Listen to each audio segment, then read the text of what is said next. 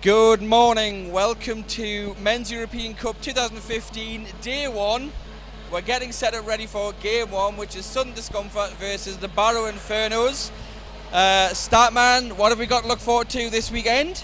Well, we've got a great weekend for you. We've got, 12 games worth of sanctioned MRDA action. Welcome to We've got 8 of the best teams in Europe. Good morning. Playoffs come down to this weekend. Several of these teams are in the hunt to go to MRDA champs, and that could be based on this weekend. And I think we've got some ups.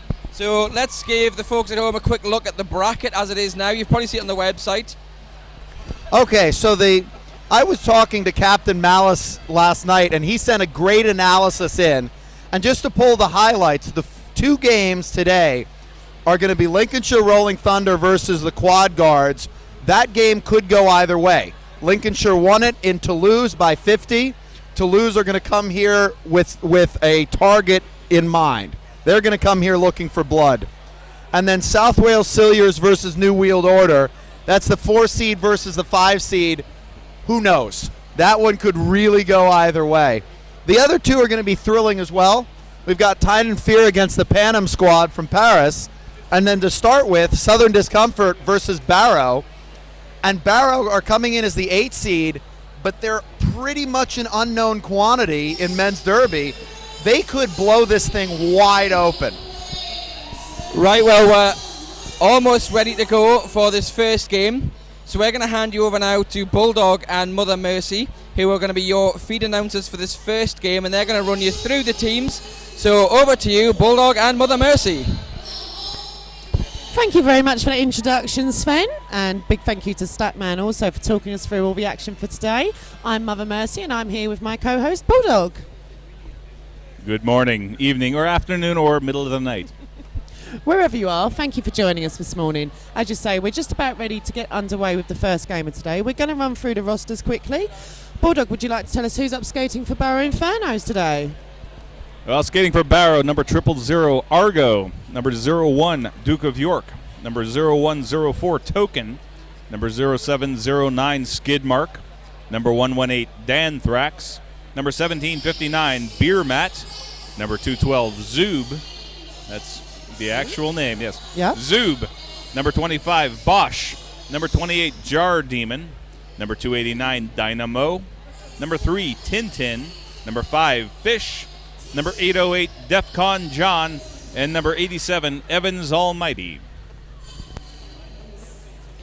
And some familiar faces on the other side. Skating for Southern Discomfort today, we've got 101 Blitzkrieg, 14 Sam Droid, 17 Berserker, 1 UP Shrooms, number 3 Sutton Impact, 3 Rolling Stoner, 5 Asbet, 515 Piston Broke, 6283 Spectral Aberration, 666 Reaper, 7 Horn Dog, 76 Illbilly, 77 Boss Bear, and X111 Nanaki.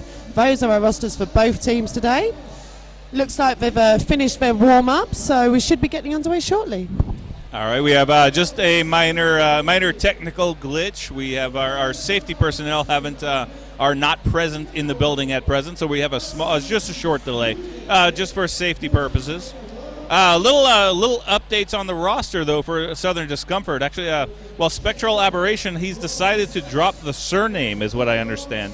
Just going by Spectral just now. Spectral today. And Aesbit number 5, that's Shane Aesbit, formerly known as Flat Track Bully. So he's going to be a familiar face to a lot of you who have seen Southern Discomfort play before. But he's decided to go with his actual civilian name, his legal name, the one on his. Do you have birth certificates? Birth certificates. Yes, you do. Yeah. Okay.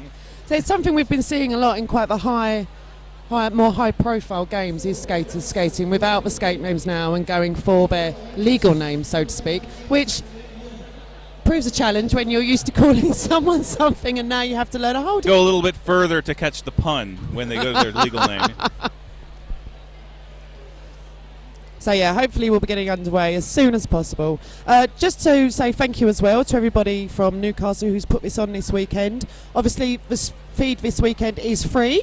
There will be a donate button available for you to donate, and also everyone that donates gets a £3, gets entered into a draw, and that's going to be pulled at the end of July with lots of goodies from MEC over the weekend. So if you're not here, you've still got a chance to win that. But we've got quite a crowd here. This is, this is not arena seating. We've got most of the seats in the house filled, so that's a really encouraging sign. A lot of people. Yeah, considering it's so early, and everyone knows that people in Derby don't like early, it's true. pretty full. And we've got, you can't see it on the stream at the moment, but over in the corner there was a brilliant raffle for the VIP seating area, Best seats in the house. which we can see over there. There's beer coolers filled with goodies, there's special inflatable chairs and such. It looks very comfy. Yeah, and compared so, to the couch from last year. Yeah, so basically, if you're watching this, you missed out. In fact, most of the people in the stadium, they missed out too. No, it does look pretty comfortable though. In fact, Deliverance is over there doing some personal catering right now. Yes, Deliverance is over there rifling through someone's box, it seems. He's saying something, but strange enough, I don't understand what he's saying. I think that may be an accent problem with you guys. Many accents. And for that donate button, don't forget to go to www.tyneandfear.co.uk/MEC raffle.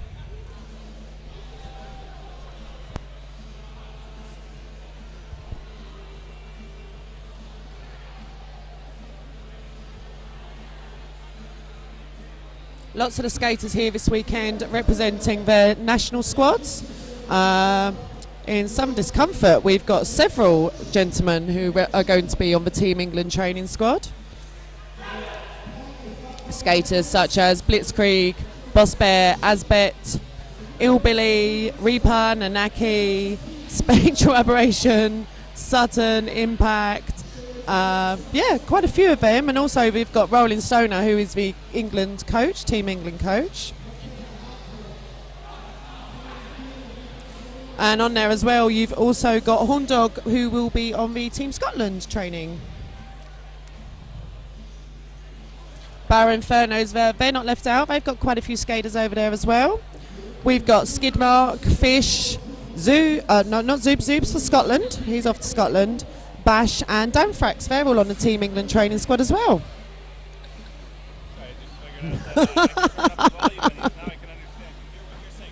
Oh no, that's not a good thing for you.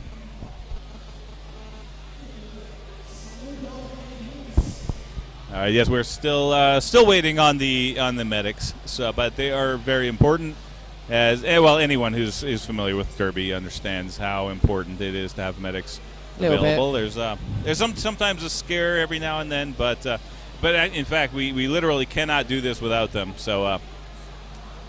And don't forget, if you want to let us know that you're watching, if you're holding parties, if you're just on your own having a little watch because you couldn't come here this weekend, you can tweet us at Men's Euro Cup, or you can use the hashtag, or know how I feel about hashtags. Hashtag MEC 2015. Now, I just noticed that Boss Bear. It looks like he actually has his helmet on back. It looks like he's wearing a jockey helmet, but it has his backwards. Little cap at the back. Yeah, a little visor. Well, most people wear the visor on their face. Boss Bear's is on the back of his neck. We're not quite sure why, what he's protecting back there, but it's how all the cool kids are doing it. I wouldn't call Boss Bear a cool kid. Well, he's actually a rookie technically. I mean, he's an is? experienced skater, but a rookie with Southern Discomfort. He's skated with two different teams. Suffolk. Suffolk Roller you got Derby. the easy one. What was the other one? Was it the Smacksons? East Anglia Smacksons? That is right. I think he might have gone there, yeah. We were talking about that earlier. I've never heard of either of those teams before, though, unfortunately. Suffolk I know really well. Actually played them a few times. They're in Kilohertz's tier for champs on the ladies' side. But there's a couple of new faces though on Southern Discomfort, and of course if you watched last year's MEC, You'll probably notice that Ballistic Whistle is missing. He's retired from skating and is now full-time coaching for Team England and London Roller Girls. We now have some skating going on the track. Yeah, looks like Warm-ups. some Discomfort just having a quick warm-up now. Illbilly nearly taking fish out, which would have been an interesting start. But we do have medics. We can see the people in green sitting in the chairs now, so hopefully we will get underway shortly. Thank you for your patience so far.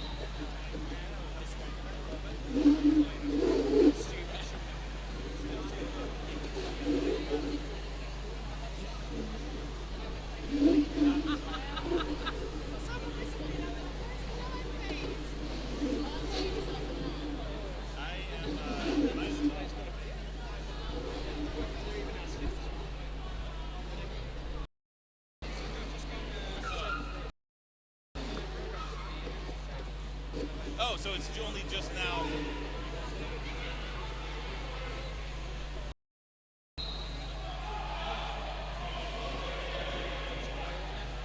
Is there a delay on the beat?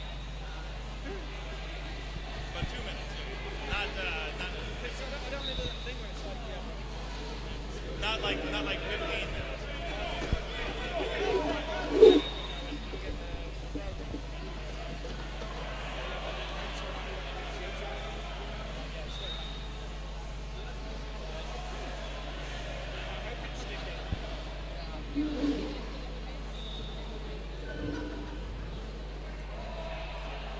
So you may only just be joining us now because there was a small glitch with the feed.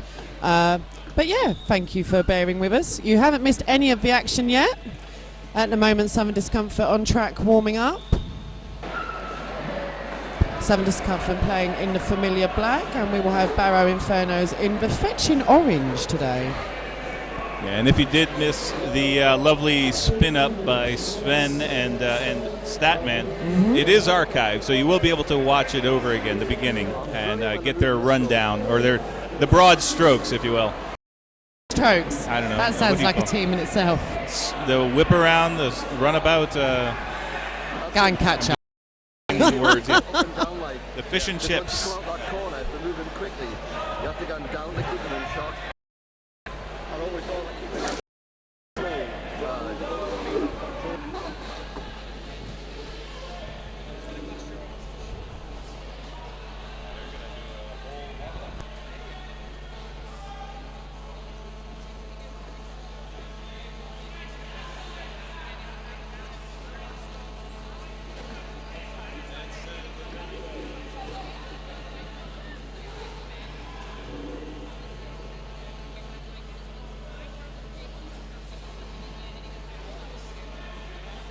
For those of you who have been keeping track of British champs this year, Southern Discomfort obviously taking the top spot there. They finished in number 1 in the Premier tier. Barrow Infernos, they are currently in tier 2, which is the national tier, and they are placed at 3 at the moment.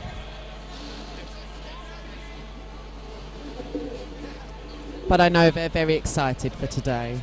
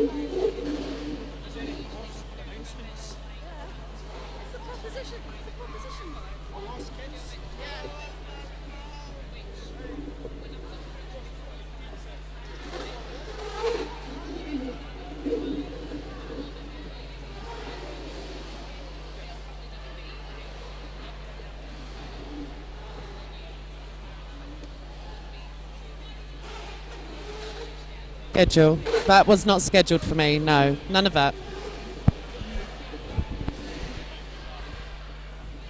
It was off, yeah.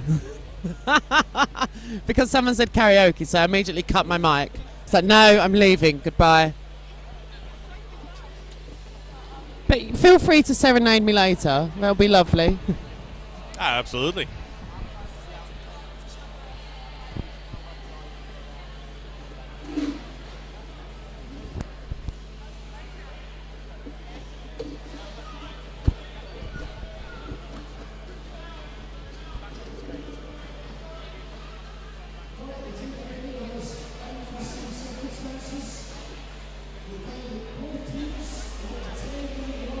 But feel free to serenade me later, that'll be lovely.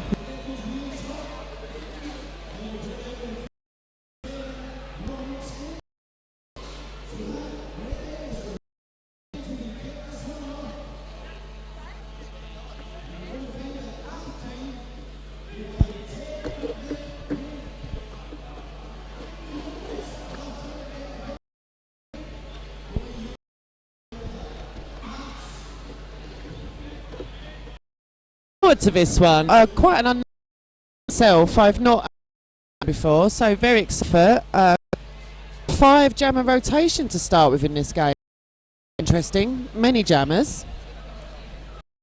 I've heard that before. That's bold talk, but we'll see. I like to wait and see just who actually takes the jammer line, because I've heard so many teams talk up a big game about how big their jammer lineup is, only to find out it's actually not that big. Well, many sides of things. Windmills Derby, they're usually just straight up from the beginning. Yeah, it's just straight up. We got 3. I don't like jamming. It's 3. Sometimes 2. We do it till we're dead. No, but you know, honestly, I think me personally, well, I think the last time I saw Southern Discomfort play was at last year's MEC. So this may, I'm thinking this may be the first time I've seen Southern Discomfort ballistic whistle. Yeah, it's a slightly different lineup to last year. Obviously, there's no ballistic. We've also got the new face Spare on the track, Illbilly, Horn Dog. Any of those were with Southern Discomfort last year. It's going to be interesting. Also, Reaper not been on skates so much this year, so it's going to be interesting to see how he fares today. Well, he's wearing some shin armor. That's a bit new. Shin armor. Shin guards. Yep. Shin guards.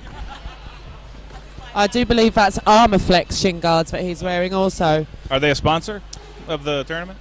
They're here in the merch village. They're not an actual sponsor, but if you can go and look up Armor Flex online, I use them myself as well. I use their ankle protectors.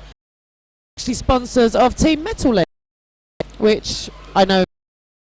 Pointing that out, I am seeing a lot of padded, not 100%, but just personally, I've seen a lot of derby, and you see a lot of bruises in places that you don't want to speak about, and I think skaters out there. Barrow Infernos now taken to the track for their warm-up. Barrow Infernos, I believe we're going to have a similar situation as last year. They're coming in at number 8. They've got nothing to lose. Really hungry for it. I know the. This is orange. That is Infernos, and for me, and a lot of new faces to me. I've actually had the pleasure a few UK, so Zoom. They're really good. They're coming in.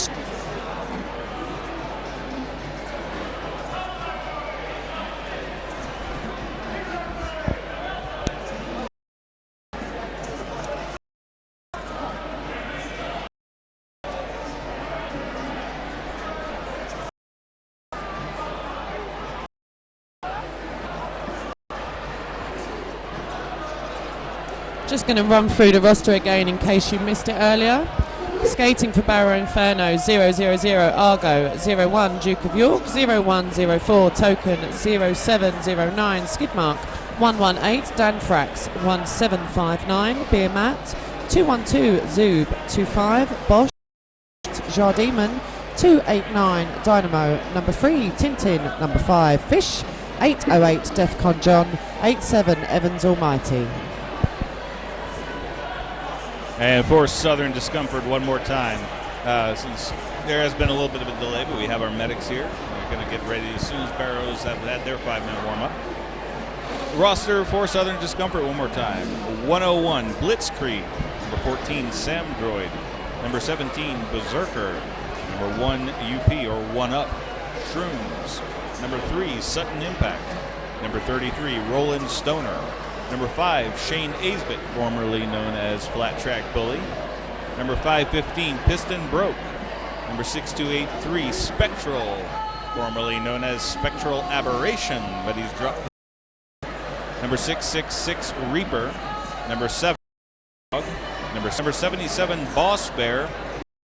6111, Nanaki. But at the moment, I think we've got about left on the. Once again, if you're joining with us, let us know from who you're watching 15. And once again, a big thank you to Dome, which also has a really beautiful floor to skate on.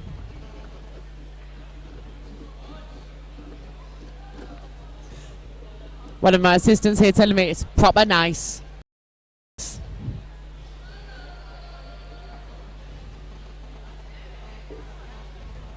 Oh, you're back. Bulldog's back. Just left me briefly. I got quite scared, but he's back now. Oh, no. Well, when I was running down the roster, one of the names, then that struck a memory, and Nanaki is how he pronounced it. Nanaki, not Nanaki. However, he's okay it'll with always pronouncing be it either Nanaki way. to me. And in fact, he says that the correct way, or the correct way to pronounce it, that Nanaki, but he prefers Nanaki. Nanaki, yes. And I just that is the name, and I went and checked, and in fact, yes, he prefers to say it Nanaki. I think it's because it's Turkey, and he's just a reference to a game of some Possibly. sort, but I'll be honest, Maybe. I'm not a geek. However, he did give permission to pronounce it either way, Well, Nanaki or I Nanaki. call him something very.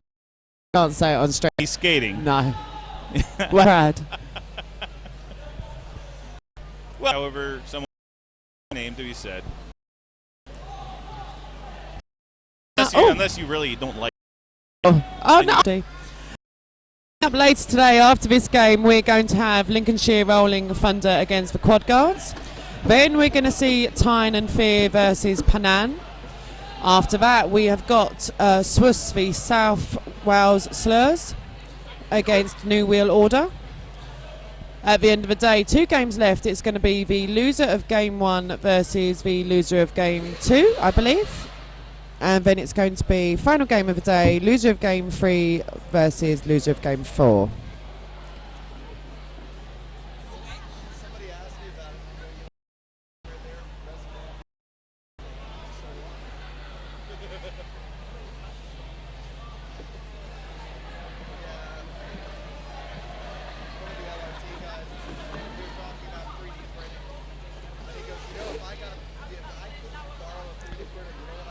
Looks like we have all of our lovely officials. I do believe our head Duncan. If a skater fails out, they will not be removed from the box and removed from play immediately.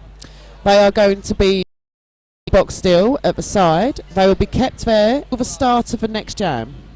Review in the track and then having to be called back. Anyone sort of hanging, are they still there?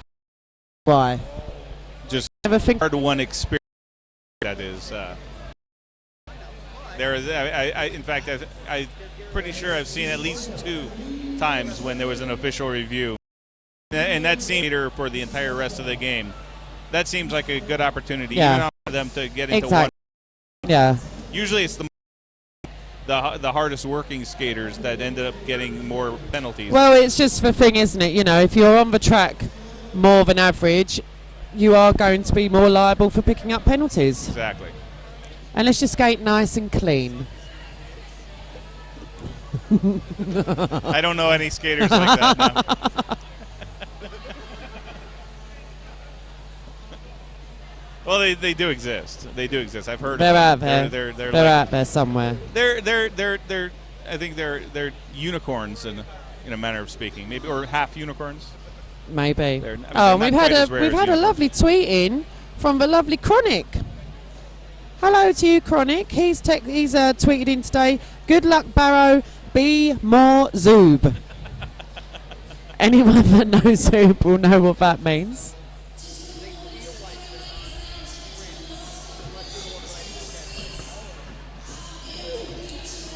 And don't forget, we've got our lovely sponsors today. The start sponsors are going to be Roller Derby City. They're going to be giving when we give the awards at the end of the weekend, there's going to be the All-Star Awards. They're all going to get a lovely T-shirt from Roller Derby City. And also our track sponsor is Fifth Blocker. Fifth Blocker. And our penalty box is sponsored by Rydell.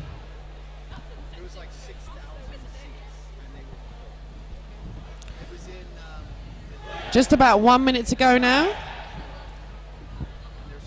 I'm sure you've all had time to have tea and coffee and breakfast. I haven't.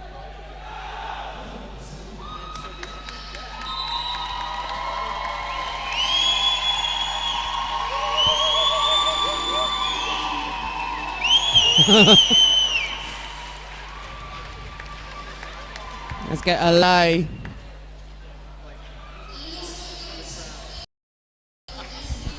I looked at all of the Southern Discomfort lineup coming out, the entire bench coming out. That's how they start. They're going to have everyone on track. Well, what they're doing is they're staking their Hugging the line. claim to the. That's right. Actually, the first team I saw doing that was the London Roller Girls. That was. That was at playoffs. They started doing that. Yes. Yeah.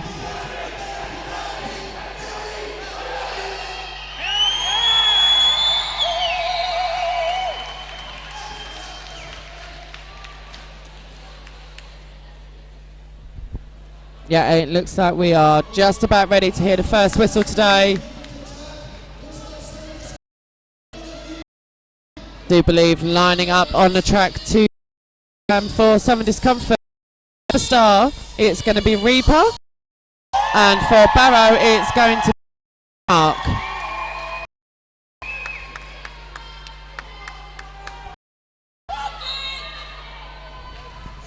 A shoulder from Skidmark right off the whistle. Reaper goes out of bounds, but doesn't have to go far. Tries to sneak up the inside, but that was a shot from Zoob, knocking him off balance and out. Going to take another run at it, but Skidmark drawn back by. Nice little bit of teamwork from Skidmark there. Zoob and Fishfelt. Unfortunately, Skidmark has picked up in the box. So the jammer of the day of the tournament awarded to Reaper. Southern Discomfort in the black, Barrow in the orange. Jarred Demon last line of defense, but Reaper slips by, gets 5 points. First on the board is Southern Discomfort. Still on the power jam. Penalty trouble, a fish in the box. Sutton, but Skidmark can in play to get through the. His initial just down there. It's going to be a big start for Southern Discomfort. Fish, no points on that scoring pass off the jam. Points for Southern Discomfort to start the game. Barrow not yet on the board. And that's what we like to see, all the action early fun. It may be early in the day, but you can tell really are going to bring the fight to Southern Discomfort. Jamming for Barrow now, we've got number 3, that's Tintin. Up against 101. That will be Blitzkrieg from Southern Discomfort. Shane Aisbett strong against a shoulder check from Tintin right off the bat. Tintin, the jammer for Barrow, not getting anywhere. But Blitzkrieg knocked out of bounds by Dan Thrax and drawn back 4. He's going to take another run at it. Counter check by Dan Thrax. Springs back up though, bounces off of Bosch to the outside, finds the lane, and he's leading Southern Discomfort. And that's, you see, Blitzkrieg Blitzkrieg getting taken down with a shoulder lock. Oh, taking it off, putting it back on again, making his way, already smashing into the pack. Blitzkrieg like a battering ram. Barrow is all over the place on the ground, but he only picks up. But he had to call off the jam because the Barrow jammer was hot on his tail. And up to jam now for Barrow. We've got number 5, that's Fish. He's going up. Boss box, but standing at the right now back advantage.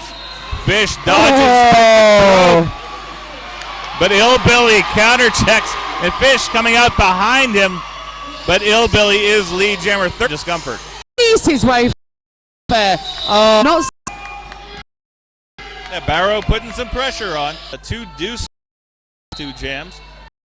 Against Jardim of Barrow. Jardim not getting very far. Shane Aisbett matching him move for move.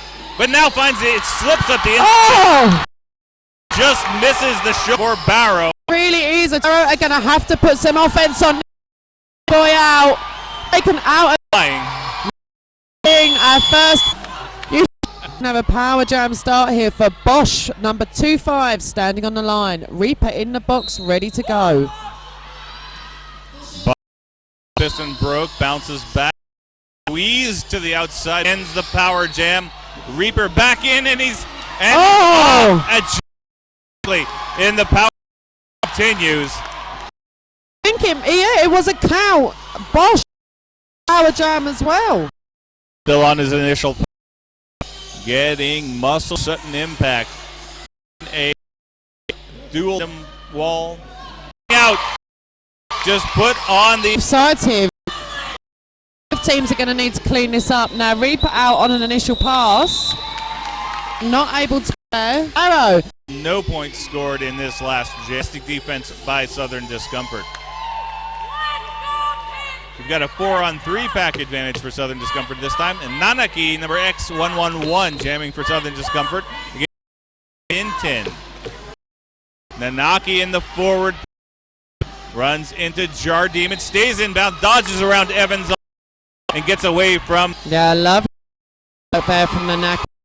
Once again, going for the fake. Nanaki through though for his scoring. That puts Southern Discomfort and Barrow at 5. And we have 22 minutes first half. We're going to see jamming. No, that's Horn Dog. I do apologise. Jamming for the first time today for going up against Fish. Feet to cheek. But not the outside scrambles, hanging. That's going to be 4 on the board.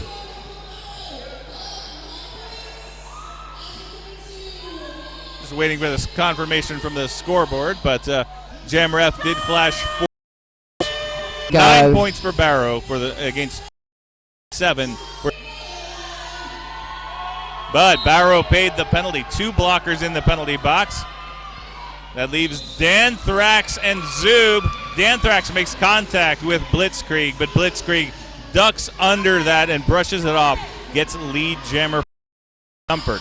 Yeah, dip and a cat there to get past it. 5 points on. Boop saw him. Man on his own. Him down. Big hit. A big shoulder from Bong into the center track. Actually, that was the 3rd scoring pass. Excuse me. 15 points and Blitz. And we're going to have a time start. Barrow showing the scoreboard. Definitely, there were 2 jams. Jam just now. Points. Yeah, and the very jam. When Reaper got that in the track. Yeah, that got a penalty. Misremembering. I think we had a very early penalty, early lead. Early. Most of those points on for Southern Discomfort were off.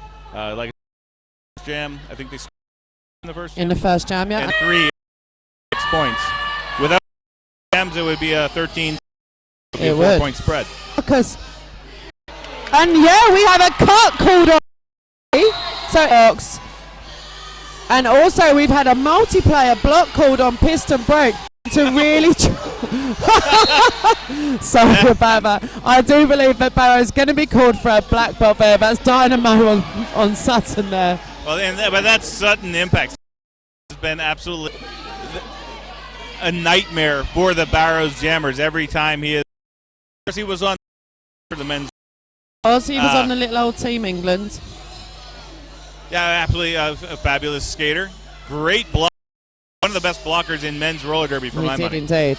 That power jam, it was to Southern. He had some help, but you saw he times Southern Discomfort to shut down. Exactly. Back on track now, Barrow. But yeah, it looks like we've had a star. Oh, Jay goes down but stays a star on now. Actual star pass, not a fake. Actual. But Hillbilly just cruising mans at the moment. Tintin trying to reel back in Hillbilly, but Hillbilly goes ahead with 4. I believe time ran out on that one. And Barrow puts jam. Barrow really penalties, not these jammers, but 2's just not. A successful star pass, but Danaki goes ahead and calls off the jam. He'll get 2 for Southern Discomfort. Puts him at star threat this first half.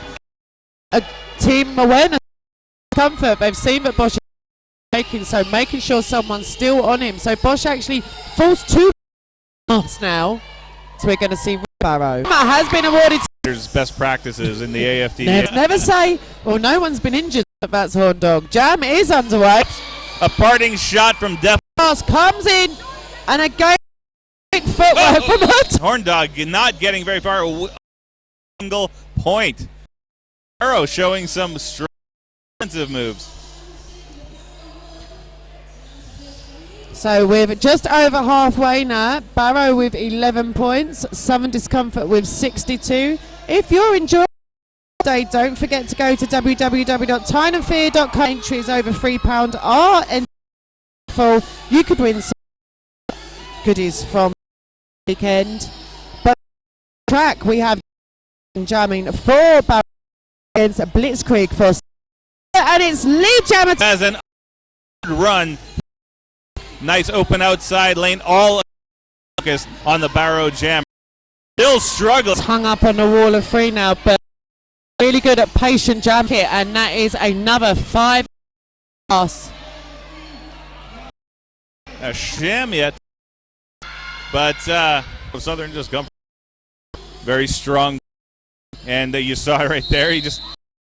I think he just psyched out Jardim, and I'm not sure he even touched him. That adding himself to. There was a stealthy. Only Berserkers saw it. Duke of York jammer for Barrow. 4 points.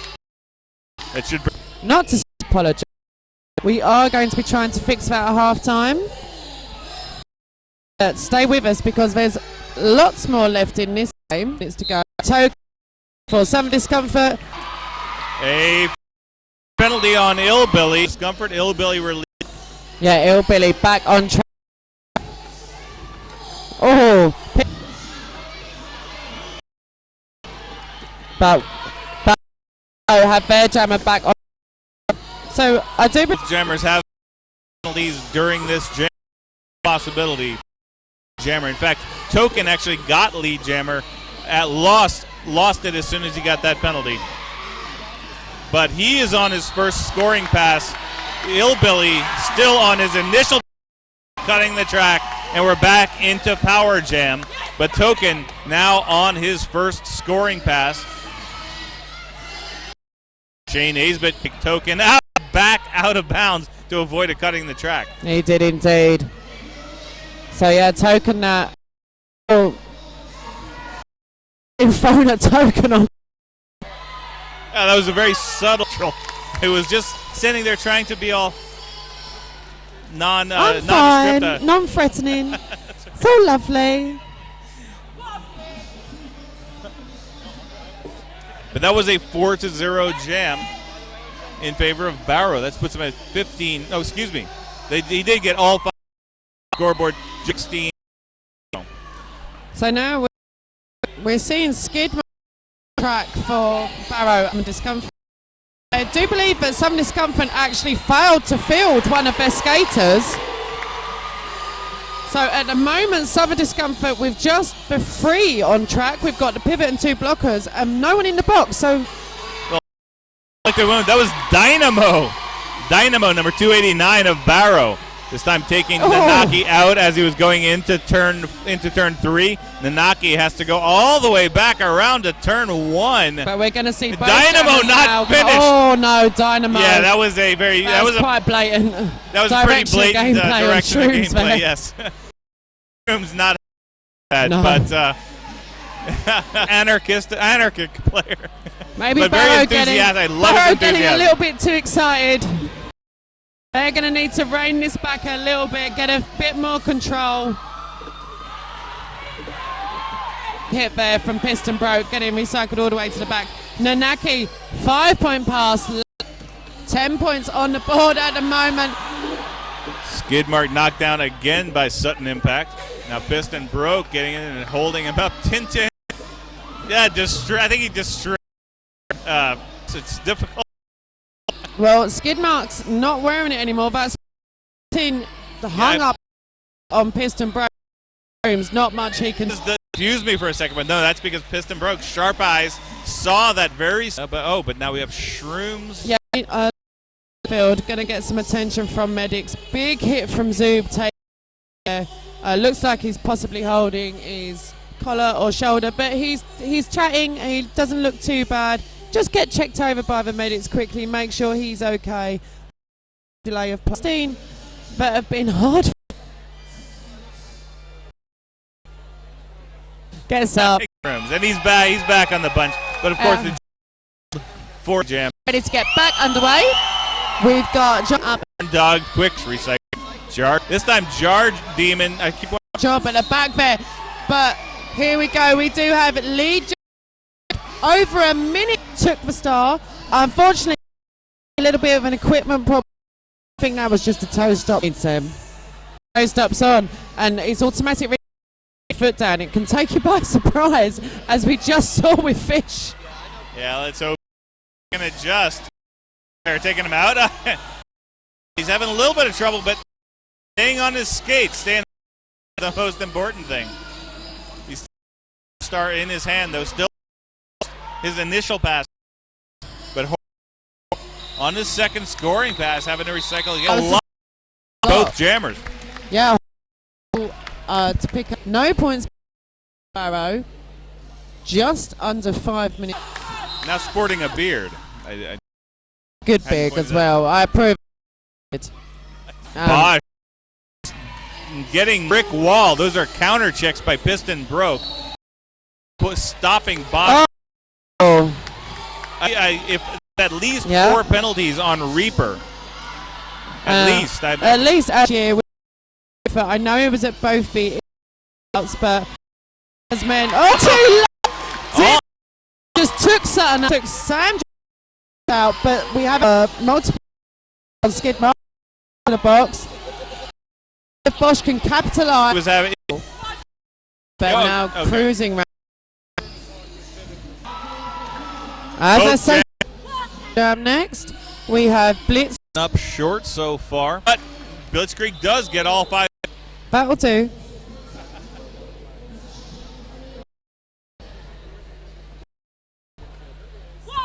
And Danthrax for Barrow 3-on-3 to start out. Jamming for Southern Discomfort. Just looking at the size of the Discomfort's wall. And in the meantime, Nanaki out the front for lead jammer. Fakey star pass. Very sneaky that time. It wasn't a star pass. I think it was the fake star pass. Once again, Fish very pleased with himself as he came out of that one. But Southern Discomfort with it well in hand. Calls off the jam. No timeouts. Call the period clock. And that will be half. Southern Discomfort 119. Barrow at 19. So exactly 100 ends the half. Time now, and then for you. So, go and get your teas and coffees, have a bit of toast, and we'll see you very soon.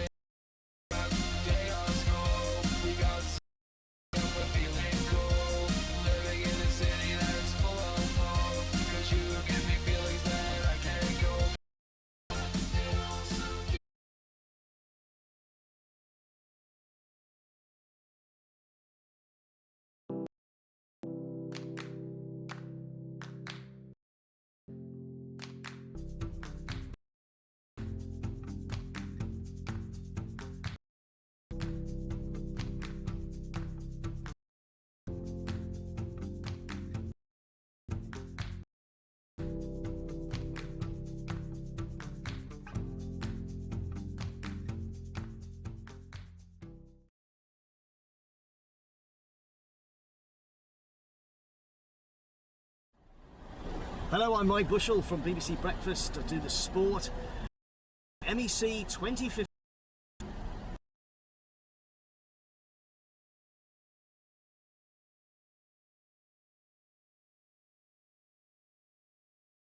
We want to see for this Tyne and Fear is this year's MEC.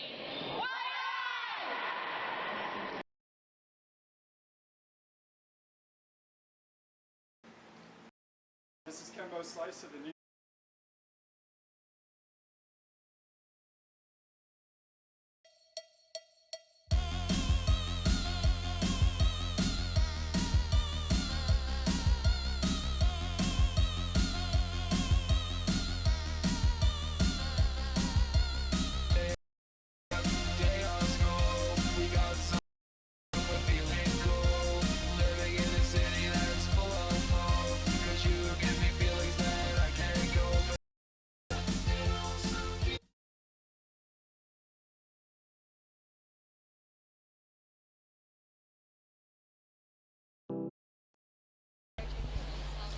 My name is Mother Mercy. I'm George Bulldog. We are just half.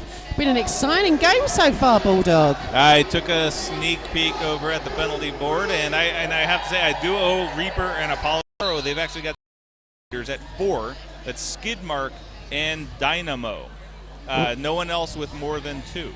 Well, both teams going to have to sort that out because we are back underway now. We've got Reaper jamming for some up against Jar Demon for Barrow. Reaper just looked for the inside line. Fake. Comes back round. Picks up lead jammer. Jar Demon still. This time he slid guarded by Piston. Broke through for 5. Discomfort. That was his first score. Still on his initial pass. Has on a multi. So making his box. Reaper did call the jam infield. Looks okay back on his feet. Bench. Into play. He's not got to sit the free off because he was able to call off. Are going to give him a little bit of attention there. Back on. He's going to be covered. Power jam. Not the start that Barrow probably wanted to see. Some discomfort will be. Bo. This is timeout right now. When we start out, like you said, power jam. Bear in the penalty box, in the right L penalty box. Skid mark in the box for Barrow, so it will be a 3-on-3 pack. This, but Fish didn't have time, 30 seconds or very close to it for Blitzkrieg. Whistle, but Blitzkrieg now runs into Bosch, last line of defense. Danthrax trying to catch him about 2 strides too late. Blitzkrieg, he's Messy start for Barrow there. No, fold up when you're someone like Blitzkrieg. Spread all over the track. What happens? Sails through, 5 in the sky. For all of the fallen bodies, and again, he didn't even go. Hit the floor. I think that was a little teammates, but I couldn't tell who. 5 points. Power jam. Fish flashing out of the pack. His initial Blitzkrieg on the jam. Anthrax being called for play there. He goes to take Barrow free on the 130. Discomfort. 9 Barrow. Some Discomfort. Obviously, Barrow number 8 is underway. Swallow the pack. Gets ushered through by lead jammer. Just dominating. Jammer. Able to get through. Gets to go all the way to the back. Nanaki on a scoring pass. Cycle. Zoob with a back. Zoob. Be more Zoob. Work from Nanaki. Goes through. That shoulder check. And last line. That's so far. And one brings him to 10 for the jam. It's away from Berserker to complete his initial. Gonna be it. Up to jam next. Of Illbilly. It's going to be 0709. Side caught at the front. Last second by Defcon John. Slips past. There he goes. Completing his initial pass, but about a half lap back. Illbilly on the is Defcon John by surprise. Doesn't see take him to the Billy calls off the jam. It's a fast move. It's picked up by 7 Discomfort. 7 Discomfort with 2 in the box at the moment. Piston waiting to leave and Boss Bear taking a seat. So we're there for 7 Discomfort. But if you're skaters that you really want to be facing. It's Horn Dog jamming for Southern Discomfort against Jar Demon of Barrow. Side knocked out by Argo. Team effort, Argo and Token working together. Just on the mirror inside lane, lead jammer for now. Horn Dog on a scoring. He's in the pack already. Josh stays in bounds, but Danthrax able to knock him to the infield. He comes back in clean. Counter check. Rammed by Argo, and Danthrax was really out of bounds. Finally steps out back all the way to tire back stretch. But Barrow's jam. He's completed a scoring pass as on to the back by Argo. That was that same bulldoze tack. Danthrax. Horn Dog out of bounds. This is the 3rd time Horn Dog has had to take that long, lonely trek back to turn 2. Oh, little bit of help. Pushes. Dog is on a scoring pass. However, Barrow has managed to prevent out every single time. But now Horn Dog back in clean because Argo went off balance, out of bounds. And 4 attempts to get out of the pack, eventually everyone. So he did get off. And finally has left. Able to get out of the pack, but no points for him. Gosh, I think what that is what all just the happened. bees. All the bees.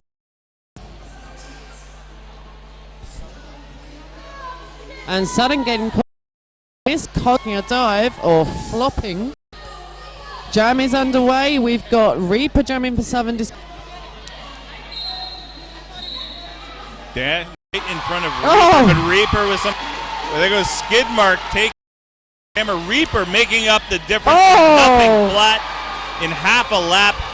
checks Skidmark to the ground. It was a jammer takeout from Reaper there. Skid coming round turn one, just sort of trying to keep his balance in bounds. Running up, taking him out, forces Skidmark to call that one, so they're not able to capitalise on a lead jammer. No points. 10 minutes nearly gone in this, run away with it. And 65 points on the board. Has yet to score in the second half. Tintin trying to drive up the outside, knocked to the inside, knocked to the outside by Spectral. Lead for Southern Discomfort. First scoring pass, Discomfort. Tintin, the jammer for Barrow with the cover in hand, the panties in hand. Still out of the pass, lapped by Blitzkrieg. Blitzkrieg second time. Oh, Blitzkrieg just because there makes sound. Boss circle Tintin all the way to the back. That was a nice screen by Spectral. Lane for Blitz. Slowed up by Zoob. Turn. Zoob with big order pass. But bench. Blitzkrieg still able to pick up 14 points in that jam.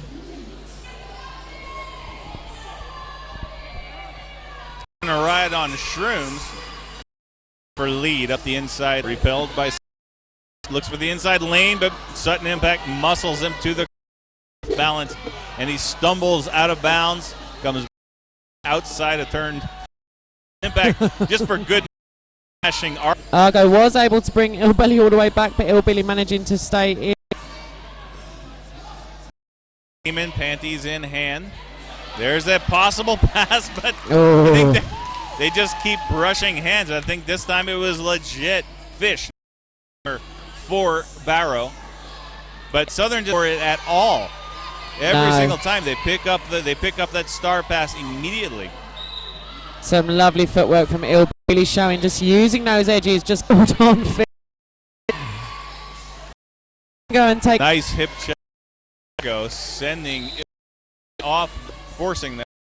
They forced the team timeout. Yeah. Call by Southern. Yep, they're just going to take. Taking a moment. And another 5 penalty. That's Skidmark. One skater at 5 penalties. Yeah, there's a lot of love for Barrow. A gorgeous Walker activity dome.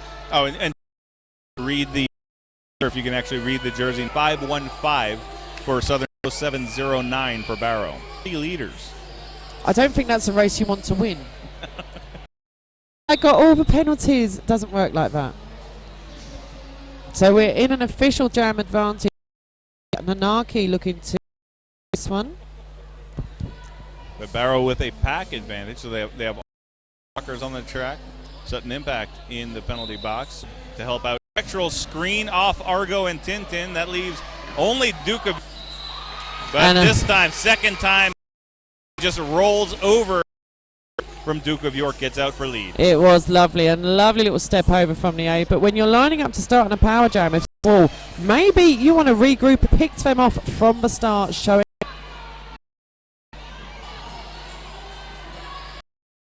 And Fish, everyone back on track. But Nanaki.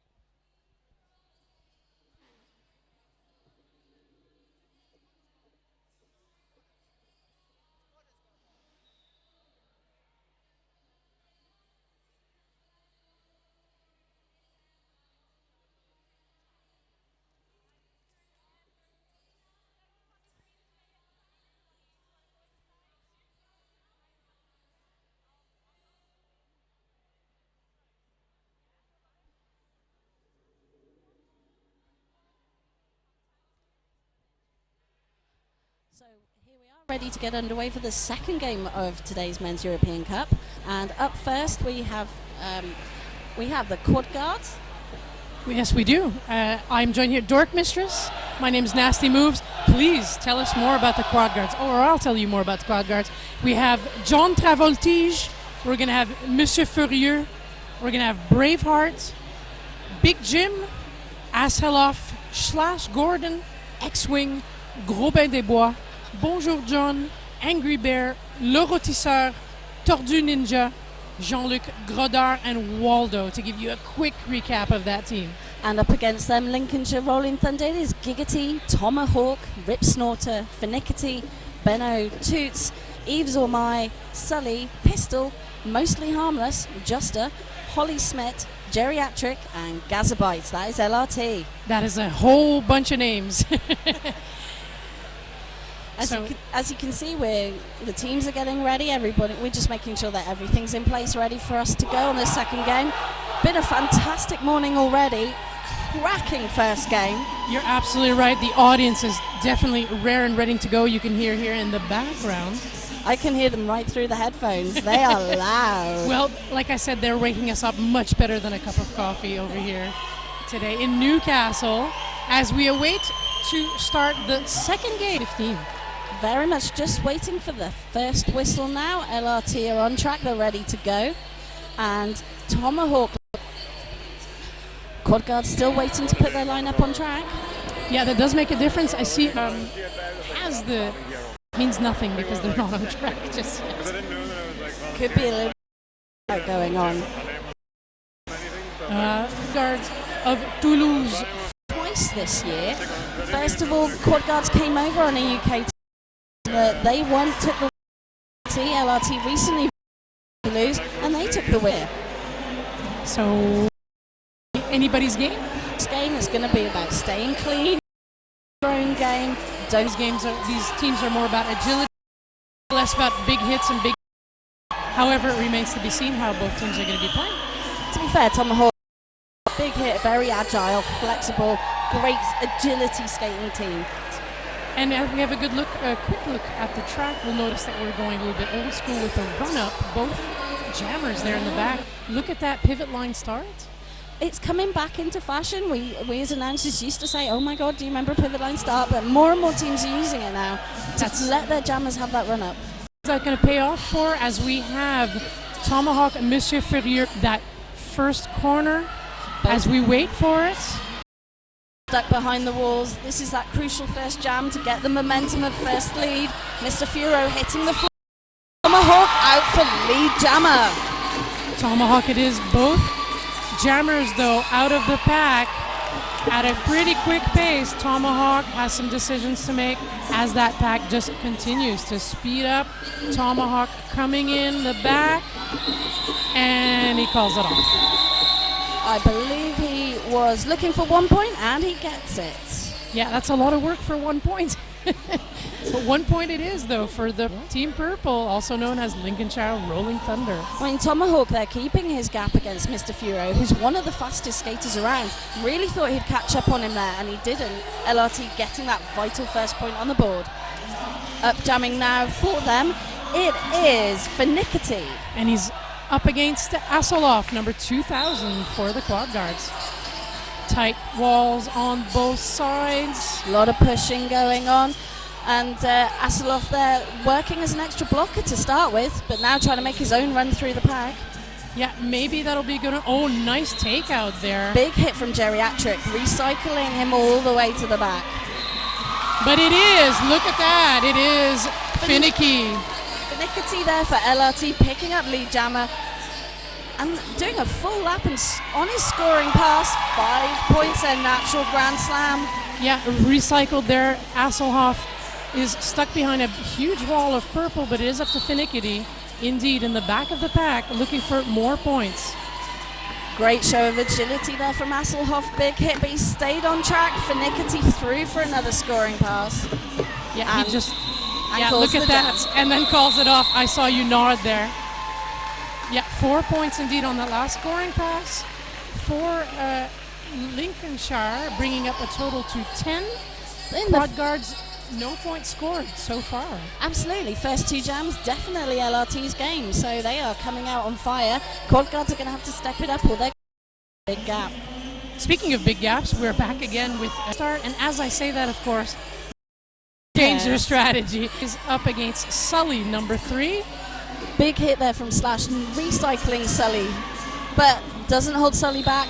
Oh, but he's on the floor. Nicely done there. It is Slash Gordon out in front for the quad guards. But Sully there chasing him down, moving fast. And look at that, that was called off. I had a little bit of a feeling with that.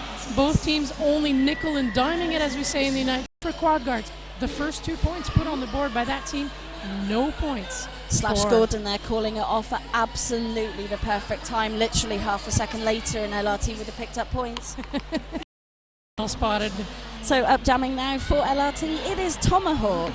And on the other side of things we have John Travoltige, number 1, 2, 3, 4. Tomahawk there pushing through that wall. LRT trying to break up the quad guards wall and keep the quad guards jammer back. That's quite a trick to do. Yeah, look at that. The first corner though has been very tricky since the beginning here. Blockers holding it together. But look at that. It is a very, very, very happy Tomahawk with the lead. And not just the lead. Look at that. We've got a power jam. John Travoltige hits the box. Cut track penalty that he picked up there, giving Tomahawk a natural grand slam, but he'll now go into a scoring pass for another full grand slam. And he looks really happy about it as well. Look at him playing with the audience. Yeah, there you go. 5 more points in that last scoring pass for Tomahawk. Jammers can be the divas of the team. They love a bit of crowd interaction. Well, I'm loving those pink pants he's wearing, so that's all good. They are very bright. You can clearly see where he is on the track. Yeah, they match his skates too. I think it's fantastic. Both jammers now back on track. John Travoltige going to try and get some points in there, hopefully for his team. But Yves Ormai holding him back almost long enough for him to be recycled into the pack, but he is out. Yeah. Tomahawk and forced to call off the jam. It's for LRT. Yes, you're absolutely right. And John Travoltige there only got initial pass in there, so no points. And not very many points whatsoever. However, clearly Lincolnshire Rolling Thunder is out in front with 22 points. And the quad guards with those 2 very, very lonely points on the board. I'm a bit surprised. I would have thought the quad guards would have been able, as you build that kind of momentum that LRT are building, and suddenly you're 50, 60 points ahead, and that's an awful lot to claw back. Monsieur Ferrier, 2 13s, Monsieur Ferrier recycled to the back as we wait to see who is going to in this jam. We have seen a big sort of chaotic pack at the starts of these jams. Lots of falls, lots of spills. Just as Mr. Furo hits the floor again, there's a lot of passion in this sort of first pass to try and get lead jammer. At the moment, Monsieur Ferrier does have the lead, but he got recycled by the men in purple there. He's not too thrilled about that. 1 blocker down for the quad guards in the meantime. Finickety facing 2 blockers from the quad guards is hit out, but as the blocker went out as well, he's able to get a no pass, no penalty, or no pass, no point, and so is out and onto his scoring pass. Well, that was not a good jam for Monsieur Ferrier. I'm used to seeing him jam and not seeing him be blocked and not be everywhere to go, but as you mentioned, I think maybe the tone is being set for this game. It's definitely an LRT momentum start. I'd like to give a shout out in the meantime quickly to the Granite City Brawlermen from our head ref here, Cherry Fury. So hello from Cherry. Granite City Brawlermen, one of the newer men's teams, but they're already making an impact in UK Roller Derby. And speaking of impact, let's have a look at their Asseloff is back, number 2000 for the quad guards on the white and red side of things, up against number 17, I believe the new jammer. We have Benno. I thought he would pick up the lead, but no, he's being sent to the box. For, I think, an out-of-play penalty. Yeah, an out-of-play penalty, not a nice one. Hasselhoff it is. Unusual for a jammer to pick up an out-of-play penalty. You're absolutely right. That is not a good one to get. A little bit awkward, but it is Hasselhoff who has the chance. Here we go. It was an out-of-play block. There we go. And it's a cut track in the meantime for Hasselhoff, as we're going to look at a jammer swap. A jammer hokey cokey, as I like to call it. The jammer hokey coke, whatever works for you, the jammer dance, the swap, the purple in the lead, that is what we're going to see right now. So Benno back on track in the pack, facing that wall. That's a big wall from the quad guards, physically very imposing. Yeah, this is what we want to be seeing from the blockers. They are biding their time. Hasselhoff, 10 seconds are left on his penalty. Oh, geriatric there with the big ninja there, trying to keep a goat. Back on track, right through points. Extra on the board for the quad. Unfortunate penalty. Yeah, this is a really big, different kind of physical going on here. Hasselhoff takes a jump, and he gets a cut track. Can you believe this is the 4th jammer penalty in this jam. Yeah, this is busy. They all started off behaving so well. Maybe you jinxed it. Maybe it's the announcer jinx. Oh, that's not a very nice thing to say, is it? In the meantime, yeah, look at that. I think we're gonna have a team timeout there requested for the quad guards. Absolutely, probably wanting to just take stock, calm down, work out the strategy, because LRT are running away with the game. Although that was a good jam for the quad guards. 10 points now, playing 22. Yeah, so something went well there. We noticed Benno, number 17 there for Lincolnshire, going to the box twice. Never a fun thing to do. As both jammers are now sitting in the box thinking about what they've done wrong. We say, feel that people were just getting a bit too, the fifth, and that jam. Oh, and that's when all the. That is where that's the same time you don't want that kind of. More, yes, indeed, both jammers will be starting in the box in this next jam, or so I thought, but. John Travoltige, he's not too sure where he's going to be starting. No, both jammers are sat there in the box. Yeah. They're deep. You've got it. It's just that John Travoltige, I think, was hiding from us. Yeah, he's hiding. He's feeling very bad about it. Well, John Travoltige is going to be ready for the jam after that. And, yeah, look at that. We've started as he prepares for a star pass. Star pass there. Passed on to Giggity. Star pass, let's see what he does with it. Absolutely, both jammers now back on track, but this will be a scoring pass for Giggity, and makes light work of that quad guards wall through. Hasselhoff has the lead though for the quad guards, and he has a jammer in front of him, and he calls that off. Can't really do that. Don't want to get Giggity to score even more points, something he does very well, by the way. I mean, Giggity was never going to get lead because it was a star pass, so the smart tactics by Hasselhoff there.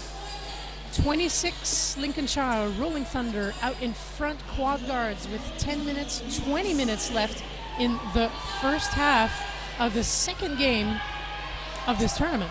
Sully there jamming for LRT on the jam line, and he is up against Slash Gordon. Yeah, Slash Gordon it is. Oh, and look at that. Hop, skip, and a jump. Lincolnshire out in front. Sully it is with the lead.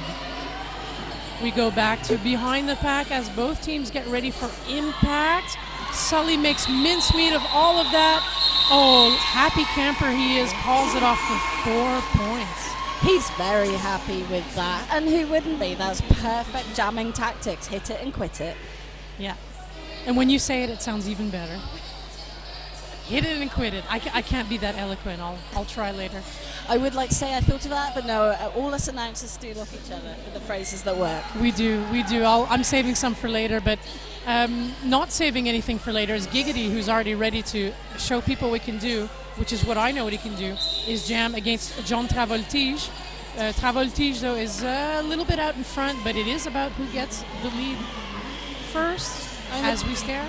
I mean, the quad guards walls, some of like this wall here is absolutely solid. All beautiful. 3 or 4 working together to be a mesh, a net. It's to the keep around that block jammer. and catch, and they're doing it quite well, and it is paying off for now. Look at that! John Travoltige has the lead. He was worried about it, but it is for you, my friends. Whereas top blocking has been set. And let's have a good look at quad guards coming in hot. John Travoltige on the outside. 2 blockers to contend with. Toots and Yves Ormai there trying to hold him back but failing, and that is a grand slam for John Travoltige, 5 points. Lovely work there by the quad guards. Giggity is out. Lovely there. That one off, and is putting Paul together. I can see from here. So for Lincolnshire rolling. That timeout really worked. Several, quite a lot of points since. But here, that's the 13-13. Lucky or unlucky, we don't know. We'll see. I think they're both hoping it's lucky, but only one of them will be in this pack. Only one can emerge victorious, is what I always say. There can Silly be enough. only one. They're taking a hit there to the back. Fantastic piece of block here. Even their jam ref there is small. Finickety is all pack, but it's here in the lead right now. Quad guards. And gets through a gap in that Ella. Gets the points, calls off the jam. 3 points it is, though, for Monsieur Ferrier in that last scoring. No points for Lincolnshire. Closing the gap. They're just 14 points in it now. Yeah, that's some very, very tight score. And again, to give you kudos for your prediction, you're absolutely right about that. Which is where the points were very, very different. They took on Barrow for a 296 against 36, but this is a different game. Yeah. And this just shows in them holding up, jamming against Hasselhoff. Hasselhoff recycled. As we're stuck in the famous first corner where the blockers just doing a great... Blockers are really impressive because we're not seeing the standard 2 lines. We're just seeing an actual pack. All those 2 lines are finished. It's all about catching and turning around. It's very, very different now, as you know and as I know from the games that I play as well. We've got Giggity coming in, but he's not the lead. The lead is for Hasselhoff, and he decides to call that jam right off. No points for either team. Sometimes that's the best choice. If you're enjoying this game, make sure that you show some love on Twitter, #MEC2015, or tweet us at Men's Euro Cup. Love to hear from you. Yeah, we want to hear from you. That's the only way we get to talk to you. We can talk at you, but talking to you is always a very good thing to do. I'm not used to it as an announcer, though. I talk at people. Okay, we'll talk about that later too while we're at it. No, I'm serious. We've got a team timeout in the meantime that has been requested by Team Purple, also known as Lincolnshire or Rolling Thunder. The guys with the cute little ducks on their uniforms. Yeah, absolutely. The emblem of Lincoln is a duck. And I think the hashtag they've been using at the moment is effing whack. Okay, clear. Very clear language there. I'm not quite sure what the link between ducks and Lincolnshire are. I'm sure there's a story in that. But someone will tell you by the end of this tournament. I'm sure we'll know as well. All I can tell you is that quad guards were one of the first French men's teams. There are not that many. There's also Panam Squad from Paris that you will see later on today. But I would like to say that in France, a lot of the French men's team have the word quad in it. It's not quite a symbol, but it is very clear that they play on quad roller skates. And it makes a lot of sense, and it gives you lots of opportunities for fun skate names. Yes. Yeah. Another team named the Cami Quads, for example. Unfortunately not at this tournament, maybe someday, who knows. Slash Gordon lined up number 2 there for the quad guards. And he's up against Tomahawk for LRT. 07 is also a great I'm trying to get a mini running. Oh, look at that jammer. Slash Gordon there. The whole track trying to hold blocking. Both Deja Vu here, right off the first corner, with both jammers trying to get through. Tomahawk out in front, though, has someone in front of him. He gets it. Happy camper Tomahawk for the lead for Lincolnshire. Tomahawk definitely feeds off the crowd interaction. Sometimes that can give you a real boost, hearing from the crowd. But that was a big hit there from Sully and being sent to the box. Sometimes though, blockers don't mind going to the box if it holds the jammer back. It definitely happens. I know how they feel very, very. Jam is off for 4 points on the quad guard side of things. 4 points, forgive me, for the quad guards. 2 points there for Lincolnshire. They're blind, thank you. But also, it doesn't help that Lincolnshire are playing in purple and white. Again, you're always right. I'm really enjoying you. We've got Finickety number 3. That for sure up against John Travoltige. And it's almost in the first corner. Really impressive blocking and from LRT there. It's like grapes that have some. Look at that hit on the floor there, John Travoltige. Not a good start to a jam for him. A much better start and a finish already. It's been called because of Jean Travoltige, although he rolled into the ref lane. The fact that he was still in the ref lane meant that would be a hazard to the refs. And as somebody who skates on that outside as an outside pack ref, you really don't want to be looking out for skaters. So best thing to do, call the jam and make sure he's okay. Yeah, he looked kind of okay. We're happy he is. I think he was just worried. winded. I think he was just winded. I think, that's quite true. And you don't want to be running into refs. Refs, of course, usually indicate which side you should skate, but at the same time, skaters at this level definitely know where to go. But it was a good hit for Lincolnshire. It did cost John Travoltige a moment, though. But, the quad guards effectively holding LRT back now. LRT haven't put that many points on the board in the last few jams. Quad guards maintaining that gap, although they're not actually sort of catching up on them that much. They're not letting LRT get away with the game either. Yeah, I think that's a good strategy for now, making sure the other team doesn't score too many points. So we could call the quad guards the underdog, but that's not quite fair because there's not really a big point. We're talking about a 16-point difference. That's not much at all. That's one solid power jam, indeed. We have again for LRT up against Mr. Furo. Yeah, Monsieur Furieux, haven't seen too much. We're used to seeing him juking and jiving through the pack. He's got to get his mojo in this game. We've seen him a lot, of course, play for England. Oh, huge gap on the inside there. Tomahawk taking that. That gap was a mile wide. You're absolutely right. Again, and Tomahawk is really enjoying this one jam. He's doing great so far. Mr. Furieux not having such a great game. Hopefully he'll get around for the quad guards. The tournaments is because usually that will actually set out where you're going to finish in the tournament. And timing involved in teams or seeing teams where it's taking them a game or two to warm up. In a tournament, you cannot afford to do that. It's got to be full on. And that also gives the impression to the other team of where they really stand. And that is what the quad guards need to do. Monsieur Ferrier doing what he does best. Unfortunately, he's not the lead. The lead is for Lincolnshire, and by the time I've told you that, it's been called off. Again, 4 more points for LRT. Moving up that score there. Quick look at the board, 47-22. Again, small point gap, not much at all. And we have a little less than 12 minutes left in this first half. And you know what? I bet you there'll be quite a discussion there in the locker room for the halftime for both teams to find a way to either to change that around, to get a good running lead, or to actually get in the lead.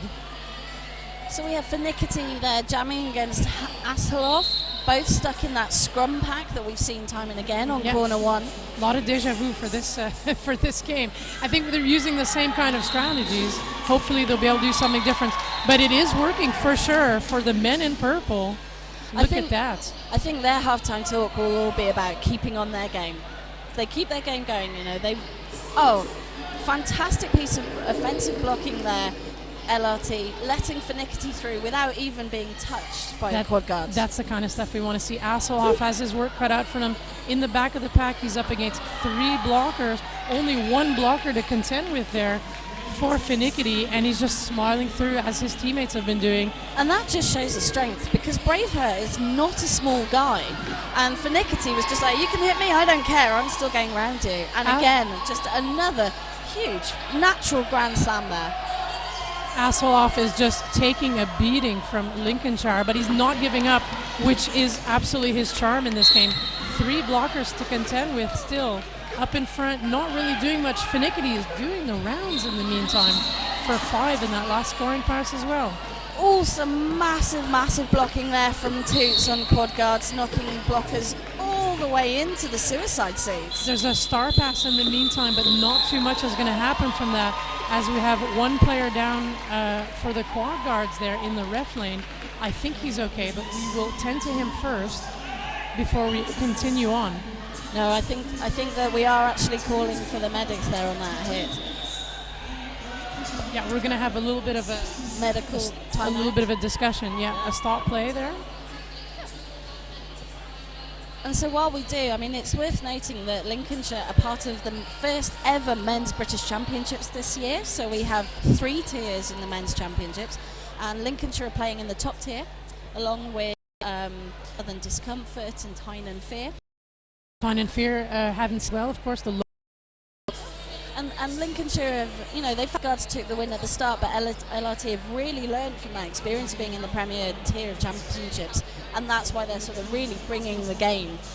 It just shows that regular high-level games really make a difference to your team. Well, they do, and also it forces you to play at a higher level. And for me as a player, when you play and you have a team that's a little bit less, you tend to have a more difficult time playing your own tactics based on the other team. In fact, I think that's actually to segue into what's going on here. Both teams are still kind of finding the rhythm with each other. Like you said, stuck more in the scrum there on turn 1. Yeah. Every time. And I'm a bit surprised, but having played each other twice this year, you would have thought they would have got a bit more of sort of a clear plan for what. It's like Lincolnshire came out strong, but they are keeping to their game. And so it's going to be really up to the quad guards to take this break as a chance to refocus, get back on their game, really try and close that gap down, which is now opened up to 50 points. And I mean, Monsieur Ferrier is probably the best known player, and in any case, the best known jammer from that team. He used to play, as you know, for Southern Discomfort. And if I didn't know who he was today, I would wonder, because I don't think he's playing the way we're maybe used to seeing him play. I don't know if that's him. I don't know if it's his blockers, but I'm sure they're going to have a discussion about that as well. Monsieur Ferrier is a very agile jammer usually, and we haven't really seen that come out. And if I was his bench, I'd be trying to feed him caffeine tablets or something to try and get him to bring his mojo. But it's this point that you have to turn up from the first whistle at a tournament absolutely on your game. You can't take time to get into it. You've got to be there absolutely from the first whistle, bringing it. And yeah, I agree with you. He just doesn't feel like he's had his mojo. We haven't seen the It's not the Monsieur Ferrier that the British crowd know him from. That's true. Then again, that's not so fair. We can have a good look at someone like Tomahawk's having not only a great time on track entertaining the crowd, but doing a great job as an all-around player. It's nice to watch him as well. Absolutely. Tomahawk has been my real revelation so far this game. Sully, you can see why he's in the England training squad, because he has just been bringing it as a blocker. And now you can see why Tomahawk made the England training squad too. So this is for the Men's Roller Derby World Cup in 2016. Team England have announced their training squad. And from LRT, Giggity, Tomahawk, Sully and Toots are on the training squad. And then you've got Geriatric as one of the coaches. And I imagine there's a fair few quad guards that are going to be in Team France as well. Yeah, and just to point it out, 114 from the Lincolnshire country, which is the Netherlands. Team NL, we watched him play in Birmingham. I'd like to add that in because, of course, so many players here this weekend are from Team NL, Team France, help me out here, Team Wales. Absolutely. We've got Ireland, England, Scotland, and the other one, Team Netherlands, that's absolutely delightful so far. I mean, if you had the Crash Test Brummies here, you see Team Germany represented. So, you see a lot of people who will be in Calgary going to be on the track. Well, I hope you'll be in Calgary because I'm working very hard to get there.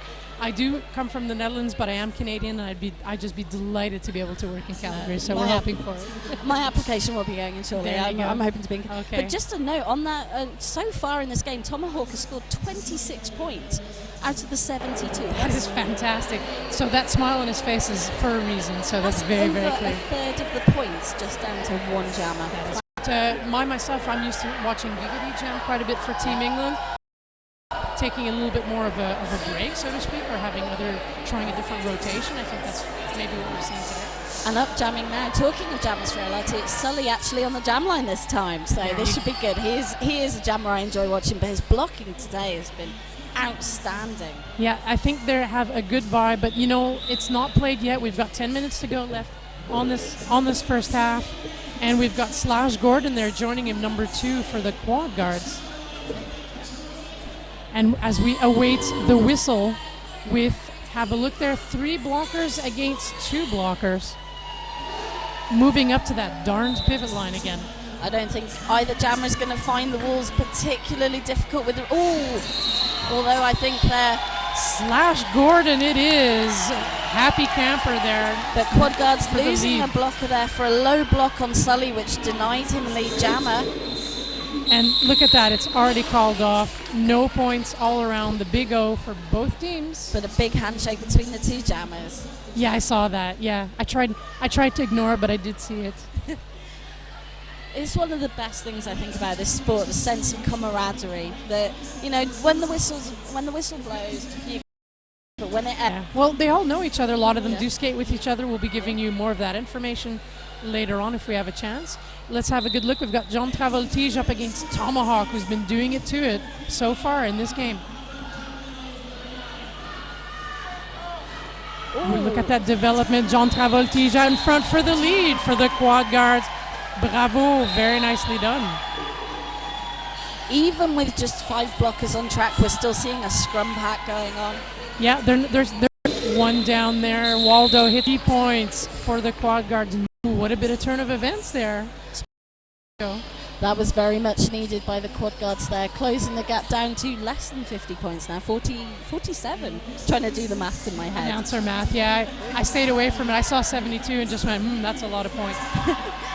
Up next, we have Finickety jamming for LRT, and he will be up against Mr. Furo.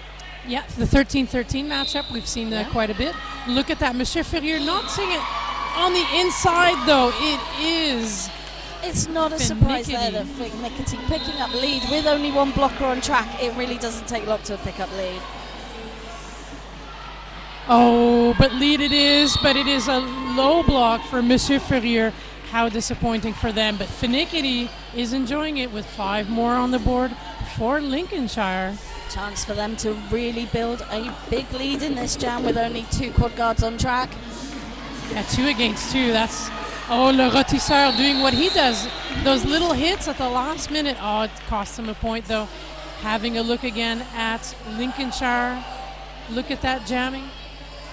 Finickety having a good run. Already had a Grand Slam, now going through for another scoring pass. Good blocking work there from LRT to try and pick apart that Quad Guard's wall, but they haven't managed it, and the jam ends. I saw a little bit of mojo coming somewhere, but it got stifled, unfortunately. And that's I think the feeling I'm getting. I think it just shows how this game is going, that the highest jammer for Quad Guards is 10 points is John Travoltige, and you've got Tomahawk there scoring, more than double that already. Yeah, we've that's a clear indication of where this game is going, and it's still just the first half, but it is a blueprint for the second half, indeed. Slash Gordon back up against Tomahawk. Tomahawk on the outside for the lead. Look at that. Lincolnshire rolling thunder. Yves Ormai there working hard in the LRT wall to recycle the jammer all the way back. Quad Guards getting through. Oh, and it's a cut trap for Slash Gordon.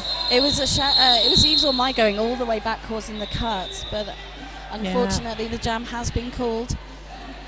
So it's worth saying that how this game is going or why this game is being scheduled now is about the seedings in this competition, and currently LRT are seeded 4th and the Quad Guards are seeded 5th. This should be the closest game that we see today. If the maths work, hopefully the stats will work too. Speaking of math and stats, and me trying to segue again, I've seen 2 men with stars though, which means both the box for this next jam. That's the second time that's happened this game, and I can't remember the last time I saw it in a game ever, that they're both jam in the box. 2 seconds, because we didn't see it while we were... And that means that the LO, so we know who's going to come out first. Last. Your jammer goes in, your jammer goes out. I'm so happy we do different things. We do differently on the... You're again listening to me now, joined by the things that are absolutely right. Both teams. And that's lovely to see that. Unfortunately, we're having time out because somebody's been injured, and help give that person some privacy and space. And it's very important. It's very important for the morale for anybody who's been injured, taking care. I do realize you have some fantastic medics here in the UK. Can play roller derby or are sanctioned by the UK RDA, if I'm not mistaken. We have medical teams who specialise, are sanctioned by the UK for that nature of injury. The way we play, I mean, I've played with when they've been medics, and they're like, we know you're probably carrying injuries, but actually tell us so that if something happens, we know what goes on. And that's because they just understand. It's lovely. It's lovely to hear. I found out in France that they don't use ice packs, that they only use, yeah, you're staring at me, they actually sort of gauze-like thing that they spray on. So I actually, when you think you've learned most of roller derby, you learn something else again. That was a women's competition in Lille, France a few weeks ago.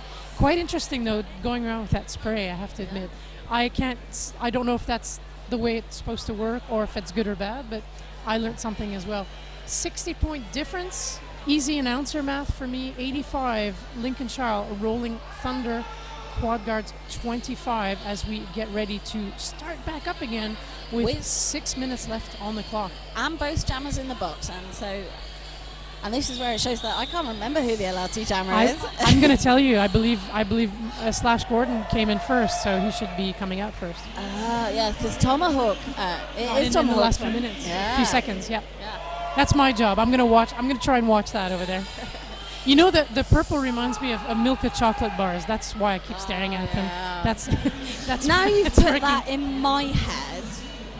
Yeah, well, I'll buy you a chocolate bar later. You've got some fantastic Cadbury stuff that has that color over here. Yeah, we do. I brought you some Dutch treats. They're hiding in the back. But did you buy stroopwafels? Yes, I did. Stroopwafels, just for you and everyone else.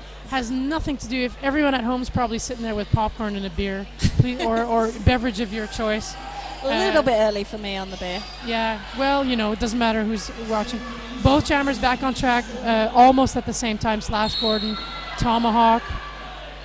And look, Slash Gordon was enjoying the box too much, unfortunately goes back for a cut track as Tomahawk's pink skates through the pack. Great walling there from Quad Guards. Great defense, not actually in a traditional wall for most of that progress through the pack, but stage. But we have a star pass there, and that's gone to Sully. The initial because of the star pass. With the star on his head, which is more we can say unfortunately for the Quad Guards. Look at that, Sully 60 ins for Lincolnshire. This will be a full 2-minute jam with Slash Gordon going to the box. Nobody is eligible for lead, so this will be a full jam. Oh! Yeah, that was Torju Ninja taking a tumble, but he is okay. That's also very important. Sully doing a bit of one-on-one jammer side counts, but doesn't go for the hit, which is probably the smart move, but Slash Gordon nips through the inside, picking up 4 points. Yeah, that was very nicely done by Slash Gordon. As he continues the rounds, Tomahawk goes to the box as a blocker, because it's Sully we should be watching for 4 yet again. Sully, I think, taking a bit of a time to get back to the pack there. I was surprised that he wasn't racing it, probably because he realizes it's full 2 minutes and he's trying to pace himself. Well, both teams there, as you said, going for the full 2 minutes means that both teams can take advantage of scoring quite a whole bunch of points. Which is quite the case. Sully was taking his time to get to the pack because, it's showing that they've got the offense. They're getting their jammer through, and if he's taking that extra 2 or 3 seconds over a jam, that could be a whole pass that you miss out on. The Quad Guards have 36 points, but it is Lincolnshire Rolling Thunder getting very close to that 100 mark with 99 points and 3 minutes and a change left here in the first period. And we've got a whole other period to go. Can you believe it? What a serious game so far. So we've got John Travoltige picking up lead jammer, and he's up jamming against Finickety, who's still in the pack. Which is a surprise. Finickety's been getting out quite quickly, but bit of twist around, swivel skating, and he's out of the pack. Yeah, Jean Travoltige, though, as far as jammers go, has been doing a better job, but he's out of the pack by the time I've told you that. With a smile, calls it right off. Not a big smile, though, but 4 points in the pocket in the meantime, with 2 for Lincolnshire, I believe. But don't forget to tweet us and to use the hashtag MEC2015. Tell us how you think the game is going, what we're missing, because we're coming up to half time. We can read out some tweets then and during the second half of the game. Yeah, we've got a lovely producer here who's manning womaning the so get out first. I hear a whole lot of whistling going on. Oh, Sully goes to the box for a cut track, which means that Slash Gordon has a power jam. The first time I saw Slash Gordon was at the Men's World Cup in 2014 when he was playing for Team France, and he took my breath away. Fantastic agility. Everyone was talking about Mr. Furo, but I thought Slash Gordon was incredible at the World Cup. Well, I remember him as well, but they're all friends of each other playing on different teams, so I tend to mix them up. However, there's no mix-up possible at all right now. Slash Gordon has just had a very good jam with 4 points in that last scoring pass for 44 points for quads. 100 it is for Lincolnshire. Lincolnshire very clearly in the lead already in this first half, and the amount of points being scored by both teams seems to be increasing. We have a timeout. It's a team time. Oh no, it's an official review that has been called by the quad guards. Yeah, we're gonna have a little chat. We'll see. Again, I'd like to mention if we have any extra information about official reviews during this entire tournament, regardless of who is announcing, we will have someone come and tell us and feed you that information if it is wonderfully pertinent. I mean, and obviously while they're discussing and reviewing what's happened, it's worth noting that this track has been sponsored by Fifth Blocker, and it's great to see them at this tournament, and we're really grateful for their sponsorship of the track. And also Roller Derby City, you'll notice the sponsor shirts, that wonderful baby blue and the yellow that you see on your screen are sponsored by Roller Derby City. Roller Derby City, the shirt sponsor of the NSO's crew and of the Men's European Cup Merch, staff. yeah. Merch. Oh, that's what's merch. Merch is good. Buy more merch. So actually that was an official review called by LRT. I got that wrong. Yeah, it's true. I don't think there's much to add to it. We don't know the results of the official review at the moment. And again, if anything really radically changed, we will keep you informed. It was an official review called by LRT to be used as a team timeout. There we go. There we go. That is also an excellent use of an official review. Monsieur Furieux on the jam line there, on his own for the quad guards. That was a bit of his trademark sort of low start. Well, let's have a really good look at him now that he has free reign for next couple of seconds on the track against that wall of purple up in front.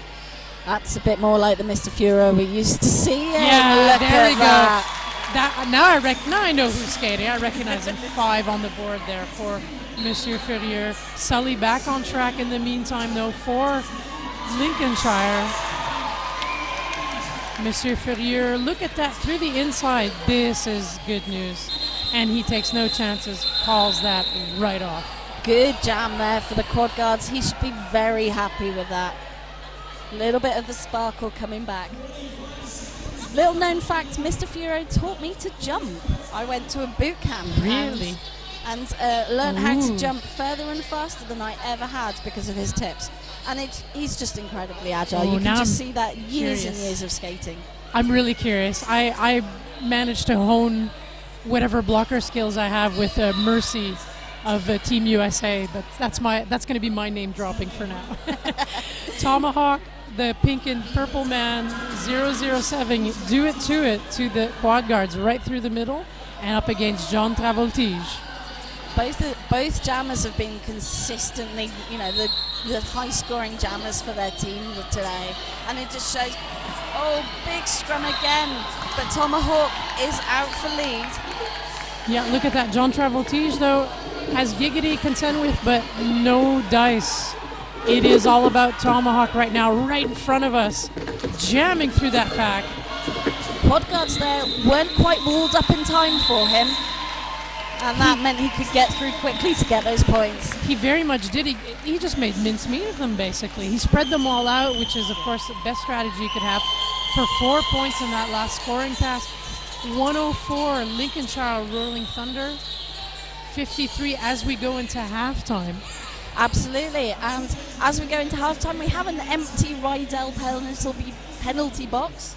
So we will be starting, I think, with everybody back on track. Yeah, we've got Kamikaze there, sponsored by Rydell, staring at that penalty box, making sure that we know that it's sponsored by Rydell. Everybody knows.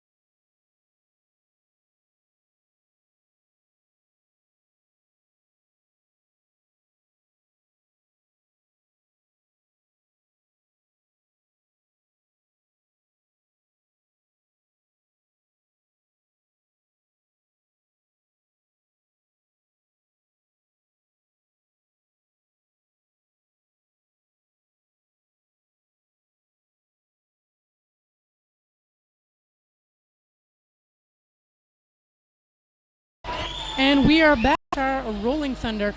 My name is Nasty Moves, and I'm joined by Mistress.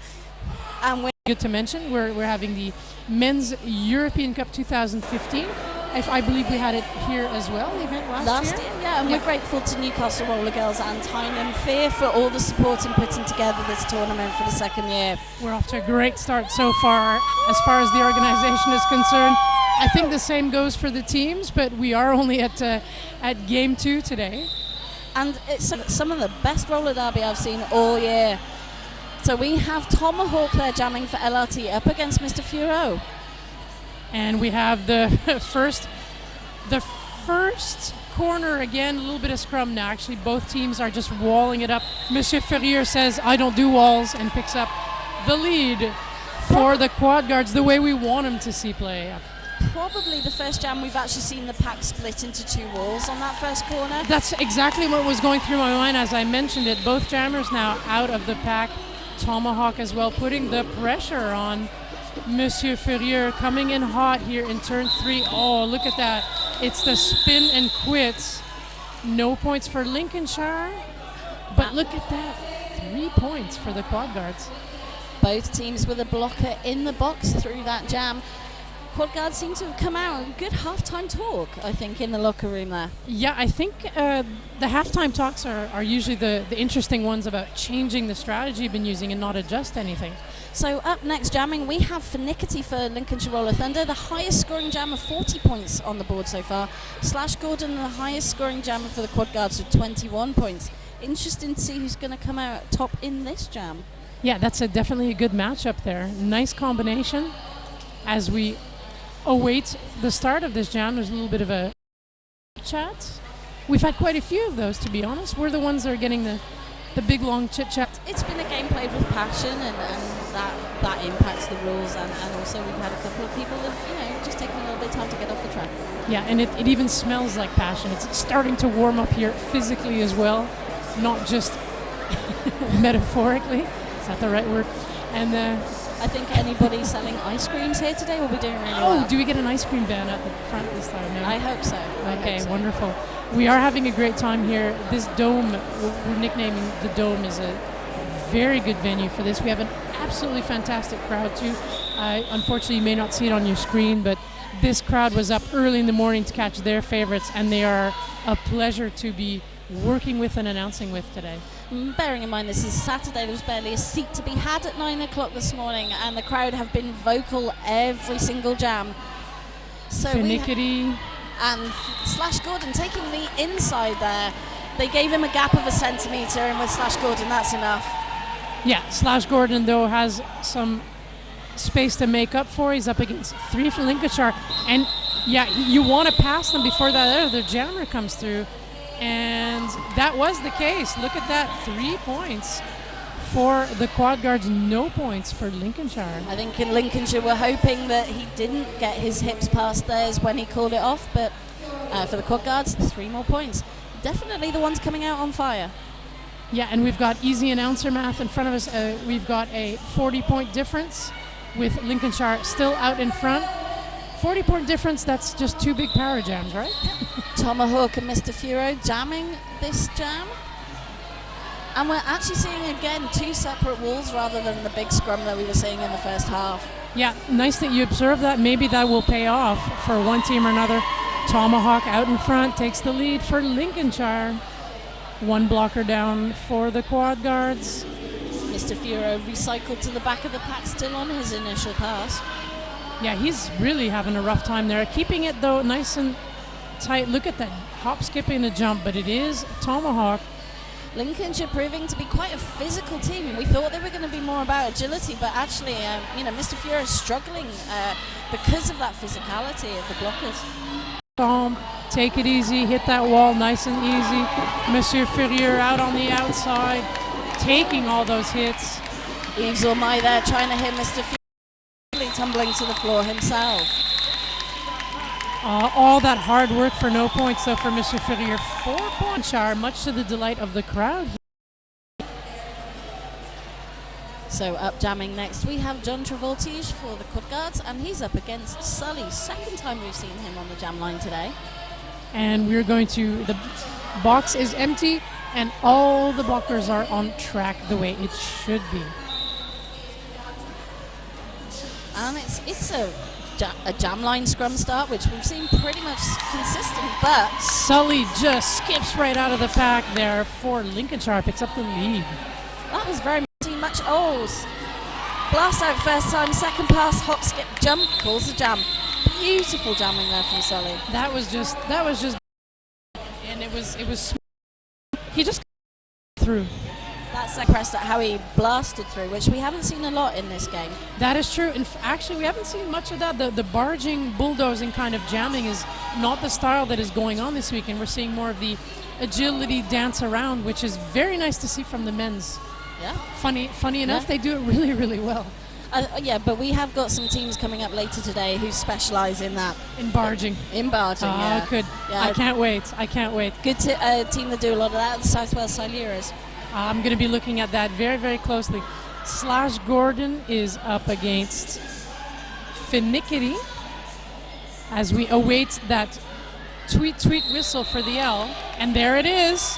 It is for the quad guards. Happy Slash Gordon there. But Finickety is out of the pack. But Slash Gordon has almost an entire lap, so he's going to try and score the points. But no, calls the jam. I was going to say, we noticed not just these split walls at the beginning, but this pack is getting a little bit faster. That down, we saw Giggity as pivot going, slow it down, but that's not happening. No. I mean, the pack refs have had quite an easy job so far. It's normally only half a lap, really, in each jam, but we're starting to see more and more of the pack coming towards us sat here. Yeah, we're getting all the action trackside. That's part of the perks here of being announcing. We've got Giggity, speaking of which, back on track as a jammer, and he's up against John Travoltige. Giggity there, not exploiting a gap and getting through for lead jammer. He's got half a lap on John Travoltige. Oh, he's owning the track for now, that's for sure. Look at that on the outside. Takes a hit by Angry Bear of the quad guards, calls that off. That was a great hit by Angry Bear there, forcing him to call off the jam, and it was just perfectly timed, using physics to his advantage. Yeah, and I thought he deserved a mention for that, and it's very important. Blockers, I'm a big fan of blockers. I realize jammers are the ones that we watch, but you can't jam without your blockers. Let's remind you of that. I'm a big fan. Big fan of points, big fan of hits too. We haven't seen huge hits, but very efficient hits so far. And to be honest, that's what you expect from both of these teams. So we have Tomahawk there jamming for LRT, and he's up against Mr. Furo, acting as a bit of a blocker in these first few seconds of this jam. Yeah, that he's just stuck in traffic basically. Lincolnshire's wall there with Yves Orme and friends there keeping it together. Look at that first corner. We already have a lot of penalties, including miss to the box. A penalty, and that was because he was a blocker while they're been to play a block penalty. That is weird. Well, that was not good for him though, but it is putting away those blockers as well. Does the rounds and picks up another 5 there for the men in purple. LRT there trying to block Jean-Luc Grostard. Trying to go to him, sorry, not block him. Yeah. Oh, that's even better. If it works, it's even better. Tomahawk. Oh, what a spill there on the inside. Thought he was out, but last second hit from Braveheart there. Track good radar there, and get not lead. The lead is for Tomahawk. Who calls that off?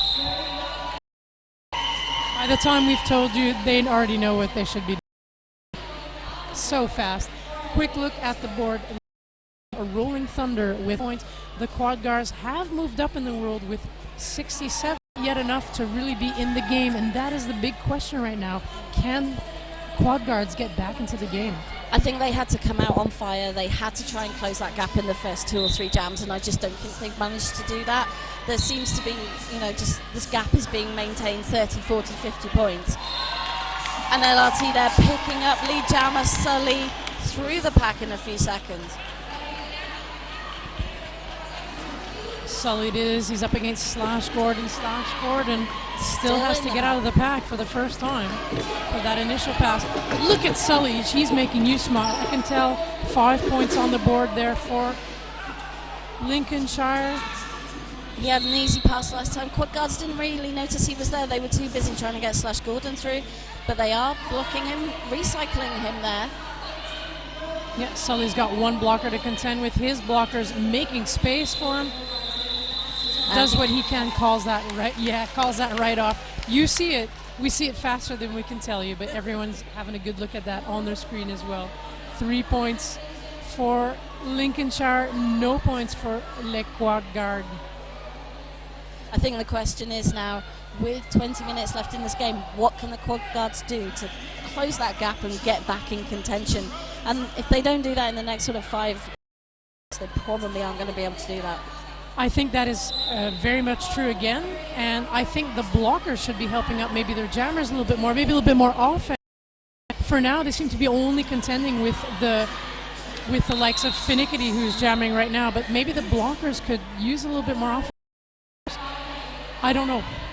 We were 101, but Jean Quad Guards is Travolti, what he's doing off. There's a lot of whistling going on there. We've got to take care of big hits. So we're just checking that he's okay at the moment. So while we're doing that, it's also worth noting we'll be selecting an all-star team, and we'll have a most valuable player, blocker and jammer from all of the teams playing in this tournament. And Queens of the Sin Bin are sponsoring shirts that will be for those MVP players that will show off the fact that they were the best of the best. And they're from your neck of the woods, if I'm not mistaken. They're from Wales.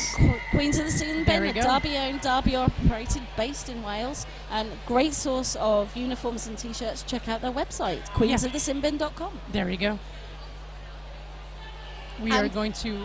And also, don't forget, if you are enjoying the game, tell us what you're doing. It's hashtag MEC2015 or tweet us at Men's Euro Cup. Yeah, and we may tweet you back, but we'd definitely listen to the good things that you have to tell us, if you have good things to tell us. And shout outs for the skaters or for the teams or for other teams or for the refs or the NSOs or the very fabulous announcers. The ref and the NSOs always like that. Announcers. As long as it's interactive, we're all happy to be here. We've got a huge amount of staff manning and womaning and personing this tournament. You may not see it all from your screen, but and tell us who your favourites are. I mean, one of the great things about watching at home is that you can really feel part of the action by getting involved and talking to us. And you know, I've been at home. I watched MEC at home, MEC at home last year, and tried to tweet in because you feel part of it. Well, I enjoyed that. Personally, I enjoyed that very much at the Men's European World Cup we had in Birmingham, March 2014. We had all kinds of people tweeting in and telling us stuff, and it was very useful. If we can use it, we'll also use it as well. Our down skater is now up. Yeah, glad to see that Finickety is okay. Yeah, that's been a lot of work, a little bit of work there for the medics, but everyone is fine so far. Very important. Knock on wood here.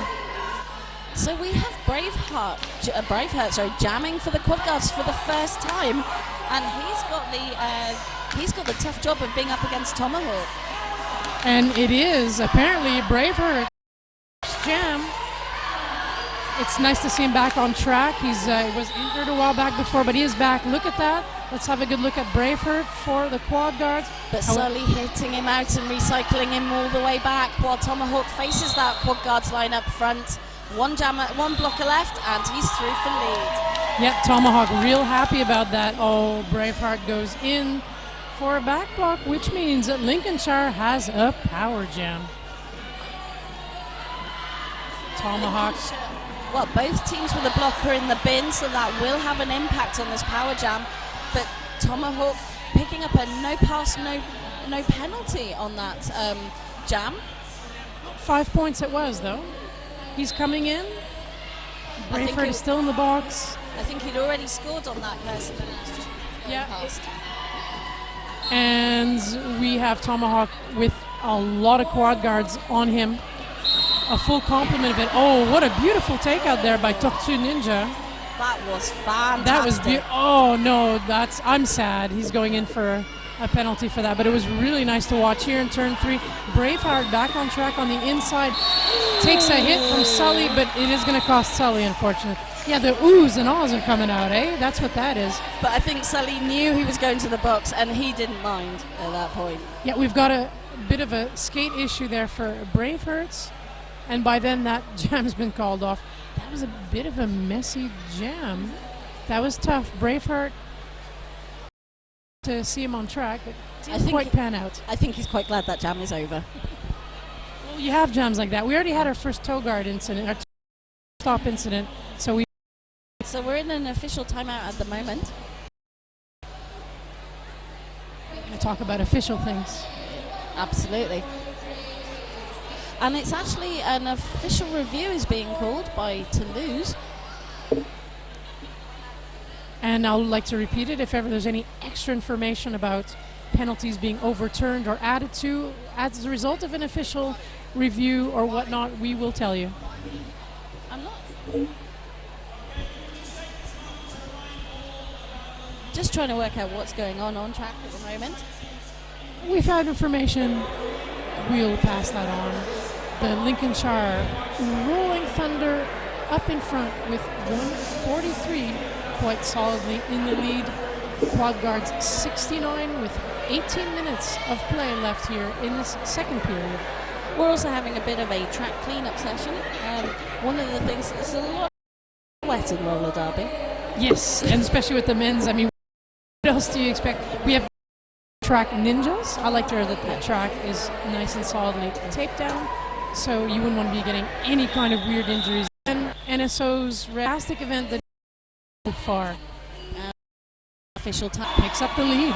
But Benno is out of the down Miss Chine, yeah. So gets the best of that encounter. You know, look at that. It cost Benno again. He got to go to the penalty box for a forearms. Furieux knew exactly what he was doing when he did that. That was planned all along. Monsieur Furieux is speeding up that pack, finally decides to attack. The purple wall gets a little bit of recycling there. But he is alone on track. That can be very risky to go jam on jam spot on there, and it's really some nice. But that was getting through, having a really tough time. Giggity and friends, they're backing him up as far as they can go, as one extra blocker from the Quad Guards goes to the box. I think that Yves Ormai, not one of the showiest players, but he is one of my blockers in the game because he's always where he needs to be, keeping everybody in play and getting those last final hits. But it is Toots there trying to hit out Mr. Furo, failing, and that is 5 points for the Quad Guards. Yeah, the Jean-Luc Grodard went to for a misconduct as a blocker, which was not a good one. We're going in now, one more with a blocker with a multiplayer. There's a whole lot of penalties going on. I'm trying to keep it straight. Sully going to the box too as well, but let's have a good look. Giggity there, that star pass. Trying to keep it in line, 4 apiece. Look at that, both jammers. Mr. Furo was definitely eyeing up Giggity then. And Giggity there forcing Mr. Furo to the outside and forcing him to call off the jam. Smart star pass move there by LRT. That was when I saw Giggity with the star on his helmet. It made quite a bit of difference, but that was a lot of action in the penalty box where my attention was grabbed. Look at that. We're going to start with, I believe, 3 Lincolnshire players in the box and 1 or 2 from guards as Dard gets number 6 seat again. And it's timeout, so I think that is quite true, and both teams have now found their rhythm, but the rhythm is that Lincolnshire is very much up in front with 149.78 there, Quad Guards. And Quad Guards, I don't think they've had, I've seen them play better, as the only thing I can say. And they seem to, all their jammers are getting stuck in traffic behind, who are doing a great job of blocking. But they look like they're a bit, they're tired, they're taking shots at it, they're trying again, but I'm missing some oomph, but it's very hard to tell from my vantage point. I think that LRT, their jammers have been probably about as agile and as quick as the quad guards, but I think the difference has been the walling from LRT. I think that's where my vote is going. The walling, the keeping it together, the not spread out pack, that's actually been making quite a difference. I believe we have Gazabite, number 8 bits. Gazabite it is. First time? Yeah, it's my turn. Right. Gagabit it is, yes. And slash Gordon. And then during this against one from LRT, the pivot looks poised to try and open a channel for Gazabite. Yeah, it's a bit of a different strategy as a blocker when you're not very many. With a one man on track, oh, look at Slash Gordon takes it for the lead for the quad guards. But the interest is going to be looking at that pack as it gets back together. Hitting out the corner. Pivot with Gazabite. Oh, Sully gets a great, a little bit irritated by that, calls that off as he skates through the infield. The shortest route to go to his bench. Points in that jam too, important points. Yep, and they were quite happy. Their blockers there, the job they did. 2 points though for the quad guards and scoring pack for Lincolnshire. So, whole half of a half to go. Tomahawk it is. Rally for the lead. He's getting sent to the box for a cut track there. And Tomahawk calls the jam. I don't think he knew that John Travoltige had gone to the box there. I'm either way. It doesn't matter because they're still going to start on a power jam, and for all I know, they could even have the tactic where they'll start with the 2 next for a power jam. So it's not a bad thing. I was just surprised. Yeah, Finneckety has the line to start off. Oh, that was an interesting pivot. What happened was that the lineup threw the panties on the floor. Yeah, and was not allowed to put it back on. Was gesticulating, but it makes no difference. Finneckety coming in hot with 1, 2 with Le Roti. Stretch it up. Definitely an interesting jam so far. We've got John Travoltige.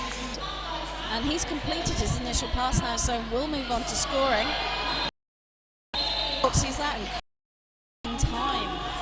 Yeah, Le Rotisseur saw his hit at the last time. He felt within the 4 whistles. Well done there. Correction, it was actually Finneckety jamming for LRT there. Who called the jam? Not Tomahawk. You'd think I'd remember that. Trying to keep it straight too as well. Good. Jamming. Pink only see his shorts from my angle. Inside, oh, though. But that was gonna.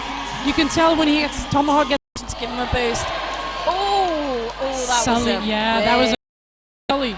Sully took given 4 back.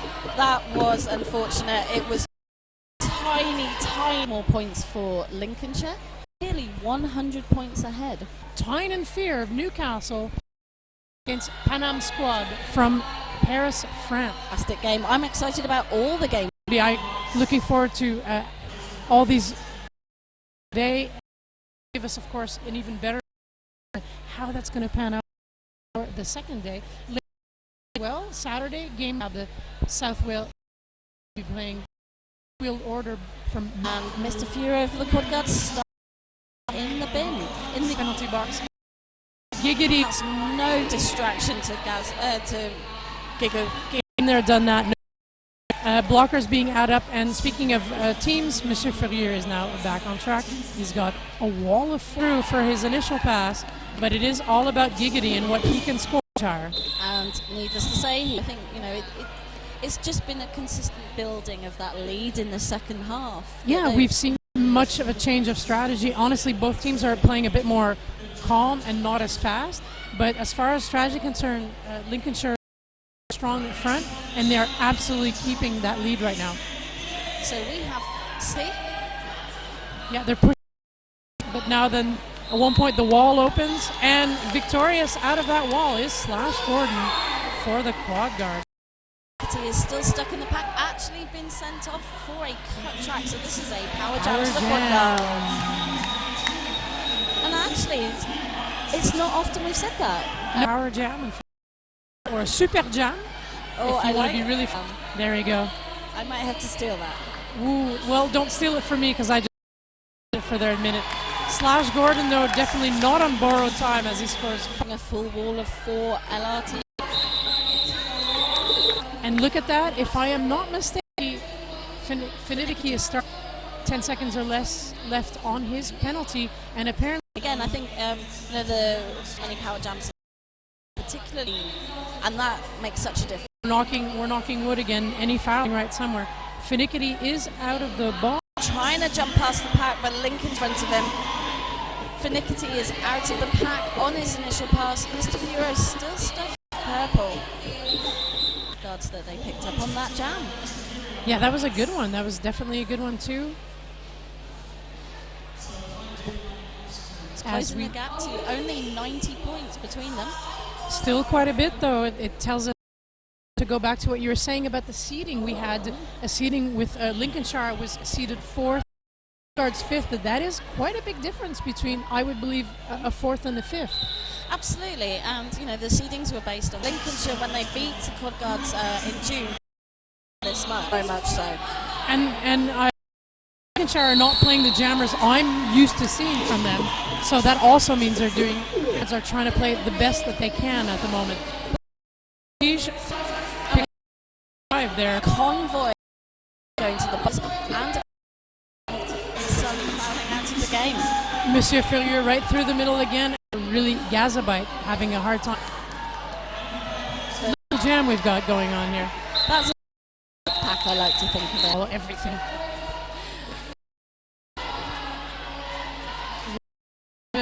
Are nicely enough to open 1.5 minutes. Picking points in that. That must feel really. And now he's up against Tomahawk as we look for the big L corner, which the give us in this jam. That one. Scrum pack that we stretched out a little bit. Hopefully he is okay. Open inside line, fantastic blockers. They normally leave a wide on the side. Slash Gordon has the lead as they're giving directions to their team. That was there. So I'm telling you, there's weird little moments going on. I think Slash Gordon was deciding, do I go for a hit? Do I just slow down the game? Pretty much, yeah. You know, eyeing up Tomahawk there and deciding, you know what, let's get on and try and score some points. That was very Le Coq Sportif, although I realize that's not one of the. It's a hen show, as we call it. 1 point there for the Quad Guards in that game, in that jam even. And we're having another matchup. We've 13-13 Finidiki up against Monsieur Furieux. I'm to go wild here. Monsieur furiously trying to get shape. Puss. Lincolnshire ready for Mr. Furo. Direction of gameplay penalty. Indeed. You saw your ref flag went up there and went, yeah. Mine did. My announcer flag went up. He that wasn't a good block there on. No. That was on Yves Ormay. But I think that whole jam was an example of why you should be doing your planks, because the core strength there from Mr. Furo meant that he could get through that big hit from Yves Ormay. He just sort of shrugged it off. But we've had an official review called by Lincolnshire. I think that was that Braveheart action. There's some frustration in there. There's no other word I could use for really clean. You will have that maybe a bit more with men's roller derby. It happens, but quite clean so far. What's really interesting? Yeah, that was a weird little jam. What's interesting with the score at 1-2-1 to the Quad Guards, 187 to LRT. Their last game in June ended 1-2-4 to the Quad Guards, 1-7-6 to LRT. That deja vu word is coming back again. Absolutely. There's a lot of. So these two teams, like you've said before, they do know each other. They've played against each other because the Quad Guards are very much not in the lead at the moment. Well, still, they would know what they would need to do. They know these players, but it's just not working out. No, and we've got to remember that at the first men's European roller derby championships 3 years ago, Quad Guards came second. You know, they were the second team in Europe at the time, and I think it's just shown how quickly the men's game has grown. And particularly in the UK, and I think British Champs is going to have a real role in that, enabling lots and lots and lots of play. Well, I can also tell you, I have the numbers here, but I'll back it up without numbers, that Panam Squad, although they were later on the scene, if I'm not mistaken, than the Quad Guards, We're going to see some serious action from them because they do have Team France players as well. And I believe, but I am not sure, that they play a little bit more often. That's something in roller derby we tend to forget. There are all kinds of rankings, but some teams play a lot and some teams play a lot less. And that's where you get your experience. I think those the teams that are progressing this year are the ones that have been playing and playing and playing and playing. And LRT, a really great example, that playing champs in the Premier tier has really made them up the game, and you can see their progress this year. You know, this is their third game against Quad Guards. As it stands, they're going to win by a bigger margin than they did a month ago.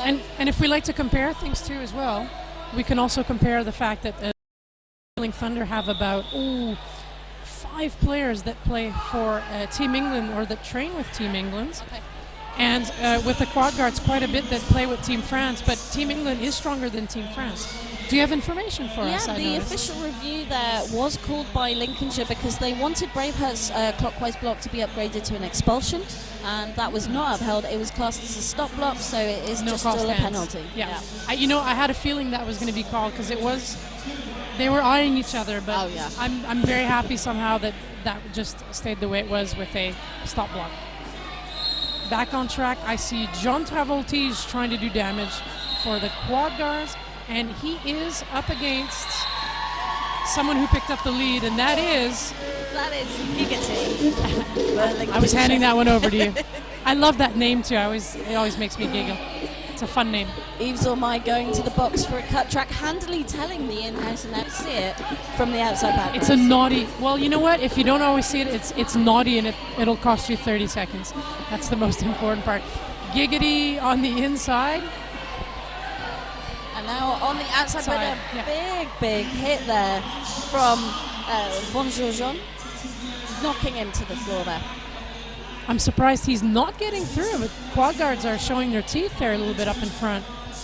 I think that they've definitely been staging a bit of a comeback. Unfortunately, it's probably about 10 minutes too late. Yeah. Unfortunately. I think you're right about that.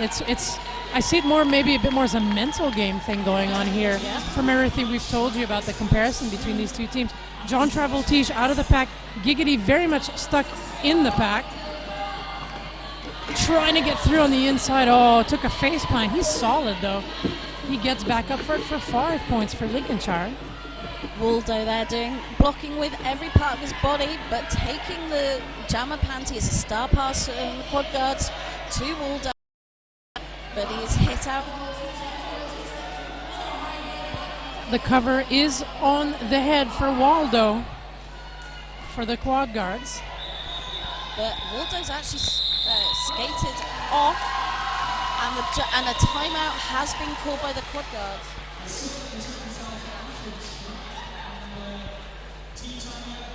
Team timeout it is, so we're going to have a little chit chat. Look at that, Lincolnshire Rolling Thunder rolling their way uphill fast. Hopefully they could even make it over the Quad Guards there calling the timeout because that will force an extra jam because the period clock has ended according to the scoreboard, so this will force an extra jam, so they want that extra chance. I'm pretty sure that's what it was, but I've been highly trained to not say, oh, there'll be another jam. I just wait till it happens. I realize that that's absolutely again the right answer. We believe there will be another jam. I believe you. How's that for actually that is the good turning an official review into a time chance for jam. The extra jam is on the cards. Clock though. Wow. But we'll see how this goes. Tomahawk it is up against Slash Gordon. 3 seconds. Look at that. It is. Scrum. Everybody giving every last bit in this last jam. Leave everything on the track, as they Look say. Look at how jammed up this is too. Oh, Tomahawk to the box there for a high block. Oh, that is not a good way to start off things. Slash Gordon still needs to get out of that pack to pick up the lead. He is facing a wall of purple up front. 3 blockers left in front of him, and they're really trying to form that sort of net around him. He's doing the push, which means push up front, keep going, stretch that out, Gazabite, last man standing. Oh, and he picks up the lead. Slash in this last jam.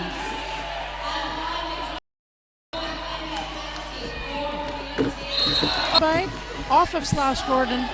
Slash Gordon just as Juster picks up a misconduct penalty in the pack. Yeah, that's no fun for anybody, but for now, of arms and elbows there, maybe something. Oh, an elbows it is. Tomahawk back on track up in front.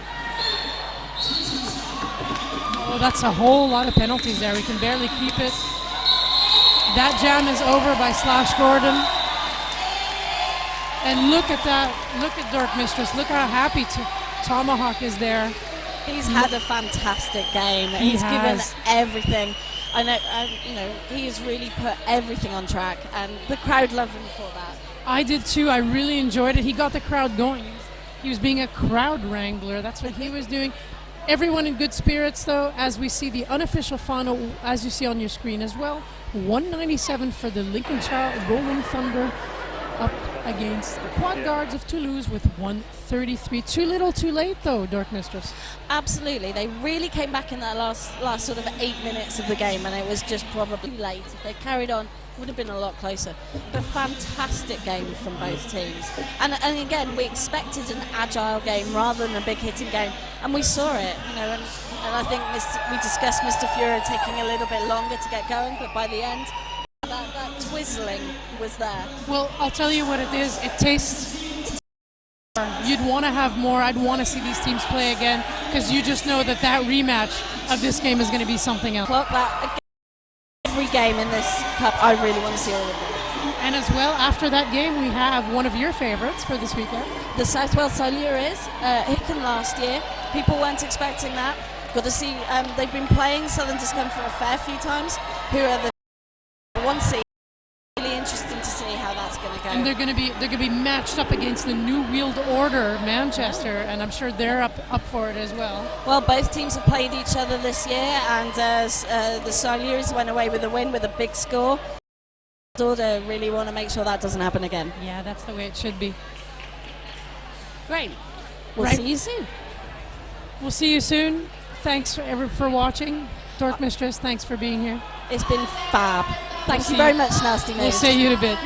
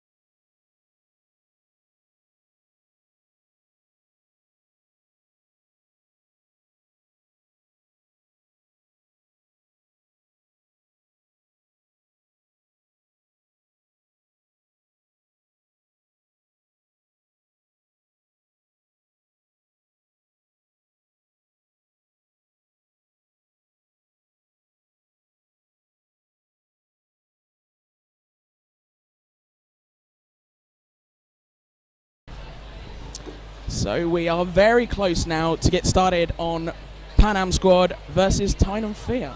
Quite looking forward to this. This should be a really interesting game here.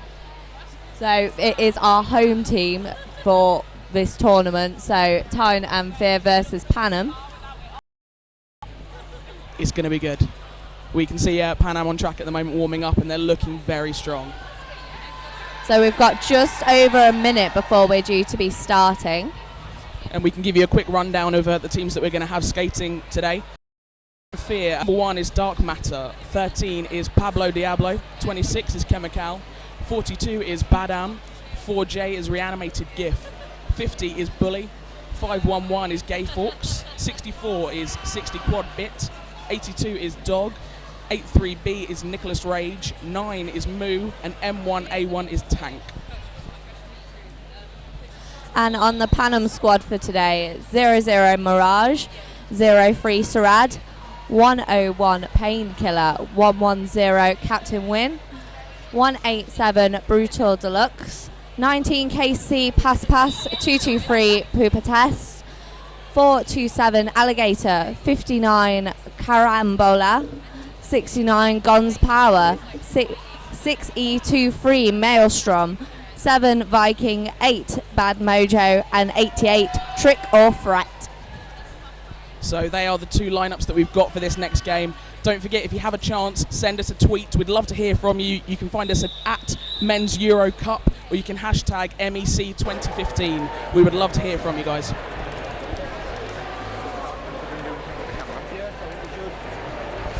So I can see some skaters are now on the track, so hopefully that means we are about to get this.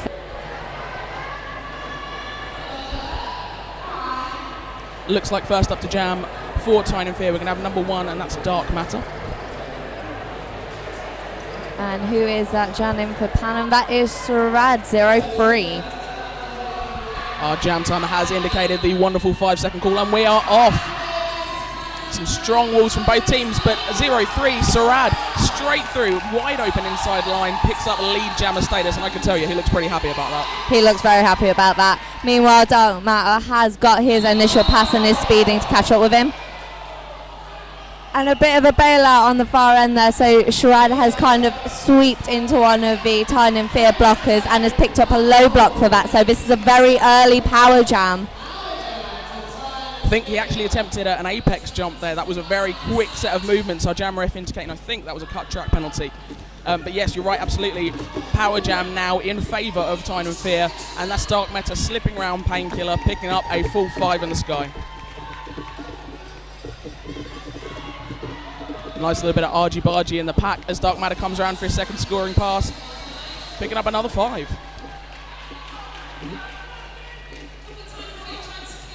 Tyne and Fear holding back here, trying to break up Panam's wall.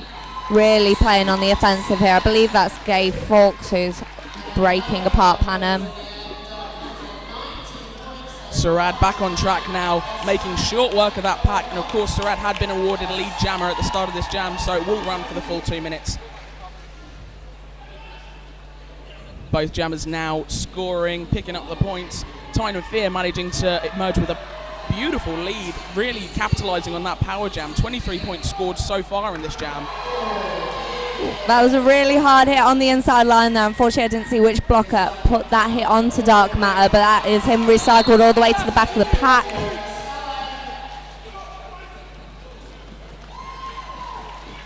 Nice work by the Tyne and Fear blockers there, causing confusion within that pack, meaning Dark Matter just slipped around the outside, absolutely unseen, to pick up another 5 points.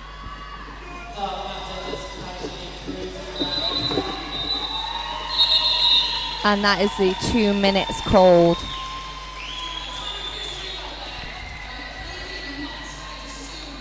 So really loads of points scored in that first jam. So 30 points for Tyne and Fear in just the first jam, with 12 to Panam. I think that's probably the highest scoring first jam we've seen so far today. That both the previous games have been quite slow to start with the points. Absolutely. So both jammers here really quick off the mark. And as this second jam gets going, we've got a pack advantage to Tyne and Fear. 1 Panam blocker in the box. Moo going to try and capitalise on that, but Pooper Test is hitting those blockers at the back hard. But it is Tyne and Fear who have picked up lead jammer on this one, and that is Moo making his way back round to the pack. Pupapas not yet being able to break free of that wall, nearly making it there on turn 2, but just clipped off on the outside and being reset back round. Looks like it's going to be back past the pivot line. But both jammers being recycled really far back, basically back to the jam starting point.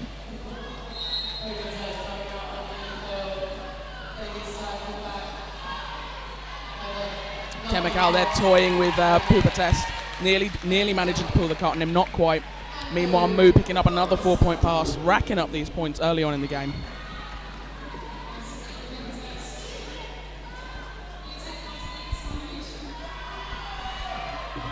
Pooper Test once again so close to making his initial pass, but taken off once again by Barnabash and set back.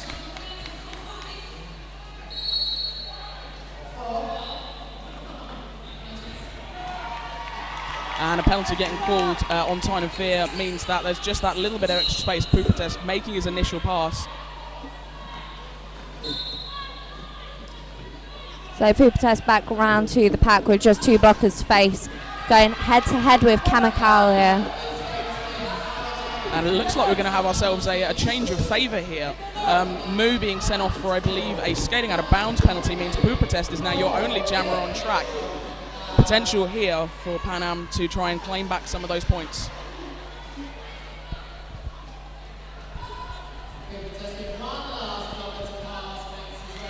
Pooper Test managing to emerge past that strong 2-wall of Barnabash and Chemical.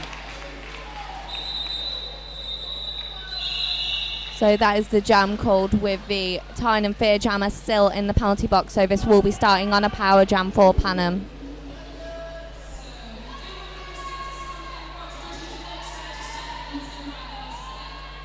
Looks like for this power jam start, Panam have chosen to put up Trick or Threat, number 88 to jam.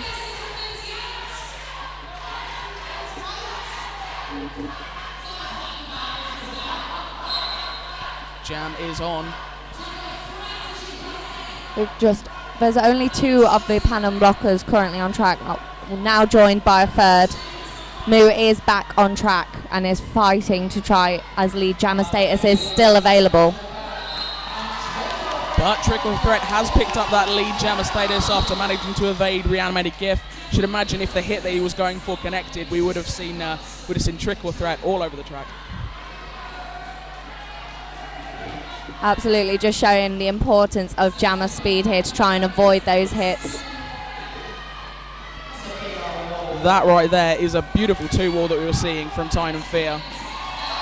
But Trick or Threat managing to shrug off hit after hit to pick up another 4 points for Panam. Meanwhile, we still don't have an initial pass for Moo from Tyne and Fear. He just keeps fighting through, but time and again he keeps being hit out on the outside line, being recycled all the way back by Panam. Attempting a pass on the inside there, but is stopped by Maelstrom. And again, as we see here on turn 3, Tank and Bully dominating this jammer.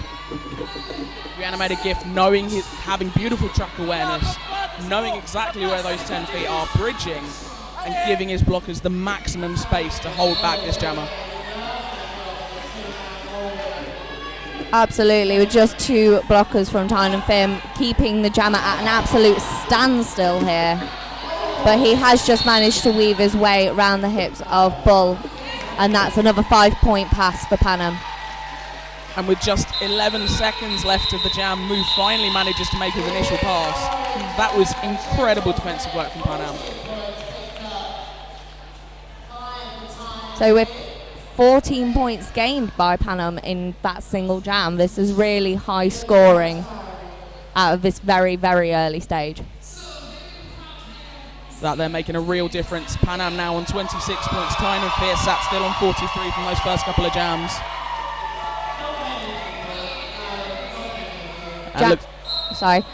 Jamming for Panam this time is Shrad.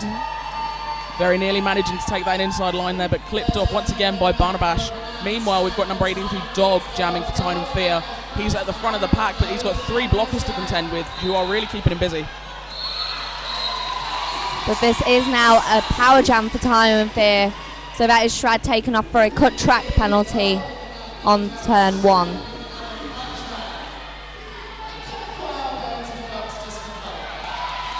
Dog suiciding his own blockers there, sweeping them into the opposition to make a wide open space on lanes 1 and 2 to pick up another 5 points.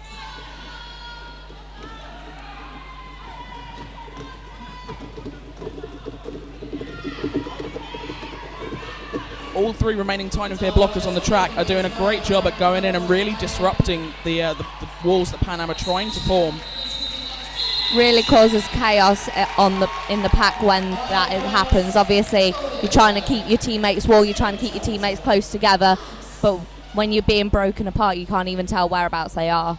Absolutely, and Dog doing a very strategical call off there, managing to freeze Sarad into the box, meaning this will be another power jam start for Tyne and Fear, and they've put up 60 quad bit to do the job.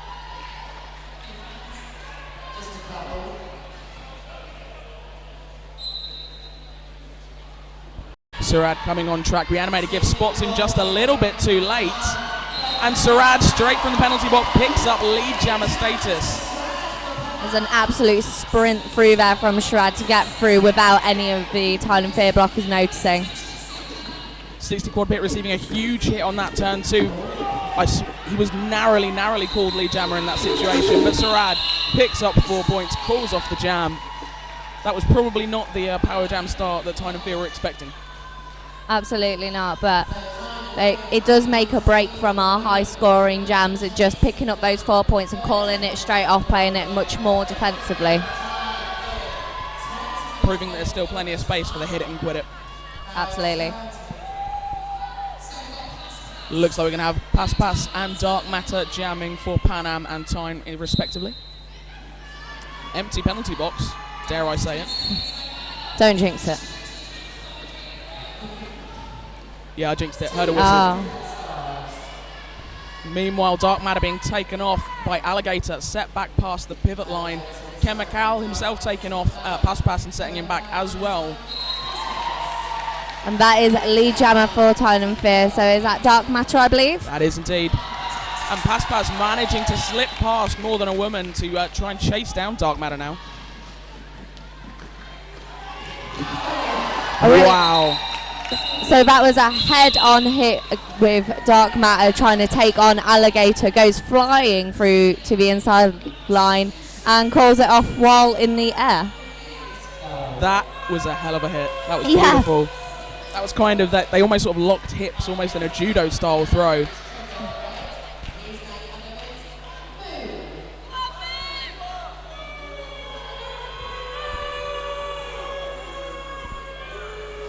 Just before the start of this next jam, we want to give a quick shout out to Roller Derby City, who are the sponsors for our NSO shirts. We really love that they're here and that they've done this for us. But meanwhile, Panam Squad picking up lead jammer status on this jam. And that's going to be number 88, Trick or Threat. Meanwhile, it is Moo who is jamming for Tyne and Fear, who has made his initial pass and is sprinting up after him.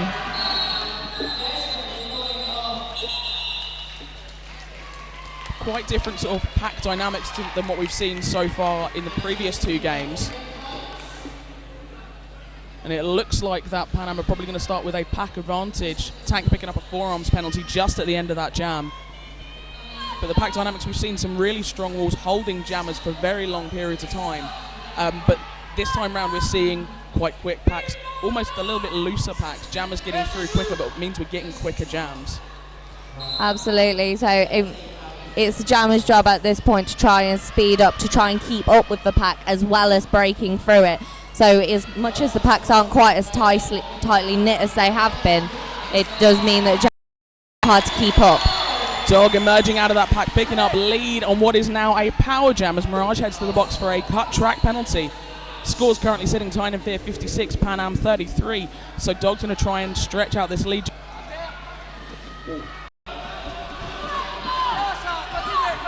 Captain Wine doing some nice pack controlling there.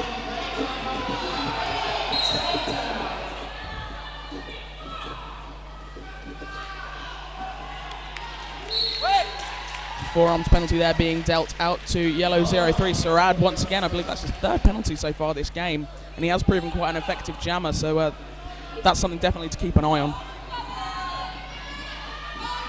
Absolutely, especially with the last game that we've just seen being very, very penalty heavy, and with a couple of foul outs, I believe. Yeah. Meanwhile, Mirage back on track, managing to make his way through that pack with relative ease. I say relative ease, you know what I mean. Yeah. Making it look easy. Yeah. Maybe is more correct term. Just the way these guys know how. Yep. Going to start this one pack advantage to Tyne and Fear. Sarad still in the box for Panam. And that looks like we're going to have 60 quad bit for Tyne and Fear jamming and pass for Panam.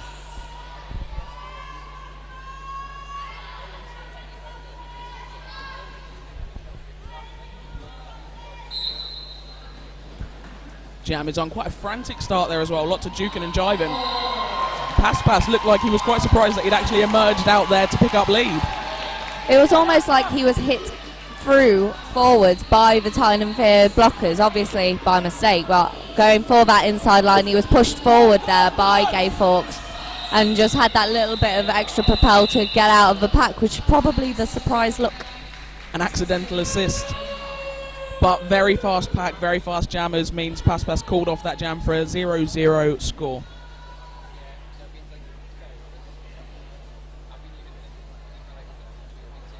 I want to give a quick shout out as well to Fifth Blocker Skates. They're our track sponsor for this weekend. So the lovely track that you see our gentlemen skating on, that one's sponsored right there by Fifth Blocker Skates. So it is Trick or Threat who is jamming for Panam this time round. And it is Dark Matter jamming against him for Tyne and Fear.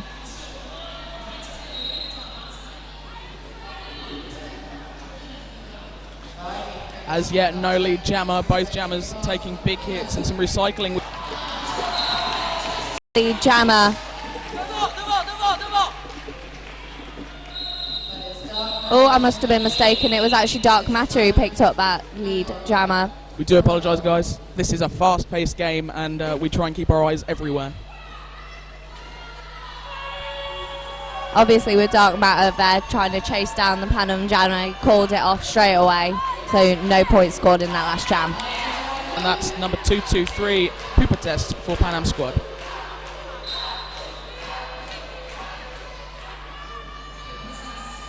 Pooper Test really getting in the thick of that wall there. It was quite a nice tight wall, bull and reanimated GIF and tank, really solid wall.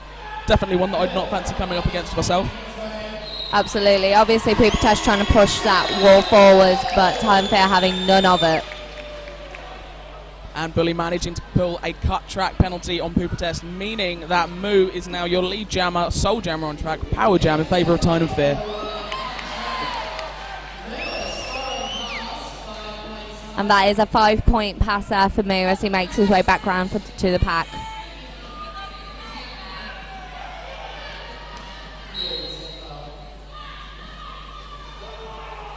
Penalties flying thick and fast. Moo picking up a forearms penalty means we're going to have ourselves a jammer switcheroo.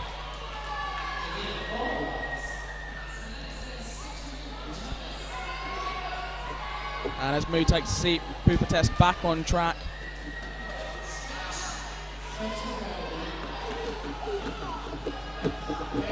Got some more of that hip blocking action right in front of us, Storm.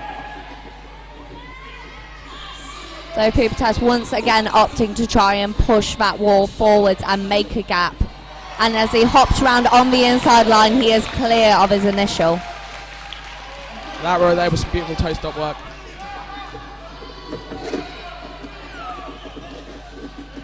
Gay Fawkes trying to put the brakes on Pooper Test. But jam reaches its natural conclusion. Pooper Test picking up 2. Moo back on track as well, picks up 2. 3, my mistake. And it looks like we're going to have ourselves a team timeout from Panam.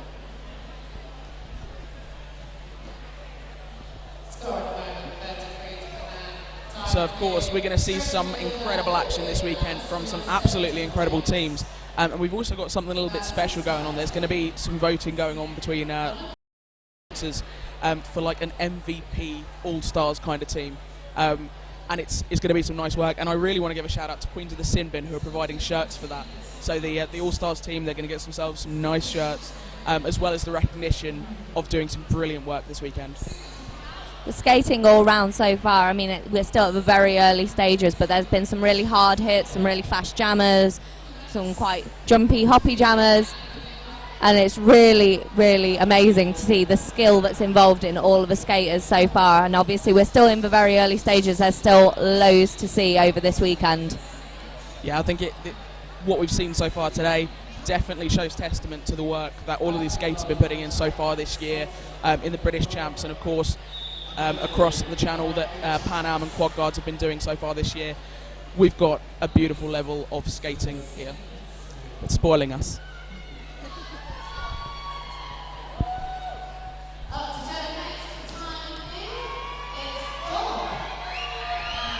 So the skaters are back on track as it appears to be the end of our timeout. And it looks like we've got Dog and Pass on the jammer line.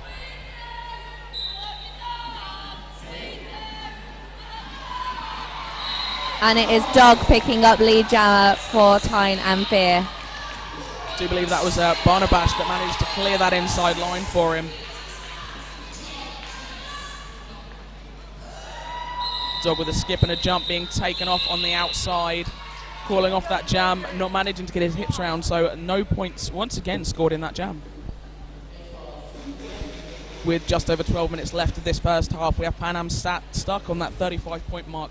Tyne and Fear stretching out for 78 points.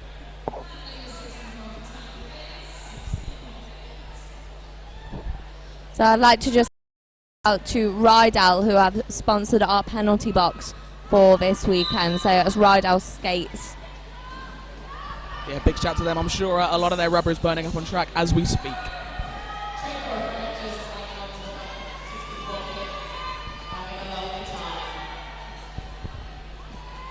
So it is Trick or Threat jamming for Panam at the moment, and number 64 up against him. Just trying to see the skater name on that. 60 quad bit there, I do believe. 60 quad bit, that is correct.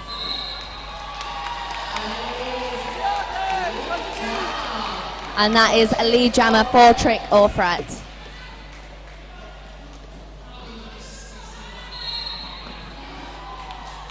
.60 quad bit hat out on the inside line there. He's working his way back round to the back of the pack. Really hard hit on the inside line there to Trick or Threat, taking him off his feet, but he is straight back up and fighting that wall. Narrowly avoiding the hips of Tank and gets his 5-point pass. I think Trick or Threat was very lucky that outplay call got called there. Otherwise, I think Tank was going to sweep him right into the spectators we've got just to this side. That was going to be a big hit. And looks like we've now got ourselves a power jam. 60 quad bit being sent to the penalty box for a back block. With our star pass, we've now got Maelstrom jamming, and this possibly an opportunity for Panam to try and close that gap. And with a turn, a skip and a jump on the inside line, that is Maelstrom out with his 5-point pass. Panam doing some nice front-facing goating, so to speak, holding Tank towards the front of the pack, trying to make things just that little bit easier. And we're going to have ourselves another jammer switcheroo as 60 quad bit returns to the track from his penalty. Maelstrom sent to the box for a cut track of his own. And that right there was a pretty tasty apex jump from 60 quad bit. Well, I do love an apex jump. Quite fond myself. We have had our first tweet come through today. It's from Captain Malice. I've got to say, I'm sad he's not here. Big shout out to Malice. But he's saying, I thought Tyne and Fear would have the advantage, but Brutal, Pass, and Painkiller are great equalisers for Panam, and he's not wrong. All these blockers are doing superb work.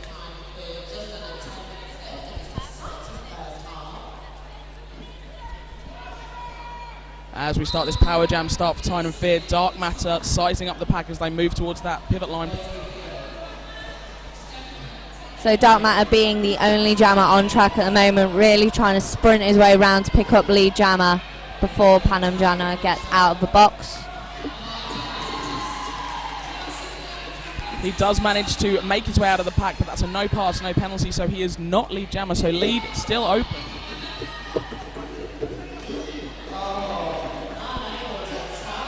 He's round for a scoring pass.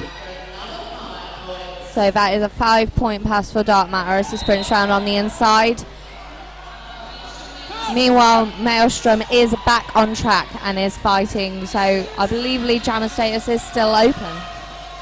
No, I do believe Maelstrom managed to pick up lead jammer. He was clipped off on the outside, set back at jam. Very clever move at that point, especially with Dark Matter very quickly approaching that pack.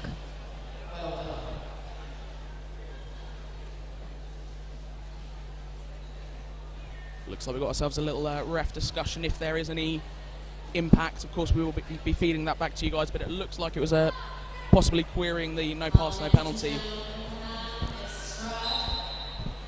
Back on with the action. That's Moo stepping his way through his Tyne and Fear wall. Sarad throwing some big hits to those blockers.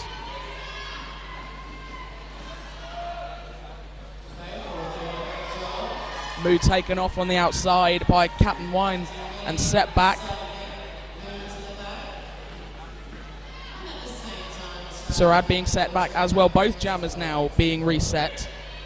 Nearly got ourselves a negative pack pace.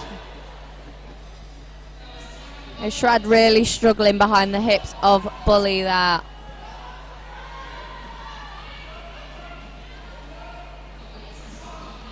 Over 40 seconds into this jam and we're yet to have a lead jammer indicated.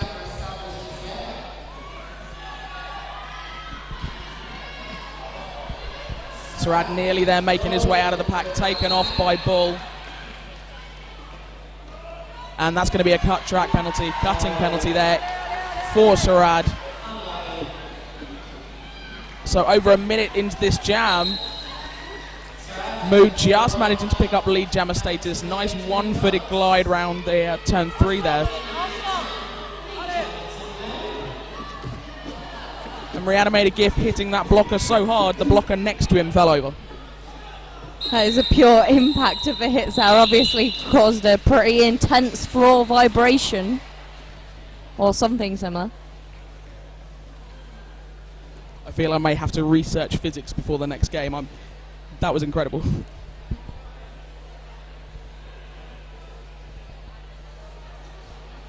So this is another jam that we've got starting on a power jam, making the most of that for Tyne and Fear. It is Dog.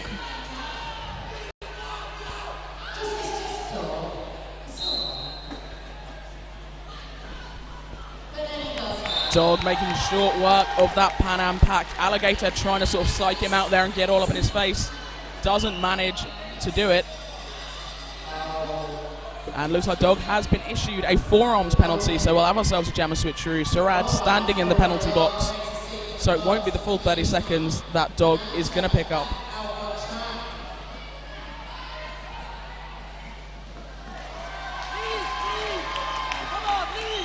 No lead jammer status for Sarad, so this will be a full 2-minute jam. Now onto his scoring pass with an assist from his team. That was beautifully low there from Sarad. I'm pretty sure he actually ducked his way underneath Chemical's kilt to get round on the outside.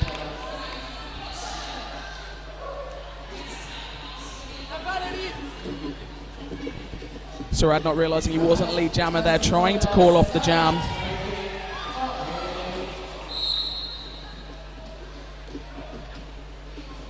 And Dog receiving a low block there. Alligator sent to the box, so we've got pack advantage to Tyne and Fear at the moment. 4 blockers plays 2 with a Pooper Test in the box as well. The Dog really hopping his way around those Panam blockers there to pick up 4 more points for Tyne and Fear. Pooper Test back on track, trying to break up that wall for Sarad. But Chemical managing to take him off on the outside.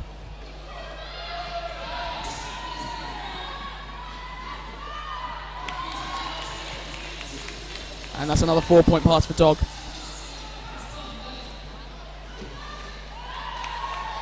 And we have a jump round on the inside. Shrad takes his jammer star off for a star pass, but jumps round and puts it back on.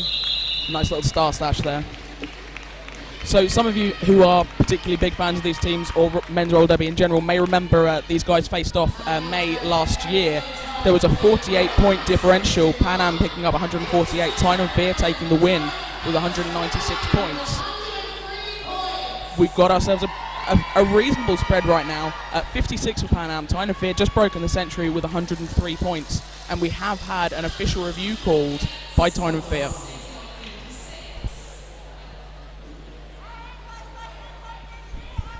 First game we had today between Barrow and Southern Discomfort, no official reviews. I believe we had 3 in the last game. That is true. I believe official reviews were used as I want a timeout, please let me have a minute. Please, just a moment. So yeah, we're getting a nice shot of the crowd. We've got a brilliant crowd here today. We are sorry that you can't be with us at home, but we're glad that you can be with us through the wonders of the internet. You're with us in spirit. And possibly spirits if that's your thing at home. Not much fun for the roller derby drinking game. Not that we encourage any kind of drinking, but obviously it's the league change drinking game, and we've had very few of those so far today. I didn't know of this drinking game. I'm being educated today. So as I understand it, the roller derby drinking game, if you have a lead change, you take a shot. Oh, okay. I'm sure there is more involved rules. I'm getting a nod from our director here, Holly Sheet. If you want to fill us in with those rules, feel free to drop us a tweet, and if deemed appropriate, hashtag drink responsibly, of course. If we deem them appropriate, we'll let you know. Or it could always be shots of energy drink, guys. Of course. Of course. Water, keep hydrated, it is a warm weekend. It is. Drink responsibly, guys.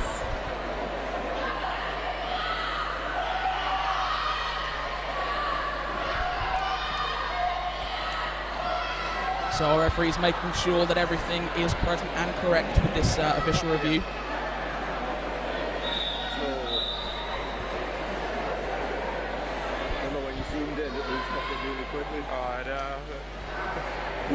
We're just trying to eavesdrop here to find out what happened.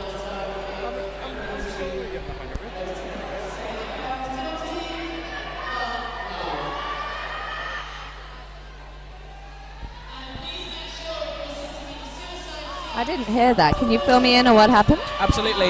Tyne and Fear were querying a skating out of bounds penalty that was not issued on Panam's jammer in that previous jam. It is deemed that there was no penalty, so the call will stand and we will proceed as normal with the game. So back to the game, it is Pass who is jamming for Panam up against 64-bits. Pass, one blocker remaining, and he does manage to finally shrug him off. Kudos though to Nicholas Rage for holding him back until the very last second. And with a beautiful jump round by Pass, that is a 5-point pass for Panam. Was that a transitional apex jump? I think it was. I don't know what it was, but it was beautiful. We're going to make that a thing right here, people. Hashtag transitional apex. And that right there is another 5-point natural grand slam to Pass. Meanwhile, 60 quad bit being taken off and recycled back again to turn 2. Nicholas Rage again trying to hold back Pass, but him just sweeping past with another 5 points for Panam. It's very quickly becoming a really high-scoring jam. What a difference a jam makes, ladies and gentlemen. Panam 71, Tyne and Fear 103. 2 minutes and change left of this first half. Things just got interesting. Oh my goodness. Mirage and Dark Matter up to jam on this next jam. I feel I should point out from our resident continental announcer, I got given the information that pass is a French word that basically means like to be tricked or something like that. So it's kind of like a Duke in trickaroo sort of thing. So that's why Pass has his name. Possibly why he achieved so much success in the last jam. Meanwhile, back with this jam, we do have a Tyne and Fear lead jammer status. That's an apex jump. That was a beautiful apex jump. Thank you, sir. I will have another one of those, Dark Matter.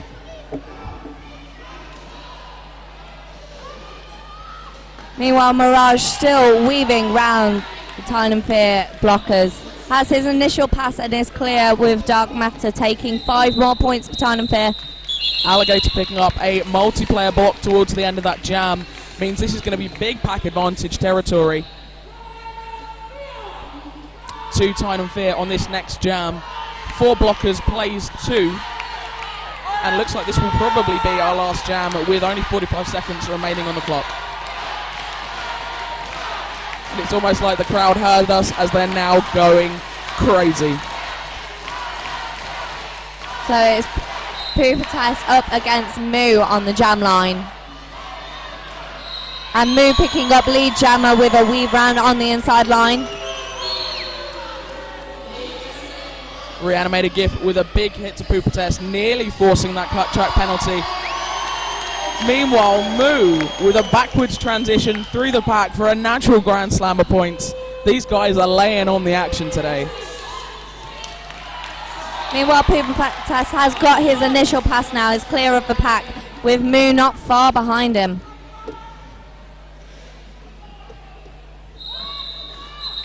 Pupitas making his way to the back of the pack. Moo calling off that jam for a nil score for Panam, in that last jam. And looks like we are making our way into half-time right now. So score sitting at the end of that first half, 71 Panam, 112 I believe that was. 122. 22, your eyes are better than mine. Can just about see the board past the people. That was a brilliantly fast-paced first half. Some real beautiful hits and some very nice action from jammers and blockers alike. Some really skilled skating as well, not just with the hard hits, of course. There's the transitional apex jump. Hashtag transitional apex jump. Which was beautiful. A lot of apex jumping, a lot of transitions to get around blockers. Some really, really beautiful skills, as well as the hits and as well as the speed and everything else. And folks, if you're enjoying this, there is so much more to come. We will see you back for this second half. I'm Snoogans. And I'm Stormageddon.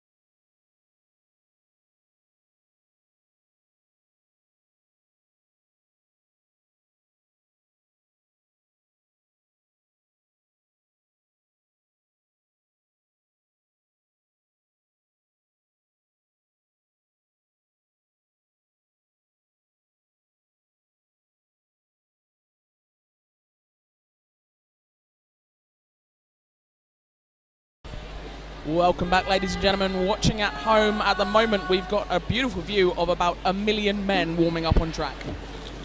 It must be my birthday. Brilliant. But yeah, so we've got New World Order and South Wales Silures warming up while Tyne and Fear and Panam keep themselves warm as we move. As we've got minutes, just minutes before this second half. I'm quite looking forward to seeing how this pans out. Absolutely. It's not that far in points difference at this point. Obviously, we're going back into the second half with 71 points to Panam and 122 to Tyne and Fear. That's definitely an achievable differential. Absolutely, and with the amount of power jams that we've seen today already and the short amount of games that we've had, it is definitely doable. Absolutely, Panam really putting on the pressure towards the end of that first half. And really just kind of exploding off the line repeatedly again and again, managing to pick up leads or force penalties on Tyne and Fear, and really starting to kind of pull together and dominate this game a little bit.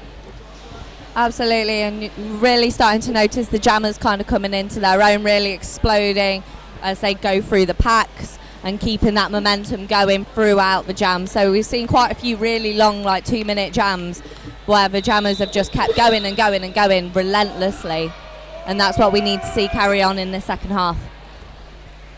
And more apex jumps, please. Lots more apex jumps. Lots more apex jumps.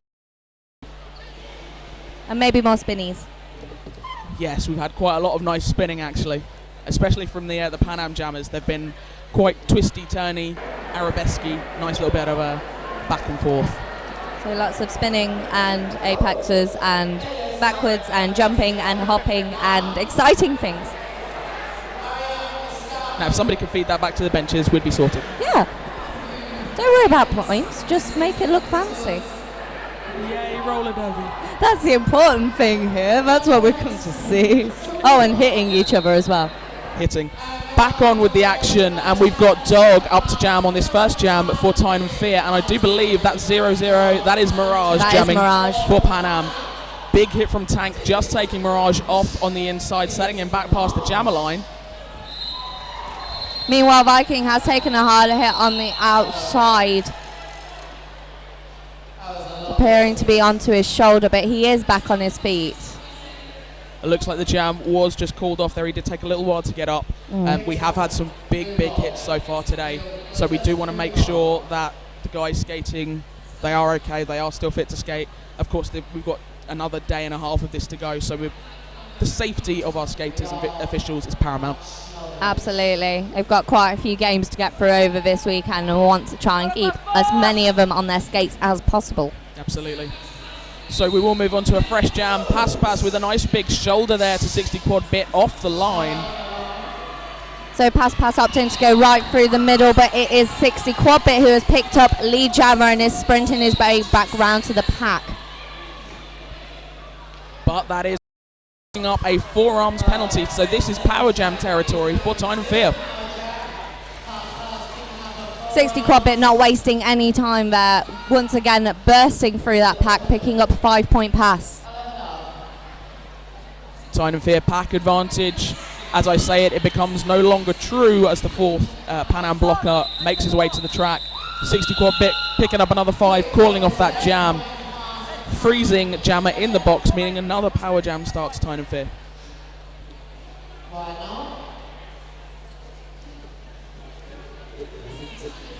And it does certainly look like they're lost my words there, do apologise.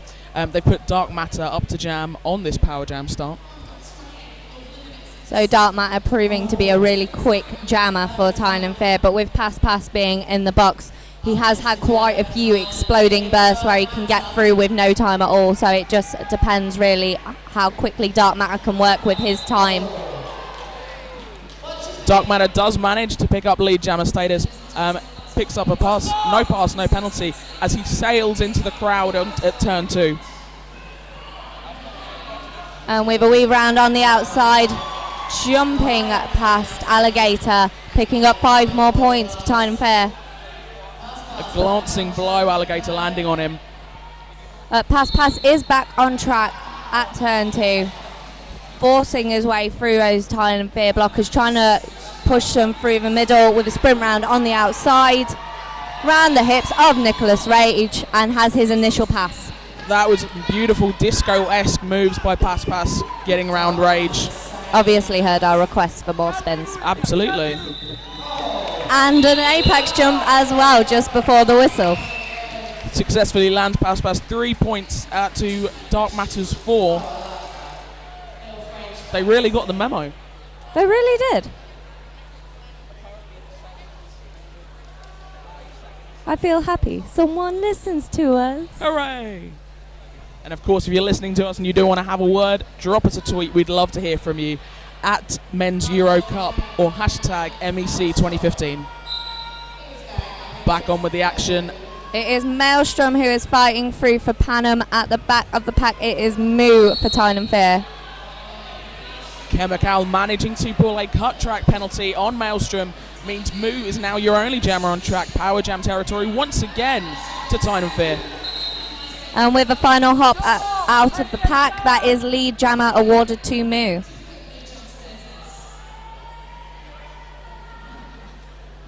Moo coming up to that pack. Beautiful sweep there by Barnabash, clearing the outside line.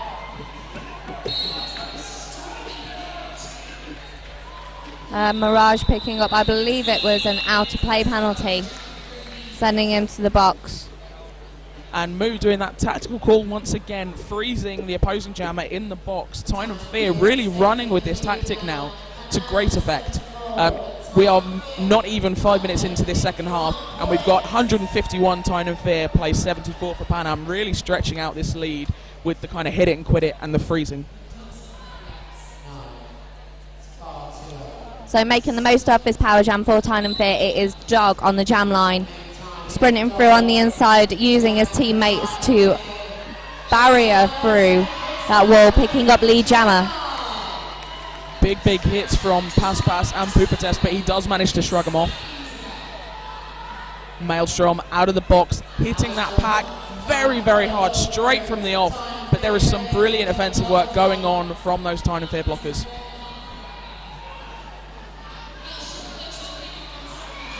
Moo going face to face with Pupatest, manages to weave round him.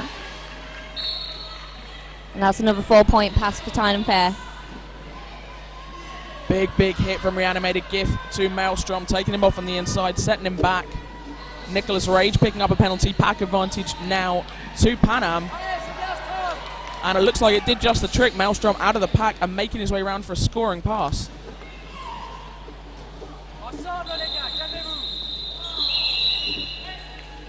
Dog managing to call that jam just seconds, literally seconds, before Maelstrom made his way to the back of the pack. Roller derby has made me realise that a second is quite a long time. Really is. Quite a lot can be done in a second. If you think you've got a reasonable knowledge and acceptance of the passage of time, come and play derby. I guarantee you it is not what you think it is. Nope, definitely not.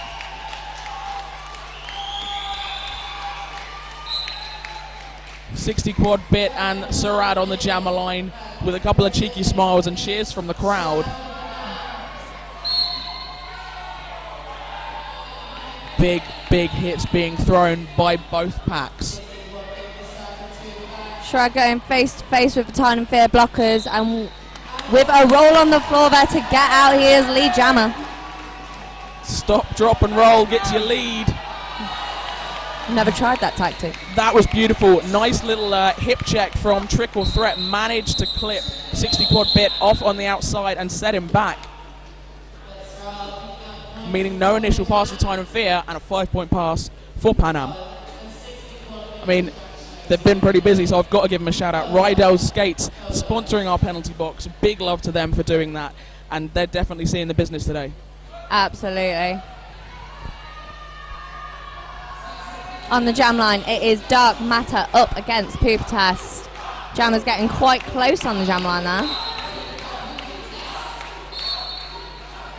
Pupatest taking Dark Matter out on the inside line, but he is straight back on. The Panam blockers getting all up in the grill of Dark Matter. Massive hit from Tank to a chest-to-chest hit to Pupatest. There is some incredibly fast movement going on.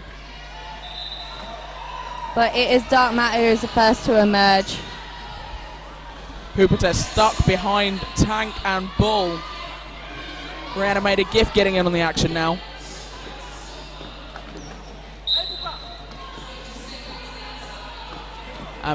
That is Pupates taken off for a forearms penalty there. So this is a power jam for Tyne and Fear. I'm wondering if, when they booked the venue, Tyne and Fear said, if we put down the deposit, can we also get a 12-pack of power jams? Any extra cost on those? Well, maybe they got a discount, like order in bulk or something. Get 10 power jams, get the second 2 free. Yeah, something like that. There's something going on because Tyne and Fear are racking up these power jams today, and it definitely shows in the scoreline. Meanwhile, Captain Ryan managing to take Dark Matter off on the outside, and he calls off the jam, but not quite before Pupates makes his way out of the box. So this is going to be a double jammer start. Double jammer.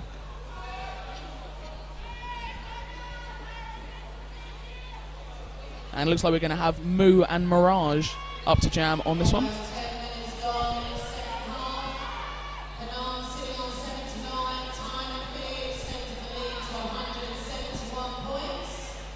Tyne and Fear really powering through in this first 10 minutes of the second half. Nearly 100-point lead now, 79 Panams, 171 Tyne and Fear. Tyne and Fear really bringing it back in the second half. You can see with the blockers really just being a solid wall, not breaking apart for a second. Chemical with a huge hit, taking Mirage off on the outside, and Chemical running back, forcing the cutting penalty, means this is another power jam for Tyne and Fear. A Moo with only 2 blockers to face, with 2 of the Panam blockers in the penalty box at the moment, and with an easy jump round on the outside. That's another 5-point pass for Tyne and Fear.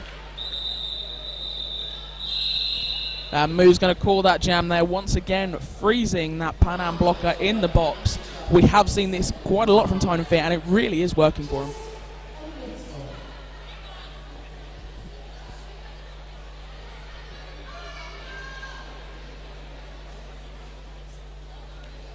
We've seen some of the tweets you've been sending in and some of the chats you've been giving us. We do apologise for mispronunciation. Pupates, we have been told, is the actual pronunciation, not Pupates. We do apologise, and we'll make sure we spread the word. Jam is on 2 Panam blockers for Dog to get past. One of them picking up a penalty means that he, just that little bit easier, he is your lead jammer now. Mirage slipping back on track. Lots of people slipping on track. They're getting sweaty, and as they fall, it's making that floor rather slick. Nice. And Mirage is clear for his initial pass with a final weave round on the outside line.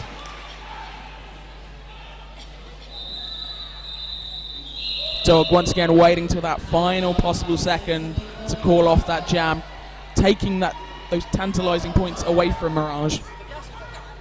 You could also kind of see him fighting the wall, and then he kind of turns around and sees Panam's jammer coming up and just goes, nope. Denied. Next jam up we have Surad and 60 Quad Bit. And of course they're lining up on that 5th blocker sponsored track.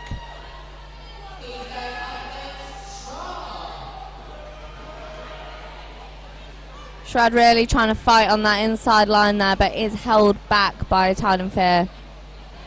Pupates with a nice big shoulder check, even applauded by 60 Quad Bit as he sets himself back. That's when you know you've done well, when the opposing team applauds how well you just did. I see that you knocked me off track, but it actually was pretty sweet, so I doff my helmet to you, sir. And Surad with a beautiful duck and dive around the body of Chemical to pick up a natural grand slam. 60 Quad Bit still battling against that Panam wall, and as I say, he battles against it, he manages to get out. But with a really hard hit on the outside, Shrad nearly going into the crowd there, calls off the jam from the air. And I think the noisiest crowds we've got in here today, he landed in front of it was Barrow. And as he stands up, he kind of gives the kind of up motion, and they go absolutely nuts.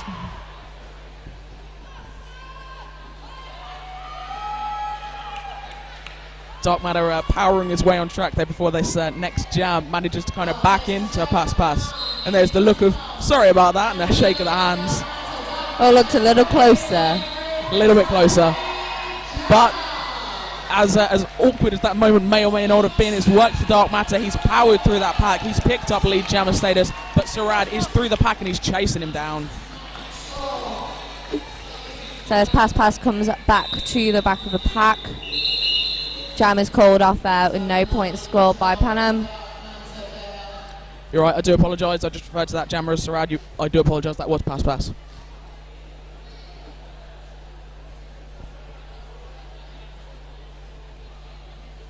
Now, folks, if you're watching this feed here and you're thinking that our NSOs look rather spiffing in their wear, their t-shirts have been provided by Roller Derby City. We love them. There's probably much of their merch being worn in here today. Drop them a line. I guarantee they can sort you out.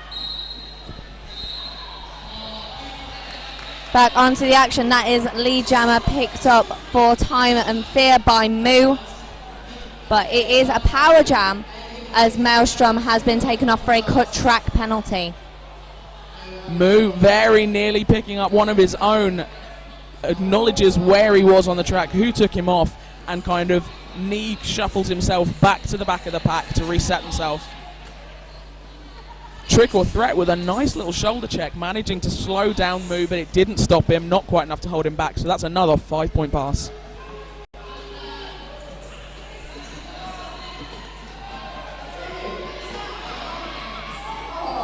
Huge body-to-body hit from Moo to Viking. Meanwhile, with Maelstrom making his way back round to the track. Tyne and Fear have spotted this and are bridging to bring him as far back as they possibly can. Hit out on the outside by Barnabash. Barnabash nicely bridging there to take back. Big sweaty hug on turn 4. Tyne and Fear managing to pick up 2 points at the end of that jam before it was called, and we're going to have ourselves a team timeout for Panam. 87 points for Panam. Tyne and Fear racing ahead now, 196 points, very close to that double century. And it looks like we've had ourselves another tweet. We've got it from something NRDA, the Men's Roller Derby Association. Looks like we've been given a shout. Of course, shout out also to Val Capone for the term. We've got a current broadcast crew, so broad in the sense of these crazy broads. Of course, you've got Stormageddon and myself on the feed, and in-house we've got Cadders and Mother Mercy. So yes, this is an all-female broadcast that you are seeing right here, right now. Just because the men are skating doesn't mean the ladies can't have some fun. Absolutely. Also, big shout out to a very female that we've got this weekend. It's brilliant to see. It's brilliant. So many more female referees are getting MRDA certificate. You know, I'm pretty proud of that. I'm very proud of that. I didn't even notice that until you pointed that out, but there are quite a lot of lady officials going on. It's because they're so professional. The men folk are as well, though. Absolutely. Normally I see a lot of men zebras. A dazzle. Back on with the action. We have number 03 Sarad jamming for Panam, and I believe that's number 82 Dog for Tyne and Fear. That is right. Just trying to push his way through the centre of that Panam wall. Nice little bit of argy-bargy going on. Penalties flying. Difficult to make out who's hitting who in the chaos, but I can see it is Panam who have picked up lead jammer. Dog not very far behind though, less than a lap behind.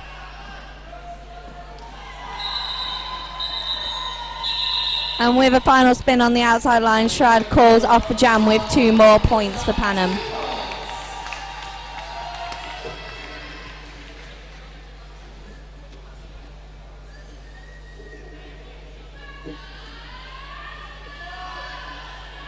And don't forget, folks, we will be having All-Star Team, our MVPs of the tournament. Those will be announced tomorrow. Maybe keep some notes yourself, see if what we're thinking of is what you're thinking of. And we've got those tops coming from Queen to the Sin Bin. I cannot wait to see those. Should be a really, really exciting stuff. I'm really interested to see who kind of comes out as the MVPs for each team. I mean, all the skaters pick out a particular skater. One of them, like, really working hard with some hard hitters. It looks like we are in an official review at the moment. That having been called by Tyne and Fear. Nope. Yes, by Tyne and Fear. My eyes are not deceiving me.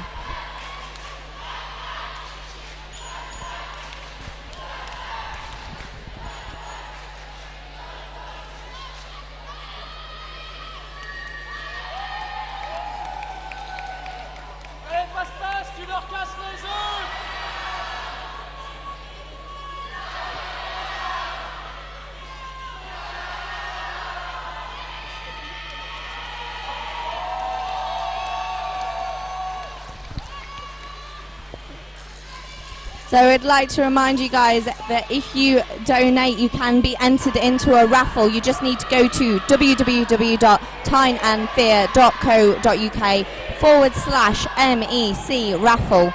You make a donation there so that everything we do today can be made possible, and then you will be entered into a raffle where you can win loads of really amazing cool stuff. It's pretty sweet. Definitely. And of course, for those of you that may not be watching this right now as we go live, but watching it on the Tyne and Fear YouTube page, the raffle will be drawn at the end of July. So even if you don't get to see it this weekend, if you're watching after the fact, for those of you in the future, there is to be added to this raffle and be in with a chance with some tasty, tasty prizes. As long as you future people are watching some point in July. Yes, yeah, of course. If you future people in August, I'm afraid you've lost out. But you're still getting to enjoy some rather tasty roller derby. Absolutely.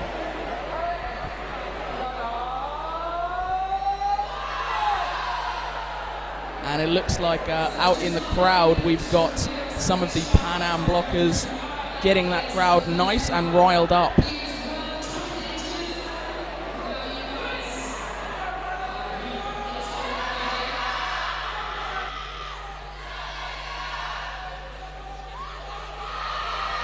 It's really good to see the amount of support that we've got in the crowd today from all the different teams, and support not only for the English teams but for French and any other countries that we've got here this weekend. It's a really nice international feel, and it's a very nice atmosphere as well. And the hometown supporters are trying to raise the proverbial roof on the dome here. We seem to have a bit of a shout-off in the crowd going on.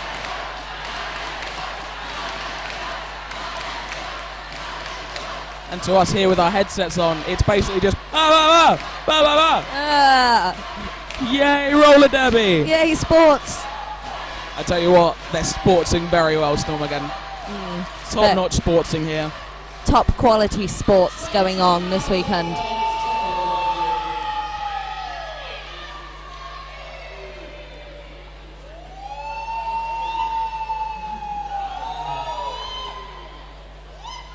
There's an almost siren-like cheer making its rounds of the venue.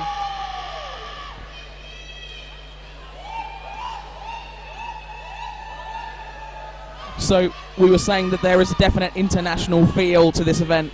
We've got skaters representing from England, Scotland, Ireland, Wales, France and the Netherlands. We are all up in the international grill up in here.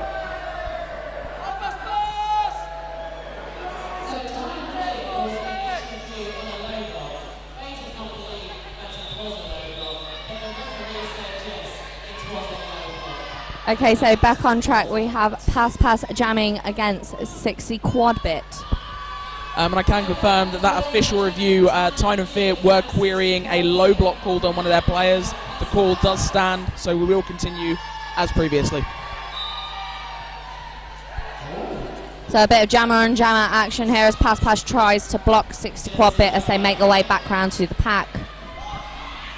3 blockers apiece on track, a blocker each in the box for these teams. Now pack advantage to Tyne and Fear as we have Maelstrom headed to the penalty box, and that definitely works in favour for Tyne and Fear. A 60 quad bit picks up lead. Poopapa's chasing him down though.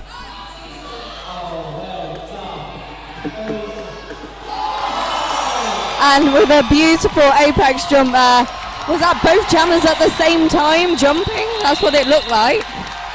I think I'd have to see an action replay for to be certain, but I think Tyne and Fear's jammer made his way tidily along the inside line, and Pass apex jumped essentially over him. Obviously not like over his head, because that would have been astronomical. But that was a beautiful move. Both jammers picking up points in that jam as a result of that. I don't know what happened, but it was insane, and it makes me happy. Made the crowd very happy as well. Having ourselves an official timeout, and our track repair team have been kept very busy so far this weekend. Big shout out to them and all the crew making this weekend possible. And a shout out to our track sponsor. Track sponsor, we've got Fifth Blocker Skates. They have sponsored this track. Our track repair team are keeping it nice and pretty. You can, of course, any questions, you can find them.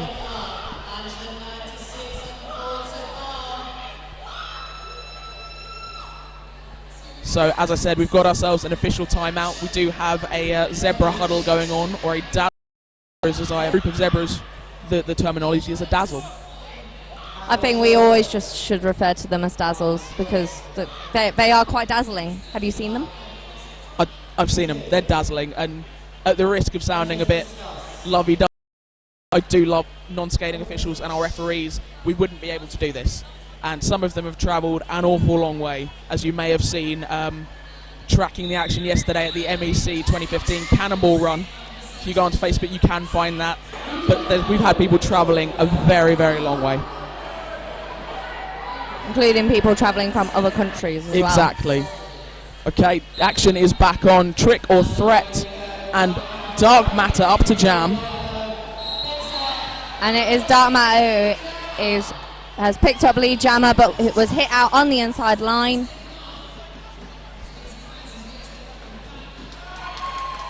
Tries again, does manage to evade that.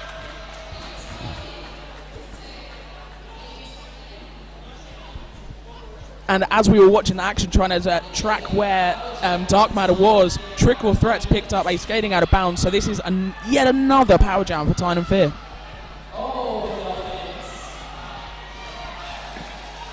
Those Panam blockers throwing themselves at Dark Matter, trying to hold him back. Unsuccessful, and that's another 5 in the sky. Trick or Threat back on track, pulling off that jammer helmet cover, and I think he may just be going for the Star Stash. Meanwhile, Pablo Diablo picking up a multiplayer block. No, with the pivot still behind Trick or Threat, that is definitely a Star Stash that he is doing. With the star back on his head, he's making his way back round, and he has his initial pass. Dark Matter almost with a sixth sense, knowing that Trick or Threat is so close behind him, calling off the jam, but Trick or Threat managing to pick up 2 points, plays Dark Matter's 3. And with just over 11 minutes left of this game, Tyne and Fear have broken the double century. 208 points, plays Panam's 95. Them now tantalising close to their own century.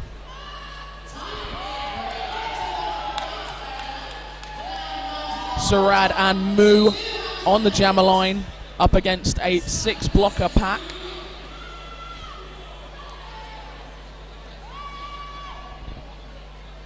Shrag consistently being hit towards that outside line, but just bouncing straight off it, doesn't allow himself to be taken off, and he has picked up lead jammer. Moo managing to shrug off those Panam blockers, still about half a lap behind Sarad. And with a really hard hit out on the outside line, almost swimming towards the crowd there, Shrag calls off the jam. I was going to say, I'm not sure if you guys can see it from the camera angle that we've got, but Surad just did a very nice front crawl, followed by a breaststroke on our wonderful floor here.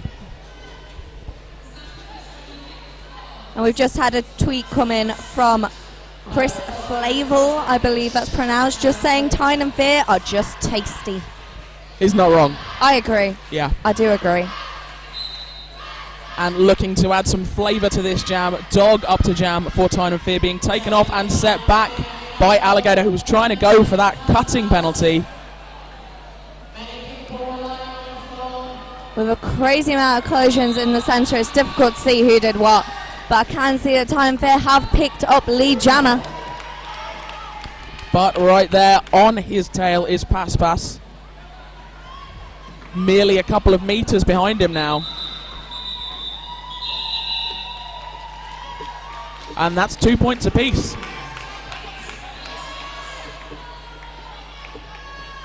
Panam now 99 points. Next point scored will take them over the century. 9 minutes and mere seconds left of this game. So hoping to get to the century, it is trick or threat jamming for Panam. And looking to jump down, it is 60 quad bit jamming for Tyne and Fear.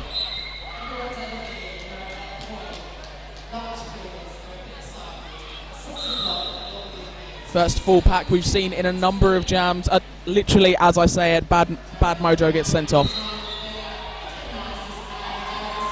So both jammers opting to try and push through the centre of that pack there. So trick or threat being sent off for a cut track penalty, and then picking up an insubordination. So this is going to be a minute-long power jam for Tyne and Fear. So that does mean that 60 quad bit did pick up lead jammer, and he is now on his scoring pass. Maelstrom doing a nice job of taking him off on the outside, setting him back. These Panam blockers are not going to let him go easy into that good night. But that is a successful 5-point pass to 60 quad bit as he calls off the jam. Still a fair chunk of time on that penalty clock for trick or threat. And I'll tell you what, 60 quad bit, he managed to shut him down. Still 99 points for Panam.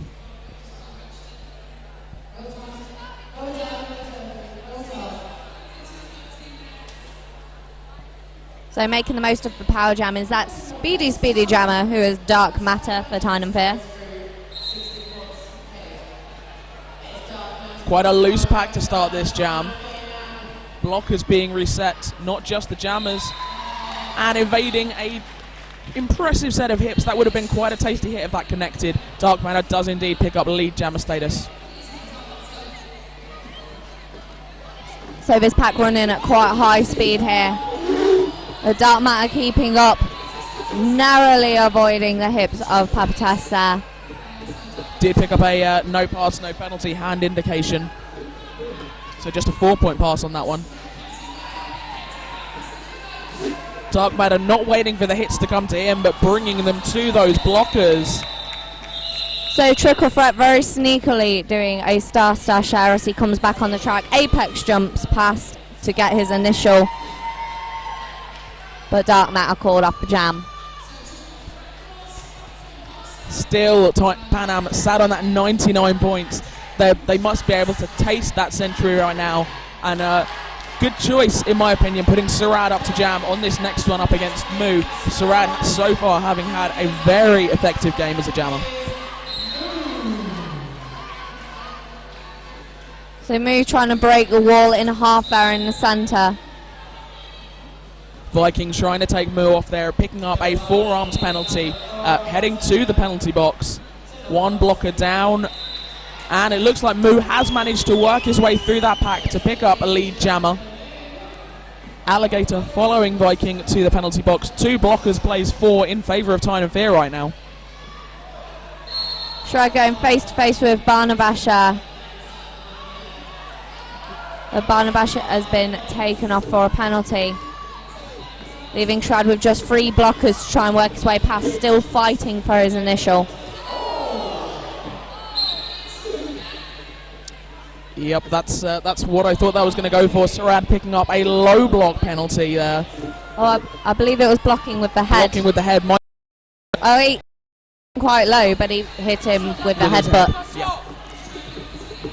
So this means that Moo starting to look a little bit tired as we move towards the final few minutes of the game. Is on another power jam. He picks up his points. He calls it off. Let's chuck a fresh set of legs on the track, shall we?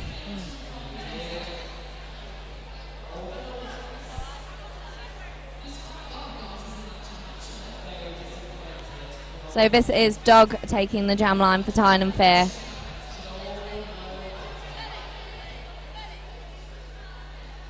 Okay, we've had a little clarification. We have a hierarchy of penalties. So it looks like blocking with the head supersedes a low block. So that's why that was called as that and not a low block. And we have been educated today. I learned something. I didn't know there was a hierarchy of penalties. Looks like I'm doing more research before the next game. Meanwhile, back on track, Dog making short work of those 3 Panam blockers on track to pick up a lead jammer status on what is another power jam start. Sarad now standing in the penalty box.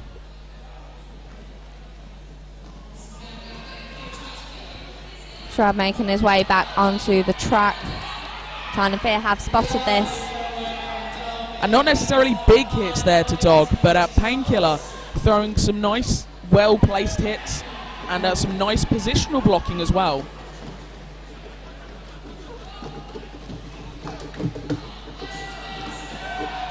This is basically a rotating door of things of bodies that is going on. You think you've made it through, somebody takes you off, takes you back. Going left, right and centre, blockers and jammers alike. Sarad not yet made his initial pass from that penalty box. Dog racking up the points meanwhile. Sarad really being trapped on the outside line there as he was crowded by the Tyne and Fear blockers. Having to be recycled really far back, about half a track round. That was definitely some lengthy cycling back there from Bull and Tank. Meanwhile, up front, Dog picking up another 5 in the sky. Sarad with a star stash, narrowly missing what would have been an incredible hit from Nicholas Rage.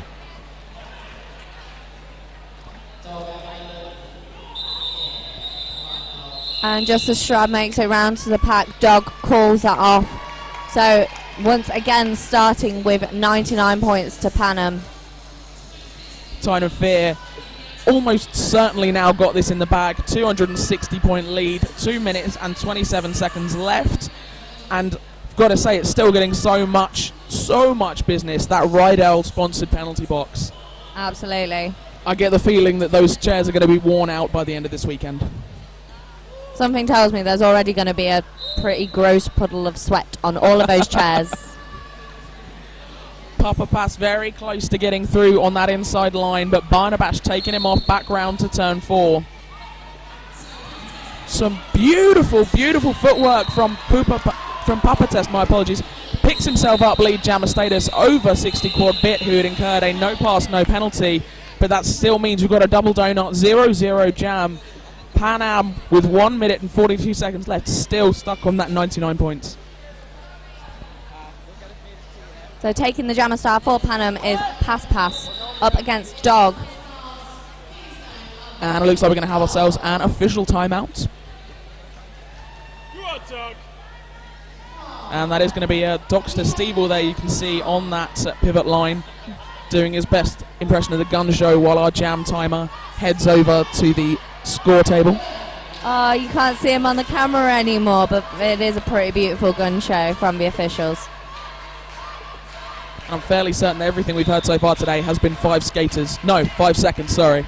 They're all on the ball. They know what they're doing. Just take their word for it. The officials' word is law. Absolutely. Timeout is finished. Pass and Dog sizing up for that pack. Pass playing. It didn't matter to Dog as he hopped his way round on the inside line there in the tiniest of gaps, picking up lead jammer. Speaking of tiny gaps, Pass 1 foot literally in front of the other, making his way around on the inside line there for his initial pass. And Dog picking up 2 points there for Tyne and Fear, shutting it down again. Pass so close to just He just wants that 1 point. They just want to break that century, but they've been stuck on this 99 points for a now.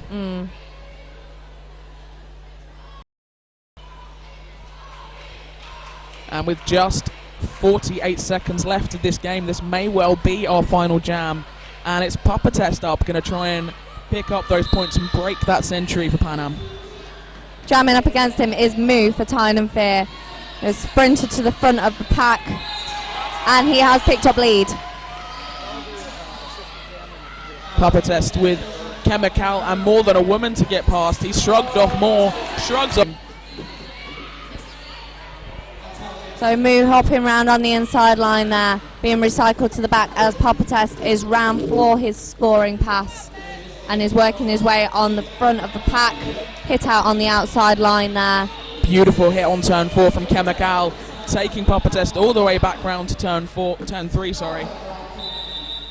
Meanwhile, Moo being held back there by Viking calling off the jam. And that's a 3-point pass that Papa Test managed to pick up on that last pass. That does mean Panam have broken that century in the dying seconds of this game. But that's still, as our unofficial score stands, 264 to Tyne and Fear, 102 to Panam. That was a hell of a game, Storm again. My heart's just going crazy right now. I'm not sure I can deal with this. And I mean, seeing the games that we've had so far and where the teams are placing, I'm really looking forward to seeing how things unfold as we move upwards through the brackets. We're in for a treat this weekend, and so are you guys at home. I mean, it's exciting. It's stressful to watch, but it's exciting. Like, all the games so far just like full of adrenaline. Every game we've seen, although they haven't been hugely close games, there's definitely been some real edge of your seat moments from both teams through all 3 games we've had so far today, and I can guarantee that we're going to see more of this close cut action as we progress through the weekend. Absolutely. And our view is now obscured by what is nearly a whole track's worth of people looking to pick up a high five from the skaters as they make their victory laps. And I've also just seen a pigeon head, which is slightly concerning. Was it a pigeon? I can't tell what it is. I think it's a pigeon. I'm going to have to get a photo of this. Yeah, it's a pigeon. I'm going to take a photo of this pigeon. You can see them on the right the Panam side. pigeon. Right, okay. I'm going to take a photo of this and I'll tweet it. Keep your eyes out for... You can see it on the screen. The lady in the yellow shirt has a pigeon head. There she is. There you go. We're zooming in on the pigeon head. This is brilliant stuff. And as we've said before, it's really great to see the support that all of these teams have brought along with them, and that everybody is really giving it their all. And that final score, I can tell you, 102 to Panam. Tyne and Fear taking that win with 264. I've thoroughly enjoyed this, Storm again. I did as well. I don't have any more words because I'm shaking a little from adrenaline. As I say, these teams have left everything out on track, but there is still more for them to pick up and put down as the day progresses. Next up, we're going to have the South Wales Silures playing up against New World Order, of course. I, for one, am particularly looking forward to this game. It's going to be good. What can I say? It was South Wales who proved to be the underdogs last, if I remember correctly. So they're going to come out fighting, and they've got something to prove. Absolutely. But yeah, as I say, all of these teams so far, especially South Wales and New World Order, have put up some really great work in the British Championships, and I think we're going to see a lot more of that today. I've been Snoogans. And I've been Stormageddon. And we'll see you later on in the day for more games. Bye.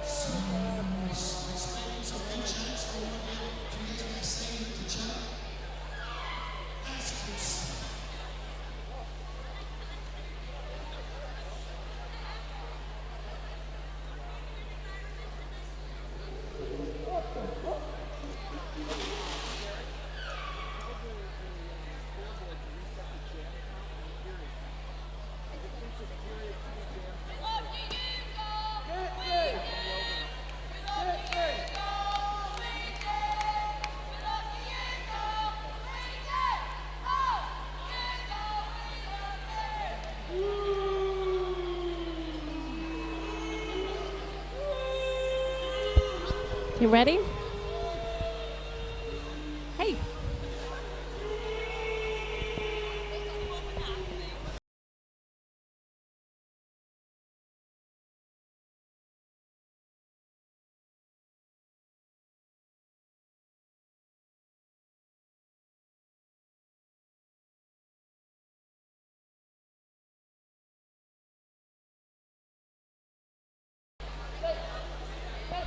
And we are just about to get underway here. There is just 50 seconds on the clock. We have South Wales Silures playing New World Order. And everybody is waiting with bated breath, I think, that first whistle. I'm looking forward to this one. South Wales Silures actually the number 3 seed, and that puts New World Order at the number 6 seed in the tournament. This is game number 4. This is the final game of the first round of play here. After this, we move into the second round, which will have our semifinals, as well as the consolation, the beginning of the consolation bracket, where they'll be playing for the fifth place. We will see Barrows and Quad Guards after this, and whoever loses this game will play Panam at 7 o'clock. And for anyone just tuning in, my name is Catastrophe, and sitting next to me is the lovely Bulldog. Thank you very much. You can, of course, tweet us. There is a tweet deck operating here, and some of them will be passed across. Send them to @MensEurope and #MEC2015. Play is underway. Lieutenant Dam jamming for New World Order in the maroon or purple or what are we calling it? Burgundy? I think burgundy. Let's call it burgundy. It reminds me of wine. He is lead jammer now on his first scoring pass. Ben Twilley jamming for the Silures in the gray, just completing his initial pass. But Lieutenant Dam will call off the jam.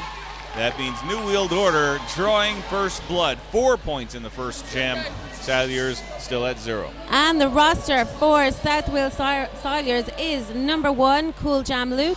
1337, Matt Lovin. 15, Eastern Blocker.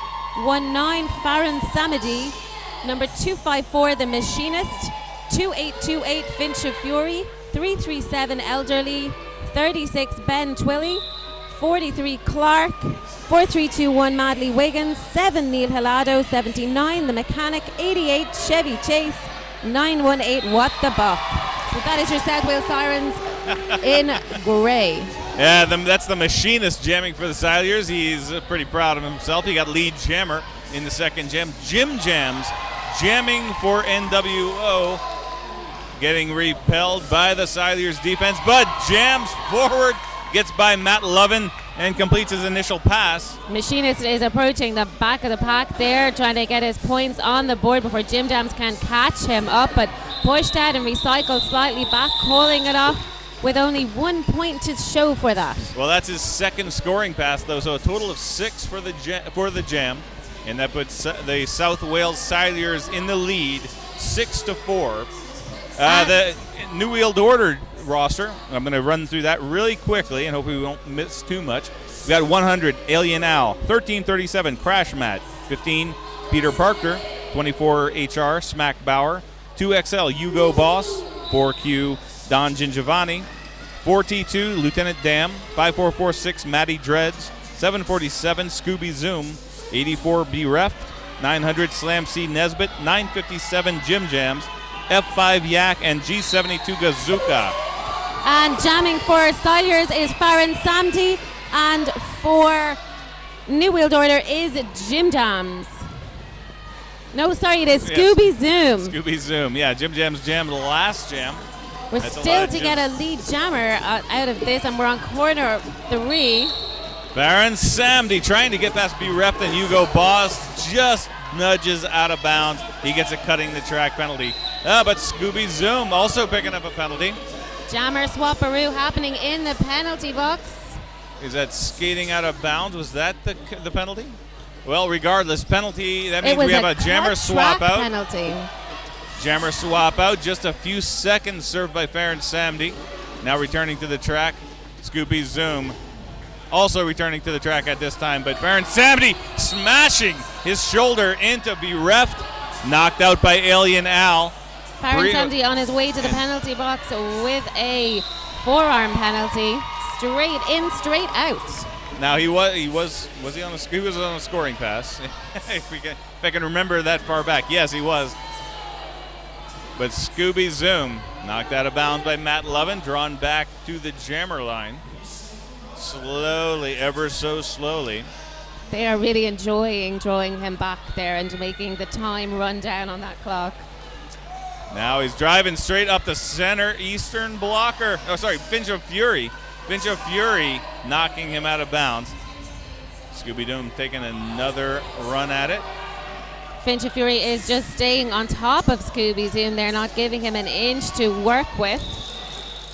That's our third jammer penalty, but Baron Samdi does complete the penalty and gets 5. He does get all 5 points on that one scoring pass. Scooby Zoom does not complete his initial pass, so no points. I'm watching the jam ref just to make sure. There was oh no, that was a scoring pass. Excuse me, that was 3 points. There was a lot of penalties, a lot of chaos going. There was back a and lot forth to the going penalty on box. in that game. We've got Crash Matt with the jam star on for New Wheeled Order, and he is up against number 79, the Mechanic. The South Wales Silures want to give a shout out to Chronic, and I think Chronic probably reciprocates that sentiment.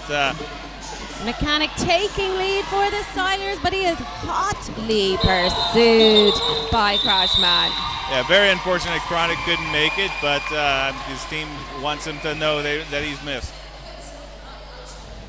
1 point for South Wales Silures. They're still in the lead now by 5 points, 12-7, but we're just 5 minutes into the game. Lieutenant Dam is jamming for New Wheeled Order. He is, of course, the skater who is on Team Ireland for this yes. year. You're from Ireland as well. I am from Ireland, hence I'm watching him with great interest and very proud of that little shamrock he has on the helmet behind that jam star. Yeah, I think you're supposed to say full disclosure before you. Full disclosure. Now, Lieutenant Dam, Ireland, no bias there. There are skaters from Team England and Team Wales and Team Ireland on the track at the moment. So I'm covering all the bases, Bulldog. Yes, you are. Yeah, but Lieutenant Dam taking lead jammer. Gets away from James Clark, the last line of defense for the Silures. The Machinist runs into Alien Al, Hugo Boss, and Yak. That wall is really making it difficult for him to get through. He's being recycled back along the infield at the moment. Lieutenant Dam getting a back block penalty that sends him to the penalty box. That'll be the end of his lead jammer status. But he was on a scoring pass. But Alien Al puts a stop to the Machinist's run. He's still on his initial pass. Alien Al's not going to get him out of bounds that time. The Machinist now completing his initial pass, moving into still on the power jam. First scoring pass. Almost gets slammed. Alien Al with that brutal ability to just shuffle. He actually just steps horizontally across the track so that but is able to just muscle the skaters. That is tremendous ability to maintain traction just by stepping, not even rolling. That's a remarkable ability. The Machinist did a good job there, actually managing to stay on, but as he came back around again, picked up a penalty and is now sitting in the penalty box with the Lieutenant Dam back on track and making the most of every second he can. Another 5 points on the board there for New Wheeled Order.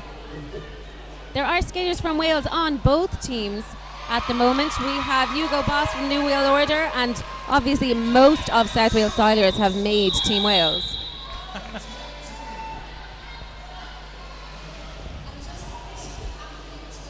And that was New Wheeled Order winning the jam 10-7. That's a +3 differential. Not quite enough to put that to give us another lead change. As South Wales Silures still holding on to the lead by 2, 19-17. Holding on with the very tips of their fingernails, I would say, at this point. And a quick thank you to some of our sponsors. Track sponsors, Fifth Blocker Skates, based out of Glasgow, Scotland, in case you're not familiar with the geography of the Great Britain. But Jim Jam's getting out for lead jammer. And he is up against the machinist, who is pursuing him rather rapidly round the track. Jim Jam's, of course, wearing some very colourful pants. I'm told they are actually pyjama pants. Jim Jams completes the pass, calls off the jam just in time. The machinist is going to come up empty. 4 points for New Wheeled Order. That is enough to swap the lead. 21-19, New Wheeled Order now taking the lead. Scooby Zoom up on the jam line there for New Wheeled Order, and he is up against the mechanic, number 79 for South Wales Silures. First time jamming in this game for the mechanic. I think second time for Scooby Zoom. It is the second time for Scooby Zoom. Both teams at full strength, though. Look at the force of those walls trying to hold those jammers back. Ah, yes, up front, Scooby Zoom. Oh, I thought it looked like Neil Halal. Yes, perhaps it was. Let's see, looking for the penalty. It is a cut track, but the mechanic also getting a penalty. Was it cutting the track on the mechanic? I didn't see his. It was up at the very top. So it was almost simultaneous cutting the track penalties, and they're only about 2 seconds apart. Both jammers back in, but the mechanic hits the pack first. Oh, just bounces off of a shoulder from Bereft, gets flattened by it, didn't even look. I think he just caught the mechanic on slightly off balance. There goes Scooby Zoom getting away from Eastern Blocker, the frontmost blocker for the Silures, and now on to scoring pass, counter checks Eastern Blocker the second time, but this time Madly Wiggins knocks him to the inside. He has to recycle, and the mechanic catches up, but he gets knocked out as well. Both jammers struggling just to stay in bounds right now. Scooby Zoom there was knocked out and came back on quietly while everyone was looking towards the mechanic, giving him the opportunity to make his way through the pack and get some points on the board. Mechanic being held here by a massive tree wall of New Wheeled Orders. Those are some big blokes on track. Smack Bauer, you go, boss. They are literally going inch by inch, Bulldog. Do you see that? And Bereft bracing that wall, but that gets swept aside by Madly Wiggins. Scooby Zoom had Star Stash, but found his little track through the inside, a little jump, and managed to get past to get another point for New Wheeled Order.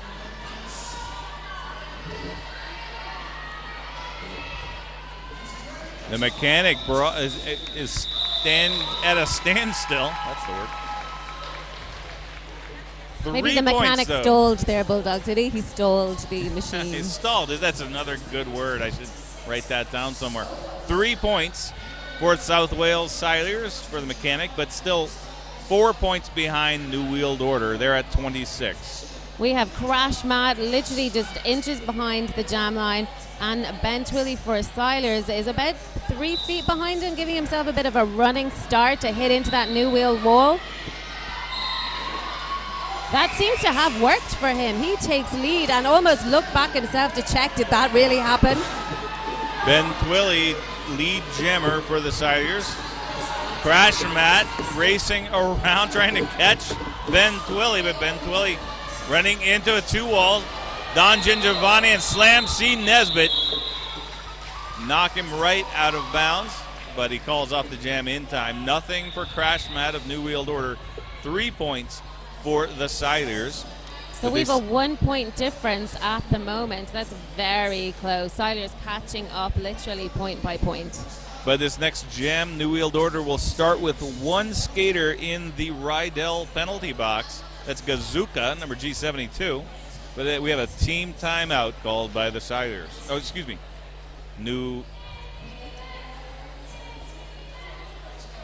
Yes, it was corrected. It was showing New Wheeled Order. But it's been corrected. It's the Silures calling up a timeout. And you can look around at all the people who have made their way here today to watch all the action. I think everyone's highly entertained. Every game has been very full on, very fast paced, a lot of seriously hard hitting. We've had the medics quite busy in a couple of the games. Everybody is giving it their very all. Yeah, we like bored medics. We like medics who are sitting there reading a novel because they have so much time to kill. That's what we always feel like in our home games. We're kind of like, yeah, we're paying these guys. We like them to not have to earn their money. In a perfect world, we would be paying them to twiddle their thumbs. And eat sandwiches. Of course, yes. But the shirt sponsors for this tournament is Rollers Derby City. And we have Queen of the Sin Bin, who will be sponsoring the MVP shirts that will be given out at the end of the tournament. That's the end of the timeout. Lieutenant Dam taking the star once again for New Wheeled Order, but the Machinist out first, lead jammer for the South Wales Silures. Lieutenant Dam finding a space there at the front of the pack, and he does make it out. The Machinist is looking and checking and calling it off as Lieutenant Dam is about 100 yards away from the pack at that point.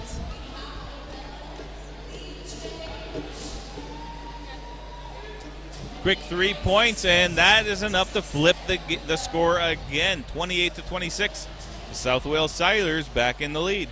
That jam was so quick that Gazuka started it in the penalty box and finished it in the penalty box. So we're talking about less than 30 seconds to get those points on the board and change that lead. Yeah, real quick, I want to clarify what I said before. By shirt sponsor, I mean the crew and NSO, the volunteer and NSO shirts were sponsored by Roller Derby City. A very big thank you to them. And they are lovely shirts. Blue for our NSOs, yellow for our crew. There was a cut track penalty there called on Farron Samdi. That means Jim Jams, the New Wheeled Order jammer, jamming unopposed. Elder Lee was the last line of defense for the Silures, but lead jammer goes to New Wheeled Order. Don Giovanni on his way to the penalty box as well, so there's two in there and plenty of people with the action on track. Jim Jams through yet again to get 5 points on the board for New Wheeled Order. That was a nice juke to the outside to pass Cool Jam Luke, number 1 of the Silures. Now on a second scoring pass, Elder Lee makes contact with his shoulder, but there was an opening. Neil Halato trying to close it, but Jim Jam slipping by 5 points. That's scoring pass number 2, 2 grand slams, 10 points total for New Wheeled Order. Farron Samdi coming out of the penalty box, just completing his initial pass. Jim Jams will get in for a third scoring pass. This is the biggest score difference we've had so far today, so it is 28-36. 3 points on scoring pass number 3 for Jim Jams of New Wheeled Order. That's a total of 13. That puts him at 39, and we have another lead change. It is going to be one of those back and forth kind of games. Scooby Zoom back up on track, and the mechanic for Silures. Only one in the penalty box, and we've a split pack. Smack Bauer and Alien Al able to get the mechanic out of bounds, recycle him to the rear of the pack. They took him back quite a distance there, but that did not give Scooby Zoom the time to get himself through and get lead. He was recycled back, giving the mechanic time to get back on track and get out and get lead for the Silures. That was a brutal shutdown by Ben Twilley, taking down Scooby Zoom, forcing him to pick himself up and drag himself to the back of the pack, still on his initial pass. The mechanic there, you may have seen, actually managed to have the star removed from his helmet. Had to pick it up off the track and get it back on super quick. Without the star on his helmet, he's considered an inactive jammer. That's right, but it was knocked off by the force of the blow, not by him taking it off voluntarily, so he retained lead jammer. He exercises that right, puts 5 on the board before calling it off, but NWO still in the lead, 39-33.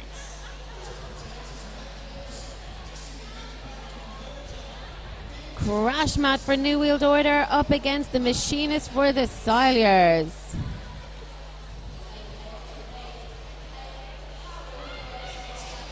There is a lot of energy going on out on the track. There's got to be some way in the future we could harness this and create electricity. And it would get us off fossil fuels if we could harness all of this energy on the track. But now we got the Machinist slipping straight up the center, right by all defensive men, and gets lead jammer. Donjan Giovanni heading to the penalty box. That drops New Wheeled Order down to only 2 blockers for the time being. Slanty Nesbitt taking out the Machinist there and knocking him into the inside. and recycling him back, making it very difficult for him to get to the front of the track. So Crash Mat is pushing forward up against a wall of Clark and Hilado. Finch of Fury and Elderly. The other rounding out the defense for the Silures. The Crash Mat does finally his initial pass. And the jam is called. South Wales Silures, that brings them just one shy of New World Order, 38-39, but New World Order still retaining the lead. I know you'd like to see some of the electricity harness, Bulldog, but what I'd love to see is, you know the way in tennis they give you the miles per hour of some of those hits? I'd love to see the miles per hour of some of these skaters, and I'd love to see the pounds per pressure impact of some of those hits. Indeed. Joules per hour, just raw energy, calories per hour. Lieutenant Dam jamming for New World Order at the back of the pack. And he's up against Farron Samdi for Silures. Farron Samdi caught by a shoulder from Don Gingiovanni, but he gets a penalty. Don Gingiovanni gets a penalty.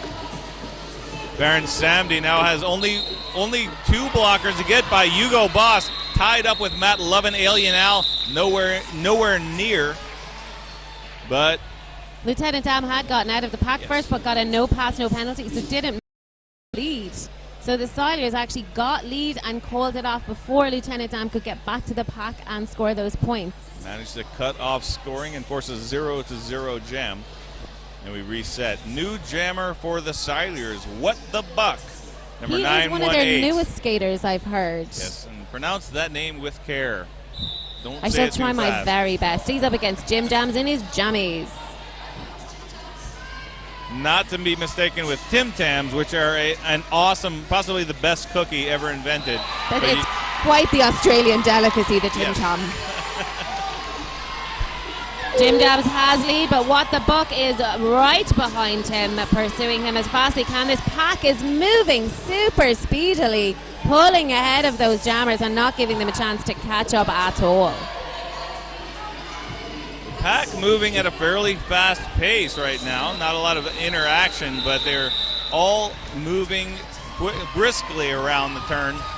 Jim Dams was the first to catch up, turned his hips, got the 1 point and called it off, probably to conserve energy because that was exhausting. So just 2 points in it. Just about 10 minutes left in the game. 38 is playing 40. It's very close. Yeah, 10 minutes left in the period, I think you meant. That is what I meant, Bulldog. Apologies. I hate to be confusing people, and they're going, right, we'll go for tea after this. Oh, there we are. Look, it's us. We're watching. I hope you're all watching at home and enjoying the action on track. It is fast-paced and rather furious and soft. Right now we're in a timeout, first team timeout called by New World Order. New World Order, just in case anyone curious, Manchester roller derby. There is a very awesome flag up there. Look by corner 2 with a skull on it. That is insane. I hope nobody gets caught on those little horns. Little goat skull. Are ready for New World Order to come back on track. Machinist is lined up with his jam star on throughout that whole team. And he is going to be facing Scooby Zoo. You guys have come up against each other so far today. Southwest, they're actually a collection of Cardiff, Bridgend, and Gloucester. What's a Silure? It's a band. It's an old band of. It's like the Saxons, a tribe from Wales. They're a people. Famed for their savagery and toughness in battle. Hence the goat skull. Yes. Well, there's definitely toughness in battle on track today. Alien Al taking some serious hits there, so he's trying to get past the blockers and get back up to his own wall. Scooby Zoom knocked down. He is in the infield and coming back on track. Oh, nice counter check against bereft by the Machinist, and he just does it 3 more times. Gets by all of New World Order. puts 5 on the board for the Silures, showing savagery and toughness in roller derby right now. And we have another lead change. 43 playing 40. These guys are doing awesome. And that's a rough one. A serious no pass, no penalty, only getting 2 points on that pass. Scoring pass number 2, so 7 total. Completely, actually almost catapults bereft over him. Yeah, pass for Wales side of 11, and that puts South Wales in the lead once again. We've got a lot of lead changes. There is a lot of lead changes today. They've extended out that. I'm sure they're going to try and cap it deadly serious. He is up against the Mechanic, both very similarly built jammers. Broad. Crash Mat is at the front with. But that bought a lot of time for Crash. Get around, get into the pack. Picks up some points, 3 points, not a full pass. No jammer point though, so 3 points total for New Wheeled Order. That's going to be 49-43 with 7.5 minutes left in the first half. Once again donning the star for the Silures and up against number 4 Irish skater, not for Ireland. It's a very dynamic starting pose for Lieutenant Dan, but almost looked like he was about to give the backhand to the opposing jammer. Did a beautiful job there of staying in penalty. on the edge of the rope almost to get past and get lead. Baron Samdi dashing up the inside lane with a little help from Ben Twilley and Matt Lovin. He's not, but that's Lieutenant Dan with lead jammer. That was Gets Ben Twilley slammed. taking him out there on corner 3, but he manages to call the jam off regardless. 2 points for New Wheeled Order, but still 4 points behind the South Wales Silures, 49-45. Just over 6 minutes left in the period. Jim Jams and the Machinist once again are our jammers. One skater in the Rydell penalty box. That's James Clark for the Silures, so a 1 blocker disadvantage starting the jam. Jim Jams finds the gap on the outside line there and just bumps his way through. Takes lead for New Wheeled Order. And the timing on that was interesting. James Clark had just left the penalty box, came back in, almost caught him. So Jim Jams, if it had taken him another second in order to get to the front of the pack, James Clark would have caught him. James Clark, a very good blocker for the Silures. But unfortunately for him, he was just about a second too late coming out of the penalty box. 4 points for New Wheeled Order, and that ties up the game, 49-49. That's the first tie we've had so far, and the way the scores are going today, I doubt it's going to be the last. The Mechanic again for Silures up against Scooby Zoom for New Wheeled Order. This is a duel. Very evenly matched team so far. The Mechanic at the back of the pack, smack, and Alien Al double teaming him, backed up by Hugo Boss. Managed to get him to repel him to the back of the pack, but the Mechanic slamming forward. Madly Wiggins dragging Scooby Zoom right back at the back of the pack there as well. So it's a very divided pack at the moment. But Scooby Zoom slips right by Matt Lovin. Oh no! No, he doesn't. He gets it cutting the track, brushes out of bounds, gets the technical call. Star pass. Star pass. Star pass. Passing the star to pivot. Ben Twilley. Ben Twilley now the jammer, so we will have a full 2-minute jam. But Ben Twilley hitting the back on his first scoring pass. Gets by Hugo Boss without any trouble, but runs into a 3-wall at the front. Alien Al hip checks him out of bounds, but gets a penalty. That allows Ben Twilley to come back in clean and bashes his way. Counter checking B-Ref and Smack Bauer to get by 5 points on the first scoring pass. Scooby Zoom coming back on track at the exact same time as Ben Twilley was coming past. A little bit of jammer on jammer there. Scooby Zoom straight slamming into the wall of Silures. Recycle back there by Madly Wiggins. Just a nice little bit to break up the pack. Chevy Chase catching him with a shoulder, and Scooby Zoom's going to get backed up by Madly Wiggins to the jammer line. Being the one to pull everybody back.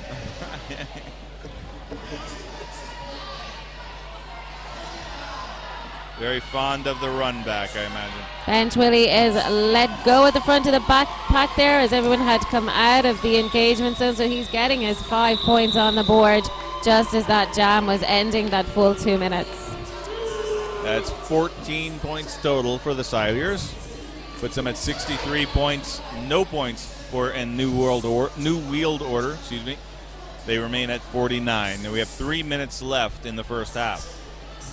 14 points difference is one of the largest points differences we've had so far today. Those scores are staying really tight. These teams are neck and neck. Considering we're like seed 3 and seed 6, they're playing a very similar game, very hard, heavy. Bazooka sent flying to the infield. Baron Samdi comes out with lead. Pinch of Fury going to the penalty box, possibly for something having to do with Bazooka, but did not see the call, the specific call. Crash Mat racing up the back stretch. Clark catches him, but it's a glancing blow. Crash Mat able to stay in bounds. Just a little grin from Crash Mat there as he realized he had managed to absorb that and not get knocked out with it. And actually a back block penalty called on James Clark. There's 2 points being awarded there to New Wheeled Order. But that was 3 for the Silures, so a 66-51, and we've got just under 2 minutes remaining in the first. What the Buck is back on track. This will be his second go as jammer up against Lieutenant Dam, who's been on here quite a few times at this point. We have 2 of the Silures in the penalty box, so they are very much at a blocker disadvantage coming into this, and Lieutenant Dam takes total advantage of that to get through nice and quickly and take lead. What the Buck gets a back block penalty, and now we have a power jam for Lieutenant Dam. Lieutenant Dam dodges past Madly Wiggins, last line of defense for the Silures, an easy 5 for New Wheeled Order. Could see change as we are clambering back up on the. Yeah, there was only 2 blockers on that first scoring pass. The track that made 3 blockers for the Silures, but Lieutenant Dam getting through that second time. Came back on track as well as being held back. I think that's 15 points that Lieutenant managed to take back. 67 to New Wheeled Order with those, and 66 to the Silures. All 4 blockers back though for the Silures. Rydell penalty box. Lieutenant Dam finally having something through the back. What the Buck teetering on the edge, and the jam ref says no, you did touch out of bounds, and that's another cutting the track. With the power jam continues for Lieutenant Dam, who passes the star over to Alien Al, who's struggling. Alien Al got a solid shoulder check there, and you could hear him from here with the ow of that, but he still manages to take that star, get it on his helmet, and get himself. A bit of a blind side. He was not expecting that shot, but now with the star firmly affixed to his helmet, he gets right by all of the Silures blockers. I think Pinch of Fury made the last contact, but now we've got What the Buck doing a somersault out of the pack.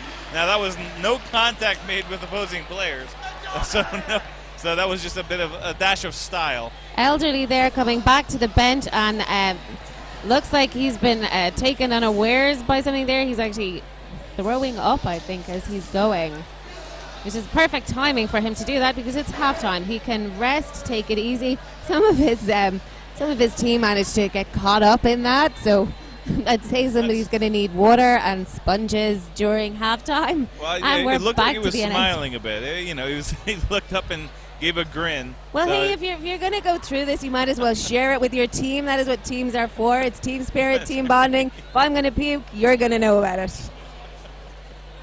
Yes. Well, if you want to contact us, we do have a Twitter feed. You can tweet at Men's Euro Cup, MENSEUROCUP. That's the Twitter feed. Or you can do hashtag MEC 2015. if you want to contact us. But this is halftime. South Wales Silures 66, New World Order taking the lead in the final jam of the first half at 75 points. I can see a tweet in here from a lady called Heather Oliver. She's given up on writing a paper to watch New World Order play. No way she could concentrate. I don't blame you. Time well spent, absolutely. But this is halftime. We're going to come back to you in a little more than 8 minutes for the second half of the South Wales Silures versus New World Order. I can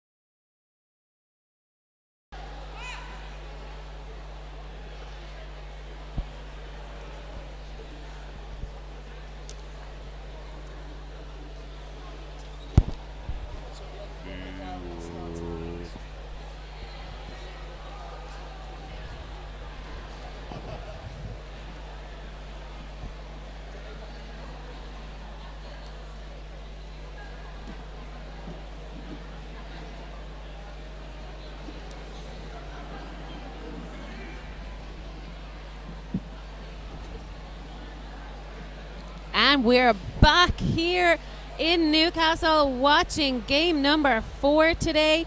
It is New World Order and South Wales Silures. The score currently standing at 66 to the Silures, 75 to New World Order. We've seen a lot of lead changes, a lot of tight scores. It's a great game, Bulldog. Oh, this score right now is nothing. We've had the South Wales Silures in the lead by just as much. That lead right now of 9 points, all due to a giant jam in the very last minute of the first half. 23 points put on the board. So this could flip. In fact, South Wales Silures was actually further ahead at one point in the game. So these two teams, they are just back and forth all first half. You probably want to go back. If you missed the first half, you probably want to go back and watch it. I want to go back and watch it when we're finished this because I thought that was amazing.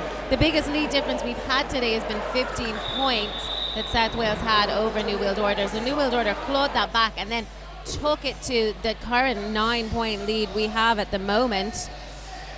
We have everybody lining back up now. We've the machinist once again for Silures ready to take on Lieutenant Dan. They met each other a couple of times in the last game. Every point hardly fought. But the South Wales Silures down one blocker, only 3 to stop Lieutenant Dan. Mad Lee Wiggins thought he caught the track cut, but Lieutenant Dan allowed to go by. Lead jammer for New World Order in the first jam. Ben Twilly being sent to the penalty box there, so that blocker disadvantage has opened up even more with only 2 blockers now on the track for Silures, with the full 4 for New World Order. But Chevy Chase giving a lovely hip jack there at the very end, trying to get Lieutenant Dan out and not quite making it. Well, not making it because Lieutenant Dan in fact stayed on track and got himself through once again. Hugo Boss gets a penalty that evens up the pack 3-on-3. Lieutenant Dan knocked out by Chevy Chase, one of the rookies for the South Wales Silures. What the buck, the other rookie. The rest of them veterans, and quite a few of them from the World Cup as well. But Lieutenant Dan comes through for 15 points so far in this jam. They are extending the lead over the Silures. That was a cut track penalty that was assessed. Lieutenant Dan pushed to the outside there by Chevy Chase. He might be a rookie, but my God, he has the best mustache on track today. And he's a pretty good blocker too. Lieutenant Dan recycled quite far back, but this is one of the few setbacks he's had in this jam. Right now on the power jam, the machinist just completing his 30-second penalty. But Lieutenant Dan completing his 4th scoring pass. 5 more makes it 20 for the jam. Machine is finding a lovely gap there with almost a guard of honor of his own blockers on one side and manages to get through the middle to get back in a pack chasing position. But of course the jam is called before he can hit there. No points. And interesting, that was Hugo Boss and Alien Al actually double teaming Chevy Chase. So showing a little bit of respect for the Silures rookie. And they screened him out of the way, and Lieutenant Dan was able to complete that. Well, he only got 3 on that last scoring pass, but that's 23 points, exactly matching the last jam of the first half. So now that 98 points, South Wales Silures still at 66. So New World Order really taking the advantage every single time to try and extend that lead that they've gotten. Baron Samdi, the jamming for the Silures, up front, running into the Gazuka. Squeezes past him, and actually an out of play called on Gazuka. But Baron Samdi still on his initial pass, knocked out by Donja Giovanni. Finds the spot and gets through to take the lead. That's a bit of a surprise with all the work Baron Samdi was doing there to try and take it from the front. Baron Samdi just wedging past Matty Dreads, completing his initial pass. A little bit ahead of Jim Jams. Jim Jams doesn't get the 5, but it doesn't get the jammer point, but does get 4 points. Calls off the jam, nothing for the Silures. That's New World Order breaking the 100. So they have 102 to 66 for the Silures. That is the biggest score difference we have seen so far today. Yeah, New World Order has opened up the throttle on the Silures. There's maybe a bit of a surprise to some because New World Order, of course, seeded 6 where Silures are actually seeded third in this competition. So Silures favored, but right now New World Order dominating the second half. And of course, as we say something like that, something happens to make us look foolish. The mechanic is straight through, takes lead jammer and comes in with a strong shoulder to that back wall, trying to get himself through. He took out Scooby Zoom, but now knocked out of bounds and struggling to get up a little bit. He is definitely looking a bit bedazzled. I think there was a high block assessed to Smack Bauer for that play. He's calling that jam off. That definitely hit him hard. He's holding his head and he's not feeling the best as he makes his way back to his own bench. I'd say he's going to sit for a little while and take on some water and try and shake off that hit. We're having a timeout. Timeout called by the South Wales Silures. 2 points on that jam for the Silures. That puts them at 68 points. That timeout, of course, will help the machinist gather his wits about him again after that strong block and be able to come back on track ready to take people on. A 34-point lead for New World Order. So it's the mechanic that was in that last block. We now have the machinist back on track as our jammer for the Silures. Not to be confused. No, don't tell them I did, because I could get in serious trouble. Oh, well, yeah, and they're completely different occupations, machinist and mechanic. Little Bo Peep has lost his team, but he knows where he will find them. They're at the Dome, not going home without a trophy behind them. That is awesome. That is actually their cover photo on their Facebook page. I saw that during the week. That's very, very cute. Timeout is over. Next jam, we've got the Machinist versus Crash Mat. Both jammers in a scrum, but New World Order down a blocker. Smack Bauer still in the Rydell penalty box. Slamsy Nesbitt and Peter Parker doing some great work there with Alien Al, is it? Managing to brace and hold the machinist back as long as they could, and now the machine is being recycled back right past the jam line. Now Alien Al not in this jam, but it was Gazuka. My apologies. Crash Mat knocked just off balance, out of bounds by Neil Hilado and Ben Twilley. Takes another try, but the machinist out first for lead. Almost a minute of that jam gone before we got our lead jammer called. That's what happens when you have all four blockers on the track for both teams. Smack Bauer back in the mix. The machinist runs into Don Gingiovanni, but doesn't get very far. A penalty called on Peter Parker. The machinist through there to collect all 5 points as he laps the Silures jammer as well. The machinist was able to come back in clean, completed the pass, got 5. Now in his second scoring pass, counter checks, gets a little revenge on Don Gingiovanni. Just a little payback for that hit from Don Gingiovanni in the previous scoring pass. Completes it. Another 5. That's 10 for South Wales. New World Order with 2 in the penalty box at the moment, so giving the blocker advantage very much to Silures. And I'm going to call that hit a draw between Don Gingiovanni and the machinist. But the machine is able to forge ahead, gets another 5. 15 for South Wales, and they have cut the lead of New World Order in half, and this is gonna put him over half, but the machinist knocked down. He got past Smack Bauer by ducking very, very low underneath the hip check, but then got caught just as he was emerging from the pack, but called off the jam in time. Nope, no points for New World Order.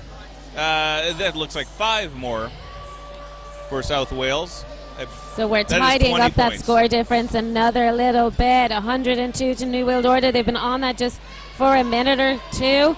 And 88 now to Silures. So we've got to do some quick, complicated maths here and realize that that's a 14-point difference. That's right. It was 34 points, now reduced to only 14. But Lieutenant Dam, the big scorer for New World Order. But those were on power jams, mind you. Every power jam counts, Bulldog. We know those are the best times to get your points differences. You still got to get through amended. the blockers, even without the other jammer on the track. You still have to get past the blockers, so it's not free points. They're never free. They're always well earned.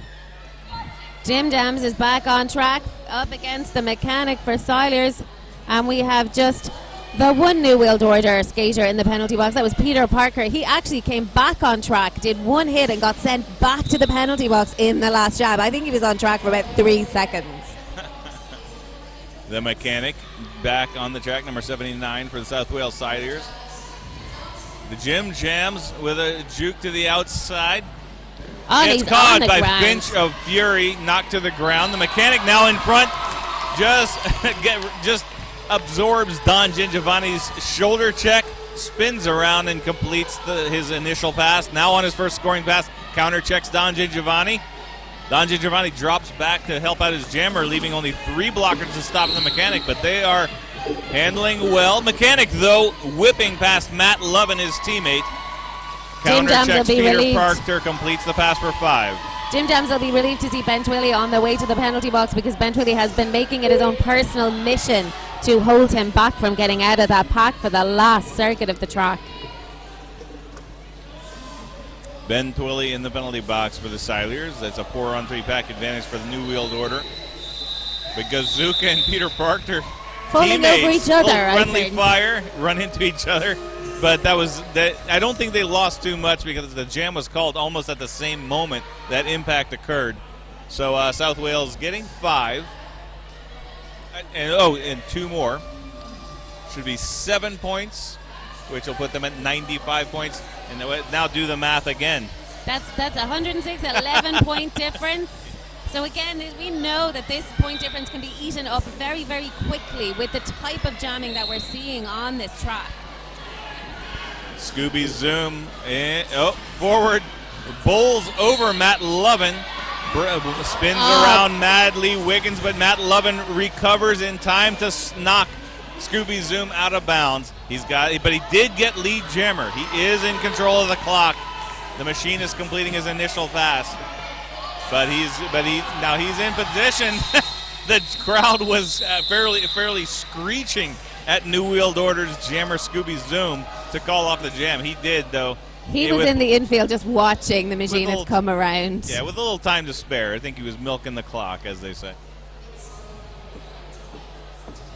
So we've got Crash Mat for New World Order and Farron Samdi once again with our jam stars on. We have just the one Silures blocker in the penalty box. I think that's Clark. No, that's Neil Halato in the penalty box. You know all these guys way better than I do. It's my job. So it's mine too, dude. The machinist. Yeah. He does. He gets he's cutting the track. Okay. For a second there, I thought he was just reporting himself to the penalty box. So Crash Mat only too delighted to take advantage of that and get himself out at the front of the pack and take lead for New World Order. He wants to extend that point difference. 11-point difference is not enough for him. Madly Wiggins, last line of defense against Crash Mat, the jammer for New World Order. Crash Mat, Madly Wiggins sent to the penalty box. Crash Mat, though, was a concern. He thought he turned around, saw Madly Wiggins in the penalty box, and went ahead. Now he's the lead jammer. Track, he's flanked by James Clark. Andy, I'm delighted that you made a mistake. I did that for your benefit. Back on track, through the given the opportunity to. But into the infield, those New World Order blockers take no prisoners. That's make life seriously into the. Baron Samdi runs into a 3-wall. Peter Parker, Gazuka, and Matty Dreads. They stop him cold in turn 1, sorry. But he manages to slip through somehow. They went behind the officials briefly, missed the move, but he does get all 5. And that brings the Silures to 100 points. And 3 more for New World Order, though. That's going to be 8-5 in that jam. New World Order still holding on to the lead. Back block, though, on New Wheeled Order's jammer, Crash Mat.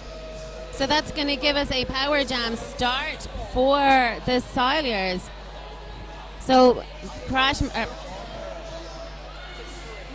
Mat is starting the jam in the Rydell penalty box. They are our sponsors for the penalty box today, and we have Fifth Blocker Skates who are sponsoring our track. The Mechanic running into a 3-wall. Alien Al, Smack Bauer, and they're braced by Hugo Voss.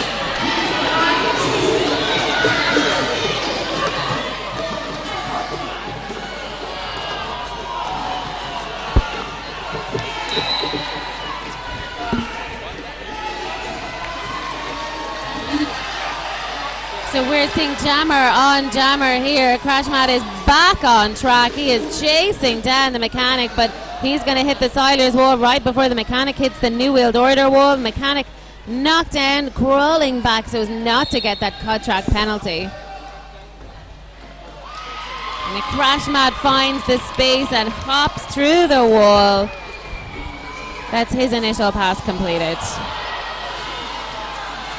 But the Mechanic is lead jammer. He's getting frustrated by that wall. You can see it on his face. Yeah, the Mechanic historically has had difficulty controlling his temper, and as I understand, he's not the only player. I'm not singling him out by any means. He's gone back to his bench looking for an official review. So I mean, that could even potentially be a tactical or a strategic decision, attempting to actually push buttons on some skaters. We've seen that in every sport. If you know a skater's got a short temper, or a player on any team. But not saying that's definitely what's happening. But you know what? If you got an edge, Absolutely, you take advantage of every little thing you do or know. Lieutenant Dam is jamming for New Wheeled Order, being bounced around between the front and back of that wall, but manages to pick up a cut track penalty, so he's on his way to the penalty box, and the Silures have a power jam. The Machinist touches out of bounds, narrowly avoids the cut track, manages to keep the toe stop on his left foot. Don Giovanni and Sam C. Nesbitt really making life tough for the Machinist there. He didn't even get up to Peter Parker. They are recycling him back and back and back, but the Silures are going with them. Machinist runs one skater to get by. He brushes off a hip from Slam C. Nesbitt. Peter Parker stayed in front briefly but ran out of room. The Machinist gets 5 and still lead jammer. Lieutenant Dam is back on track after serving his 30-second penalty, and he's got a look of fierce determination. He is coming through super fast and taking no prisoners. Absolutely. Out-raced Ben Twilly around and then just weaved his way past Neil Halato and Madley Wiggins. But won't get through, won't get back around in time. No points for New Wheeled Order.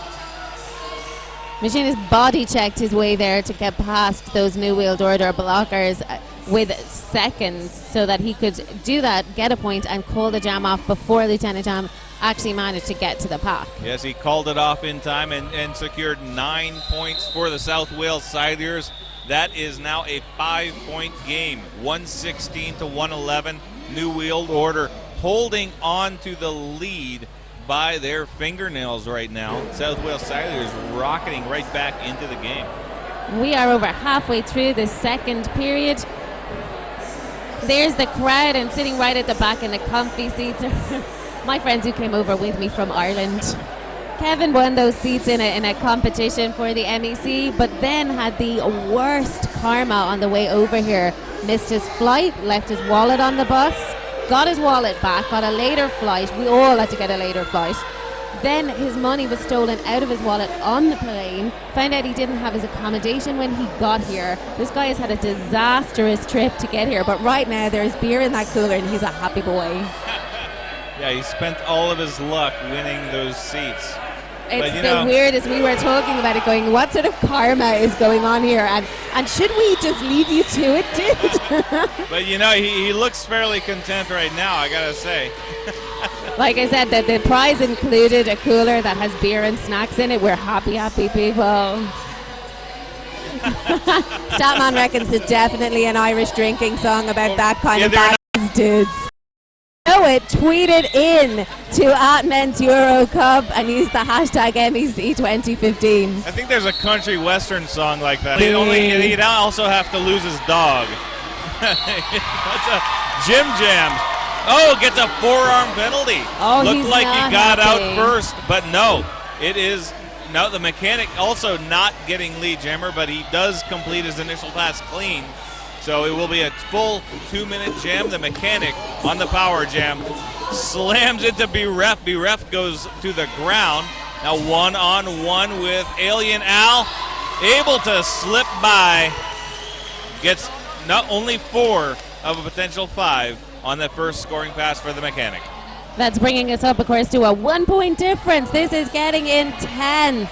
And this scoring pass could flip the lead again, but the mechanic knocked out of bounds. Gazuka drawing him back halfway to the jammer line, but that's the end of the power jam. Jim Jams back on the track.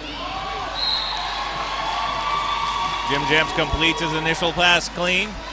But the mechanic is on scoring pass number 2, but Jim Jams in position to match points with him right now. The mechanic watching Jim Jams coming and almost became the blocker himself, but Gazuka is making the mechanic's life seriously difficult. He hasn't left him alone for the last minute. Yeah, and this is essentially all but a tied game right now. That's 4 points for Jim Jams. That could be enough to retain the lead for New World Order. It's going to be close. It's going to come down to this scoring pass. Jim Jams could take the lead back right now, and he's going to slip right by Eastern blocker. And look at the smile on his face. He knows he did that. The mechanic, meanwhile, is looking tired at the back of that wall. Gazuka has been his own personal thorn in his side for this entire jam. Bereft is joining Bazooka to make life super difficult, and the mechanic is literally turned around and falls just through gravity at this point. But in spite of Jim Jams going to the penalty box during this jam, he still gets 3 scoring passes. The mechanic hung up on scoring pass number 2, so he goes away with only 7 points, 12 points for New World Order. So not only do they retain the lead, they extend it, 128 to 118. That's easy math. That's 10 points, dudes. The machine is back in, with the jammer star for South Wales Silures. Crash mat jamming again for New World Order. Scooby Zoom was trying to clear a path there, and he was literally hauling into that wall with his legs digging into the floor to try and push the blockers. Alien Al getting a forearm penalty, and then Don Gingivati with a multiplayer block. That opens things up for the machinist. He gets lead jammer with only 2 blockers to get by. Crash mat not so lucky. South Wales Silures all 4 blockers on the track, and he gets slammed by Ben Twilly. Shoulder sends Crash mat to the center track. The machinist in a skirmish with Scooby Zoom fights his way free, gets 5 on his first scoring pass. Crash mat just struggling there against Ben Twilly. They are shoulder to shoulder at the back of this pack. Crash mat really struggling to get out of this pack at all. The Silures are just on top of him and hemming him in constantly. And just a revolving door of penalties for New World Order. This time it's a direction of play on Peter Parker. So they have been down blockers almost from the starting whistle.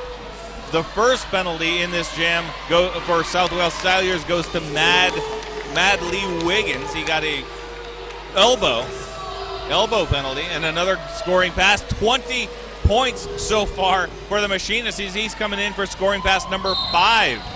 Scooby Zoom is joining Peter Parker in the penalty box. That's something we've seen in a lot of the games this evening, that when they get tired and when things start to really matter, the penalty box is a very popular place. Alien Al joining Scooby Zoom in the penalty box again. New World Order are gonna have to tidy up these penalties and focus on the points. The points, the Absolutely. lead changes changed once again. The difference now is 143 to Silures, 128 to New World Order. We didn't see that at the beginning of this jam. Everything going wrong for New World Order that jam, and South Wales Silures capitalizing as about as much as you can. The biggest jam of the game so far, 25 points, no, 26. That was the machine is just catching one more point right before the whistle, and that's 26 points. That puts them 16 points in ahead, 144 to 128, completely turning the world upside down for the New World Order. So we're on an official review called by New World Order. There's just over 8 minutes left in the game. There's definitely something that they are questioning because there's a lot of hand action happening in the center of the track at the moment. Difficult to say, difficult to even hazard a guess what this official review will be about. But it was just a landslide of penalties for New World Order. They literally were, one person would leave the penalty box as another person was joining, or they were making friends in there. Those guys need to stay out of the penalty box and focus on the points.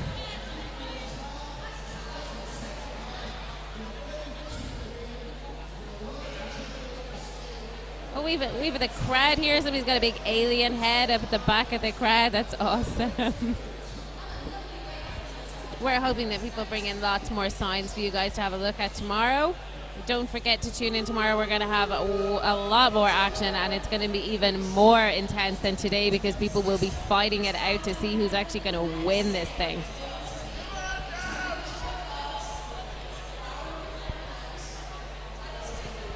The next game after this, of course, will be Barrow playing Quad Guards. These guys lost their matches earlier, and I'm telling you, those matches were intense as well. So those guys, I hope they have rested for the last couple of hours because they gave out an awful lot of energy throughout those games.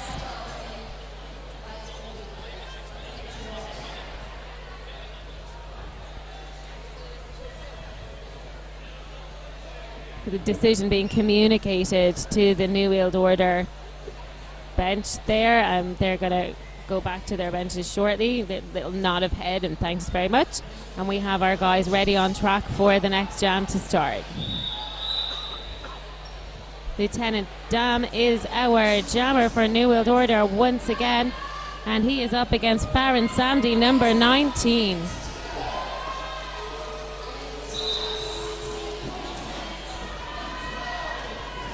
Baron Samdi at the front of the pack, only two blockers, Hugo, Boss, and Smack Bauer to get by, and he does it. Neil Helato had been taking out Lieutenant Dam and actually lost his own balance, fell backwards, giving Lieutenant Dam the little space that he just needed to get through there. Baron Samdi able to call off the jam, no points for Lieutenant Dam.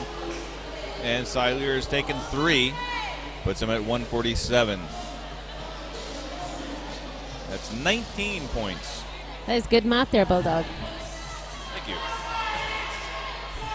So the mechanic is back up. He was frustrated the last time he was on track, so I'm saying he's going to be willing to take some of that frustration out on those blockers. There's Gazuka, who was on top of him the last jam, so he's actually gone to the other side of the track, taking out Matty Dreads. But yeah, Matty Dreads jamming for New World Order. This is interesting. They have decided to put in a fresh jammer, and he does the trick. Just avoids Eastern blocker, gets out for lead. The mechanic still stuck and recycled now by Don Gingivani. He's getting lapped by Matty Dreads, the New World Order jammer. Matty Dreads taken out there at the very top and recycled back by Neil Helato, but he was so proud to get out of that pack first and get New World, or to get the lead jammer. The big smile on his face. He's determined to earn some points for his team, I think. Oh, but he steps out of bounds and has to take that extra strides to the rear of the pack just to be safe. Meanwhile, the machinist wants a solid wall, so he has actually chosen to star pass to Ben Twilley. That completes the initial pass, but Matty Dreads calls off the jam. He's going to only get one scoring pass, but he does get 4 of a potential 5 points. That puts New World Order at 132, 147 for South Wales Silures, and we've got only about 6.5 minutes left. Will we see another lead change in this 6 minutes? The Machinist is our jammer for the Silures, and Lieutenant Dam once again for New World Order. These guys have faced each other repeatedly today. Lieutenant Dam, a familiar sight in that star cap for New World Order. Weaves his way through, followed closely though by the Machinist. So Lieutenant Dam has lead jammer, but he needs to catch the pack that was just going so fast there. Yeah, he needs to get points without them being matched. He just got the 1 point. That was a desperate 1 point. That packet was raced ahead, broken up everything, and we have a team timeout called by the Silures. So our point difference is just 14, which is really just so small in a game that's going as fast and hard as this game currently is. Absolutely. This is just such an evenly matched game throughout, and we've seen much larger point differentials on both sides. During that first half, Silures were ahead by more than this, and New World Order came back, and then at right around halftime and shortly after halftime, New World Order got up to over 30 just points. Before halftime, Lieutenant Dam had that massive power jam where he really changed that score difference, and New World Order came back full of fire, full of vigor, kept on eating away at that power at that difference, but then seemed to just lose it a little, took a lot of penalties, and now we're seeing Silures having just that little bit more oomph. But New World Order are making them fight for every point. This wall that these guys have, Bazooka, Peter Parker, Bereft, all of those guys, I would hate to try and get past those guys. And that's what we've been seeing. One team gets the juice and just has a streak of points. We've been seeing one streak after another, just swapping teams each time. So at any moment, either one of these teams could take the lead. And Crash Mat, getting away from Ben Twilly, takes lead jammer. The Machinist still hung up by Gazooka and Slam C. Nesbitt. Crash Mat now on his first scoring pass, runs into Ben Twilly, gets by him. Madly Wiggins slows him up. Last line of defense, Eastern blocker. Madly Wiggins just missing with a hip check. Gets out of the pack on his first scoring pass. All 5 points, followed out by the Machine. Sees it, calls off the jam. He's gonna take those 5 points. Quite happy to bank those 5 points. He looked, saw it, and went, yeah, dude, it's done here. The Machinist, I'd say, would be quite disappointed that it took him so long to get out of that pack. We held back by that wall, and they held him so far back that it stretched the pack out, giving Crash Mat those opportunities to get out and score those points. That means it's a 9-point game. That's easily reachable by New World Order. 4 minutes and 20 seconds left. Especially by Lieutenant Dam. He's scored 23 unanswered points twice in a row. That last jam in the first half, the first jam in the second half. And he's out and getting lead for New World Order. The Mechanic is also out and chasing. So Lieutenant Dam is just literally going to see if he can get anything. He turns and does that little hip movement just to get whatever he can on the board. It's 2 points. With 2 points right now, they're gold dust.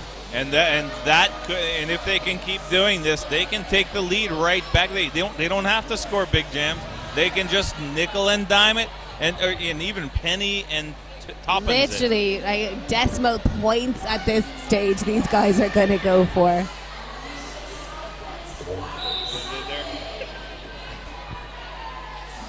It's Matty Dreads again jamming for New World Order. This guy is getting some opportunities to jam in this late part of the second half. I don't know why I'm so pleased with myself. Track assessed on Matty Dreads, giving Silures the opportunity here that they wanted. Farron Samdi is our lead jammer for Silures, and that's his first scoring pass. He's got 5 points. He's widening that score difference that New World Order were really trying to pull back for themselves. And New Wheeled Order getting some consistent, not a lot of momentum, but consistent momentum. This could turn things around for them. This could reverse the momentum. Baron Samdi on his first scoring pass, but Slam C. Nesbitt doing a great job of shutting that down. Baron Samdi, in spite of still being on the power jam, only gets a partial, but Maddie Dredd standing in the penalty box. It's 3 points for South Wales Silures on the second scoring pass, 8 points total.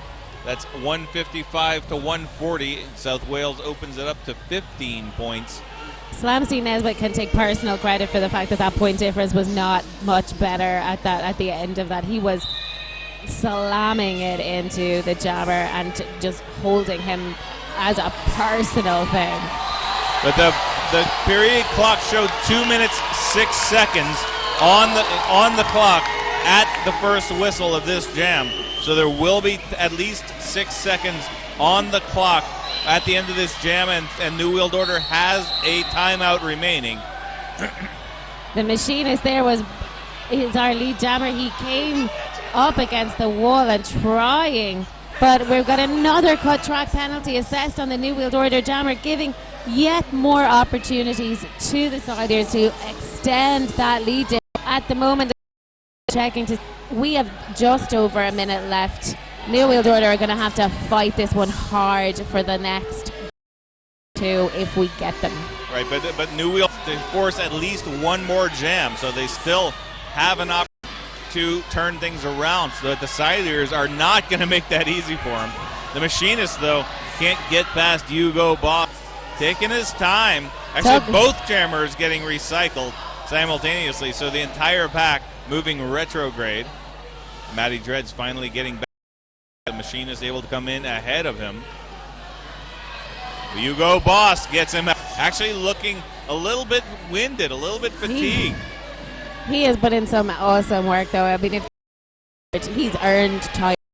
He's been jamming for the Silures. That's his initial pass completed. Penalty box, giving Matty Dreads a power jam. That was a high block. I'm getting so excited, I'm getting confused.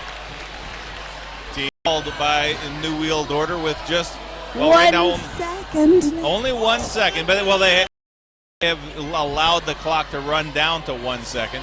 So New Wheeled Order with one now have a power jam start difference to make up. 5 points after all by the machinist. Point difference going into the last jam of the second half. 4 points scored by Matty Dreads. It was a delayed report of the score, but now, so that means only 16 points for New Wheeled Order to take it. The Silures are going to have to defend, but they can actually allow 2 full scoring passes, actually 3 full scoring passes, without any danger of losing the lead. Lieutenant Dam, not a surprise that he is our jammer for this final jam. He has scored more points than anybody else on this track, I would say, today. He is going to make this his own personal mission. But this is starting as a power jam. That low block sent the machinist to the penalty box. Also, remember, he was looking pretty tired. So even though he will be the jammer. Lieutenant Jam does the first step. That's the first step he needs. He has to get lead jammer. AVNL, part of a thing there, they had a goat at the back of the pack, but he managed to pick up a penalty, which is not what New Wheeled Order leading right now. They want other blockers on track. Hot track penalty on Lieutenant Dan. He is shaking his head as he goes to the penalty box. I don't think he has much of a case because every single Silure was behind him when he came back in. So he may have been shaking his head, but it was pretty open and shut case. I can't even tell you what the atmosphere in here is like right now. It is insane. The crowd, the skaters, the benches, everybody is overly excited right now. So, but this is going to be very difficult. The New Wheeled Order needing a miracle, but the Silures doing everything they have to do to win this game, to maintain that lead. And now they can actually relax a little bit. And true and got 5 more points on the board, but Silures Machinist is doing the same thing, so we can't change a point difference if everyone's racking up 5. Oh, well, the Silures earned this. They came back from a 34-point deficit to get this lead. New World Order, it slipped from their fingers. Well, it was pried from their fingers by the hard work and skill of the Silures. But now all but over. Lieutenant Dam not finished fighting. He's going to come through. Slips right up the center for another 5. But seconds ticking off the clock. Lieutenant Dam might be able to get in one more time, but it's going to be pass to Ben Twilly. It's going to be too little, too late. No points on that last scoring pass, but great effort by Lieutenant Dam. 3 more points for South Wales, and that means it's the last jam, 14-13. New World Order winning it by a single point, but coming up short. 170, the unofficial final, 173 to 158 in favor of South Wales. South Wales defending their seeding. So that is just a 15-point difference at the very end. I know it sounds like we've been doing maths all day, but that is how close this has been. We've been trying to watch that point difference constantly. I don't think either team can say they regret any part of this game. They have given their hearts and sweat. There's been vomit. There's been in this game. There's literally been to man practically and left behind. Enough said about that. But no, this was a very dramatic game. A lot of swings back and forth. I lost count of how many lead changes. I would love to know what the final count on the lead change is. And of course, the next game up is Barrow versus Quad Guard. Games earlier today have to come back on track and fight it out to find out where they're placing themselves for the next. But almost the entire track surrounded by well-wishers. New World Order taking a well-deserved consolation lap. Fantastic game. Fantastic effort. They were now Silures fairly heavily favored over Silures New World Order. The third seed and New World Order the 6th seed. That is a big difference in everything. That's not. But you may hear in the background. It sounds like booing, but that's actually Swoos. That's actually a battle cry for the South Wales Silures. I was told to expect this earlier.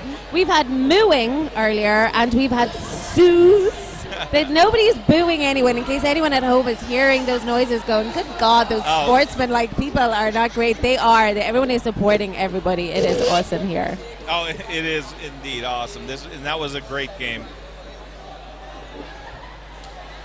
We're gonna get to rest shortly. We'll be handing the feed over to the next announcers, but in the meantime, we're gonna keep you entertained while there's a little bit of a changeover. Everyone, of course, because there's so much going on here, and there is just the one track. There is a lot of work to do to change over the games, change over the feed. There's official teams that has swap over. There is NSO teams that swap over. There's a lot of people working, and of course, if you are watching the feed, you can donate to say thank you for this being put on for you. Go to www.tyneandfear.co.uk, make a donation for every £3. I'm from Ireland, we use euro. But every £3 you donate, you get an entry into the NEC raffle. But now we're going to pass it over to Sven Will I Be Famous and Statman, and they're going to wrap up this first round. This is the first round of play at the Men's European Cup 2015. Thanks, guys. Wow, what a first 4 games we have just seen there, and that was the ultimate end to our first round. Lieutenant Dam, more like Lieutenant Jam. He did an awesome job right there. I went away to get some food. I came back, NWO in the lead. I turned around, came back, Sousa in the lead, and it's been back and forth ever since. I think you missed about 7 games in getting 1 burger. That's amazing. We had so many lead changes, tie games. They just reset every 5 minutes. Wow. The kind of stats upset of LRT beating the quad. They're going to now be going through progress. The seedings, I believe. That's right. So let's have a... Right, so in the winner's bracket right now, we've got SDRD against LRT, and that's tomorrow afternoon.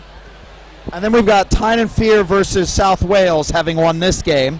And they're going to go on, and of course, making it that far means, at worst, any of those 4 teams will end up in 4th place.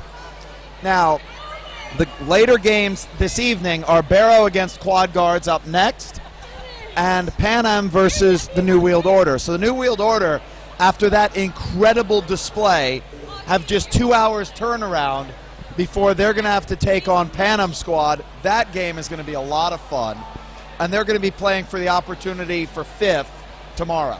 And of course, Quad Guards are going to come into this game now full of fire from being rolled over by the Rolling Thunder.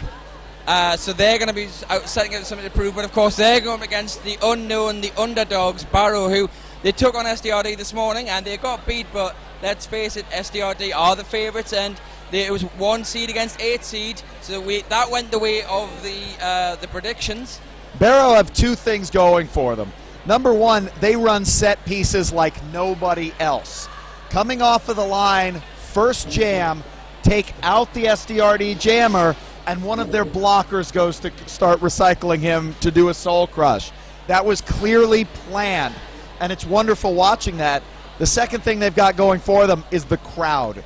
This crowd went nuts for Barrow. Every time they so much as breathed, the whole crowd would flip out for them. It's going to be amazing, this game. So that game is going to be coming up according to our time to derby clock on the scoreboard in 19 minutes and 30 odd seconds. So in the meantime, we're going to go to a short break, and when we come back we will bring you the action from that game. And I'm looking forward to it. Thank you, Sven.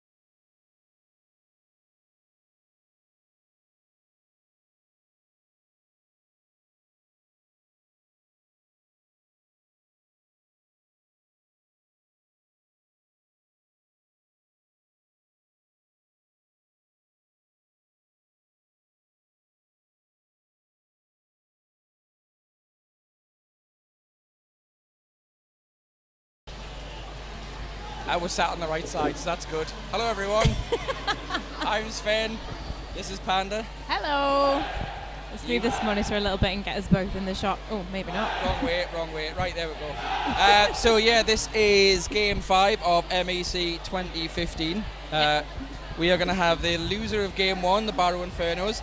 They're going to be going against the loser of Game 2, which was the Toulouse Quad Guards. Absolutely. So, what are you thinking for the game here between these two, Sven? Well, it's a hard one to call. We kind of saw a month ago Lincolnshire went to Toulouse and beat the Quad Guards, so that was kind of a recreation of that game. These two teams, of course, have never met. When Toulouse did their little tour of the UK in April, they did not play Barrow, so we haven't got any previous form from them. So we've got a team who have been around for a while. Barrow have no doubt studied the Quad Guards, they know their strengths and weaknesses, and then a team like the Infernos, who are a relative unknown team to the Quad Guards.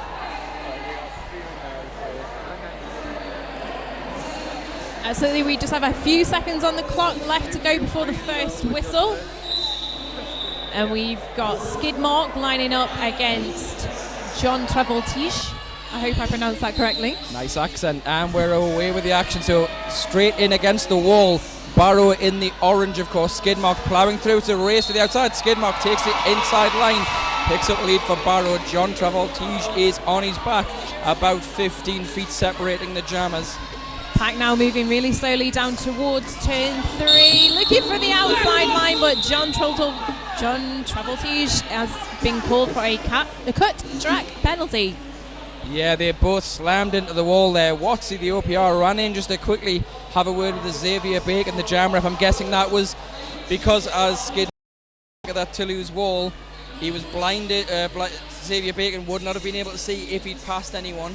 If he got past the hips, and a lot of time the OPR will come straight in after the jam, just to let the jam ref say, I saw this, I saw these passes. Yep, very nice call from the outside there from the outside pack referees. So no points on the board yet from either of the teams. And we've got Tintin now on the power jam for the Barrow Infernos.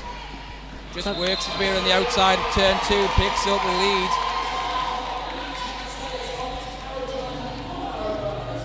Pack now stationary in turn 2 as he comes through, looking for a break through the outside line. Nicely done.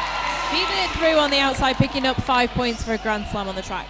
Yeah, just slammed his way between Larutusa and Flubber, looking obviously for the smaller of the two blockers in the wall. This time goes between Big Jim and Flubber and gets held up. John Travoltige now back on the track. And a tussle up towards the front. John Travoltige picks up a cut track immediately, so another power jam straight away again for Tintin now. It's 4-on-4 in the pack, and Toulouse are trying not to let Tintin get through this pack. And Rubert taking a step toward the infield there. It's 5 more points on the board there for Barrow. And it's a 10-point game, getting the first points on the board in this jam.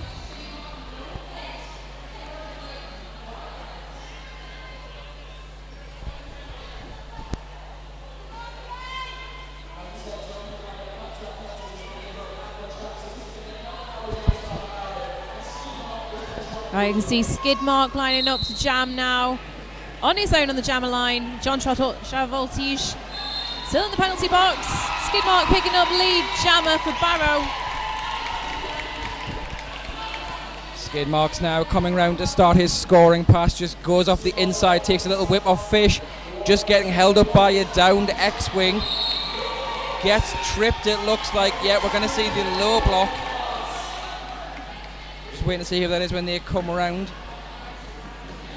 That was on number 6-6 of the Quad Guards, Jean-Luc Gredard with a low block on Skidmarks.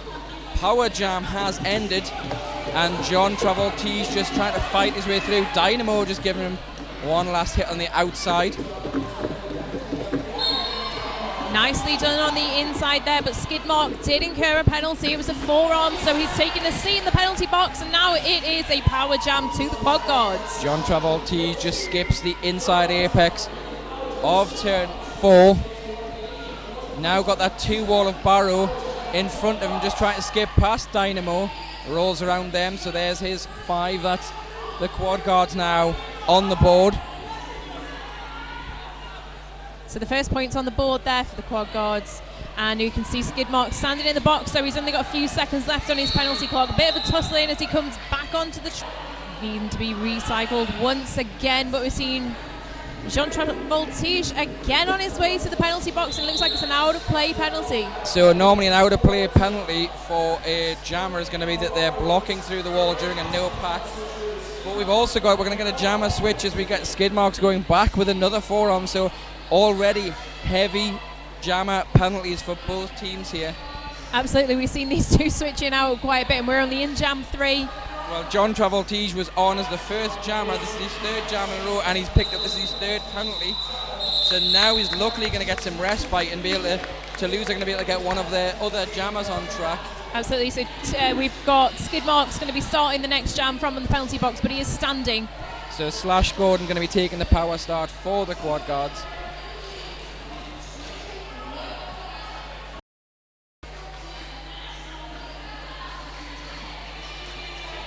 Right, full force on the track for the quad guards. The court.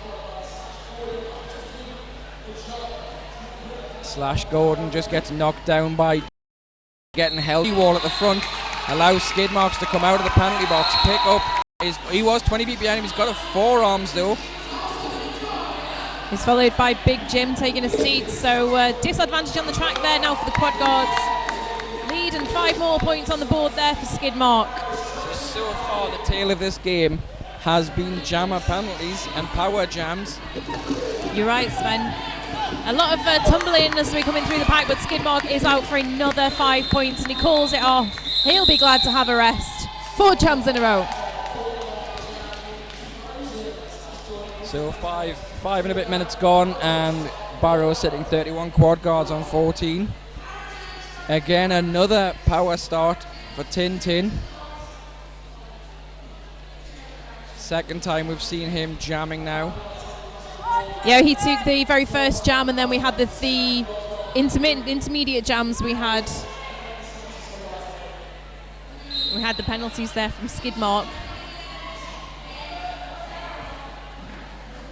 Tintin just rolling for the outside, just goes around the inside of Braveheart, and Braveheart is excellent. He gets back in front though, holding a strong 3-wall. Slash Gordon out the box now, just trying to fight his way down the outside line, gets lead on the outside of the crowd straight. And it looks like we've got Dynamo taking a seat in the box, and he's going to be followed very shortly by Waldo, and it looks like they were both out of play blocks. There was no pack was called. Fish just doing some great blocking there, big tumble. We got a lot of falling. Looks like Argo is going to pick up the low block penalty. And we've got a misconduct penalty as well. That's on there. Bosch is getting that low misconduct. So Slash Gordon now still in control here with lead jammer, not having very much opposition to come up against, with 3 blockers off the track currently for Barrow. Just Fish, and Tintin's got the star in his hand, but his pivot Bosch is currently in the bin. A huge hit there from Nicholas Braveheart. Tintin returns the star, realising he's got no star pass option. Quad guards just doing some great defensive blocking work now. Tintin needing to recycle back towards the rear, but no pack called, and we had a clockwise block penalty, a direction of gameplay on Nicholas Braveheart, so he's going to be taking a seat as the box empties from the Barrow side of things. Slash Gordon just comes up against Fish. Fish with a great little shoulder check, just rolls Slash Gordon to the outside of turn 3.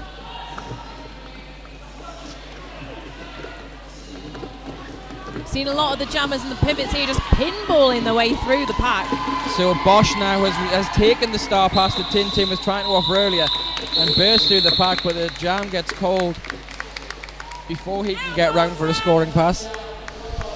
Right, so we have got Barrow on 31 points, the quad guards on 26. It was a 12-point jam there for the quad guards. We're going to see Mr. Furio, number 13, jamming for the quad guards in the red and black jerseys, and Jar Demon, number 28, in the orange for Barrow.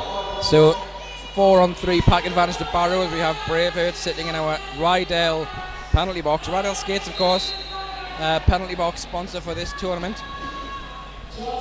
Absolutely, the whistle goes and there's a tussle straight off the line there. Some action at the back there. Angry Bear desperately trying to get John Demon off his feet, and he succeeded. Angry Bear is one of those great blockers. It's been with the quad guards for as long as I remember seeing them, which goes way back, I think, the MARDC 2012, and he was one of the good blockers all the way back then in that team. Yeah, so see, Skidmark's taking a seat in penalty box, and it looks like we've got 2 penalties on the clock there, so he's going to be sitting for a minute. And Angry Bear now also on his way to the Rydell penalty box, so with 3-on-3 in that pack. Monsieur Furio just rolls around, slides on a 1-2 stop, jinks out the way of the pack. Blocker a piece off the track for each of the teams here, so it's a 3-on-3 pack, but they're not letting up for Monsieur Furio. He is having a difficult time bouncing off of that wall of Barrow, and they're not making it easy for him at all. I think Monsieur Furio is coming up against Danthrax, who is one of those blockers that punishes jammers. In this time, he picks up the elbows in that knock to the inside. So it's going to be very shortly when Angry Bear joins the track, a 4-on-2 pack in favour of the quad guards. 5 more points on the board for Monsieur Furio. Lara to say just recycle Jardim and try to put the last hit on him before those whistles. He's not easy to get off of his feet. So that's going to take us now 10 minutes, 10 and a half minutes gone. Quad guards 45, Barrow on 31. Duke of York, a new jammer up for Barrow against John Travoltige, who obviously we saw for the first 3 jams given his penalty troubles. And it looks like we've got an official timeout has been called, and it looks like it's been called by one of our non-skating officials. I think there was some checking of scores there. Rocky Horror Hole, one of the jam refs, was going over to the scoreboard. Just a quick minute to mention our Roller Derby City sponsors for our shirts for the NSO, the crew, and the merch stand there here today. Lovely NSOs in that blue colour and the crew in the yellow. Thanks very much to Roller Derby City. Do go and check them out online. Back on track, John Travoltige trying to find a break through the inside of the pack, but being forced back towards the rear, just squeezed out. And now he's managing to find a way toward the front, where we can see Fish is going to be on his way to the penalty box, what looked like it was potentially a direction of gameplay. Followed by Waldo, who picked up a misconduct. And also, we've got Dynamo, so a lot of action for that Rydell penalty box. Clockwise block picked up by Dynamo. Duke of York, meanwhile, being recycled along the crowd straight. But it is quad guards with lead, but like you said before, Danthrax relentless up at the front of the pack, not letting up at all. Few whistles going on through the inside of the pack there, so we're seeing a couple more blockers going to the penalty box. So we've got Danthrax with a cut track, and Bonjour John picked up an outer player block. So pack is small. In fact, we've got 3-man roller derby right now. Argo, though, doing what he can just to carry on blocking, but picks up the outer play. There was only 2 players on track, of course. He broke that 10 feet to engage the jammer. So we're back now, 2 blockers on track for Barrow. Just Waldo on track for the quad guards. Still an awful lot of action going on, even though there's only 4 people in contention here.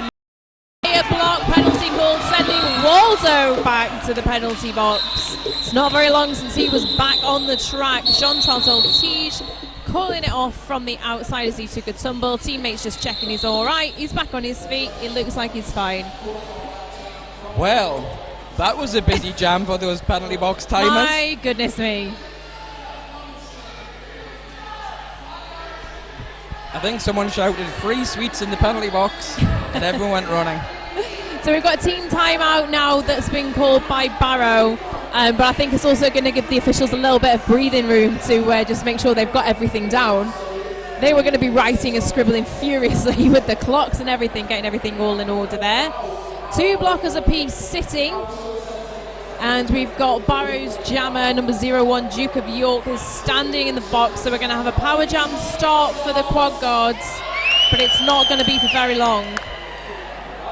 Yeah, we'll just give a shout out as well now to Fifth Blocker Skates, who are sponsoring our track. Great roller derby kit shop based up in Glasgow, I believe. They were also, I think they sponsored the some of the Power of Scotland. I remember all the Power of Scotland guys wearing all the hoodies with Fifth Blocker on. But I think one of our NSOs has been Danger's got one on at the moment. Apparently the stream chat's full of talk about Braveheart shorts. And of course Face of Fish. And Pray for Argo. Well, Pray for Argo, of course, remember, was one of the trending themes of last year when we had Argo here shortly after his injury.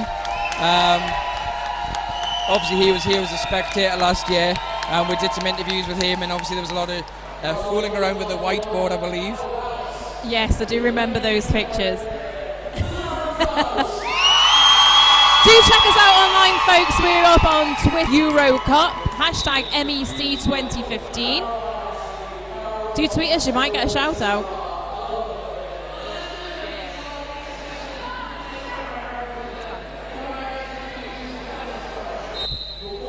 Right, Slash Gordon now jamming for the quad guard, straight out toward the front of the pack, but nice two-man wall. Zoob's doing a cracking job of holding him back there. Skidmark picks up the outer player block. Slash Gordon takes a heavy hit. The Duke of York comes powering through, picking up lead jammer and calling it straight off. And it looks like we've got 2 consecutive penalties there that have been called. And he's going to be sitting for a whole minute. So yeah, we just got Slash Gordon took a hit to the head, and he's just being seen to by the medics on the track right now. So obviously play will resume once they've checked him out. And a lot of the back shielding from the crowd so that people aren't obviously taking photographs and getting a look in. Give him a little bit of privacy and the respect that he deserves. It's up on that, and you want the privacy to be able to. Gordon has his face in previous games because last year he started wearing. I've seen a lot of the guys wearing them today, actually. I think a lot more than I have seen previously. Yeah, I think it's one of those things now where I think because. Well, I think there's a lot more of the hockey helmet style being adopted, and they come with fitted face shields. There's a lot more players using. I know there's quite a few players who wear them for a few games after they maybe had a hit, and then they basically switch back to their normal helmets. I don't know if there's glare issues with the lights that you get in here. I did see, funny you mentioned that. I think it was Hygienic had one on earlier on that had quite a dark visor on it. And that looks a little bit different. We noticed, we wondered if that could be something to do with the glare on the lights. I don't know if we'll see that in play at all at any point during the weekend. We just had a confirmed skid mark, number 0709 for Barrow, who's currently sitting 2 penalties. That's 2 penalties. At the moment is on his 6th penalty already, and that is, 13 minutes into the first period. And we're on jam number 9 is the next jam, so... he likes Rydell's skates so much, he just wants to visit that penalty box. I think he just likes looking at Kamikaze Kitten's face, so he wants to just go and sit and be close to her now that we miss her so much in the sport. So we've got a good chant now of Jar Demon going up as he's got the star currently for Barrow, and it looks like he's going to be going against Monsieur Furio for the quad guards. Monsieur Furio, obviously he's been a fan favourite for quite some time, but it might help of his blockers so he can really show off what he's made of. And I don't know if you can hear it on the stream already, but the crowd's starting to get the chants working up already. By the end of today, these guys are going to be voiceless, but tomorrow they're going to be bringing it even louder, even harder. So we've got quite a split start. Only 1 blocker on track for Barrow, that's Danthrax, and he's taking that pivot line.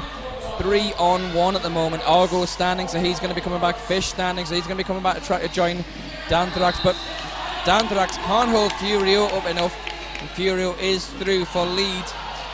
Braveheart with a great hit just knocks Jar Demon to the outside. Furio jumps the corner, so he's now in lapping position. Just sees Jar Demon racing away ahead, pulls off the jam with a 1 scoring pass.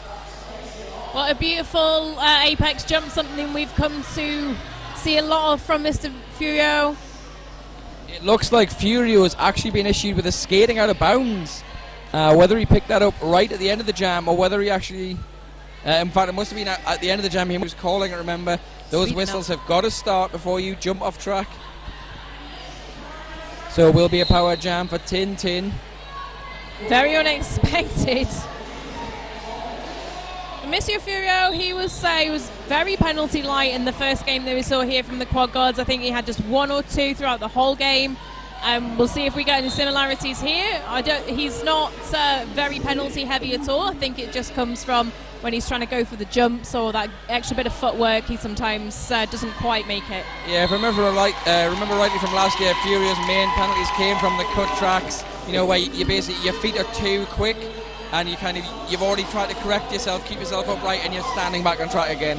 Yeah, absolutely. So he's back on the track now, bundling his way into the back of the pack. And a back block penalty there, sending Bosch to the box, the Rydell penalty box.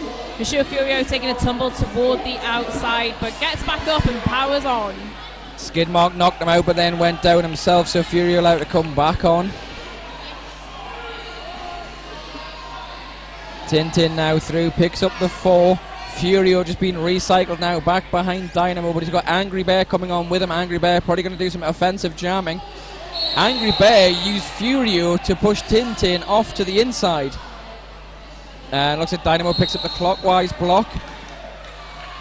Oh, Angry Bear taking a tumble, doing cartwheels almost on his way toward the outside of the track, just taking his time to come back on, but it looks like we got a cut track penalty sending Monsieur Furio after we just announced this curse. And I think Gros Ben de Bois picks up an out of play penalty. So a blocker a piece short, but the track advantage here to Barrow with the power jam as Bosch makes his way back to the penalty box, only a few seconds back on the track before he's off again. Angry Bear picks up an out of play, so there's just Leroy Tisseur, and that's Flubber on track now, 2 versus 2. And it looks like Barrow had a 19-point jam there. Barrow doing well, keeping this within a 10-point game at the moment. 63 the Quad Guards, 53 your Barrow Infernos. Tin was happy with that. He was giving a little round of applause to the crowd as he was passing by. We're going to see Fish lining up on the jam line for Barrow for the next jam. Fish just skips inside, runs up that line, picks up lead. Monsieur Furio was standing in the box, but he wasn't in front of the jammer seat. Almost missed him there, but he is back on the track now. This is Fish's first time we've seen jamming, but he's been doing some excellent blocking work so far earlier in this game. Just showing like what a double threat player he can be, and it's that kind of thing that's obviously impressed with the Team England selection, or the England men's roller derby selection, as I say, after their name change. Yep, which you've seen a lot of that as well recently with a lot of the leagues.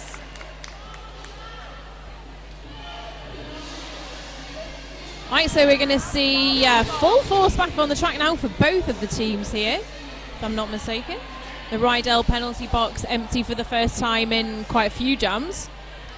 And looks like it is Jean Travoltige. I could put my teeth in for that one. Against number 28, Jar Demon. It's a 10. Ooh, it's an 11. No, wait. Other way. 9-point game. My maths doesn't work very well. Now everybody's shaking their heads at me. No, Panda, it doesn't. Jar Demon just being held up greatly behind Tordu, Ninja and Big Jim, but we've already got John Travoltige out with the lead now. Jar Demon chasing him down with speed. Quarter of a lap behind. Looks like we've got a cut track on Flubber. Big Jim also going to the penalty box, so Quad Guard's going to be starting, and is skating out of bounds for John Travoltige. So once again, probably trying to call it off and get off the track too quick. It certainly wasn't making a hurried attempt to get to the box there, but we've got 2 blockers sitting, as well as the jammer, for the Quad Guards, and they've got Argo in the penalty box for Barrow. So track advantage here with the power jam for Bosch, for Barrow. And if my aging memory serves, I believe that's penalty number 4 for John Travoltige.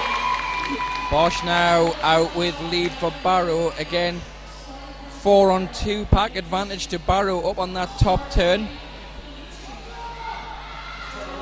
Bosch has been held up a little bit by Waldo.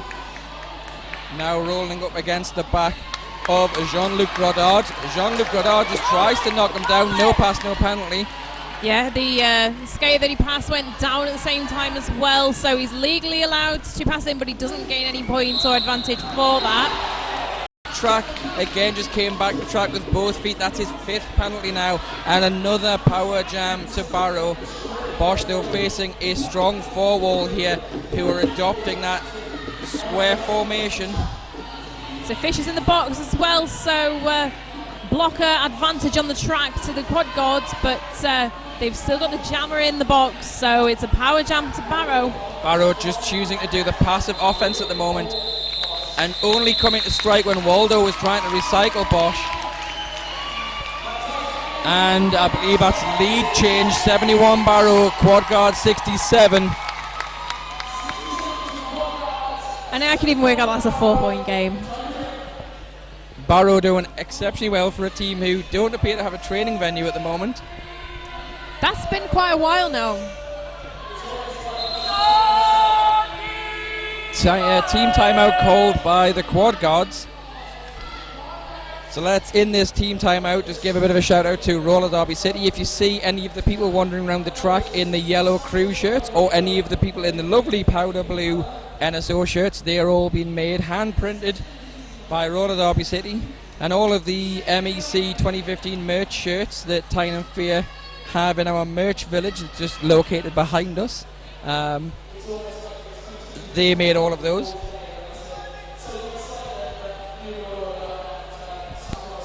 Also give a quick shout out, we had a message during our last game to say a happy birthday to Joshua Mannering. It's his first birthday yesterday. Best wishes from Dad, Cool Jam Luke from Team Seuss. Oh, isn't that lovely? It's making everybody's hearts melt.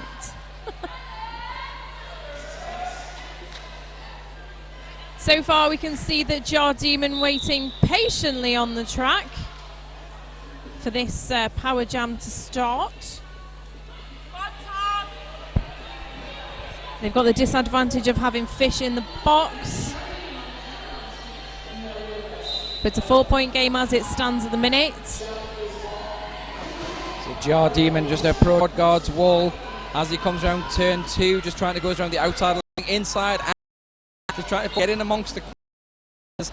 That's going to make it a bit easier, but Jean Travoltige is through for lead. Jar Demon just takes advantage of Gros Bendebois, get through, and he's out about 20 feet now, trailing John Travoltige. It's around Zubin, calls off the jam. Things up. Didn't have time as the jam was called. So that was a 1-point jam there for the quad guards. We've had a little bit of a correction to the scores there, so it's 64 to the quad guards, Barrow on 71. Quad guards playing in the black and red jerseys, and Barrow Infernos playing in the orange jerseys. Just gone to a quick official timeout there where I think we sorted out a few things in the ref huddle, herd, team, crew.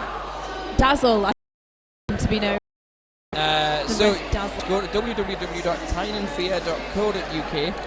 So the raffle will be drawn on July 3rd on YouTube after the event, and you enjoy £6, £9, or 3 that you like, and you will get entered into that prize draw for a goodie bag.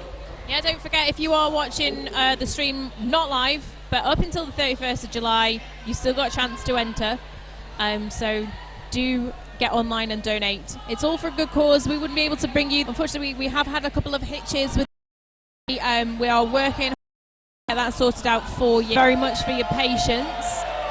Yeah, it's also worth mentioning that Tyne and Fear are also, in 2 weeks time, they're heading to New York to Mohawk Valley Cup, and so they're trying to take some of the proceeds from this tournament to try and help them get across there and help them be able to do a little mini tour of New York to bump themselves up, hopefully up the MRDA rankings.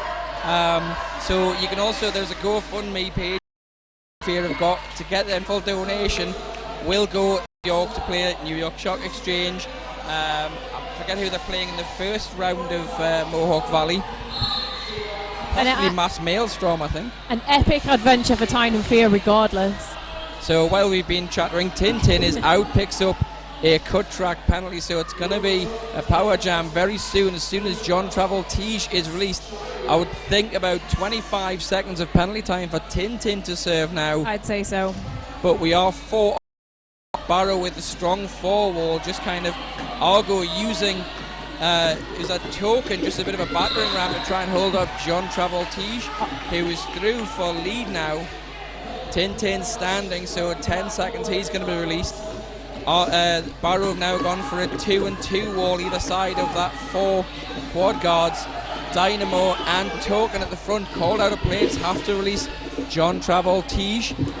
Tintin does some kind of bizarre swan dive pass of the start to Argo. to a great roar from the crowd. Short-lived, unfortunately. No more points on the board for Barrow, but another 2 on the board for the quad guards. And it is a tied game, 71 apiece. We've seen so many close games here today, it's unreal. Yeah, if you had some nerves at the start of the day, you probably haven't got any left. Shot. And I mean, Slash Gordon has exited the pack toward the front as Fish is re-entering. Just as Slash Gordon comes in, did he manage to put anything on the board? I don't quite. Oh, yes. Slash Gordon picks up 3 to Fish's 2.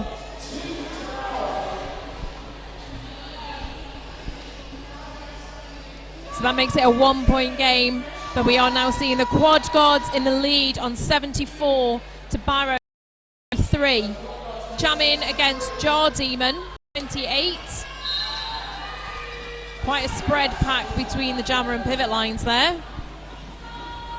Jar Demon just being held up by Jean-Luc Rodard. Rolls around the outside of Waldo, who recycles in to try and hold them up a bit further. Furio bursts out for lead. Yeah, Jar Demon picks up the cut. He got rolled across the inside apex. Looks like he stood up there and has picked up the cut. But we've got Furio with a cut track. Jean-Luc Rodard is going to be taking a penalty, which for Monsieur Furio. We're going to see 15 or 8 on there. Lots of touch there. Just trying to get those. Just takes X-Wing and Waldo out of the picture. Lets Jar Demon get through. He's in his way through. Both jammers have been to the box here, so we're going to see a natural 2-minute jam. Token just recycling Furio. On the board there for Barrow as Jar Demon now moving through the corners now. Push down, but Monsieur in front. Points on the board. With the out of play penalty. 82 quad guards, 82 Barrow. It was an 8-9 jam in favour of Barrow, equaling up the scores with just shy of 4 minutes left on the period clock. We're going to see Tintin lining up against Slash Gordon. I don't even know which way this is going to go. If it's tied at half time, I'm going home. I'm telling you that now. I can't take any more of this. Back in, Tintin hits the back wall of the quad guard. Slash Gordon just being held up.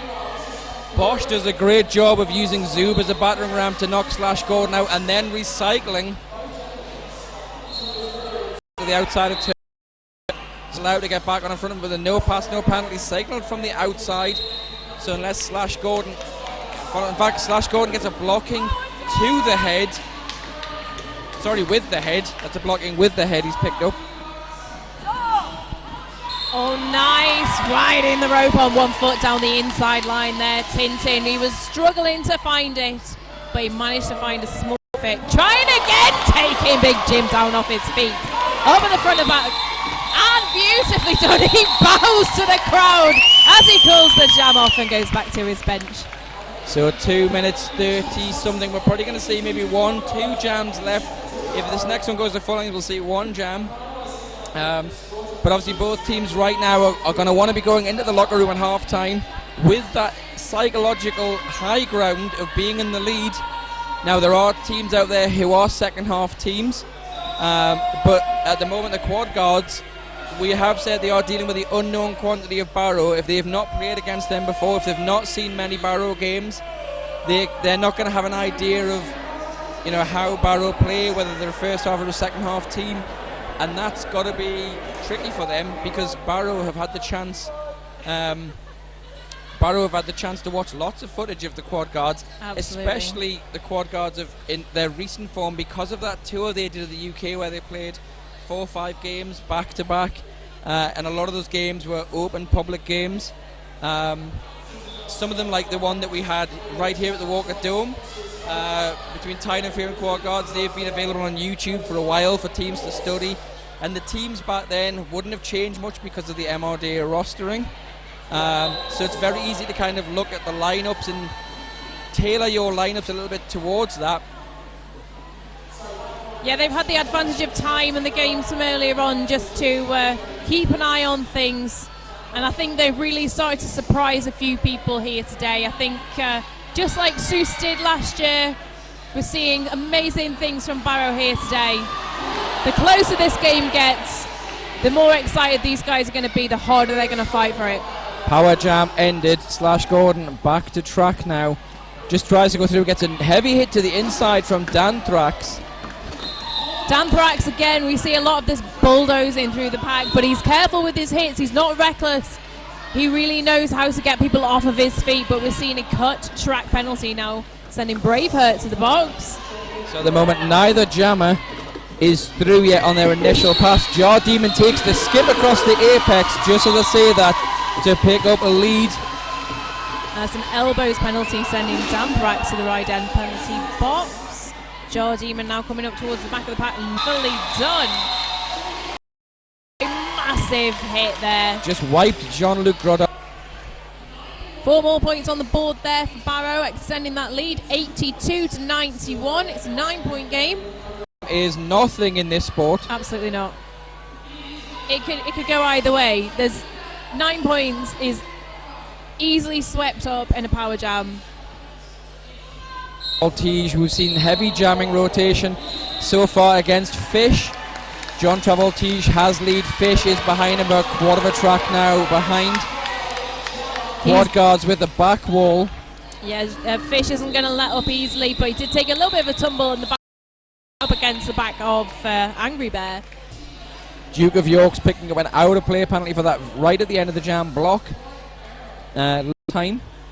So we've got 3 points on the board in that last jam there for the quad guards, and there's the long rolling whistle. So we're going to be going into half time. Cracking game we've seen here so far already. So half time, Barrow on 91, quad guards on 85. I don't think that's enough of a lead to give you to make you go back to the locker room confident, but Barrow must be feeling very good right now.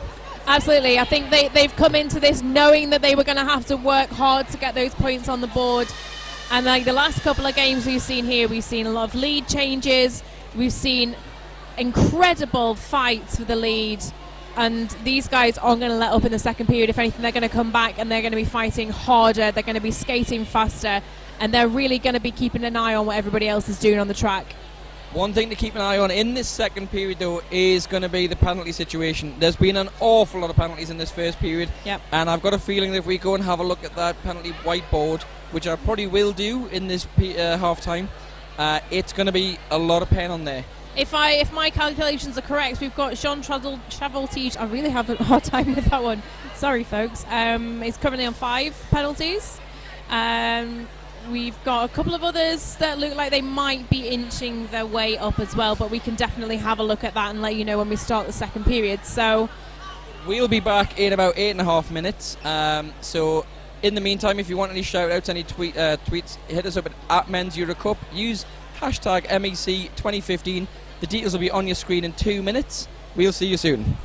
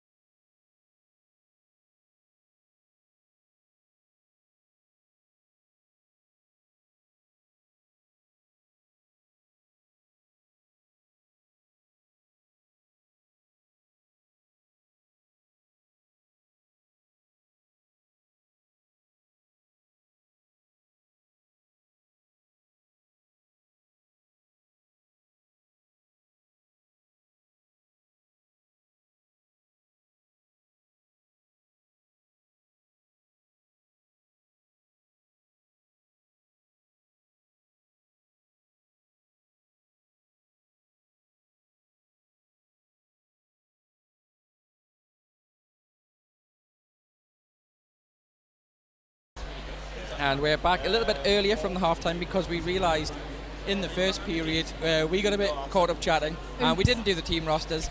So let's quickly do a run-through of the team rosters now, starting with Barrow Infernos. Okay, so we've got 000, Argo 01, Duke of York 0104, Token 0709, Skidmark 118, Danthrax 1759, Beermat 212, Zoob 2525, Bosch 28, Jar Demon 289, Dynamo number 3, Tintin 5, Fish 808, Defcon John 87, Evans Almighty. Sven. And against them is the Toulouse Quad Guard. So we got 111 Flubber, 1, 2, 3, 4 John Travoltige, number 13 Monsieur Furio, 1789 Braveheart, 192 Big Jim, 2 / Gordon, 2012 X-Wing, 222 Gros Ben de Bois, 23 is Bonjour Jean, 31 is Angry Bear, 5 is La Rotisseur, 511 is Tordu Ninja, 66 is Jean-Luc Rodard, and number 9 is Waldo. And I believe in the halftime we did go and have a look, or Panda went and had a bit of a look at the penalty board. So of those players, who's in danger? Okay, so we've got Jean Travoltige is on 6 penalties. We also have Skidmark for Barrow on 6, and he's been sitting on 6 since Jam 4. 2 of those penalties, or 2 of the trips to the box, were actual double penalties because 2 of them were in subordination, so he's actually sitting for a minute twice. Yeah, those insubordinations, generally that is a case of you get the penalty, you acknowledge you have the penalty, and then you don't get off the track. You know, you don't cease playing, you carry on being involved. And even if that's skating the full length of the straight before you jump off the track, the refs can say that as insubordination. So we haven't seen him jamming since then, and I'm unsure, as we will do toward the end of the game, at all. They might go for broke at the very last jam if it comes down to it. Skidmark had shown a lot of strength in jamming in the first game here today. He was one of the stronger blockers. He put a lot of points on the board. But jammers together, so John Travoltige and Skidmark both on 6 penalties, but we have seen John Travoltige jamming quite recently. So whether the teams have actually realised and are going to take him out of the rotation for a little while or not, like Barrow seemed to have done with Skid, we'll see. But she's on 4 penalties. That's the only other person that's got anything over 3. So up until that point, 1 to 3, but you've got the 3 of those skaters that already are quite high. Well, we'll see if any of those make an impact on the game. And by that I mean any of those penalty players, get further penalties, which changes the way the game plays out. I'm just going to do a quick shout as well to everyone in America that's watching right now, everyone in Argentina that's watching right now, and everyone in France, as well as everyone else, wherever you are. Welcome to joining us here at the Men's European Cup 2015. On track, we have got the Quad Guards versus Barrow Infernos. Jar Demon jamming for Barrow Infernos, and Monsieur Furio out of the pack, picking up lead for the Toulouse Quad Guards. Jar Demon just being rolled around by those 4 Quad Guards blockers. Duke of York heading to the box now, so it's 2 blocker disadvantage for Barrow Infernos right now. Furio on his first scoring pass just comes up against the front of Danthrax, out of play called, so he's going to have to yield, let Furio past. 5 more points on the board there for Furio as he now starts to re-engage the pack from the rear. And there's the lapping point. Trying desperately to find a break on the outside, moving. He never tell at any given point in time. By the time I start saying he's on the outside, he's on the inside. He's through, and he is out of the front. Another 5 points. And looks like we've got a star pass in situ there for Barrow, but it didn't come of anything. So Fish with that on his head there. Looks like 2 more points on the board for Barrow and a 5 points extra there. So a 10-2 jam in favour of the Quad Guards. It's a 2-point game as it stands at the minute. Barrow on 93, Quad Guards on 95. So whatever was said in that Quad Guards locker room has done the job and pepped them up for this first jam of the second period.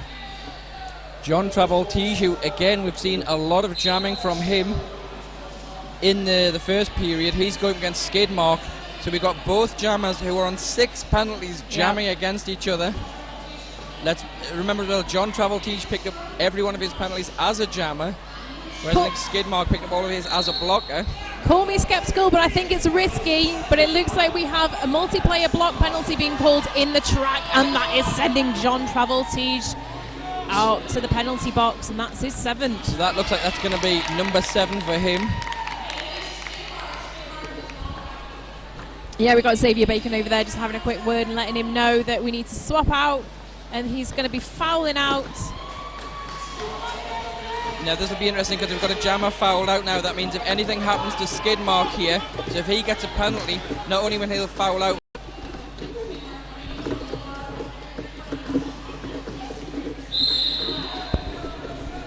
Right, so at the moment, Skidmark in fact is now being sent out jam dead. As soon as he sits down, we have no jammer, but that's also Skidmark's 7th. So both jammers started on 6, both jammers ended the jam on 7. Let's just see. Yeah, it looks like Skidmark realises it's his 7th, and he's got the star in his hand. Yeah, I thought it was a little bit of a risky move having both of those jammers up with the 6. He's already going to be replaced in the penalty box. So I think it looks like it's possibly Zoob. Is it? Is that Zoob? I can't see because Glenn Moran. The OPR is in my 4 on his shirt. Is that Token? Yeah, it's Token is going to be serving the penalty for Barrow. And it looks like we've got Slash Gordon lining up on the track for the quad guards. So we are in the middle of an official timeout currently, just to work out the logistics around getting the jammers all sorted, making sure that everything's right and correct for us starting again. The nice long rolling whistle gets us ready to start the next jam.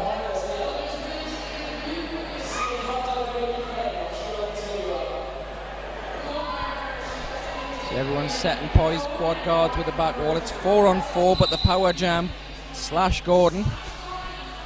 Quad guards running up to put some offense in there. Slash Gordon just being held up by Fish. He has been the double threat for Barrow. Jamming, blocking, taking the star passes. Not enough to hold up Slash Gordon now, who has lead. Stationary pack up on the apex of turn 1-2. Slash Gordon rolls into a 3-wall. Fish, we've got Token back to pack now. Remember, he's serving the penalty for Skidmark, so he's completed his initial pass there very quickly. Slash Gordon just gets knocked turn 1. But it looks like we have 3 on the board for the quad guards, so returning to the lead. 98 on the board for the quad guards, 95 on the board for Barrow. Monsieur Furio and Jar Demon lining up on the jammer line. Full force on the track from both of the teams here. It's a 4-on-4 pack. Both these jammers seem to be on the same rotation, as they all seem to be going up against each other a lot so far. Into the tight pack of 8 blockers. A strong wall at the back there from Toulouse. The quad guards absolutely immense, holding that power line there, but Furio through, but Le Rotisseur and Angry Bear taking seat in the penalty box. Tordu Ninja, I think there was some confusion. I think there was a stop block called, and you've got number 5 and 5-1-1 have been called. As we say that, Jar Demon picks up the cut tracks. It's Power Jam Furio. Right. Okay, back on the track, Monsieur Furio showing off with a lovely little bit of footwork there, making sure he stays upright. And he is lead jammer for the quad guards. And Le Rotisseur and Tordu Ninja back on the track now. But it looks like it was an illegal procedure. I think Tordu Ninja left early. I think it's La Rotisseur was told he could leave by the NSOs, and Tordu Ninja also left, so he's going to get an extra penalty on top of that, as well as the few seconds that he had left to serve.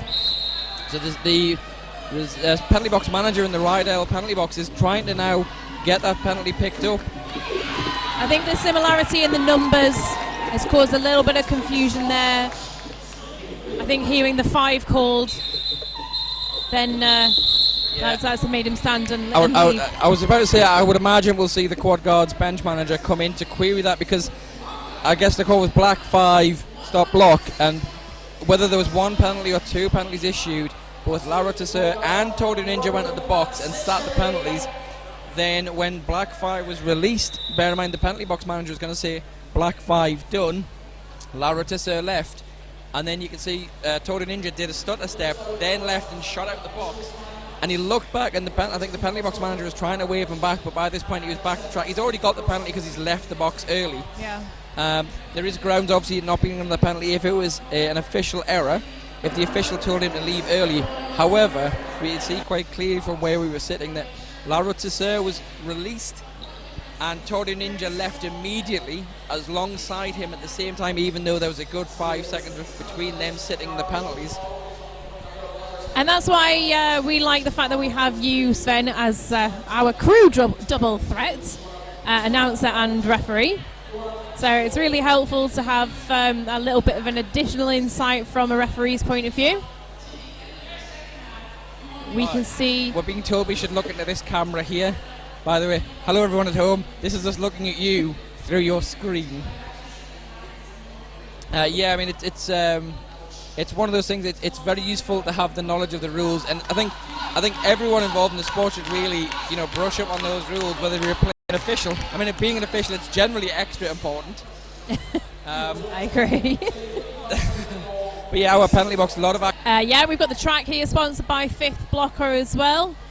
And the Roller Derby City crew sponsoring all of our shirts for the NSOs, the crews, and they're available. Our merch from MEC 2015 is also made by Roller Derby City. So thanks to you guys. Do go and on rollerderbycity.com. We also have the excellent... I keep forgetting I'm not wearing a headset mic. We also have the excellent Queens of the Sin Bin. I'm modelling one of their shirts now. They are, for the second year in a row, they're going to make up custom shirts for the MVP blocker, Jammer, and all tournament MVP. They did this last year for our MVPs, and we give Moo a little bit of jibe when he turns up wearing his to practice. But they are very nice scrim shirts. It's not like it's an actual sublimated shirt with best blocker, best Jammer, MVP on the front and your name, number on the back. So they are going to provide those. Obviously not at the awards ceremony tomorrow. But they will get them once they've been made up. They'd have amazing foresight if they were that far ahead. Or some questions would be asked as to how we pick the MVPs. All right, we've still got the official review, but it looks like the players are on track and ready to go. So we're going to see Bosch, number 20. Side Braveheart knocks him out of the track to the inside, followed by Waldo, who knocks him down. No pass, no penalty when he comes back on in front of Waldo. Just trying to slide around the back now. Dynamo holding up Braveheart, letting Bosch try to get to the inside again. Waldo rolling to the inside, looking at a bounce, sorry. Yeah, Fish picking up a penalty there as well. So he's taking his seat, so they're a Jammer and a blocker down. And that is Defcon John. I think is that the first time we've seen him go at the penalty box? I think it is, yeah. Quite a clean can play. There's another out of play, this time on Zoob. There's no space in the box though, Zoob, so he's going to have to go back around. Dynamo just looking at that four wall of quad guards who just open like a pair of curtains to expose him. And Dynamo just puts his chest into Slash Gordon, but he picks up the penalty. He's been told track right till Fish comes back. Now he's going to be issued the out of play, and Dynamo will go and serve that penalty for that out of play block on Slash Gordon. And a clockwise block sending Nicholas Braveheart to the penalty box. It's suddenly become very penalty heavy with a diminished pack on track for Barrow. And Braveheart short for the quad guards. Slash Gordon and Fish having a conversation on track there as well. It looks like Fish blocked Slash Gordon to the outside. Then when Slash Gordon came back to track, Fish looked at him and went, sorry. Just give him the thumbs up. Oh, we're all good friends here in Roller Derby. 5 more points on the board there for the quad guards, extending that lead into triple figures now. 24-point jam so far, and that takes them up to 130 to Barrow's 95. It's a 35-point game as it stands at the moment. But we still have 22 minutes of play remaining, and let's face it, there are no predictions which are set in stone right about now, especially with the way today's games have gone so far. No, I fancy we'll be seeing this through tomorrow as well. Like Sven said, we've got just over 21 minutes on the period clock. Monsieur Furio and Tintin jamming with a full pack on the track, 4-on-4. And Tintin favouring the inside line, but not to any avail. Torju Ninja holding it back, but it is Tintin coming out, picking up lead, but then facing off up at the front. Against Big Jim, who he rolls around. Big Jim drops to his knees. So Tintin now being chased. Coming into the rear of the pack and a huge tumble, a back block penalty called, and we're going to see Tintin taking a seat in the box. I didn't want to shout that out until the refs had actually shown the penalty call. That is one of the disadvantages of being a ref, is you often see things and instinctively want to blow a whistle and make a call. Now we had the advantage of that being called right in front of us, so it was quite easy to see. Monsieur Furio now, Argo going in for the hit up at the front, but he didn't manage to spot it. Big Jim picks up a clockwise block penalty. 5 points being shown for Furio as he comes up now against a strong Barrow four-wall. Yeah, this power jam isn't going to last very much longer because they've got the jammer standing in the penalty box. So Tintin is going to be re-entering the track in just a second. There he is, back on the track. Monsieur Furio looking for that front line, but being knocked back towards the rear of the pack again. It looks like he's taking a bit of a hit to the face there. He was holding his jaw. He actually took that when he tried to block Token down on his way up that penalty. He knocked Token off his feet, went down himself, got up shaking his head, and it looks like it's a high block Tintin. So at the moment, and we've got a cut track being signalled on. It's one of the quad guards block as it's Big Jim. Lots of whistles trying to get him off the track. Yeah, Big Jim with a couple of penalties in that jam, as well as Tintin with a couple as well. And Monsieur Furio still racking up some points on the board there. Now this is a completely different quad guards team than we saw in the first period, as we get an official review, which looks like it's coming from Barrow. Yep, it is. We've got an official review coming from Barrow. We've got that confirmed via our scoreboard overlay. And it's about this time of day that I'd like to give a shout out to 5th Block Escapes for sponsoring our track. Yeah, we wouldn't be here without us. A huge thank you as well once again to Roller Derby City. You can see our lovely non-skating officials in the powder blue shirts and our crew in the lovely sunny yellow, all printed up and given to Derby City. Penalty box, of course, sponsored by, and as you've probably been able to see on the screens, you've got the Kamikaze Kitten banner sitting right behind. She's keeping her eye on that penalty box. She's keeping her eye on who's been naughty. So hopefully we'll get the outcome of this official review very shortly. I'm guessing at this stage in the game, if they're going to be using official review, especially with the jammer in the box, it will be to try and get that jammer out of the box. There are some points at which you can almost tell without knowing for certain just exactly what it is that they are contesting or querying. You've always got that thing as well now that, you know, if you are quite certain you've got a good chance of getting it overturned, and it's your first official review of the period, of course, you know, you can get that back, so you've got it used later on in the game. And normally, from speaking to various bench managers, their tactics on using the official reviews, they don't like to waste them, you know, until it gets to the, and I say waste, until it gets to the end, I would be surprised if they weren't trying to get Tintin released now. Yeah, we saw that in the last game, a couple very close to the end of the period clock where the official reviews were called, and turned out that they were just using them as timeouts. Obviously, if you've got it down to the wire and you've only got a few seconds left and you want to ensure that you're going to have another jam, you can call a timeout, and that ensures that we go into a final jam before the period clock ends. And that's the same for period 1, period 2. It doesn't make any difference. But we do see a lot of teams doing that. They watch the clock go down. And I think one of the jams that we had earlier on, there was 3 seconds left on the clock, and that was called. And in the last game as well, that we had one that was called with 1 second left on the clock. 1 second left on the clock. Is very, very, very important.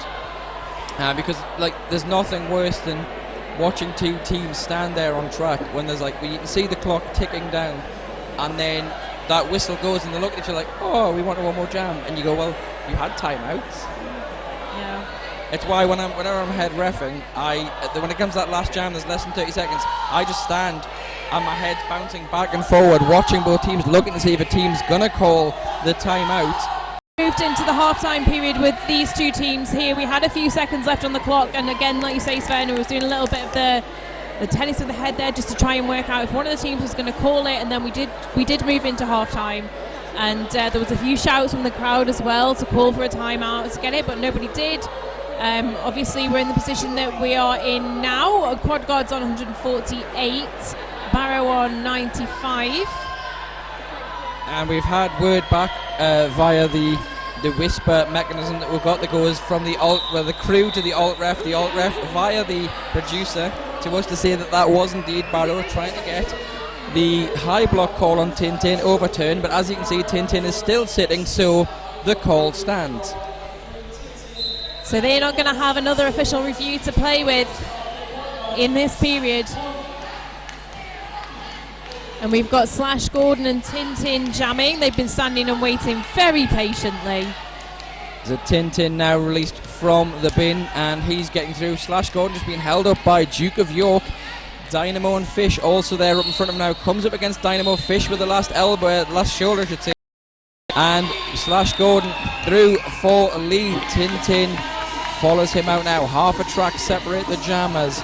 3-on-3 in the pack until Big Jim is going to come back and bolster up that Quad Guards wall to 4. Tintin slides around Big Jim, picks up the point for him, but the jammers called. 1 goes up for Barrow.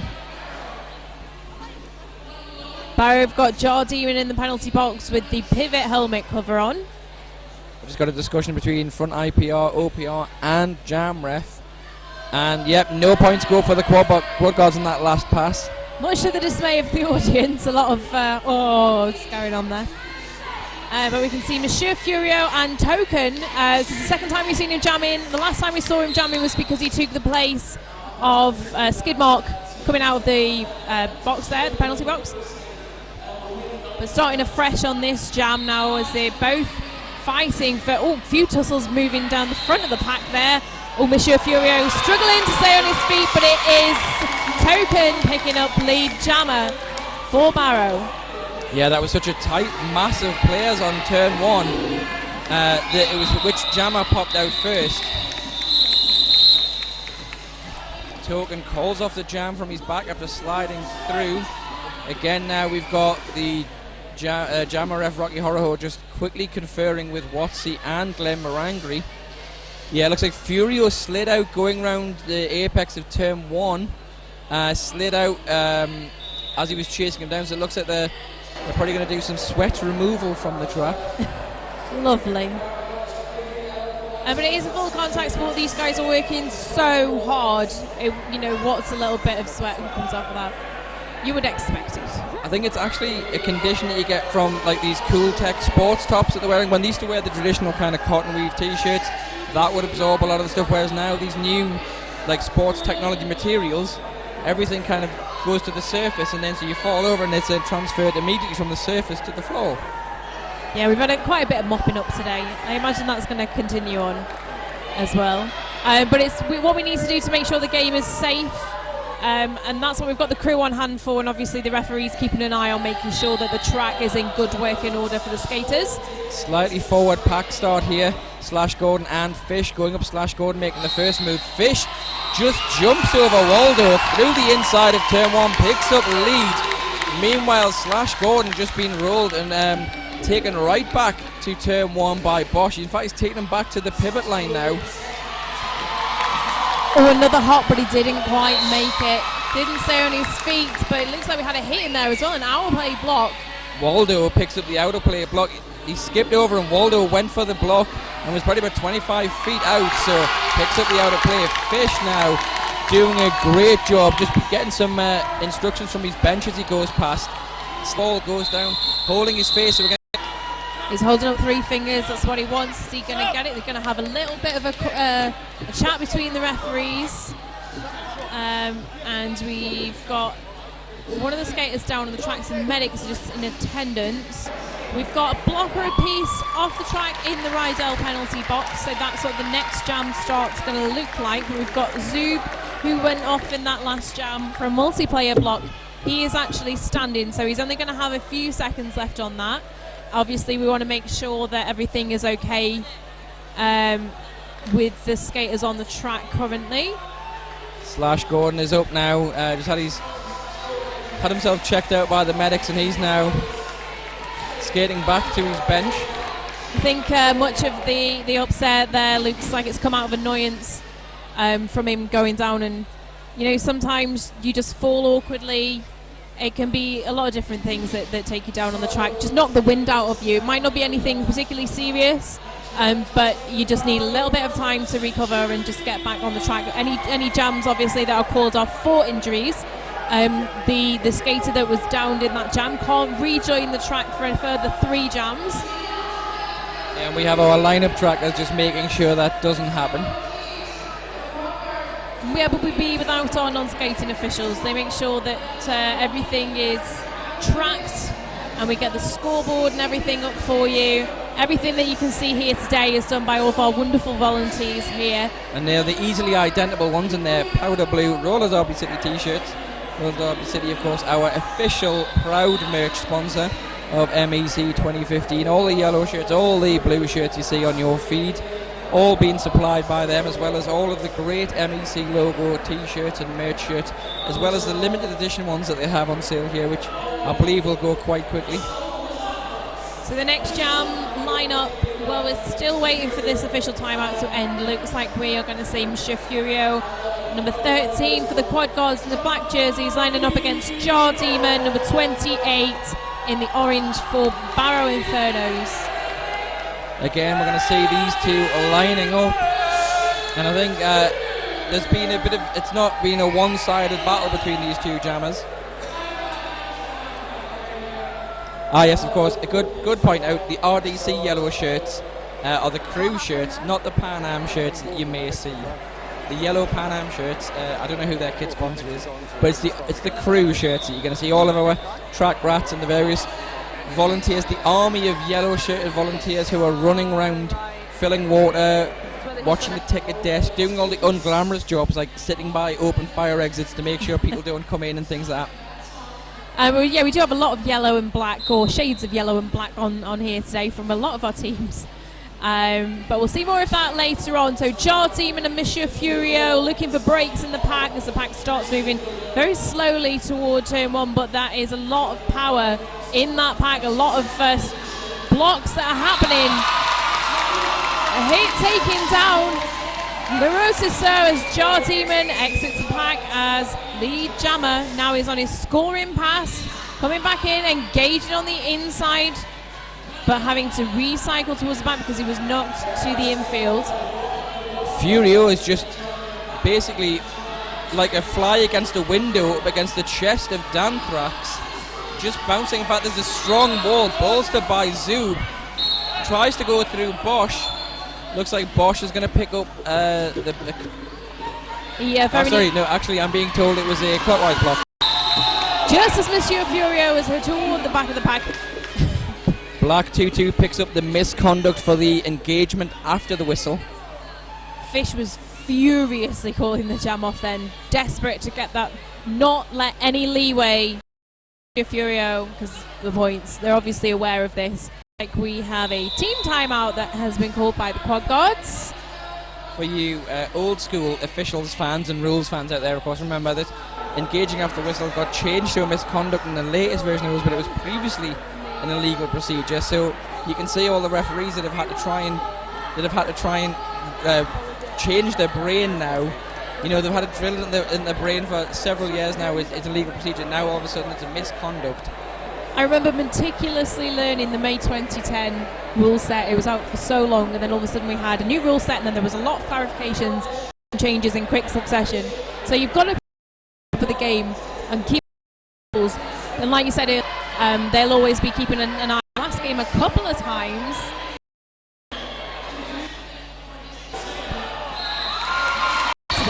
Fish is through, whole pack on the corner. Around X-Wing, pulls off the... Danthrax looking for a spot on the penalty box, but he's going to have to rejoin the track until there's a seat for him to sit on. Fish has just handed off the jammer panty and then stepped track as a blocker, obviously trying to earn himself some reputation as the ultimate enduro double threat. Psyching out the opposition. So or he just likes skating. One of the two. I think it might be a bit of both. We've got Jar Demon and Monsieur Furio facing off against each other. Monsieur Furio going in for a bit of jammer on jammer action. He's definitely taking it upon himself now to do it, but gets lead, even though he landed and fell. He didn't go out, so that's lead Jar Demon. Very nicely done, even though, like you say, he didn't manage to stay on his feet. Angry Bear is going to be taking a seat in the penalty box. Monsieur Furio speeding. 2 there, 3 for the quad guards, 2 for the so that's not going to help Barrow. 13.5 minutes in this game, remember. It feels like with the action that we've had, have almost half a period remaining. And I hate to use this phrase, but it could either way. That's one of my favourite ones. Barrow on 51, we're seeing Argo jamming for Barrow. And he's out for lead to the tune the crowd is singing. Hey, I love it. He's there and he took himself down there from that. 3 more to Barrow. Well, I think we know who the crowd favourite is so far this game. Special review coming in from Toulouse. Yep, Quad Argo was going through. Let's speculate further. I fancy it could be, like you say, you never can be sure having alternate referees. So at Men's Euro Cup, or mention us, hit us up with the hashtag hashtag MEC2015 2015. Give us a shout out. We'll give your shout outs out live on this feed.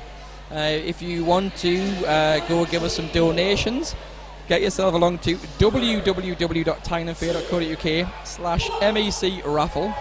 That's /MEC raffle.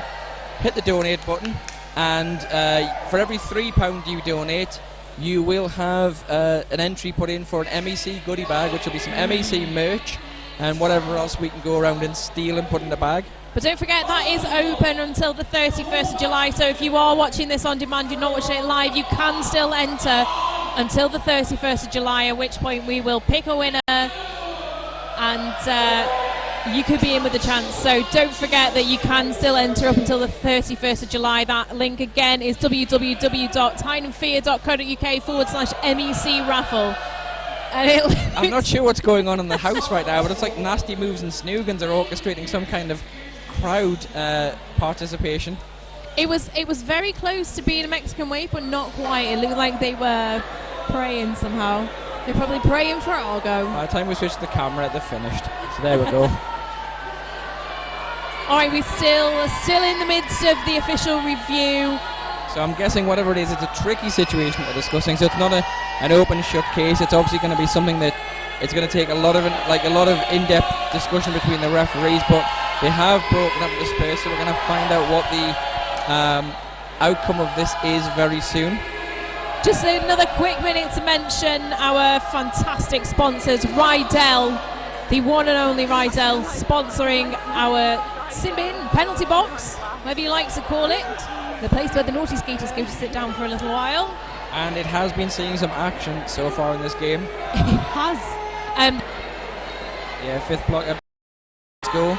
You mentioned earlier wearing their 5th blocker hoodies. We also have Queens of the Sin Bin sponsoring the MVP shirts for the skaters that win the tournament MVPs. So they're going to get those lovely fancy shirts with the names and everything printed all into the material.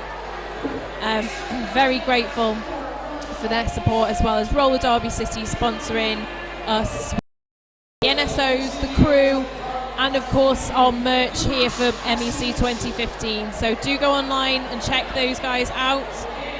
Get yourself a bargain, bag yourself a Roller Derby City MEC 2015 shirt. If you do come down to the Walker Dome this weekend, they've got a stall here in the merch village, so you can grab yourself one here too. Well, the word on the street is, from the official review, the quad guards are basically appealing to the referees that they wanted fish removed from the game. Repeated high blocks, I think they were going in asking for reckless or negligence. The referees have basically overturned that. They don't agree. I think it's there's probably are some high blocks, but there's lots of high blocks. There's lots of all the penalties getting circulated around Fish, I've got him down here as already on 5 penalties. Hopefully.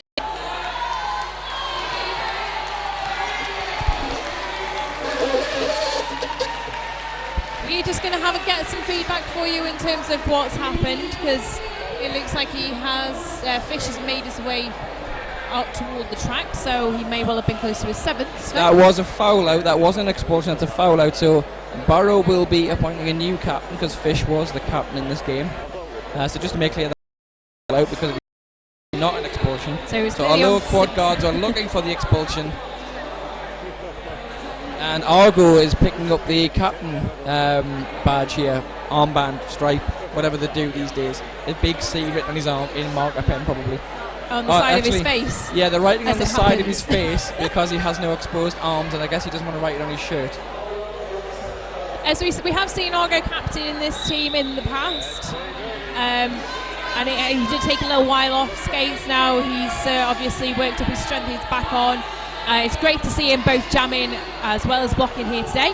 On the track we've got Jar Demon, number 28 for Barrow, line number 13 for Quad Gods. In the last time we saw these two a few jams ago, Jar Demon got the better of Furio and has done the same again, running up the outside of the penalty box straight to pick up lead, while Furio is still in the middle of that pack in his initial pass, just being held up again. That looks like Danthrax. That was a big hit. I think was that Danthrax picking up the outer player, or was that Zoo picking up the outer player? In fact, we've got 3 Barrow blockers heading to the box. Bosch, Danthrax and Zoob. So Bosch getting there last is going to be queued. X-Wing is going to the box for a back block penalty. That again was the old ice cream siren coming on, telling everyone, get to the penalty box as quick as you can. We got the lovely Mother Mercy and Holly Sheet here, keeping us right with our penalties. Thank you very much for making sure that we have all the information we need to be able to bring it to you live here at the Men's European Cup 2015. So Furio has stayed on track as jammer for Quad Guards and picked up the lead. Tintin on for Barrow, just trying to roll around, just ducks underneath. I think that's Gros Ben de Bois. Very nice footwork we're seeing from Tintin as he's exiting the pack, managing to stay on his feet through some incredible hits. And it looks like an out-of-play block. And Dynamo. It's like he's going to be taking a seat in the penalty box. Bosch up at the front of the pack asking where his team is.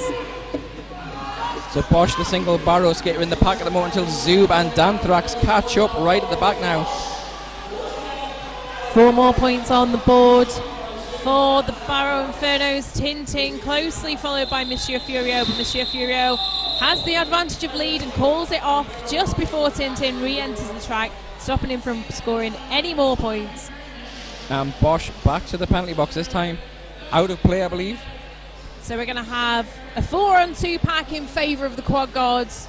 Jar Demon back on the track, and we're seeing Nicholas Braveheart jamming once again.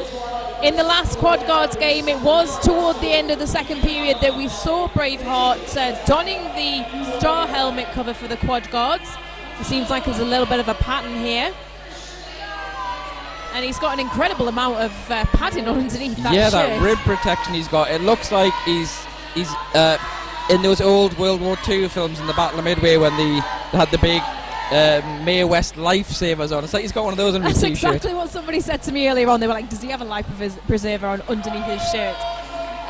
But if it protects him, he's had a couple of big hits already today, so we do want to make sure obviously that he's safe and sound. 2 blockers in the box for Barrow, so Jar Demon and Nicholas Braveheart on the jam line. And Bosch has fouled out now for Barrow.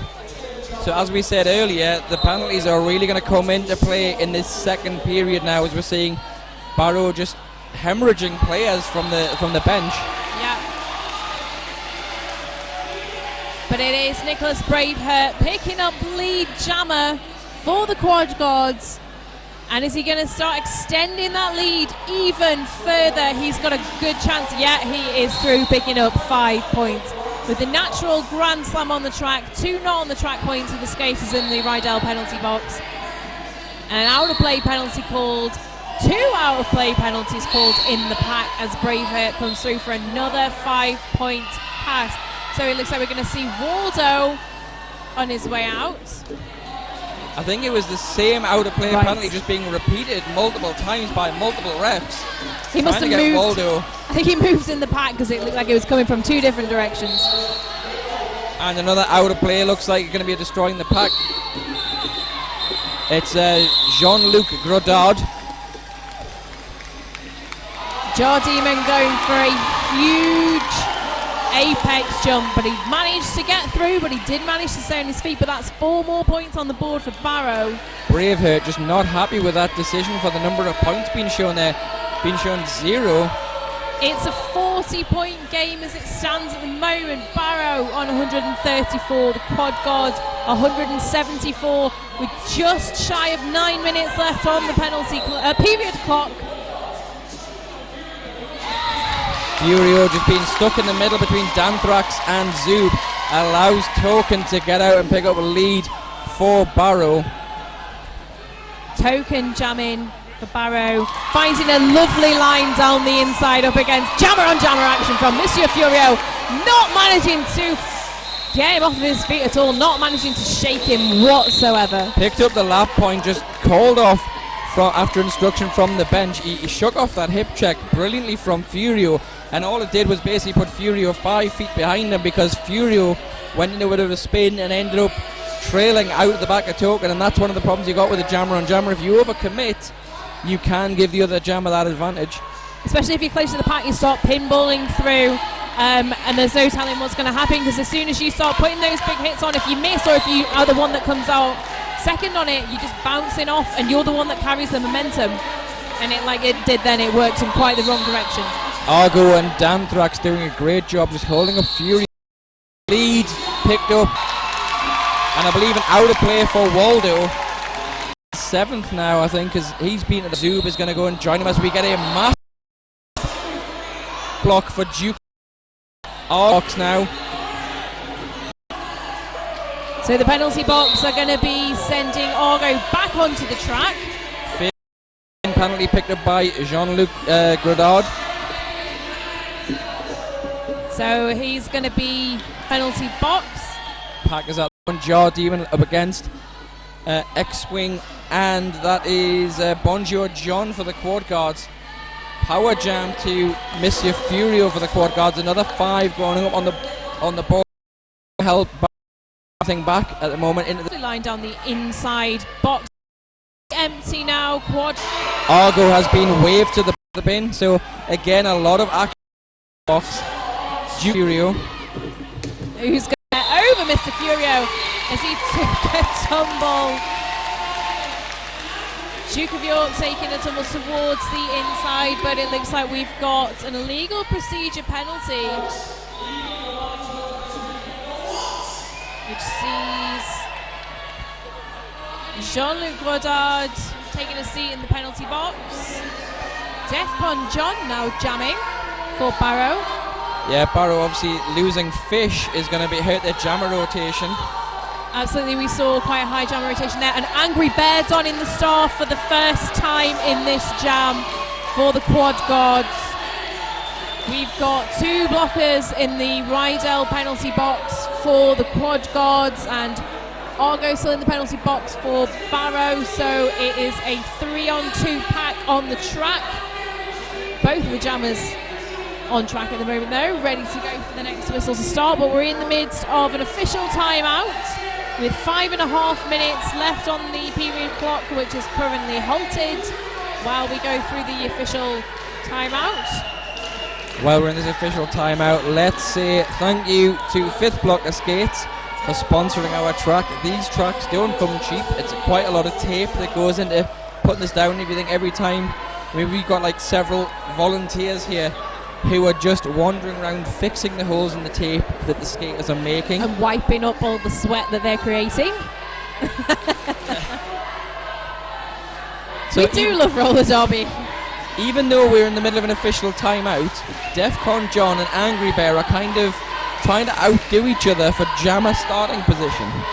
Now, the problem with this is, of course, the referees are going to be watching this intently, because if there's any contact made, if he pushes, if either of them pushes each other out of position, knock them off the track, that of course comes under the misconduct, the engaging before the whistle.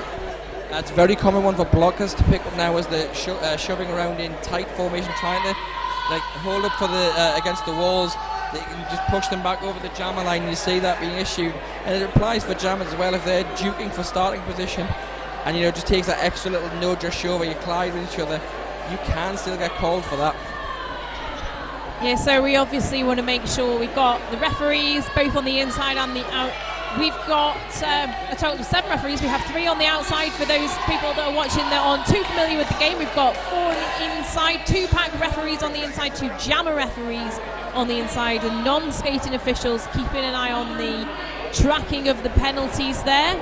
And speaking of tracking of the penalties, it is number 9 Waldo has fouled out now, so that's another foul out in this game. This time a quad guard's foul out. That's the 5th foul out in the game.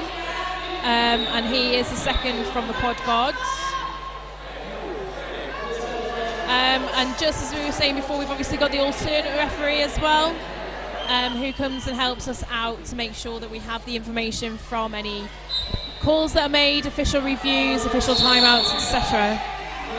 A cut track penalty now, sending Defcon John to the penalty box straight off the start whistle. Yeah, looks like he stepped on the outside because that call came from the OPRs. So now we've got Angry Bear just getting pushed backwards by Tintin, enough for Tintin to pick up the clockwise block penalty. Angry Bear now out with lead for the quad guards.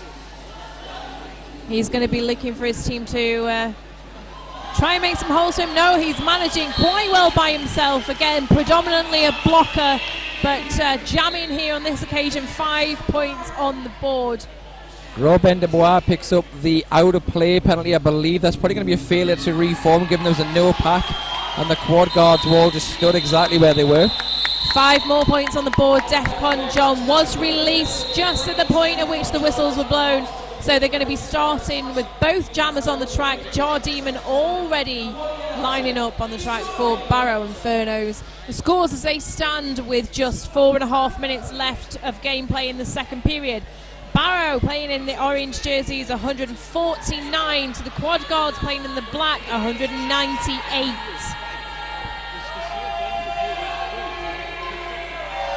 So the quad guards haven't got a jammer on track at 5 seconds being called. Furio just steps on. So once again, Furio versus Jar Demon.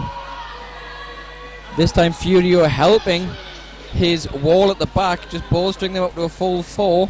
I think more of these tournaments lately we do see, and the gameplay that we see from Monsieur Furio is he's taken an active blocking position as well.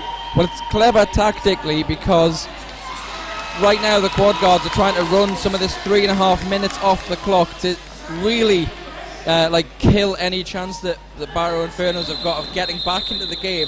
And just that extra 10-15 seconds he can hold them on the line is 10-15 seconds that they aren't scoring. So 3 more points on the board there for the quad guards, taking them over the 200 mark. 201 to Barrow's 149. It's a 52-point game. Just like Sven said, I think we're going to see a lot of Monsieur Furio lining up once again on the jammer line, and also Evans Almighty jamming now for Barrow. It's the first time we've seen him on the track with the jammer helmet cover on. I think it might be the first time I've said his name in the game. In fact, I haven't even said it. Evans Almighty, now I have. And he's in, just gets knocked to the outside by Angry Bear, recycled all the way back to turn 4. Furio now up against that front wall of Barrow, just getting hit by Token, and I'm trying to see who else that is up in that lineup with him. He's trying desperately to find a break between the blockers. Nice little bit of footwork, but it didn't quite pay off as he's off for a forearms penalty. Just when he's trying to roll around the outside of that blocking wall, if he takes anything that could be perceived as a whip or a push which helps him get through, that is going to be called as the forearms. So Furio now just dancing around the inside, bounces back. Clockwise block is going to be issued to Defcon John. Monsieur Furio with the advantage of lead jammer. And he's just taking his time, idly skating around. Defcon John taking a seat in the penalty box. He knows that now he's basically just got a couple of minutes on the clock that he just needs to whittle down and just waste that time as much as he can. They've got the advantage and lead. It looks like it's going to go this way. We haven't got enough time on the clock for this to be made up. So quad cards are going to do everything they can to keep the pack slow and tire out the other jammers, just taking them. I wonder if we're going to see Monsieur Furio again for a third jam. It looks he's going back to the bench, it seems, and Braveheart is going to be lining up with the star. Braveheart's lining up against Argo. And we've got a 4-on-3 pack advantage to the quad guards, favouring the front wall right now.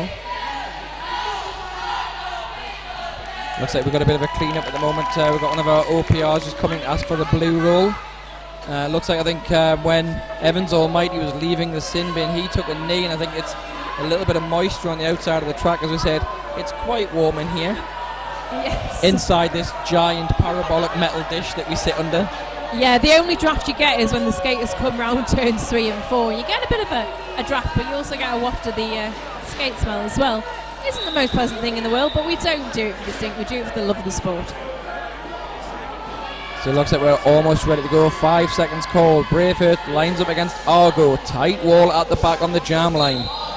Braveheart immediately goes for the hit against Argo, but Zoob tries to push Braveheart to the outside. Braveheart gets rolled off, and it's Argo once again. Actually, Argo picks up forearms. The front IPR just coming quickly, issues that penalty before the lead can be issued. So Braveheart has lead for the quad guards. 4-on-4 in the pack with the blockers as Braveheart starts his scoring pass. That wall of Barrow blockers, just Biamat and Zoob. Zoob now chest to chest with Braveheart, just being pushed forward in his toe stops until that out of play is called. 5 points for Braveheart. Absolutely, got the warning there from Schreff on the inside referee, and very nice hand signals like from Treff, very clear, easy to see, very helpful for the officials. 5 more points on the board, signalled by Xavier Bacon for Braveheart. Now as Argo re-enters the track, and he's not going to take it easy, he's going to try and boulder his way through and pick up some more points before he gets back off the track for the I would end. imagine we're going to see Braveheart just running this clock down. There's 15 seconds on the period clock as Argo picks up the high block. So yeah, Braveheart's just going to let this run down now. The period clock's about to expire, and once that does, he knows that there's no coming back for the Barrow Infernos at this point.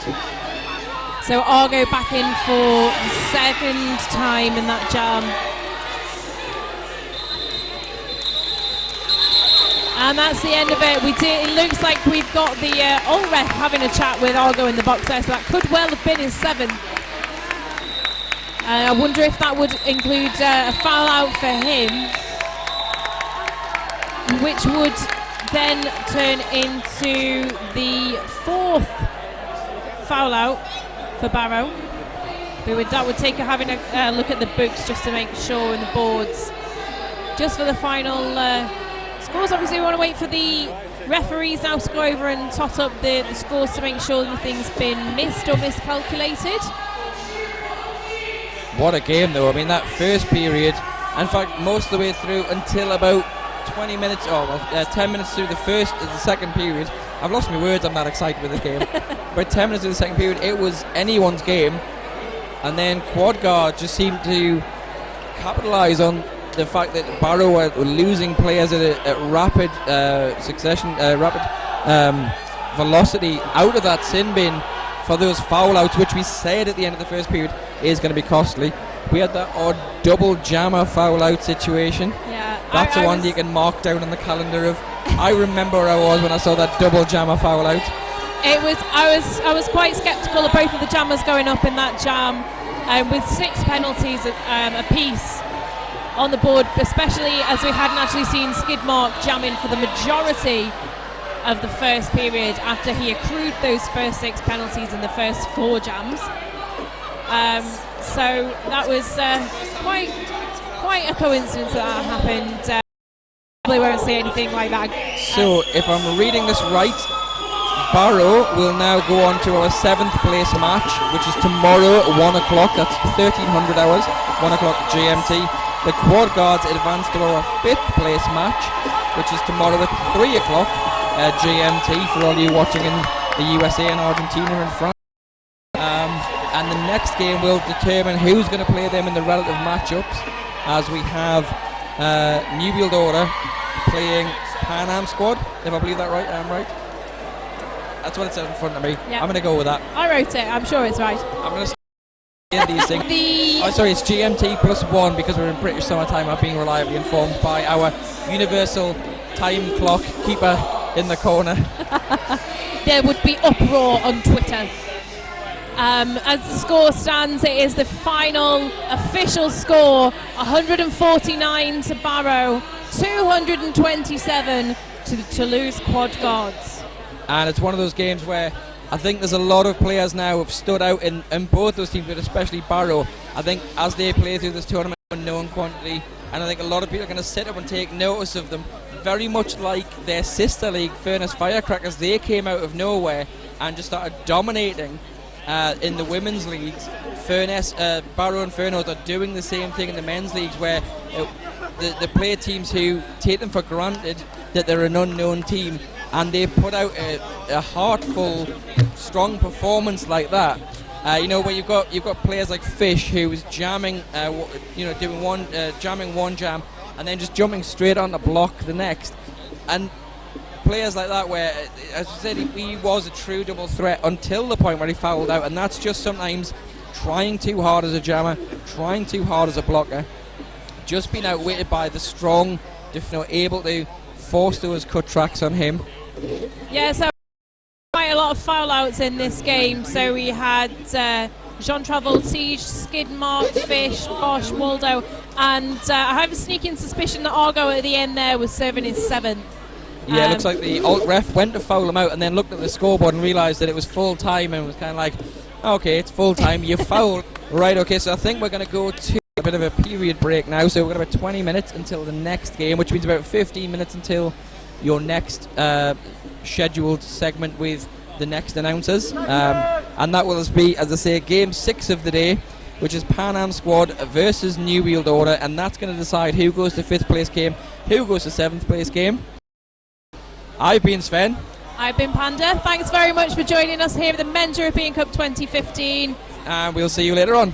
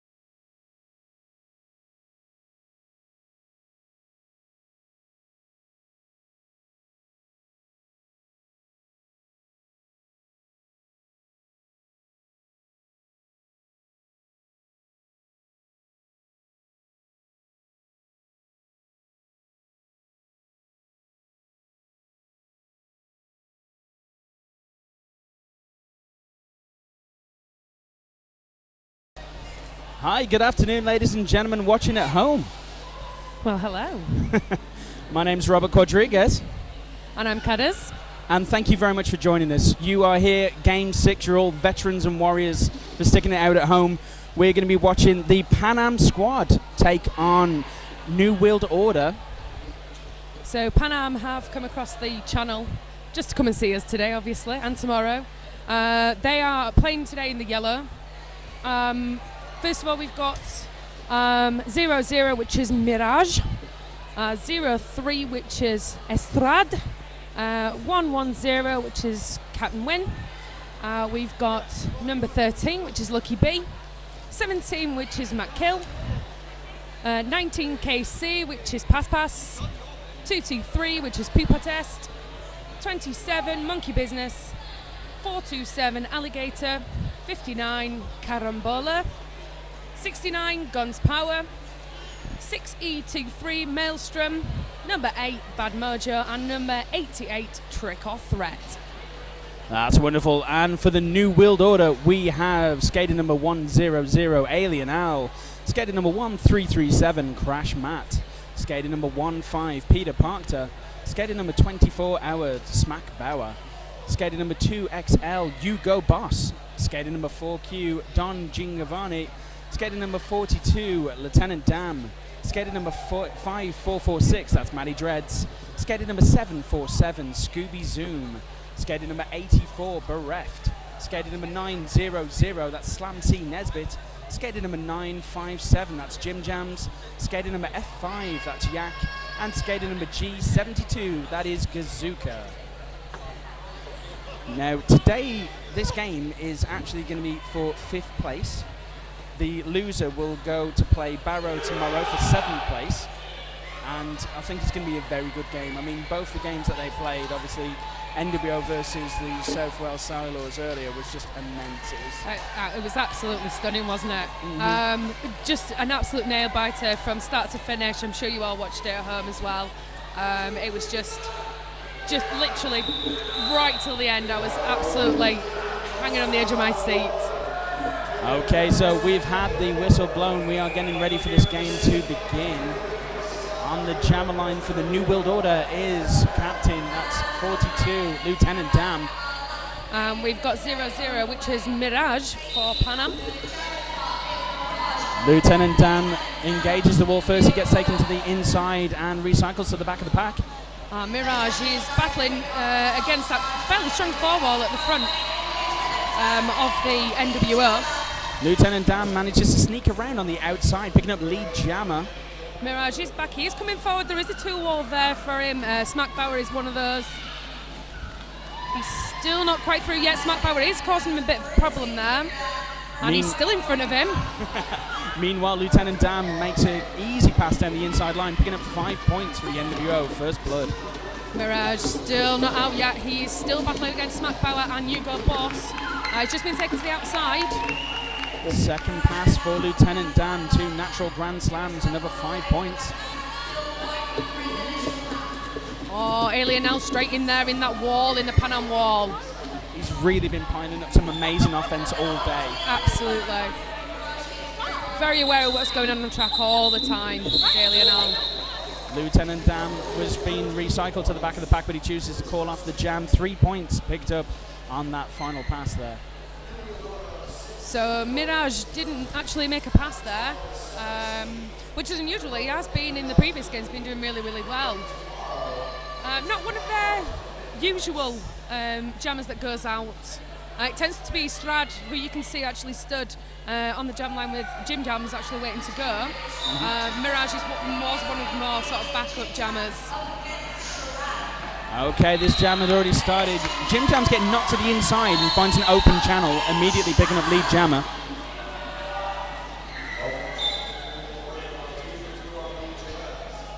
Okay, we've just had a Twitter message. Is monkey business the key to the game? I think it is, if I'm honest with you. There's been quite a bit of monkey business on track today. Some naughty penalties. So just back with the game there, we've got Strad was pushed out to the outside. Still battling again with the NWO wall. Seems very, very strong in this game. Oh, he has been released, which means that he's obviously not lead jammer, but he has come out and made his initial pass. Another 4 points in the sky for Jim Jams as he goes around. Great jammer, Jim Jams. So just want to pass now, Strad. Peter Parker. However, he is joined by Don Gingiovanni, who is also blocking as well. Whistle has gone just as he was making his pass there. Jim Jams did get a clear pass through the inside line. It seems to be quite current. I know that we're only on Jam 2, but the inside line seems to be quite open for New World Order. So, lining up for Panam, we have got a pass. And lining up for the New World Order, we've got Scooby Zoom. Rocking the leggings. I know, I was just having a look at them. They are some incredible leggings. Personalised with his number on. Oh, and he's absolutely stormed it. He's taken the inside line there, which was wide open, and he's come round as your lead jammer. Pass, just having a little bit of an issue on the outside of the track there. Massive hit. Yeah, he put all the way behind Hugo Boss. Scooby Zoom, I think, was feeling a little bit disheartened in the last game. Struggled to get out of the pack, I think, a couple of times, so he's absolutely storming it this time. Yep, finds an easy path through on the outside line. Picks up 4 points, calls off the jam. In comparison, that pass, who had some fantastic jams when they last played, he's finding it a little bit more difficult this time to get past. So it just sort of shows you how people are playing in terms of what's happening with different teams, really, and how they're stacking up against each other. Oh, you're right. I mean, I think through all the different games that we've seen today, very varied playing styles. Like, I've noticed that with Barrow, they usually play with like a more of a your mom style, sort of, one-on-one sort of style of blocking. This jam has started. We've got Crash Mat on the jammer line for the New World Order. We've got Mirage for Panam. Again, coming up against that wall. There is a little bit of offensive there from the Panam.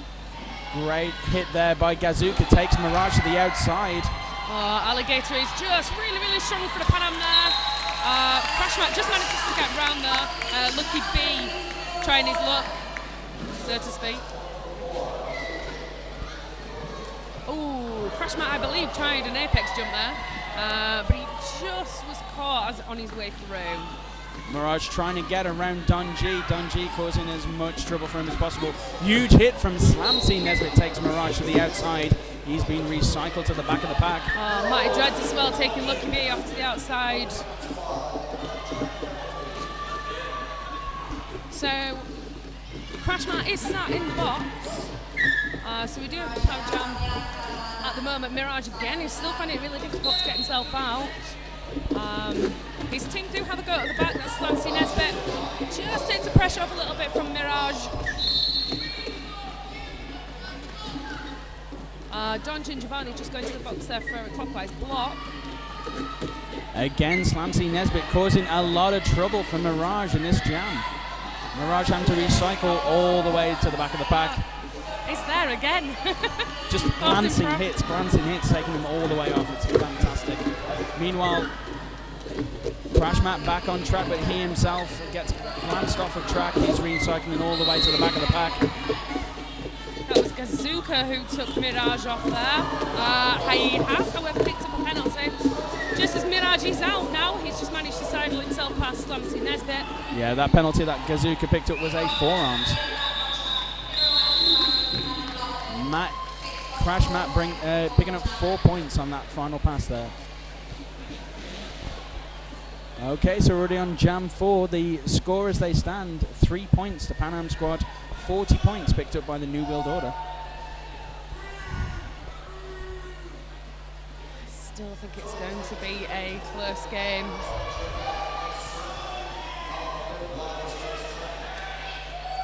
We've got a Twitter by, I'm sorry if I pronounce this incorrect, Tikran Jamiro saying, "Go Panam!"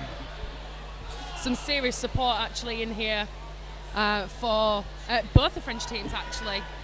They seem to be cheering for each other, I think. Yeah, a little bit of camaraderie between the two teams. I believe that the Panam Squad literally rounded everybody up onto a coach, about 40 strong, brought them over to Newcastle for this event today, which is fantastic. They are definitely making their presence known. Okay, we're getting ready for this jam. We've got Lieutenant Dam on the jam line for a New World Order. He's up against Strad, who's only got 2 to beat, actually. However, Ilianel is again making it very difficult, but he does pick up the lead jammer status. Now, Ilianel does a lot of jamming usually, but he's been, firmly blocking today, which has been interesting to see. He has played pivot, hasn't he, quite a lot of times. Only picked jammer penalty possibly once or twice. Oh, Strad just coming through there on the inside. Excellent work, calling it off. So Lieutenant down there not picking anything up on that pass.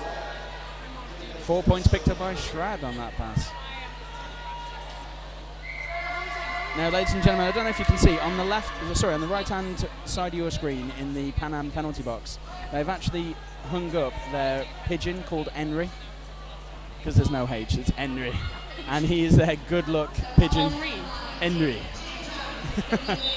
He is their good luck sign.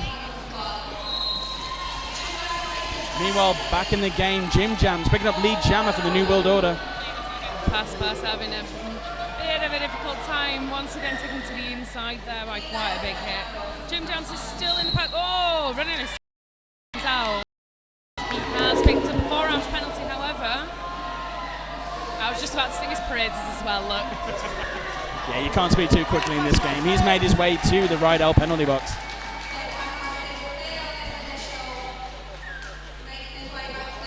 Pass coming round again, facing off against a New World Order 4-wall. Manages a very easy step through on the outside line, picking up 5 points. There are 4 blockers there. You're not just seeing that.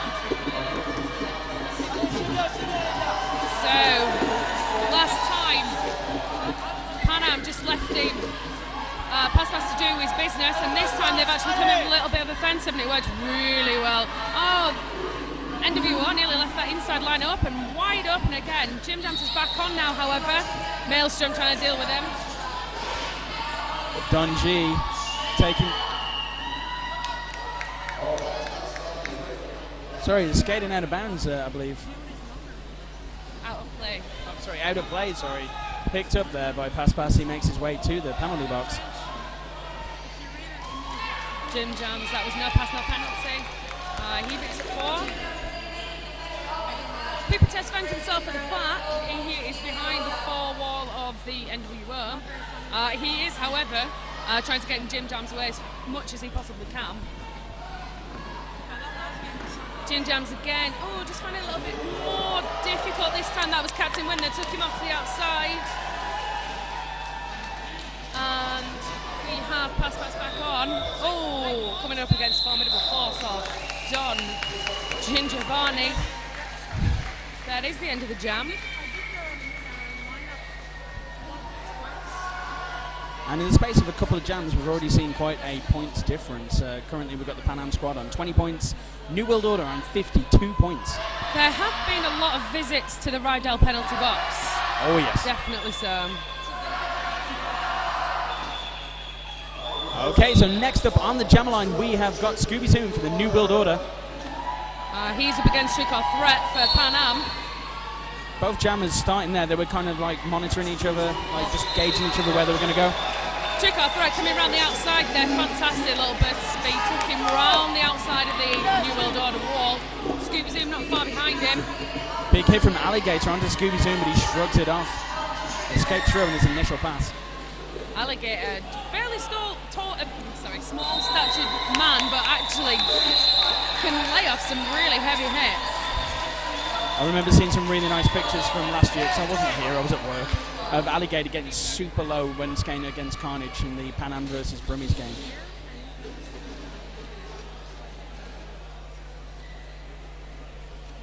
So it is Strad versus Crashmat on the jam line. 23 points at Panam Squad, 52 points at New World Order. We do have only 3 on for NWO. Alienal is sat in the box, but the Don Gingiovanni, that is Kazuka, I believe, and Slamsy Nesbitt actually doing quite a good job there. However, we do have Strad out. He is your lead jammer. Crash Matt just exiting the front of the pack now, takes his initial pass.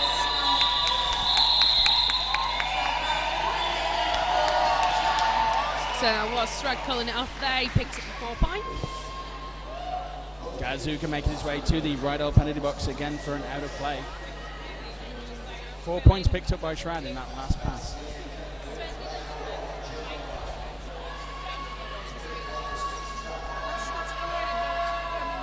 Now this is even things up again, so we've got 3 Panam blockers facing off against 3 New World Order blockers, and you've got Lieutenant Dam on the jammer line.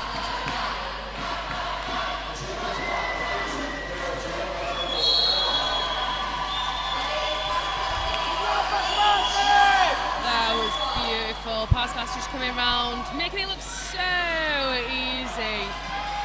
Maelstrom holding up the front. Are we going to see some jammer on jammer action?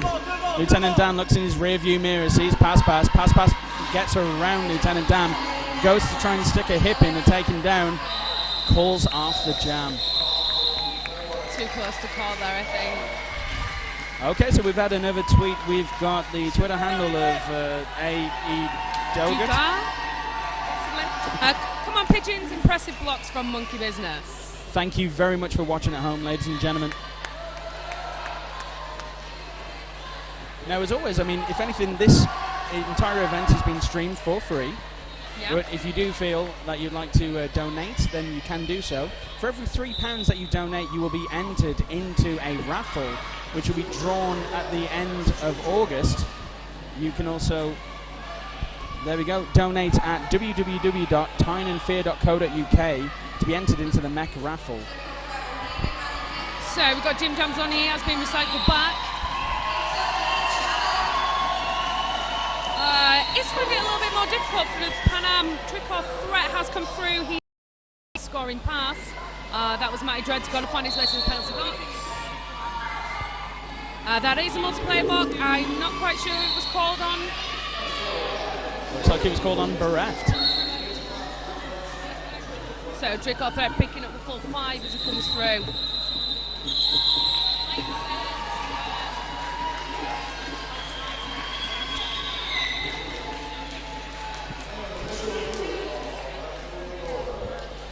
So Trick or threat calling it off there. There were 2 of the NWO blockers on front of beat.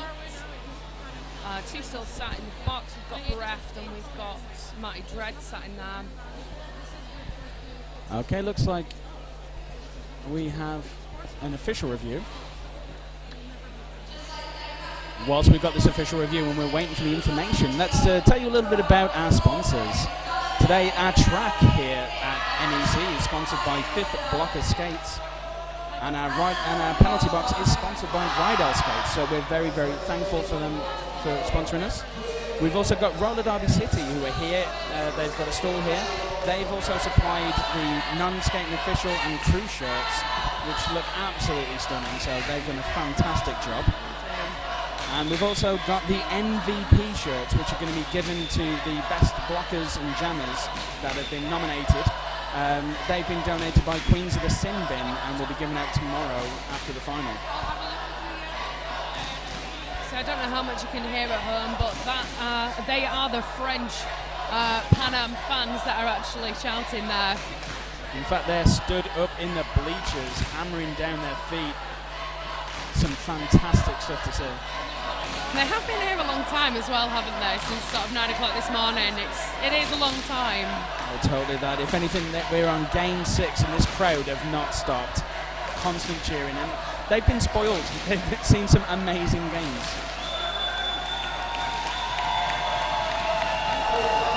So we've got another Twitter from Tigran Jamira. This is Panam Bagari crew. I apologise if I pronounced that horrifically. In brackets, ultra supporters. Very cheery. For all the rabid pigeons. Rabid pigeons. Sounds charming.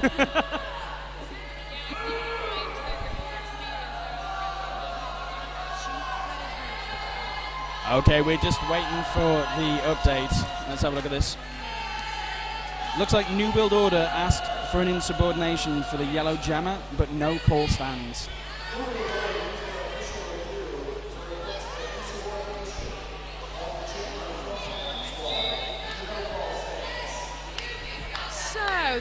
leaves us with two of the NWO green blockers out on track.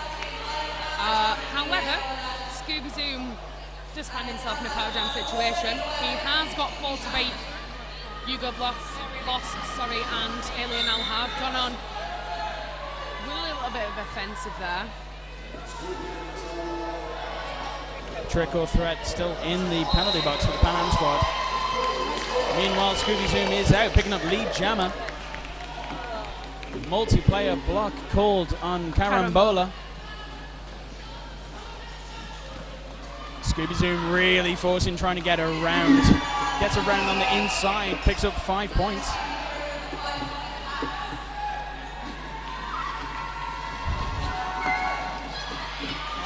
Some beautiful work there from Trick or Threat. Hiding the panty in his hand there, just so he could try and sneak past.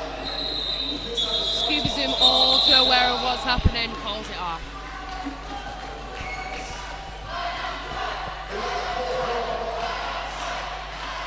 So Mirage has gone over to the referees. I think there's something that he wasn't quite pleased about. Not an official review or anything.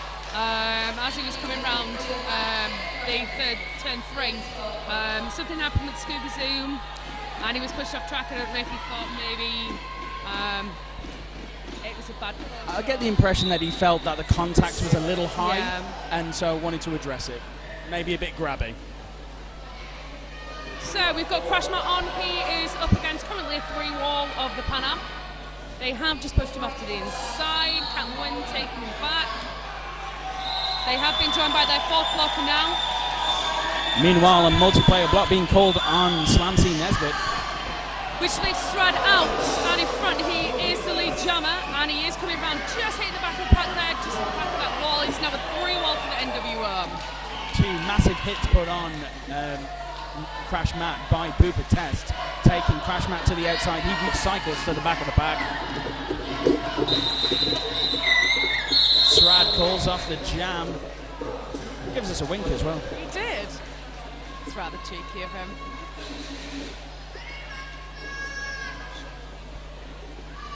Okay, so a little over 13 minutes left in this first half, and we're seeing a score of 38 points for the Panam Squad, 61 points for the New World Order.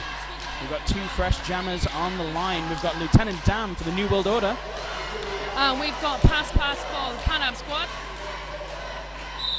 New World Order with the blocker disadvantage. They have Slancy Nesbitt in the box. So pass finding himself in the middle of the pack there. Oh, he's just hit the back of the NWO. Oh, fantastic work there on the inside line, just doing a 360. Not quite sure how he managed to keep in the lines there, but he did, and he takes the lead jammer status. He is being chased down by Lieutenant Dan, who's also escaped the pack. Bad Mojo just blowing a kiss there to Alien Al as he hit him. A bit cheeky. Very fast moving pack here now. Very. Oh. Pass with an attempt and an apex jump, but getting hit in mid-air by Hugo Boss. Pass picks himself off the floor, finding the will to attack that wall again. Puts a big hit onto Alien Allen. You can hear his groan from the other side of the track. That is a multiplayer block there, I believe, for Bereft, who will be finding his way to the box. Oh, Lieutenant done some fantastic edge work there, finding his way around the corner. Pass has called it off. Shout out to EG watching from Brussels, apparently sending us some love. Oh, thank you. We love announcer love.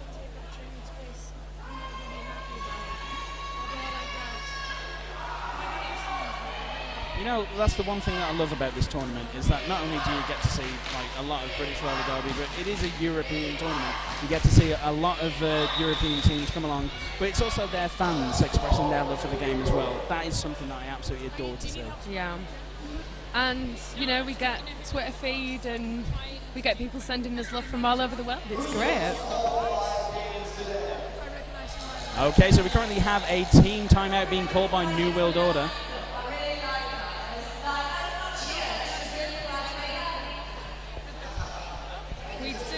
The refs in the middle, I don't know if they're just having a little chat or not. That's what's happening there. I think it's kind of like a mid sort of period sort of shake-up. Make sure that all the points are in order, all the penalties are in order. You know, get their heads ready for the the next 15 minutes. So, just a quick shout out again to our sponsors. You can see two naughty NWO skaters blockers in the box, and that is obviously sponsored by Rydell Skates. Queens of the Sin Bin are the lovely people that are donating our MVP shirts. They're going to be given out tomorrow when we've decided who we think are the best blockers and jammers. The track itself is actually sponsored by the fine people at Fifth Blocker Skate, so thank you very much for that. And Roller Derby City, we want to give them a lot of love because they've been a main contender with the Men's European Cup both last year and this year. They've donated the NSOs and crew shirts, and they look fantastic in canary yellow, and it's like a very light baby blue. It's very nice. We can currently hear the crowd going absolutely wild. Just off to this side of us, there's just a small concentration of very, very loud Panam fans. Oh, you can see them on the feed here now. They're making so much noise. To be fair though, most of them have been on the coffee all day, so they are full of the beans.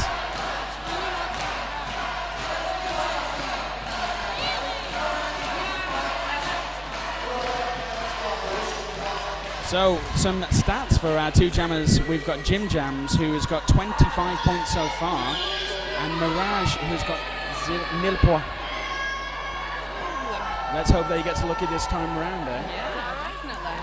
So those are the two jammers that are stood somewhere in the vicinity of the jam line. So Jim Jams currently has the points advantage in terms of what he scored previously. Let's see if that translates to this jam. Mirage does obviously have a blocker advantage here. However, saying that... Oh, a blocking with the head means that Jim Jams is making his way to the Rydell penalty box. And that leaves Mirage with his first lead jam. So he still has the two blockers on track. That's Don G and I can't quite see, is that Peter Parker, I believe? The other two naughty blockers are just really joining on track now. That's Bereft and Hugo Boss. Mirage takes a big hit, gets taken to the outside by Gazuka. Sorry, my apologies, it was Gazuka. Once again, that really tight wall from NWO really posing a problem to Mirage. Mirage really having to dig in deep. He gets taken to the outside. A bat block has been called on to Jim Jams going into the back of Mirage. He makes his way back to the penalty box. That means he's got 3 penalties so far, Jim Jams. That leaves Mirage clear to pick up the full 5 points as he comes round. Jim Jams came out of the box really quickly there and picked up the second penalty of the jam within a matter of seconds of him being back on track. So the Panam Squad are really trying to hold back Kazuka here so that Mirage only has 3 to deal with. That is Chico Threat, who's come in and tried to sweep them out. Provided some much needed offense to get Mirage out. He's pushing hard against the chest of Hugo Boss. A big hit by Baraf takes him down. He gives a nod to the refs, knowing that he did a naughty. He's making his way to the penalty box. 5 points have been picked up by Mirage. He calls off the jam, knowing he was getting booty blocked by Jim Jams. We've had a lovely tweet here by Hema Wati.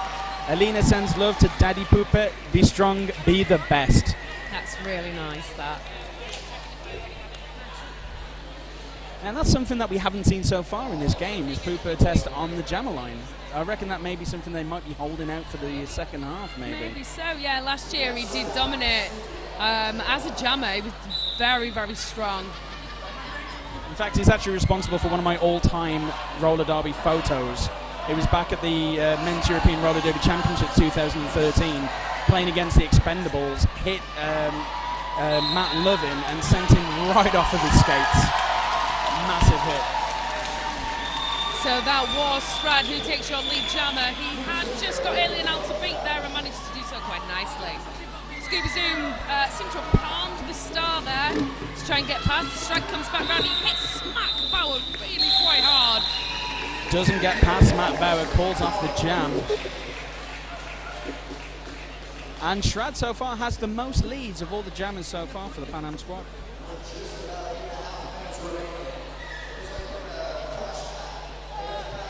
We've got an empty Rydell penalty box. All blockers on track for this next jam. We've got Crash Mat for the New World Order going up against Pass Pass for the Panam Squad.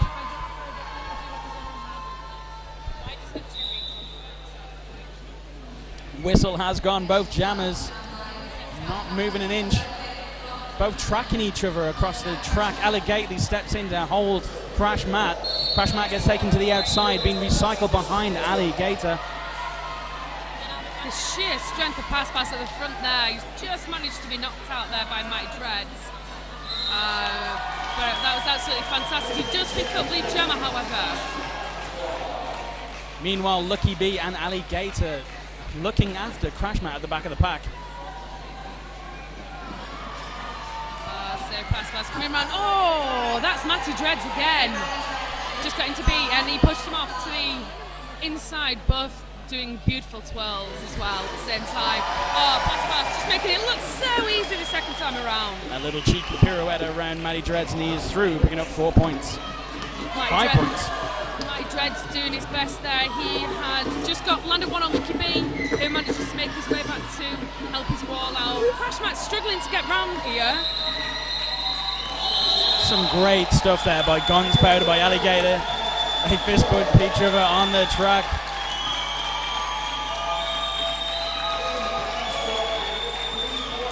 We've got just over 6 minutes left in this first half. And the Panam Squad have done an amazing job. They've literally been able to bring themselves back within a 3-point deficit. 67 points to the Panam Squad, 70 points to the New World Order. So we've got Mirage, who managed to get on the scoreboard last time, versus Lieutenant Dam. Lieutenant Dan pushing hard. He gets taken to the inside. Oh, beautiful block there from Monkey Business. That does leave Mirage out. He does get your lead jammer. Lieutenant Dam just being chased down there by Monkey Business. Just can't quite get to him in time. However, Monkey Business does take down. Big hit on Yak. Beautiful. Up and set up there. Mirage comes round. Hits it and quits it. 71 points to the Panam Squad. We do have a lead change. And the crowd goes wild. You can definitely see over the last sort of like 5 jams that the Panam Squad have really adjusted their tactics. It's really started to pay off. They've clawed back that lead. It's been fantastic to watch. The wall maybe seemed a little bit splintered, I think, to start off with, and they're definitely getting that through now, and the NWO jammers just don't know what to do with it. Jim Jam struggling, as we've seen him do so well so far. That wall, again, is staying together. Can't wimple in, pivotal roll there, and keeping that wall there. Pooper Test doing his job as well. Strider's taken off to the outside, just at the front of the pack, so he's going to be recycled to the back. He was literally going through on one skate. Jim Jams takes a huge hit to the outside. Meanwhile, Shrad picks up a lead jammer. Peter Parker then went after him and then thought different. Jim Jams again taking a massive hit. Picking up air as he went down, hitting hard on the floor. Jim Jams one of those players that you don't very often see him go down. I know he's very small in stature, but it's one of these that you can just hit and hit and hit and he doesn't actually go down. So these must be huge hits. Jim Jams here just dropped his jammer panty, which means he's had to claw it back off the floor. He looks like he's hurt. In a legal area. In a legal target zone. I think that's the best way to describe it. He did, however, manage to get the panty pass off to Alien Al just before that happened. I think he's going to go to the box and put some ice on it. Right then, so we've got just 4 minutes left in this first half. 81 points to the Panam Squad to 70 points to the New World Order. So,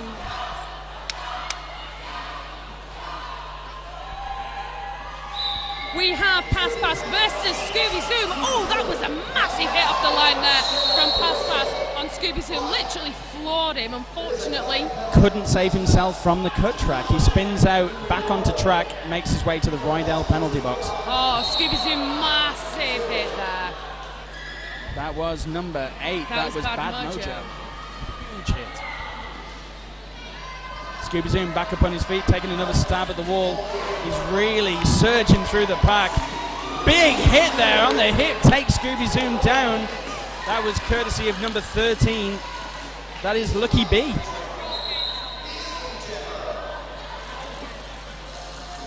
So just coming back into the back of the pack, that's the Panam Wall looks a little bit splintered. Alligator again, bridging out in the front. Has to let him go though, out of play. Pass coming back on. Oh, he got 2 to beat there. Mike Dread found himself out of bounds. And I'll be honest with you, those two were Hugo Boss and Smack Bauer, not the best 2 wall that I'd want to go against. 2 huge gentlemen. Maelstrom making his way to the Rydell penalty box for a forearms penalty. And New World Order did themselves a big favour with that jam. They've managed to claw it back. 79 points to the New World Order, 81 points to the Panam Squad. So it could be, for all intents and purposes, square as we go into the last 2 minutes. Just before the end of the first half. It's exciting stuff. So we've got Mirage against Lieutenant Dam. The whistle has gone. Mirage isn't moving very far, however. Lieutenant Dam weaves his way around the Panam defence and gets himself lead jammer status. Mirage fighting hard against the New World Order. He gets taken to the inside on the hips of Don G. A cheeky little pass around on the inside. That was assisted there by Monkey Business, who saw the tiny little gap that presented itself. He unfortunately didn't land it. He went back into the middle. Lieutenant Dan coming round again. Mirage just skipping round Don Gingivanni. Lieutenant Dam gets taken to the outside. He decides to call off the jam. Yeah, he was. Was that a cheeky little wink from Lieutenant Dan for you as well? I love him. You're so popular. I've noticed that when he's been starting on the jam line, he's been doing this kind of like maneuver where he puts his arm up, kind of like he's about to do a judo chop on the other jammer. It's been quite cheeky. Do you think that affects his jamming style, or? I mean, I don't know if it aids his momentum as he goes through the pack whatsoever, but it looks really cool. So we've got Strad up against Alien Al, who finds himself not in the pivot position, but actually in the jammer position this time. That is really good to see. I mean, Alien Al has really done a lot of work on his physical condition, you know, getting himself in peak position. And unfortunately picks up a high block and he's making his way to the Rydell penalty box. I mean, his footwork's fantastic, but he has really built on his core strength, hasn't he, over the past sort of year and a half, really. So we haven't got very long in this. This will be the last jam of this half. Strad doing the business there, trying to get round the NWO wall. Oh, Smack Bauer just coming in, but just not managing to land that as Strad comes out to pick up the full 5 points. So he comes in again, Pooper Test coming in, trying to disrupt that wall, and he does so quite effectively, actually. Breath with a big hit, taking Strad off the track. He recycles to the back of the pack, pushes hard and falls to his knees at the back of Hugo Boss. Alien L being pushed to the inside there by Captain Wynn. And with that whistle, we go into the first half. We're waiting for these scores to be updated. Looks like we have 88 points for the Panam Squad, 91 points for the New World Order, so we have had another lead change. There was literally the tiniest little bit in that. Like a gnat's wing, mate, a gnat's wing. Absolutely, that is how close. Just absolutely breathtaking stuff so far. Panam have done so well to try and claw that advantage back, and now sitting just 3 points behind, there's literally nothing in it whatsoever. They've done so well. So it looks like our halftime is going to be 9 minutes and 42 seconds. So that gives you plenty of time to go and get yourself a cup of tea, get yourself some biscuits, and also make a little trip over to www.tyneandfear.co.uk and, put £3 on, donate, get into the raffle. We'll see you after the break. Thank you.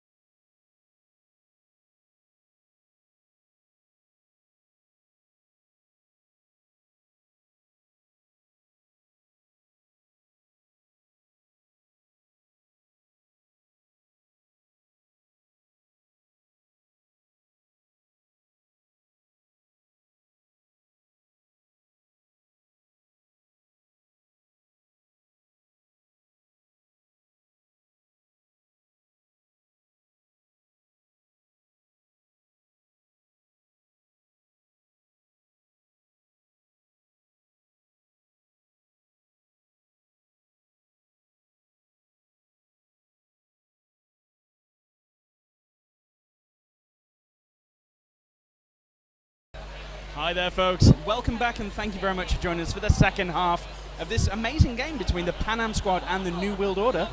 So we are here in beautiful Newcastle at the Men's European Cup 2015. We've got two teams on at the moment. We're just about to go into the second half.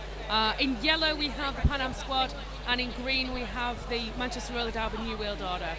I mean, in the first half, what we saw was a dominant start from the New World Order, and then we saw the Panam Squad really bring back a massive point differential. And then at the end of the first half, we were just seeing back and forth lead changes. It's been a really good first half to the game. So the scores are stands at the minute. New World Order just picking the Panam Squad with 91 to 88. This little cheeky chappie right here, that's Asselhoff from the Quad Guards. Unfortunately, earlier on today, he picked up a injury to his calf muscle. Yeah. Unfortunately, he won't be playing for the rest of the tournament. But as you can see, he's in good spirits, so that's something that we love to see. So we've got some fantastic support here this afternoon, this evening. The Panam Squad have brought what in vocals seems like the entirety of France, but it's actually a very small concentration of what we think are probably Panam and Toulouse Quad Guards sort of dual fans, and they really seem to be picking their teams up this afternoon and this evening. Now, I mean, this is a very important game. It's obviously the last game of the day, but the winner will go on to play the Quad Guards for 5th and 6th place, and the loser will go on to play Barrow for 7th and 8th place. So two very important games, obviously, tomorrow. And just before, just during the half-time, I went over to the penalty box. Now, I noticed that the Panam Squad, there's nobody that's got more than 2 penalties. With New World Order, there are 2 players that have got 5 penalties, 1 that's got 4. So that could be a key indicator of how the second half could go. So we do kick off. Lieutenant Dam is jamming for NWO, and we have Mirage for Panam Squad. Mirage being held at the back by B-Reft. Meanwhile, Lieutenant Dam storms through the lead jammer. So, losses derrière. Just missing Mirage there as he was coming through. Lieutenant Dam just calling it off. However, Mirage has managed to pick up 1. Well done. Good point for the... So it is a hair's breadth, isn't it, between the two of them at the moment? It really is. It's a cheek. Calling that off when at the right, trying to prevent somebody else from doing it is absolutely essential at this stage. Now, next up on the jammer line, we've got Alien Al. Second time he's wearing the jammer panty for NWO. We've got Strad just, literally just nipping around that inside line. They're followed very, very closely by Alien Al. Alien Al is a very skilled skater, very fast skater, as you can see right now. Little tete-a-tete on the track. I was called off. Nil point for either of our jammers. That was a very, very fast jam. Pretty much got 5-6 seconds before these jammers are coming round and they're back on you when you're in that wall. So we've got pass lining up for Panam up against Lieutenant Dam. Lieutenant Dam with the what looks like ninja chop move. Storms through the pack. Looks for that outside line. Panam looking a little bit like their previous form right at the beginning of the game, where their wall was a little bit more fractured. Allowing Lieutenant Dam through there. Pass has just breath there, nearly landing a hit on him as he was coming out of the pack at the front. Lieutenant Dam, though, again, is so aware of the fact that Pass is coming behind him and the score is so tight at the moment, and he decides he's going to call it off. We've had a tweet from LB Como saying, great atmosphere, come on Panam lads, it's comeback time. And with the score currently at 89 points to the Panam Squad, 97 points in New World Order, it really is comeback time. If anything, it's in their grasp. On the jammer line now, we've got Scooby Zoom for the New World Order. And we've got Mirage for Panam up against, again, that formidable forms, actually. They're really tall guys, these New World Order fellas. Dungeon Giovanni doing his jobs there at the front, Matty Dreads. Scooby Zoom recycled back. By trick or threat, he's been recycled all the way back 30 feet. Made a bit of a poor joke earlier that trick or threat is a double threat. He is a fantastic blocker and jammer at the same time. However, in saying that, he has just been given a penalty. You couldn't have timed that better if I you know, tried. I'm Good sorry, really. I'm sorry. It always seems to happen, that. Scooby Zoom takes a tumble. He's back on his feet, facing off against Alligator. Again, a short skater, but very tenacious and ferocious. Bad mojo. Mirage has got the lead jammer. He was just taken off to the outside there. He will order stretching back as far as he possibly could. Oh, Matty Dread's left to be. Oh, there's still 3 of them. He has seen Scooby Zoom coming round though and calls it off. Turns his hips, tries to get as many points as he can pick up and calls off the jam. 2 points picked up by Mirage on that pass there. Next up on the jam line, we have got Jim Jams. For Panam, we've got Srad. We do have 2 Panam blockers in the box, however, it's going to make it a little bit, she says, cursing everything that happens.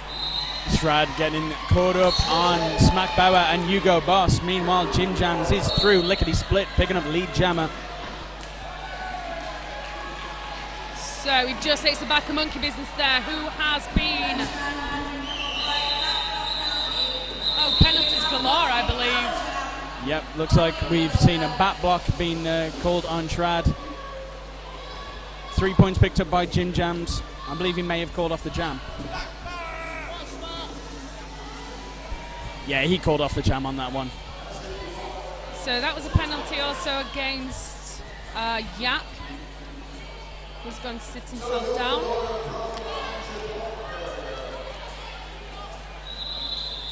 Okay, we have an official timeout. Referee's being called into the middle.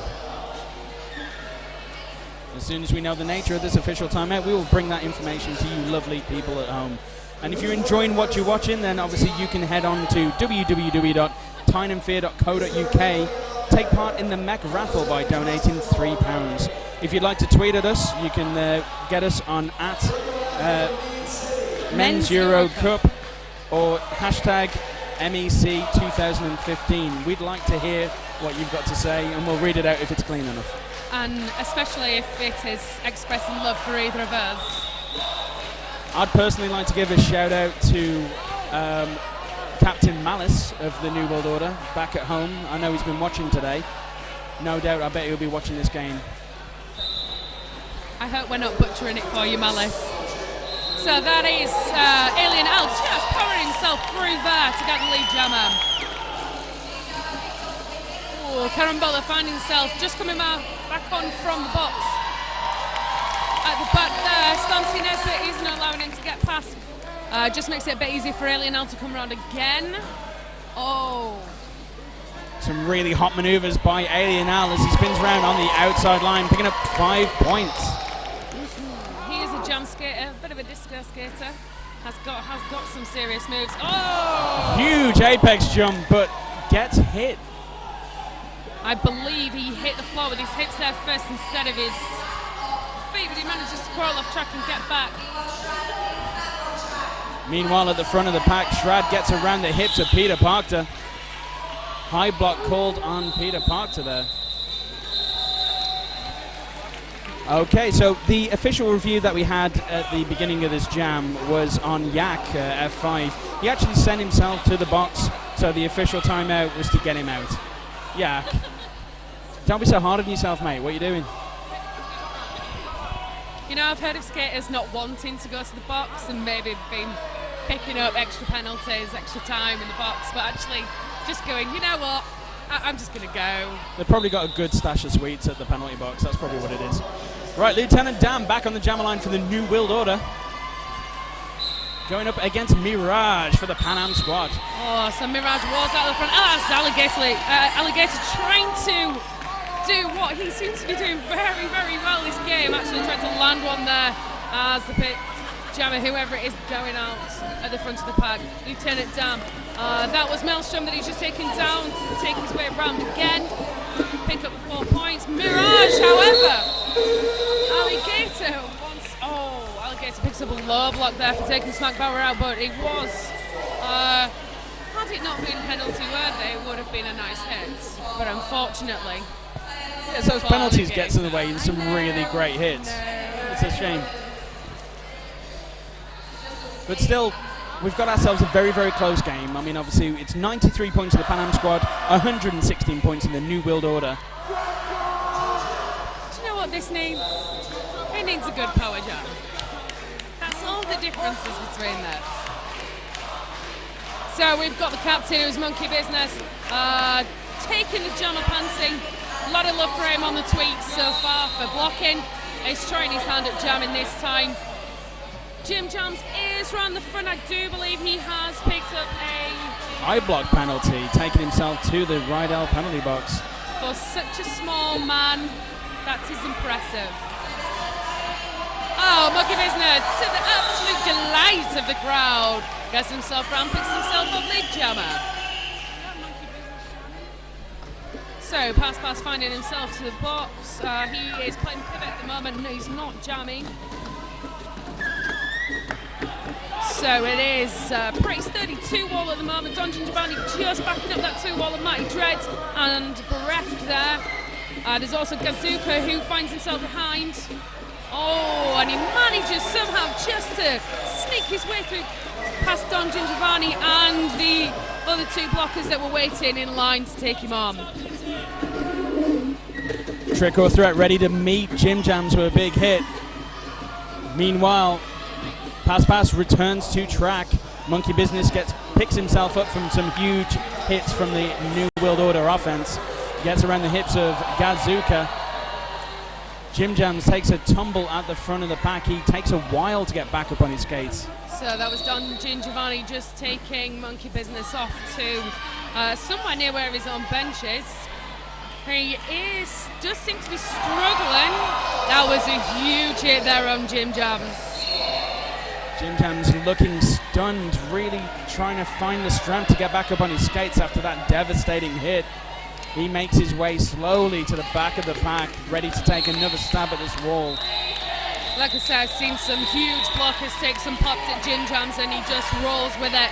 But these must be absolutely massive to take him clear off his feet like that. So Panam Squad have broke the century mark, 100 points for them. 16-point difference between them and New World Order. A very, very close game going into the final 20 minutes of this second half. Back up on the jam line, we've got Alien Al. Now, Alien Al hasn't had a lot of success as a jammer in this game, but slices through that like a knife through butter, picking up lead jammer straight away. Literally, that was 2 seconds and he had lead. That was impressive work. Now this is the Alien Al that we're used to. Again, finding a very easy pass from the outside line, picks up his 4 points, pulls off the jam. Strad was absolutely beasting his way around the track there and it just wasn't fast enough. Alien Al had his eye on him at all times.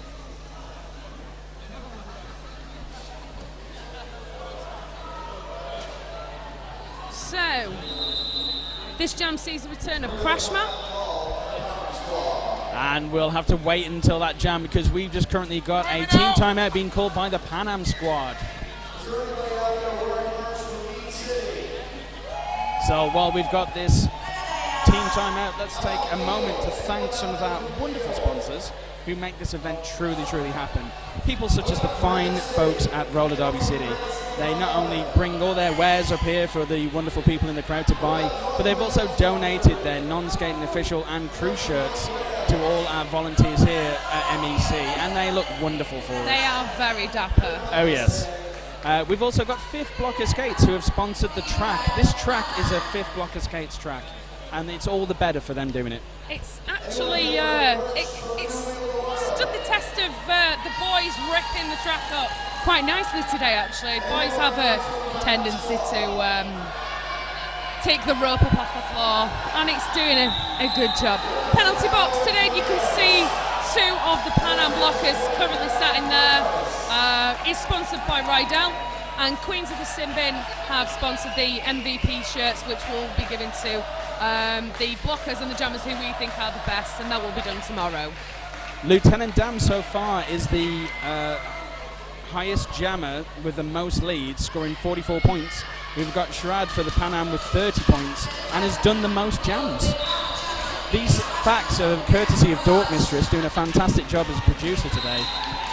So Crash Matt squeezes right around that one-man wall, two-man wall. Alligator and People Test there couldn't see them both. Crash Matt managing to make short work of that, taking the lead jammer. He's making his scoring pass round right now. People Test just taking him back. Mirage finds himself at the front. And he's made his initial pass. Full complement of blockers now back on track. Good clearance there by Scooby Zoom, but the jam gets called. 3 points picked up by Crashmat on that pass.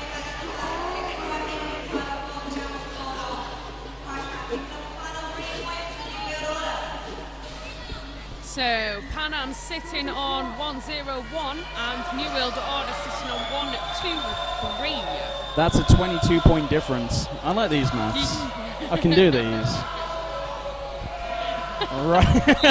Maths. Right, so we got Lieutenant down. He's through this pack, finding a little bit of opposition. But Shrad has got your lead jammer, making easy work on the inside line there. Lieutenant Dam, however, is hot on his heels. There are two blockers, however, two huge presences. Smack Bauer and Hugo Boss making their way to the box. Maelstrom with an amazing spinning hit onto Bereft. Takes him down. Shrad picking up 4 points. Lieutenant Dam. Lucky B takes a lap around the track, giving some love to the Panam Squad when he goes to take a seat in the Rydell penalty box. So Monkey Business stretching his legs again as the jammer. He's up against Alien L. I love that. There was a little bit of an ass pat between Monkey Business just before the whistle. That was nice to see. Monkey Business and Alien Al literally stalking each other, tracking each other across the track. Alien Al gets taken to the inside. He recycles to the back of the pack. Monkey Business managed to push out the front there with the two blockers that were left on from NWR. He does this the lead jammer. He is making light work of this coming back round. He still has Don G left to pass, which he does with ease and picks up the full 5. That's Don Giovanni off for a clockwise block, which means that Monkey Business comes through again. Oh, Smack Bauer and Hugo Boss were left in the middle of nowhere, coming back from the penalty box there, which left that pass very, very easy.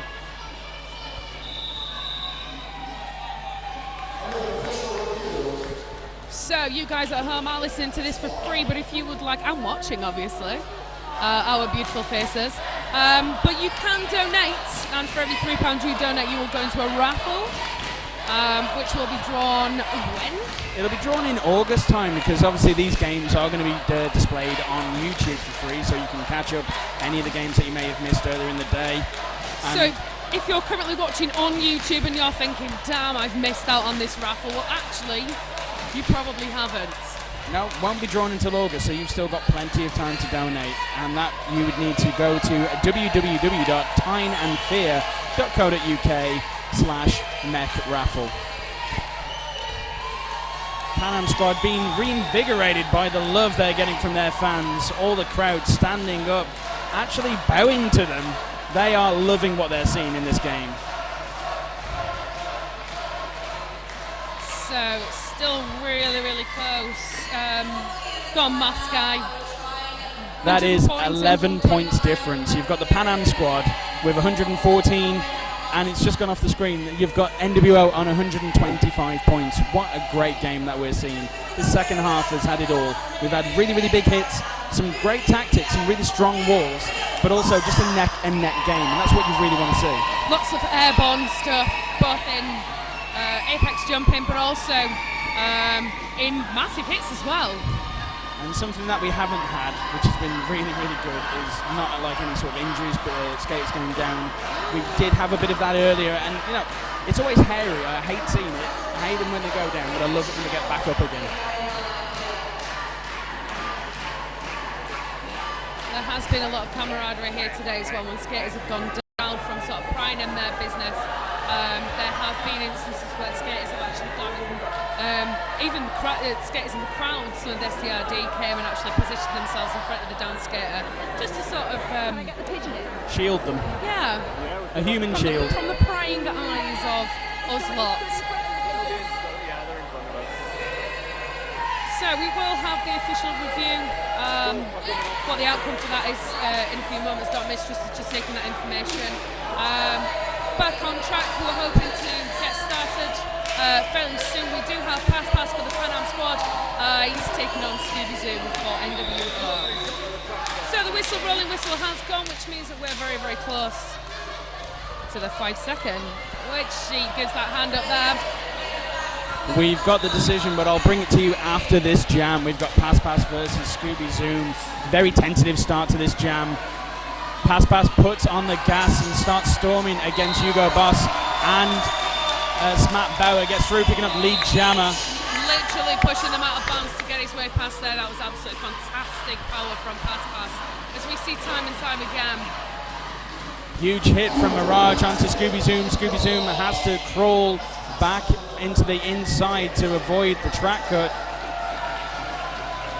Pass meanwhile through, picking up 5 points, natural grand slam. So we have a blocker from each team in the box. We have Trick or Threat, we have Hugo Boss currently sat there. Makes it a 3-on-3, supposedly easier. However, Smack Bauer now is making it a little bit hard to believe that statement there. But Pass makes his way through. Big hit from Pooper Test onto Scooby Zoom. Scooby Zoom again crawls to the outside. That was a huge hit there from Pooper Test. Trick or Threat finds his way back onto track. Oh, big hit from Don Gingiovanni.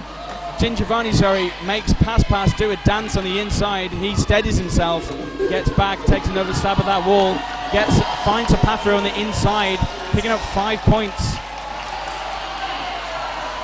Oh, so there was a successful panty pass to Don G.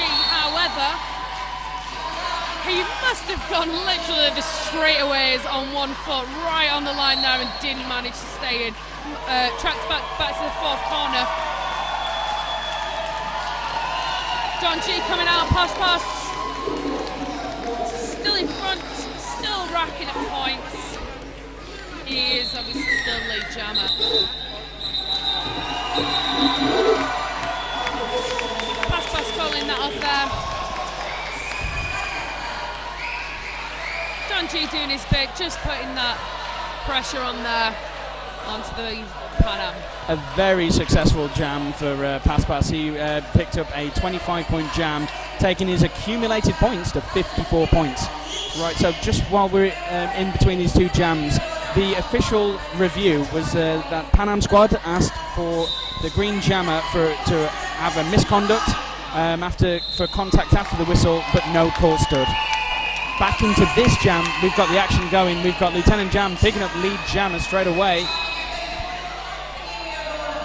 And we've got Shrad, who's picking himself up from the middle of the track, recycles to the back. Lieutenant Dan making easy work of that first scoring pass.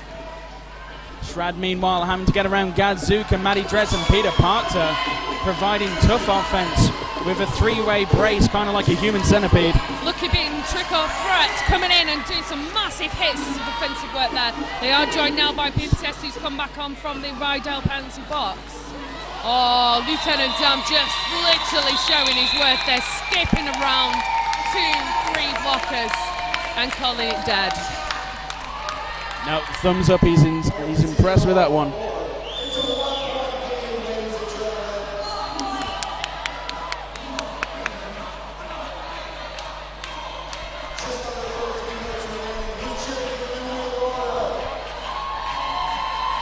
Just had some chat on YouTube asking if Viking from the Panam Squad is Darth Sebius' clone. I don't know if they managed to get a sample of his blood or, a hair sample from that mighty beard of his, but, I'm sure we can do tests, keep it all legal. Ellie Al escaped through the pack, picking up lead jammer. He is coming around just to make his scoring pass now. beating people out of the way. Alligator once again finding himself out front. That is Maelstrom who's taking on now. Alligator once again out the front of the pack where he finds himself a permanent fixture. That Big. is Monkey Business.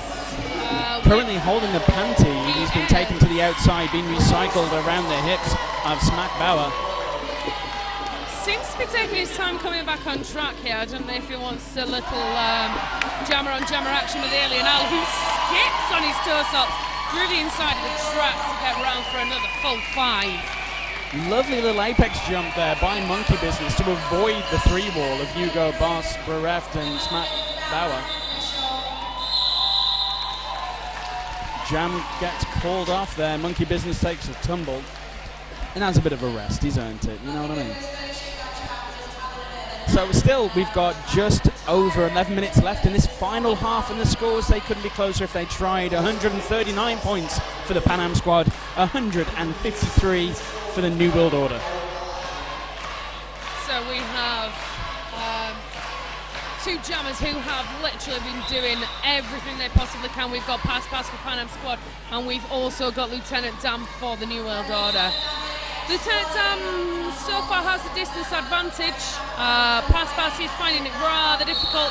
Ooh, managed to sneak past Slamsy Nesbitt there. Lieutenant Dan is out in front of him as New World Order recycles round. That's Gazuka and then Pete Martin who's stopping it. Oh, it is forearms. However, for Pass still find himself in the penalty box. Power jam for Lieutenant Dan, picking up 5 points there. Lieutenant Dan coming into the engagement zone again. New World Order doing their best just to... Looks like we've had a bat block called on Lieutenant Dan, means we'll have a jam and swap out. This jam will go for the full 2 minutes. Switcheroo. 1 minute 5 seconds left. Let's see what Pass can do with that. We do have the full complement of blockers back now on track.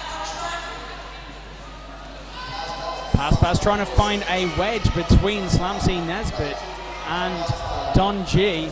Not finding it, trying all the tricks of the trade. Pirouetting, skipping roux, and a juke gets him through. That's on his initial pass. So Lieutenant Dan coming back on. Enters the engagement zone at the back. Oh, that was Mirage there at the front trying to get him, but actually sort of doing something with his feet, which wasn't very good. Don G knew he'd picked up the penalty there as he tried to take down Pass. Makes his way to the right L penalty box. Slamsy Nesbitt there on. Pass must not allow him to go past. It is a high block that has been called. That was at Pass's chin there.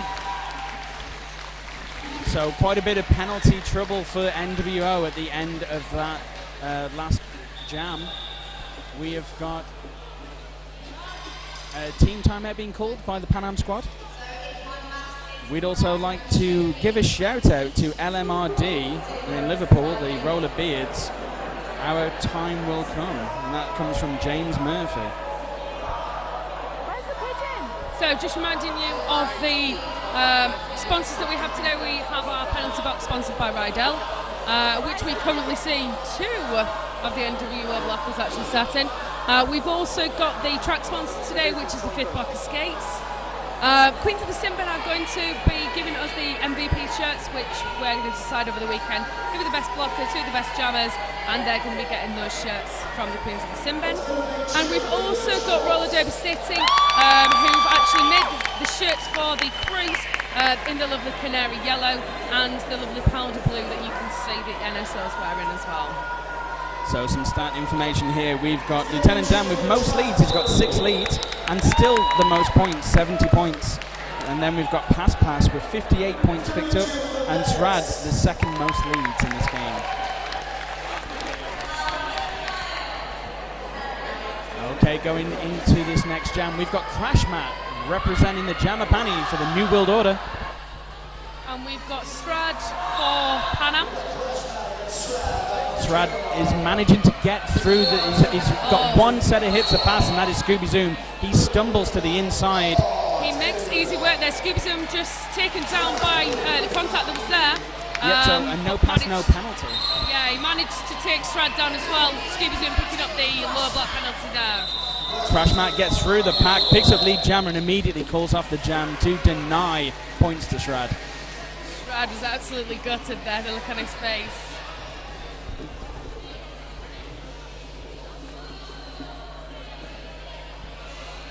So once again, Panam on 143 and NWO on 165.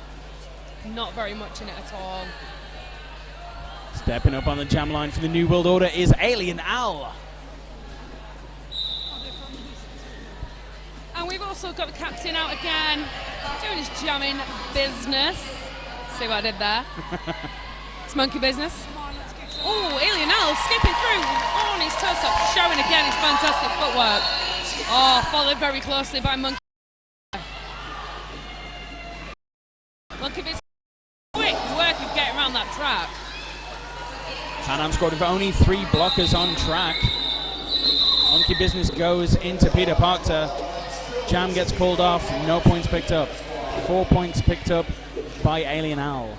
Alien Al there was trying to maximise the amount of time before he actually called the jam off, telling his team to come forward with him. So it just made it more difficult there for Monkey Business to collect any points. Okay, 143 points to Panam Squad, 169 points to New World Order. So Lieutenant Sam versus Srad of Panam Squad. Oh, who skips around that inside there and takes the lead jammer. Lieutenant Sam is really hot on his heels here. So we have a hit there from Bad Mojo on Crash Mat. Makes it a little bit easy for us Srad to get round. Lieutenant Dan picking up 3 points there. Megalomaniac just going across at the Panam Jam ref just to check how many points there is just going to actually give. Checking with the OPR, the outside pack ref, to obviously clarify. He did, Srad actually did sort of tap his hits to call the jam off, but at the same time sort of skated out of bounds, so we're not quite sure from obviously where she was. Right, so it's 2 points that are given to Panam there. So 3 to NWO and 2 to Panam. Now this is something that I predicted in the first half, and that is that we're now going to see Pooper Test on the jammer line.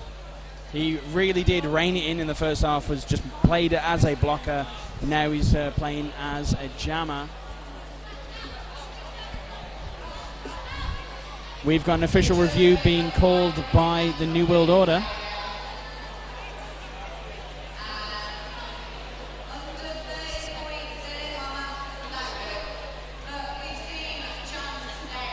So remember, this is all for threes, because we're just that good to you. However, if you do want to donate, we would gratefully receive that. And you need to get in touch. www.Tyne and Fear, so you're writing and as the word, fear.co.uk/MEC raffle to donate. Okay, and you will get put into the raffle. If you're watching this on YouTube now, just catching up in the next week or so, you are also still eligible for the raffle as well, and it will actually be drawn sometime in August. Now, we got denied the pleasure of seeing Pooper Test as a jammer because Srad in the last jam skated out of bounds, so he's been sent to the penalty box, and that was the result of the official review. Alien Al, meanwhile, back on picking up lead.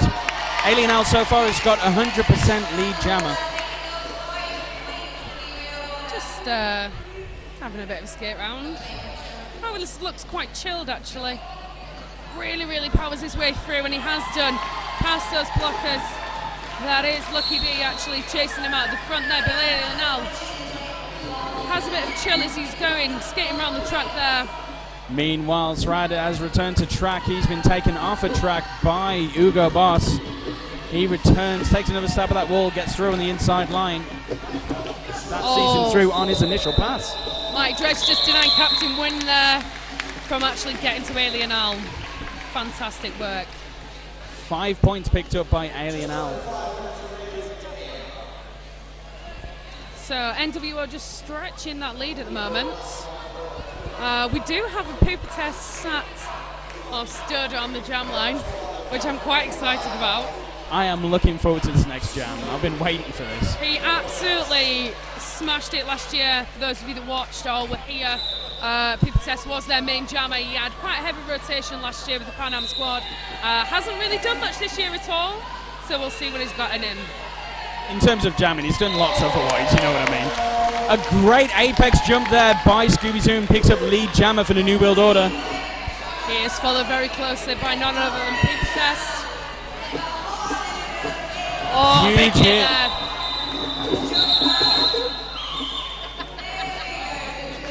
Pooper Test nearly taking one of the refs out as he tried to stop. That was a huge hit there by Scooby Zoom. On to Carambola of the Panam Squad. Next up on the jammer line, 42, Lieutenant Dam. Up against 00, Mirage. Panam Squad starting with a blocker in the box. Lieutenant Dan makes a beeline down the outside line, picking up lead jammer. Mirage finding himself in the box there. Packy's moving a little bit quicker now, which means that the NWO blockers are spread very slightly. Lieutenant Dan makes a pass through the center of the pack, picking up 5 points. No pack called, so Panam Squad have to quickly re-engage the pack. That leaves a couple of opportunities for Lieutenant Dan. He picks up 2 points, calls off the jam. Meanwhile, Mirage picking up 2 points of his own. I wonder if his number is 00 because you have seen nothing. It is a Mirage. I like that. Now, I could just be making that up, but that could be quite clever. If not, we're claiming that as the reason. That is the reason his number is 00, because it's something, but it's nothing. Mysterious. Okay, ladies and gentlemen, we've got 147 points for the Panam Squad, 198 points for the New World Order, and 2 minutes 23 seconds left in this final half. Srad has done the most jams and is now equal the most leads with Lieutenant Dam.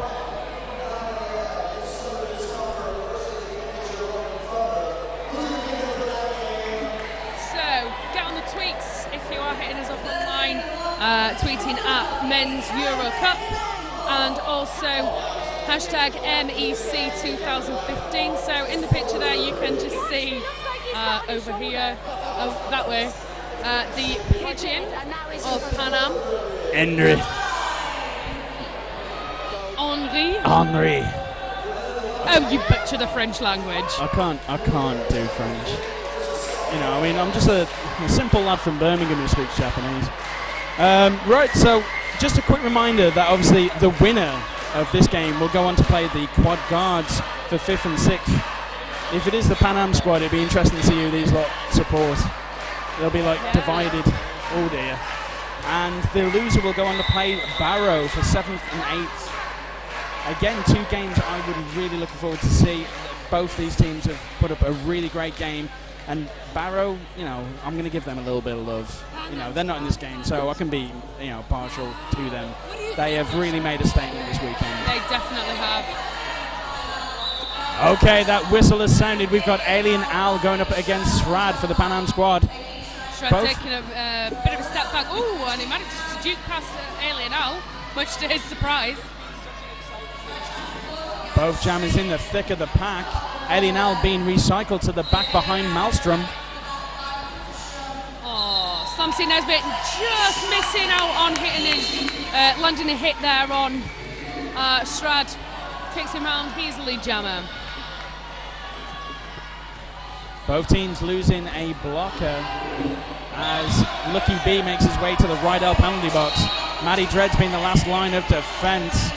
Srad gets through and he's got a lovely little smile on his face from that one, picking up 5 points. I do believe that, so Matty Dread there was the last line of defence.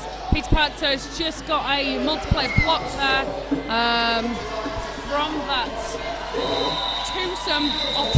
with Mighty Dreads there. Now, I'm not going to get. Maelstrom just giving Shroud a cheeky pat on the bum for the fantastic work that he's just done there, picking up the full 4 as he's coming through and calling it off. I'm not going to name any names because I don't want to do that, even though obviously like the players can't hear it, but there are quite a fair few of the NWO lineup that have got 6 penalties. So we've got a minute left. We could see a couple of foul outs. There is that potential. We've got an official timeout. I'd imagine that'll be the non-skating officials. They're going to be checking all the points, all the time, make sure it's all ready as we go into these last few jams. So once again, we have the avid fans of the Panam Squad absolutely rocking this place. They've been here since 9 o'clock, probably 8:30 since the door opened. And we've watched a fair few games. It is pretty sticky and warm and very sweaty in here. Man sweat. Definitely on the musk, you know what I mean? Oh yeah. So we have actually had our first foul out. That is skating number 88 for the Panam Squad actually, which is Trick or Threat. Lieutenant Dan immediately picking up lead jammer for New World Order. Huge hit by Crash Matt. That's our monkey business there, just as he was coming around on the outside. Ooh, Pipcast just managing to slide Lieutenant Dam off on the outside as well. Oh, monkey business, beautiful work there on his 2 stops, managing to stay on. Lieutenant Dam coming around the outside again. Glancing hit by Pooper Test there onto Lieutenant Dam, takes him to the middle. Oh, Alligator just trying to catch Lieutenant Dam on a cut track. Yeah, trying to force that cut track. Monkey business being recycled to the back of the pack by Crash Matt. Oh, just managing to sweep his way around Don G there. Cut track being picked up there by Monkey Business. He makes his way to the Rydell penalty box, leaving Lieutenant Dam with a power jam. Lieutenant Dan stumbles. Alligator again, just doing some fantastic work out of the front there for Panam Squad. Just absolutely fantastic work he's been doing. He's like a cheapy bollard or something like that. You just end up going over him, basically. It's almost as if people don't see him. So, ladies and gentlemen, I do believe this game has been whistled off. It is the final of this period. We have got our unofficial scores. There's 158 points to the Panam Squad. No World Order with 208 points. We will wait for those scores to be confirmed. What an exciting game. I mean, it's been neck and neck all the way through the first bit of that second half, and then NWO managing to find the gusto to zoom ahead with their points, really sort of driving it through. So that does mean that the New World Order will play the Quad Guards tomorrow for 5th and 6th, and the Panam are going to be playing Barrow tomorrow for 7th and 8th. Two very, very interesting games. I'm fully psyched to watch and to listen to those. Both these teams have really enjoyed that game. Both congratulating each other on a great game, well played. So we have just got the entirety, well, the whole of the vocals of France in front of us right now. Absolutely right to the death there, cheering their team on, the Panam Squad. Really, really getting them going, giving them a boost exactly when they needed it to as well. Well, exactly that. I mean, they really were able to pull that scoreline back. And I'll be honest, it's just been a great game. I mean, it's game 6. It's been a long day of the first day of the MEC 2015. And these two teams have really brought it for this final game. When you think about it, the teams that played this morning are the ones that actually haven't had to play again. So the ones that have played sort of midday and sort of up towards early evening are the teams that have had to play twice today, and they've had to play within quick succession as well. And you know, just as athletes, I think it's an absolute.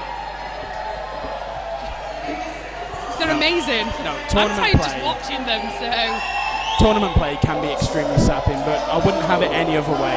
So this has been a fantastic day. This is Game 6, Panam Squad versus the New World Order. Henry, you brought the guys luck, but you didn't steal the win. Bad pitching, bad pitching. Panam Squad just going around for the sweat here in front of us of the Panam supporters. noise. I'm sure you can hear it. I'm sure these mics are picking it up as well, the noise that they're actually making. To say with messages, you can tweet us at Men's Euro Cup or hashtag MEC 2015. We really want to hear from you. Please, any messages, shout outs, birthdays, bar mitzvahs, anything like that, please get in touch. We want to hear from you about that. So tomorrow, if you join us at 9 o'clock, we have SDRD versus LRT. That's going to be a smashing game. At 11 o'clock, we have Tyne and Fear versus Zeus. Again, cracking game. 1 o'clock, we have Barrow Infernos versus Panam Squad. Really excited about that one. 3 o'clock, we have Toulouse Quad Guys versus NWR. And then obviously the 5 o'clock and the 7 o'clock game are going to be decided by what happens tomorrow. Yeah, 5 o'clock will be for third place, 7 o'clock will be the final. And so we are shortly going to be going to Sven and Statman doing a roundup of the brackets. And Sven looking very, very dapper. And Statman, he's taken the dicky bow off. I wonder if we're actually going to see the Men's European Roller Derby Championship 2013 where he actually started stripping. I wonder if we're going to get a recant on that.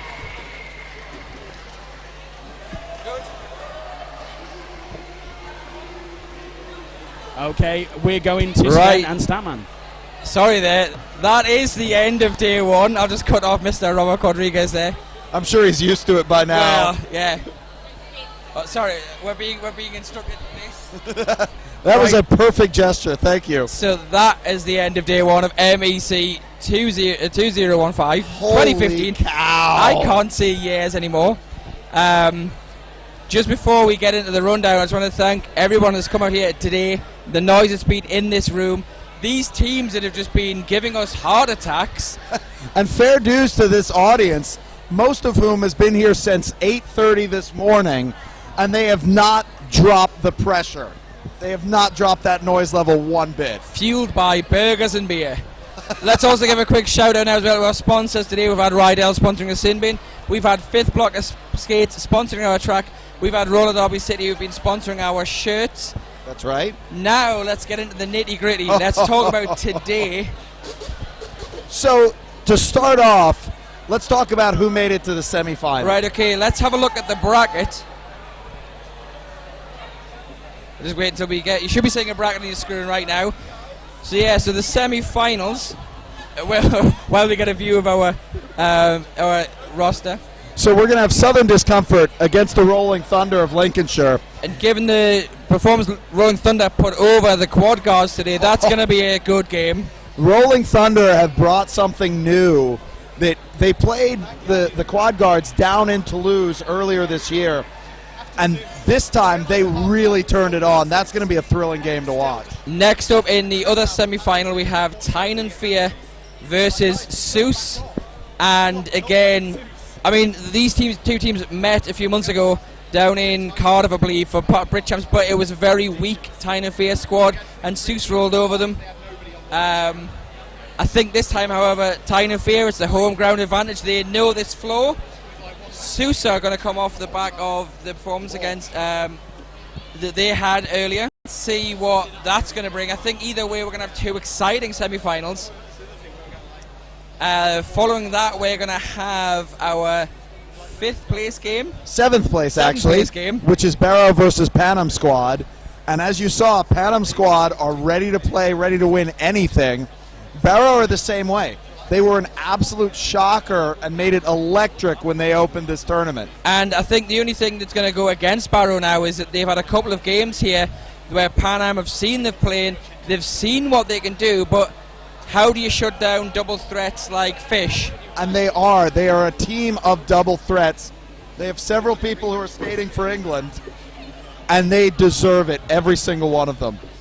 Next up from that, we have got our Quad Guards versus NWO, who you've just seen playing Panam there. And they're going to be playing off for fifth place.